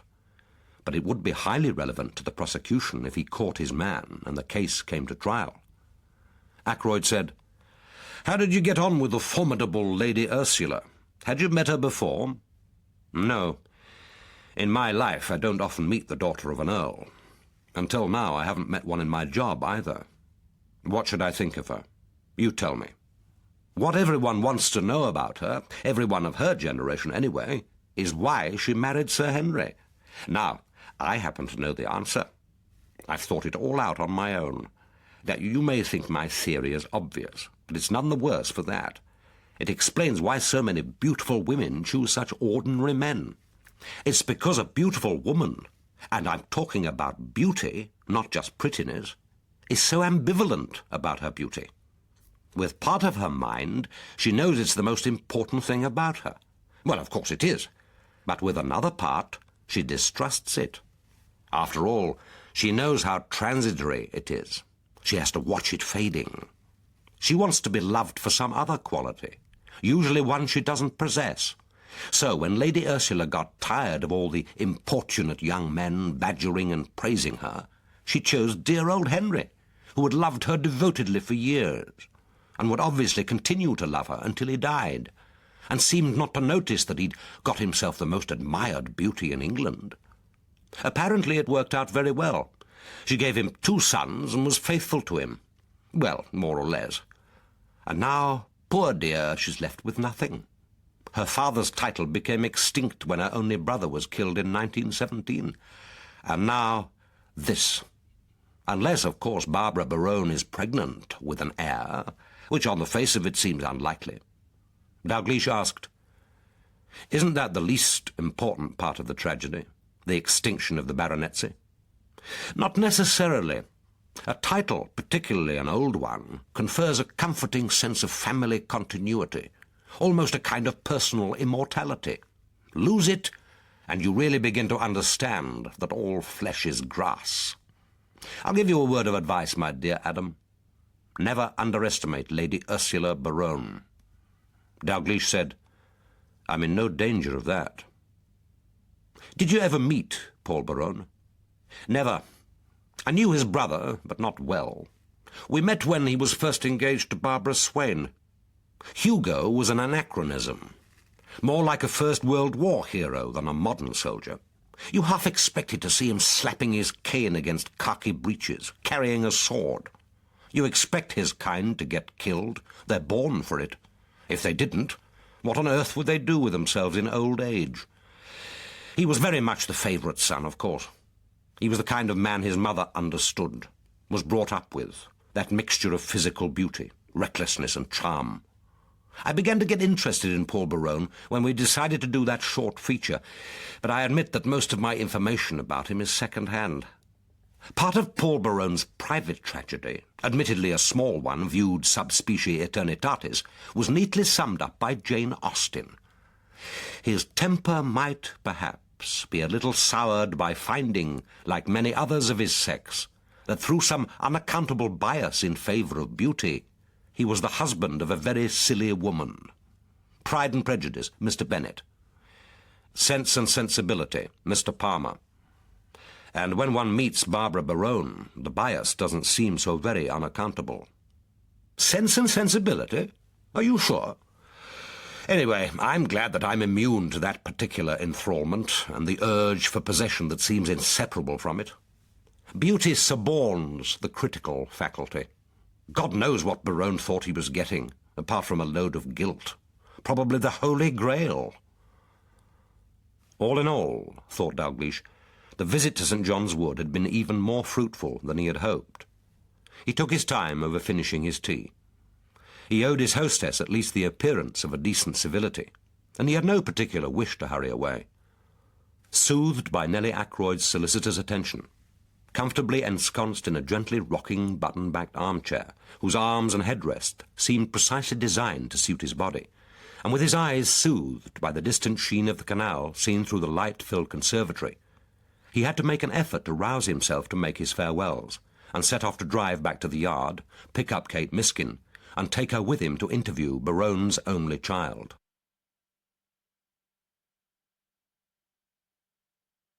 Chapter 5. Melvyn Johns hadn't intended to make love. He had met Tracy at their usual place, the gate leading to the towpath, and they had walked together, her arm tucked under his, her thin body hugging against him until they came to their secret place, the patch of flattened grass behind the thick elderberries, the straight, dead stump of tree. And it had happened, as he knew it would. The brief, unsatisfactory spasm and what went before were no different than they had always been. The potent smell of loam and dead leaves, the soft earth under his feet, her eager body straining under his, the smell of her armpits, her fingers scratching at his scalp, the scrape of the bark of the tree against his cheek, the gleam of the canal seen through a thicket of leaves. All over. But afterwards the depression that always followed was worse than he had ever known. He wanted to sink into the earth and groan aloud. She whispered, "Darling, we have to go to the police. We must tell them what we saw." It wasn't anything. Just a car parked outside the church. Outside the vestry door. Outside where it happened. The same night. And we know the time. About 7 o'clock. It could be the murderer's car. It isn't likely he'd be driving a black Rover. And it isn't as if we noticed the number, even. But we have to tell. If they never find who did it, if he kills again, we'd never forgive ourselves. The note of unctuous self-righteousness nauseated him. How was it, he wondered, that he'd never noticed before that perpetual whine in her voice? He said hopelessly, "You said your dad would kill us if he knew we'd been meeting. The lies, telling him you were at evening classes. You said he'd kill us. But, darling, it's different now. He'll understand that, and we can get engaged. We'll tell them all that we were engaged. Of course, he thought, suddenly enlightened. Dad, that respectable lay preacher, wouldn't mind as long as there was no scandal. Dad would enjoy the publicity, the sense of importance. They would have to marry. Dad, Mum, Tracy herself would ensure that. It was as if his life was suddenly revealed to him in a slow, unwinding reel of hopelessness, picture succeeding picture down the inescapable years, moving into her parents' small house. Where else could they afford to live? Waiting for a council flat.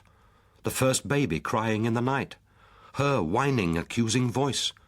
The slow death, even of desire. A man was dead. An ex-minister. A man he had never known, never seen, whose life and his had never until this moment touched. Someone, his murderer or an innocent motorist, had parked his Rover outside the church. The police would catch the killer, if there was a killer, and he would go to prison for life, and in 10 years he would be let out, free again. But he was only 21, and his life sentence would end only with his death. And what had he done to deserve his punishment? Such a little sin compared with murder. He almost groaned aloud with the injustice of it. "All right," he said, with dull resignation. "We'll go to the Harrow Road police station. We'll tell them about the car."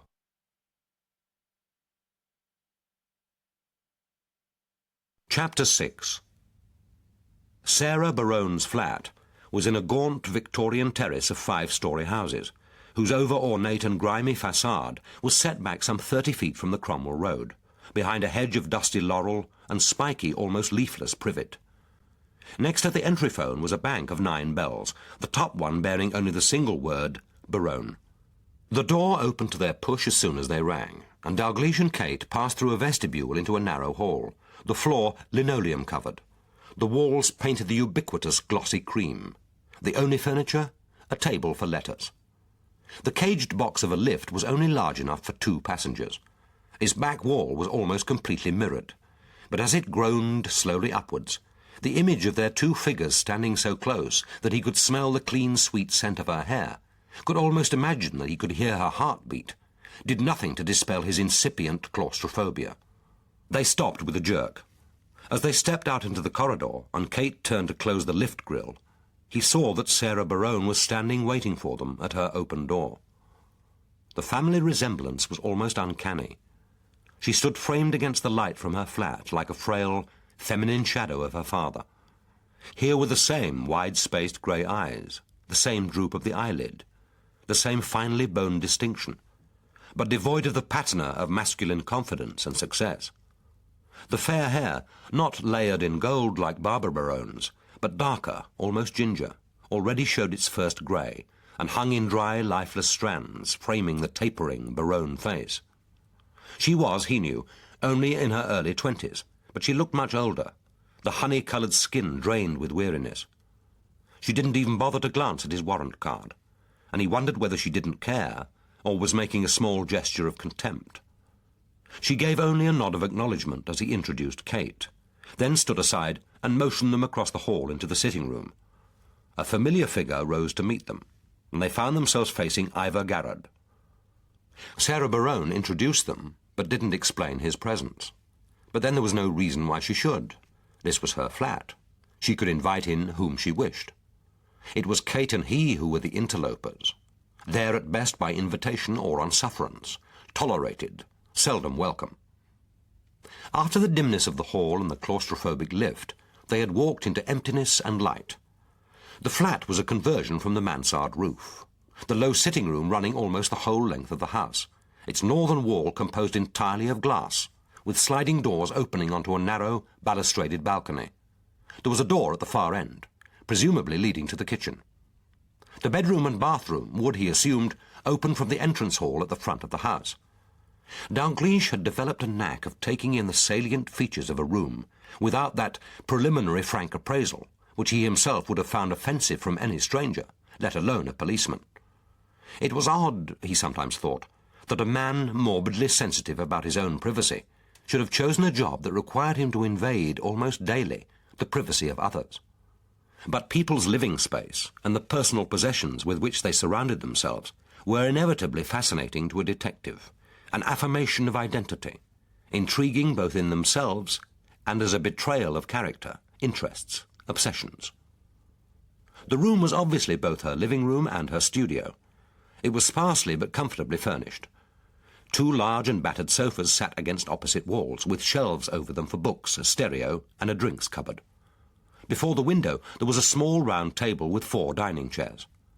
The wall facing the window was covered with a corkboard, on which was pinned a collection of photographs. To the right were pictures of London and Londoners, obviously designed to make a political point.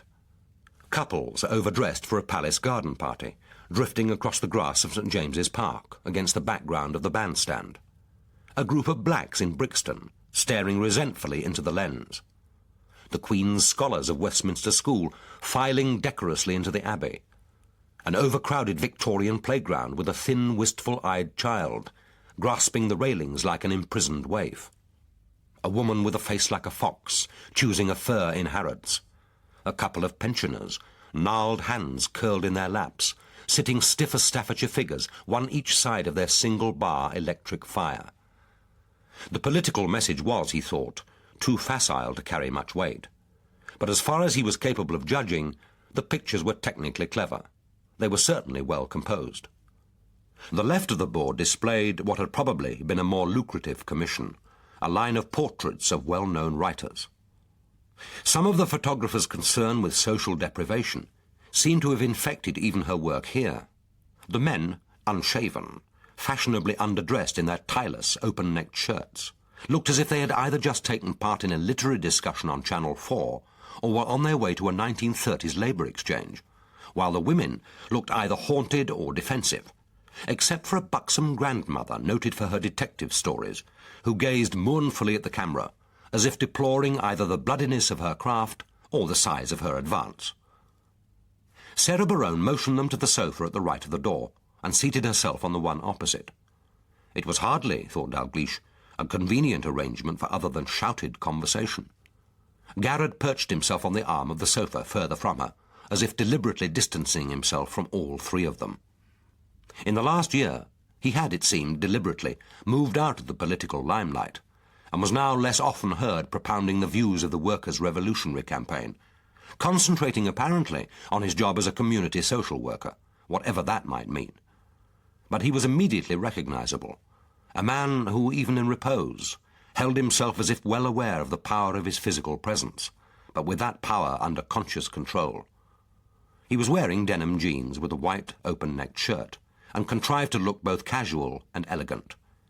He could, thought Dalgliesh, have stepped down from a portrait in the Uffizi, with his long, arrogant, Florentine face, the generously curved mouth under the short upper lip, the high arched nose and tumble of dark hair, the eyes which gave nothing away.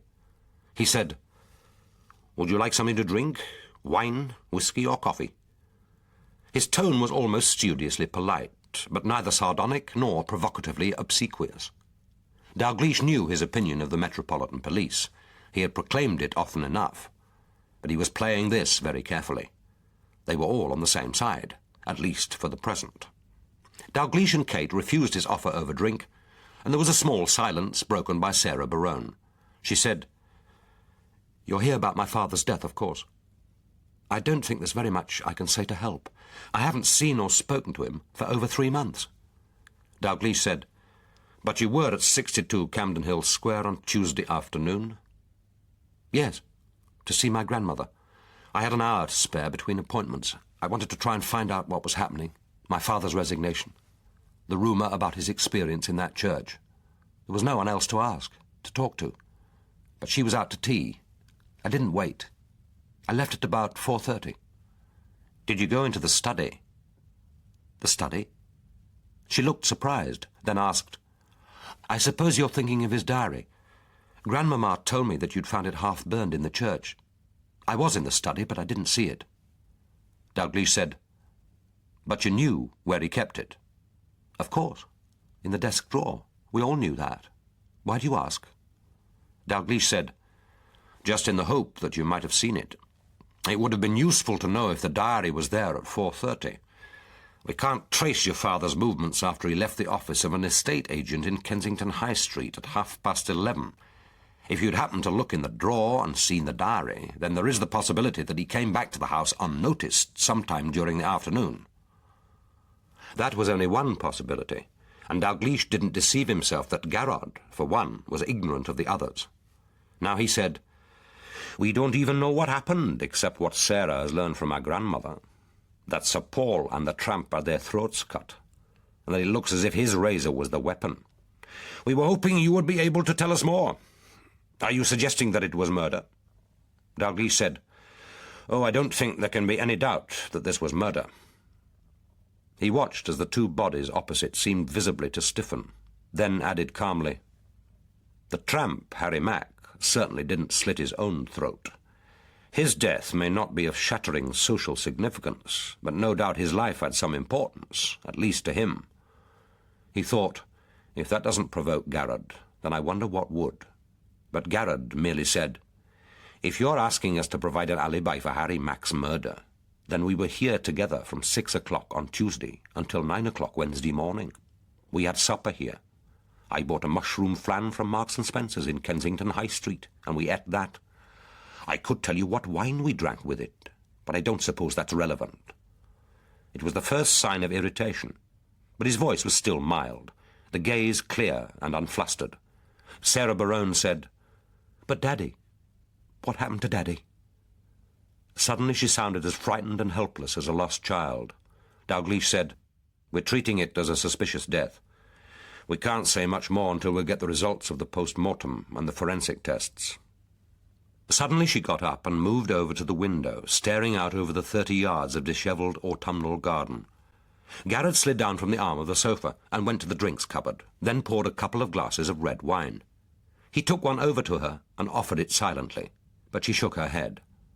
He moved back to the sofa and sat holding his own glass, not drinking. He said, "Look, Commander, this isn't exactly a visit of condolence, is it?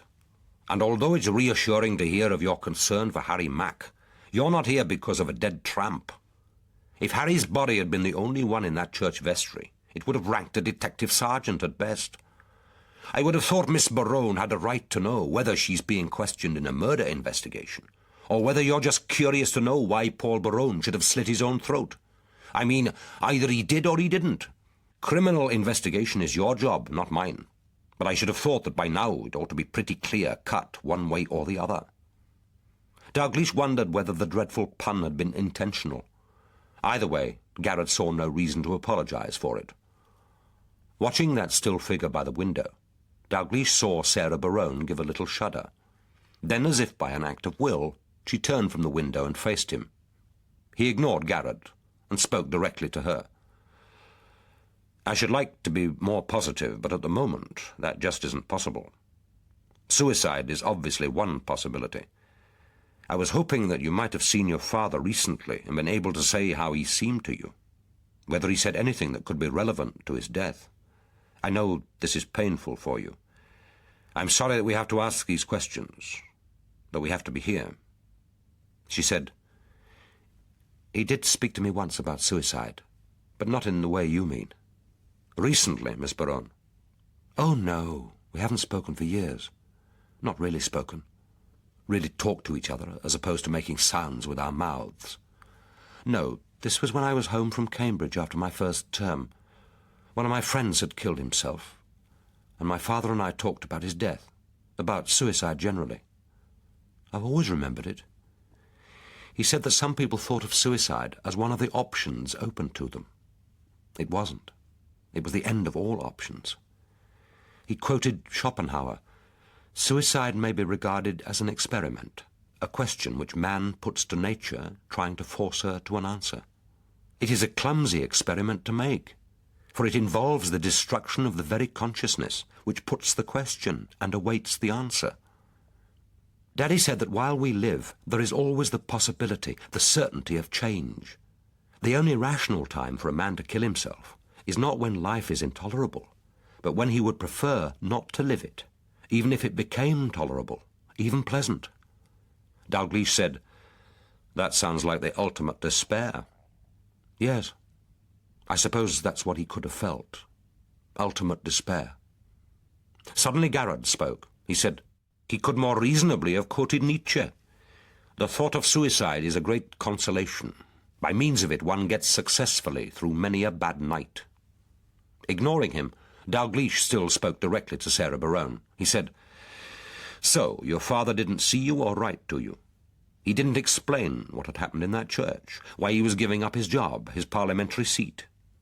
He almost expected her to say, 'What has that to do with this inquiry? And what has it to do with you?' Instead she said, 'Oh, no. I don't suppose he thought that I cared one way or the other. I only learned about it when his wife telephoned me. That was when he gave up his ministerial job. She seemed to think I might have some influence over him. It showed how little she understood either of us. If she hadn't telephoned, I should have had to learn about his resignation from the newspapers.' Then she suddenly broke out, 'My God, he couldn't even get converted like an ordinary man. He had to be granted his own personal beatific vision. He couldn't even resign his job with decent reticence.' Dalgliesh said mildly, 'He seems to have acted with considerable reticence. He obviously felt that it was a private experience to be acted upon rather than discussed.' Well, he could hardly splash it on the front pages of the Sunday heavies. Perhaps he realized that he'd only make himself ridiculous. Himself and the family. Dalgliesh asked, 'Would that have mattered?' 'Not to me. But Grandmama would have minded. Will mind now, I suppose. And his wife, of course. She thought she was marrying the next Prime Minister but one. She wouldn't relish being tied to a religious crank. Well, she's freed of him now. And he's free of us, all of us.' She was silent for a moment, then said with sudden vehemence, 'I'm not going to pretend. Anyway, you know perfectly well that my father and I were, well, estranged. There's no secret about it. I didn't like his politics. I didn't like the way he treated my mother. I didn't like the way he treated me. I'm a Marxist. There's no secret about that either. Your people will have me on one of their little lists somewhere. And I care about my political beliefs. I don't believe he really did. He expected me to discuss politics as if we were chatting about a recent play we'd both seen, or a book we'd read, as if it were an intellectual diversion, something you could have what he would call a civilized argument about. He said that was one of the things he deplored about the loss of religion. It meant that people elevated politics into a religious faith, and that was dangerous. Well, that's what politics are for me. A faith. Dalgliesh said, 'Feeling as you do about him, his bequest to you must present you with a dilemma of conscience.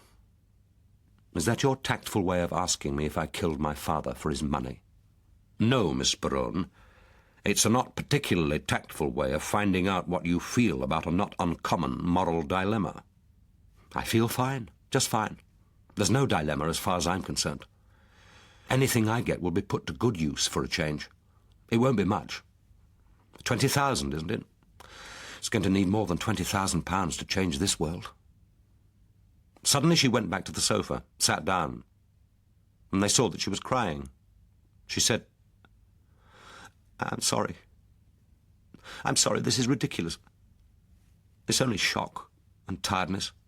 I didn't sleep much last night. And I've had a busy day.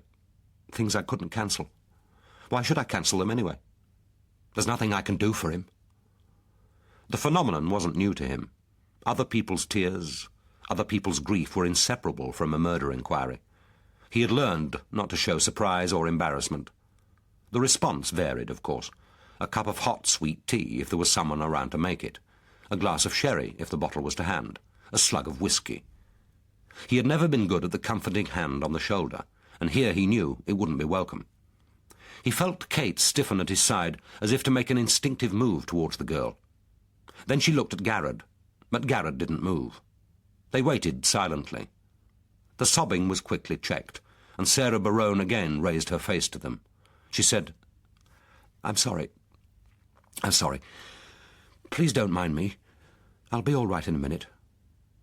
Garrod said, 'I don't think there's anything else we can usefully tell you, but if there is, perhaps it could wait until another time. Miss Berowne is upset.' Dalgliesh said, 'I can see that. If she wants us to go, of course we shall.'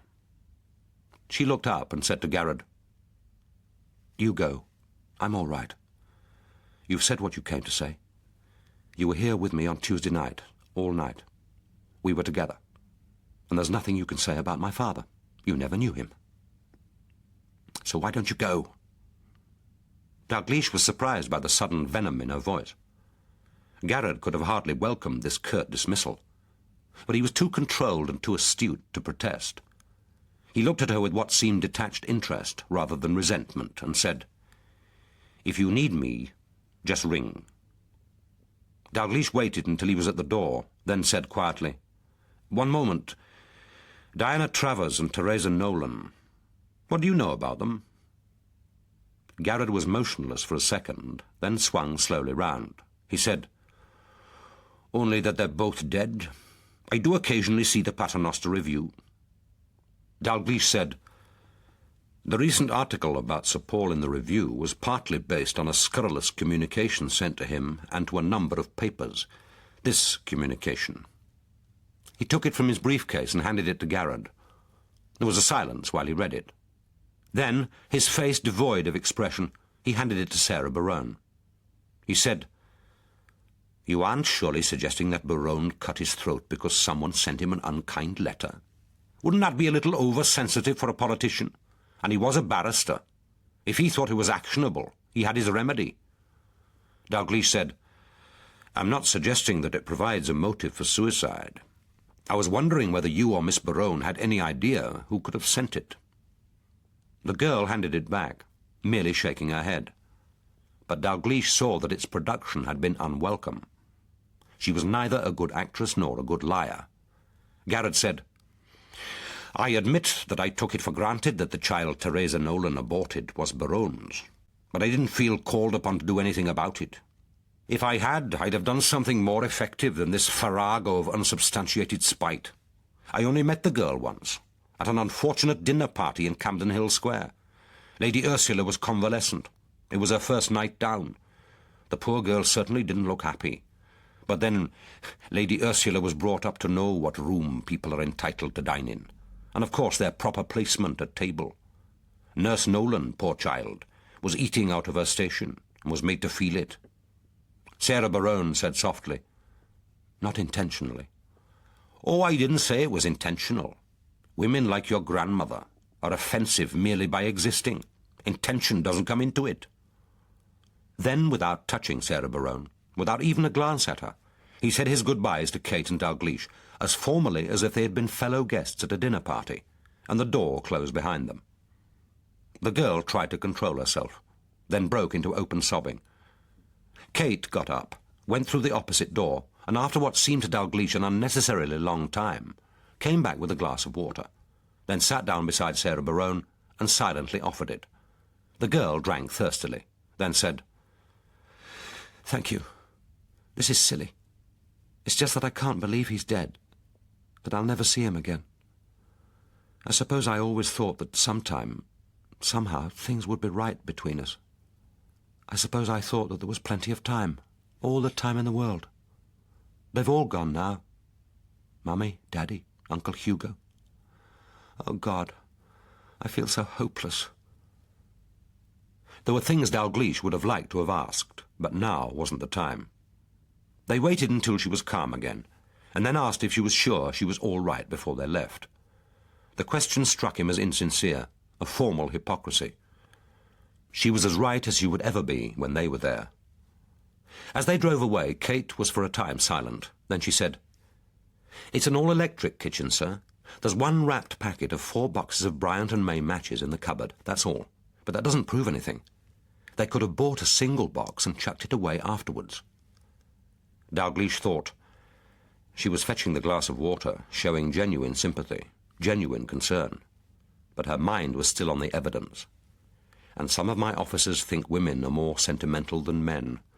He said, "We shan't get much joy trying to trace a single box of matches. A safety match is the easiest thing to lay hands on, the most difficult to identify. There's another thing, though, sir. I looked in the waste bin. I found the cardboard packet from the Marks and Spencer mushroom flan. They ate it all right, but it was 2 days past its last marked date of sale on Tuesday. He couldn't have bought it then. So when of Marks and Spencer sold stale food, I wasn't sure whether you'd want the package or not. Dalgliesh said, "We haven't yet a right to take anything out of that flat. It's too early. You could argue that it's a clue in their favour. If they'd planned this crime, I suspect Garrett would have bought the food on Tuesday morning and have made sure that the girl at the desk remembered him. And there's another thing. They've produced an alibi for the whole night. That suggests that they may not know the relevant time. But isn't Garrett too clever to fall into that trap? Oh, he wouldn't produce an alibi neatly timed for 8 o'clock, but the somewhat over-generous one he has produced to cover every hour from 6 to 9 the next morning does suggest that he's playing safe. And like the other alibis, it wouldn't be an easy one to break. They had briefed themselves before this visit, as they did before every interview. They knew that Garrett lived alone in a single-bedroom mansion flat in Bloomsbury, a large anonymous block without a porter. If he claimed to have spent the night elsewhere, it was difficult to see who could prove otherwise. Like everyone else concerned with the case whom they had interviewed to date, Sarah Berowne and her lover had produced an alibi.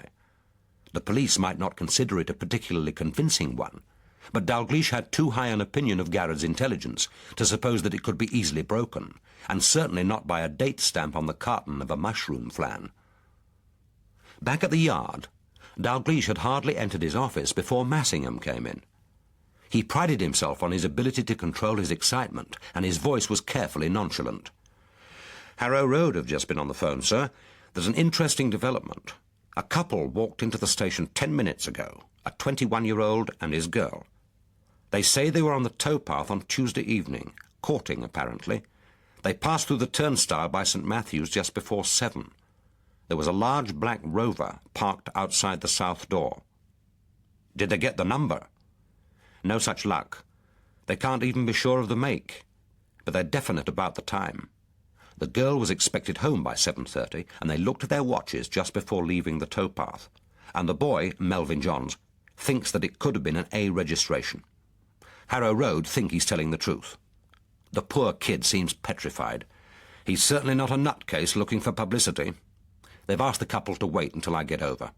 He added, "That parking lot by the church could be useful for anyone who knew it, but the local people obviously prefer to park their cars where they can keep an eye on them. And it isn't as if the area has a theatre, fashionable restaurants. For my money, there's only one black Rover one might expect to see parked outside that church." Dalgliesh said, "That's premature, John. It was dusk. They were in a hurry. They can't even be sure of the make." "You're depressing me, sir. I'd better get over there. It'll be just my luck to discover it was the local undertaker's hearse."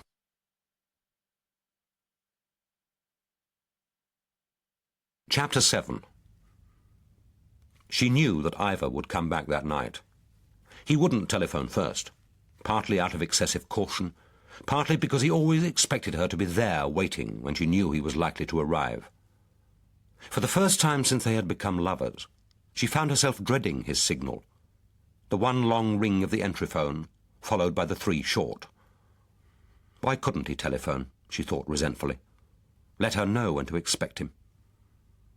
She tried to settle to work on her newest project, the montage of 2 black and white photographs taken last winter in Richmond Park of the naked boughs of huge oak trees under a sky of tumbling clouds, and which she now planned to mount, one reversed under the other, so that the tangled boughs looked like roots reflected in water.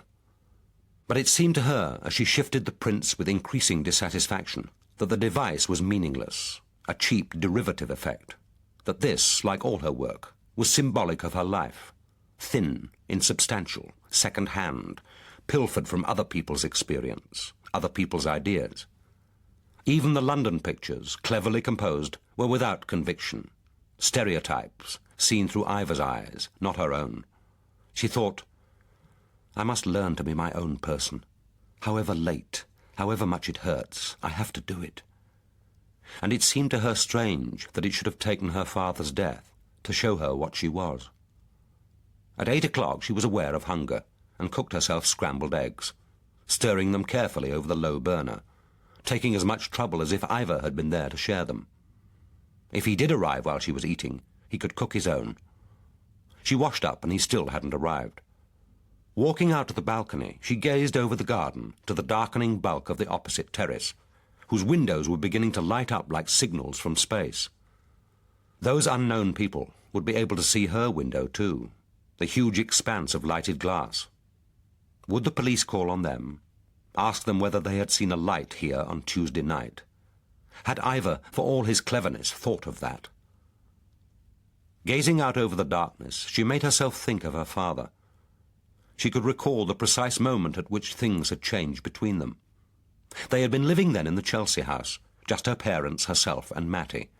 It had been 7 o'clock on a misty August morning, and she had been alone in the dining room, pouring her first cup of coffee, when the call came.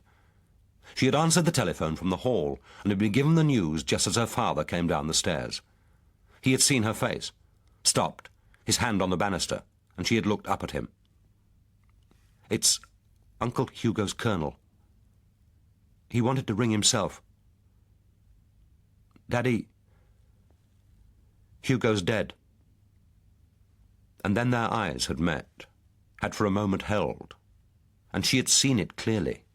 The mixture of exultation and wild hope, the knowledge that now he could have Barbara. It had lasted only a second. Time had moved on. And then he had taken the receiver from her, and without speaking, she had walked back into the dining room, through the French windows, and into the enclosing greenness of the garden, shaking with the horror of it. Nothing afterwards could ever be right between them. Everything that followed, the car accident, her mother's death, his marriage to Barbara less than 5 months later, had seemed only the inevitable consequence of that moment of realization, not willed by him, not even connived at, but accepted as inescapable. And even before the marriage, the enormity of that mutual knowledge made it impossible for them to meet each other's eyes. He was ashamed that she knew. She was ashamed of knowing. And it seemed to her that when they moved into Hugo's house, the house which from their first moment of possession had seemed to resent and reject them, she carried her knowledge like a secret infection, that if Halliwell, Mattie, her grandmother knew, they had caught the knowledge from her. At Camden Hill Square, she and her father had been like fellow guests at a hotel who had met by chance, aware of a shared and shameful history, creeping down the passages in case the other should suddenly appear, planning to take meals at different times, harassed by the knowledge of the other's presence, the footstep in the hall, the key in the door. Ivor had been her escape and her revenge. She had been desperate for a cause, for an excuse to distance herself from her family, for love, but most of all for revenge.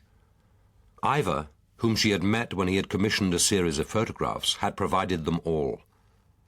Before her father's marriage to Barbara, she had moved out, borrowing against her modest legacy from her mother's will to put down a deposit on the Cromwell Road flat. She had tried, by embracing with passion everything he most disliked or despised, to free herself of her father. But now he was gone, and she would never be free of him. Never again. One of the dining chairs was still pulled out from the table. Here only yesterday her grandmother had painfully seated herself and told her the news in brutal monosyllables, the taximeter ticking away outside. She had said, "No one expects you to show much grief, but try, when the police arrive, as they will, to behave with reasonable discretion. If you have any influence over him, persuade your lover to do the same. And now perhaps you could help me with the lift door." She had always been a little afraid of her grandmother, knowing from childhood that she was a disappointment, that she should have been a son. And she had none of the qualities her grandmother admired: beauty, intelligence, wit, not even courage. There was no comfort for her in that cluttered top-floor sitting-room at Camden Hill Square, where the old lady had sat since Hugo's death, like some archaic prophetess, awaiting the inevitable doom. It was her father who had always come first with her, in her childhood and afterwards. It was her father who had been the more supportive when she had left Cambridge at the end of her first year and had gone to a London polytechnic to study photography. How much had she really cared about her mother's anguish when the infatuation with Barbara became obvious? Wasn't it just that she had hated the threat to her comfortable, ordered, conventional life, resented the fact that, entranced, her father no longer seemed even to notice her? Perhaps, she thought, the belated acknowledgement of that old jealousy was one small step towards becoming her own person. It was after 11 before he arrived, and she was very tired. He made no excuses and wasted no time on preliminaries. Throwing himself down on the sofa, he said, "It wasn't very clever, was it? The idea of my being here was to have a witness. You let yourself be left alone with probably the most dangerous detective of the yard and a female sidekick, brought along to reassure you that he wasn't going to stop behaving like a gentleman." She said, "Don't worry. I didn't reveal the Boy Scout password. And they're human, I suppose. Inspector Miskin was rather kind." "Don't be ridiculous. The girl's a fascist." "Ivor, how can you say that? How can you know?" "I make it my business to know. I suppose she held your hand, made you a nice cup of tea." "She fetched me a drink of water." "Which gave her an excuse to ferret around in the kitchen without the trouble of getting a search warrant." She cried, "It wasn't like that. She wasn't like that." "You haven't an idea what any of the police are like. The trouble with you middle-class liberals is that you're conditioned to see them as allies. You never accept the truth about them. You can't. To you, they're always the avuncular Sergeant Dixon, tugging his forelock and telling the kids the time. It's what you're brought up on. If you're ever in difficulty, darling, if a nasty man approaches you and wiggles his Johnny at you, always find a policeman. Look, Dalgliesh knows your politics. He knows about the legacy. He knows you've got a lover who's a committed Marxist and who might like to get his hands on the cash for the best or worst of reasons. So he's got a motive and a suspect. A very satisfactory suspect from his point of view. Just what the establishment are hoping for. Then he can get down to the business of fabricating the evidence." "You don't really believe that?" "For Christ's sake, Sarah, there are precedents. You can't have lived for over 20 years with your eyes shut. Your grandmother prefers to believe that her son wasn't a murderer or a suicide. Fair enough. She may even persuade the police to play along with her fantasy. She's nearly in her dotage, but these old women still have extraordinary influence. But she's not making me the sacrificial victim to Berowne family pride. There's only one way to treat the police. Tell them nothing. Nothing. Let the bastards find out the hard way. Make them do some work for their index-linked pensions." She said, "I suppose if it really comes to it, you'll let me tell them where I was Tuesday night." "If it comes to what? What are you talking about?" "If they actually arrest me." "For cutting your father's throat? Is it likely?" "Come to think of it, a woman could have done it. Given a razor, it wouldn't need much strength, only immense nerve. But it would have to be a woman he trusted, one who could get close to him. That could explain why there wasn't a struggle." She said, "How do you know that there wasn't a struggle, Ivor?" "If there had been, the press and the police would have said so. It would have been one of the strongest indications that it wasn't suicide. You must have read the sort of thing they print. Sir Paul put up a desperate struggle for life. There were considerable signs of disorder in the room. Your father killed himself, but that doesn't mean that the police won't use his death to make nuisances of themselves." She said, "Suppose I decide to tell." "Tell what? Give them the code names of 11 people whose addresses, whose real names you don't even know. Give them the address of a suburban terraced house where they'll find nothing incriminating. The moment a police officer sets foot in the safe house, the cell is disbanded, reformed, rehoused. We're not fools. There is a procedure for treachery." "What procedure? Throwing me in the Thames? Slitting my throat?" She saw the surprise in his eyes. Was it her imagination that it was tinged with respect? But he only said, "Don't be ridiculous." He unwound himself from the sofa and made for the door. But there was something she needed to ask. Once she would have been afraid. She was still a little afraid. But perhaps it was time to take a small step towards courage. She said, "Ivor, where were you on Tuesday night? You've never been late for a cell meeting before. You've always been there before the rest of us. But it was after 9:10 before you arrived." "I was with Cora at the bookshop, and there was a hold-up on the tube. I explained at the time. I wasn't at St. Matthew's Church cutting your father's throat, if that's what you're implying. And until the police are forced to accept that he killed himself, we'd better not meet. If it's necessary, I'll be in touch in the usual way. And the police, suppose they come back? They'll come back. Stick to the alibi and don't try to be clever. Don't embroider. We were here together from 6 o'clock all night. We ate a mushroom flan. We drank a bottle of Riesling. All you have to do is to remember what we did on Sunday night and transpose it to Tuesday. Don't think you're doing me any great favor. It's yourself you need to protect. And without touching her, he was gone. So that, she thought wearily, was how love ended, with the slam of a grill door, the grind of the lift bearing him slowly downwards out of her life.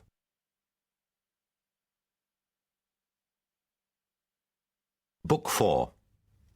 Devices and Desires. Chapter 1. The Black Swan, despite its name, didn't derive from a riverside pub, but from an elegant two-story villa, built at the turn of the century by a prosperous Kensington painter, seeking a weekend retreat with country quiet and a river view. After his death, it had suffered the usual vicissitudes of a private residence. Too damp and inconveniently situated to be suitable as a permanent home, and too large for a weekend cottage.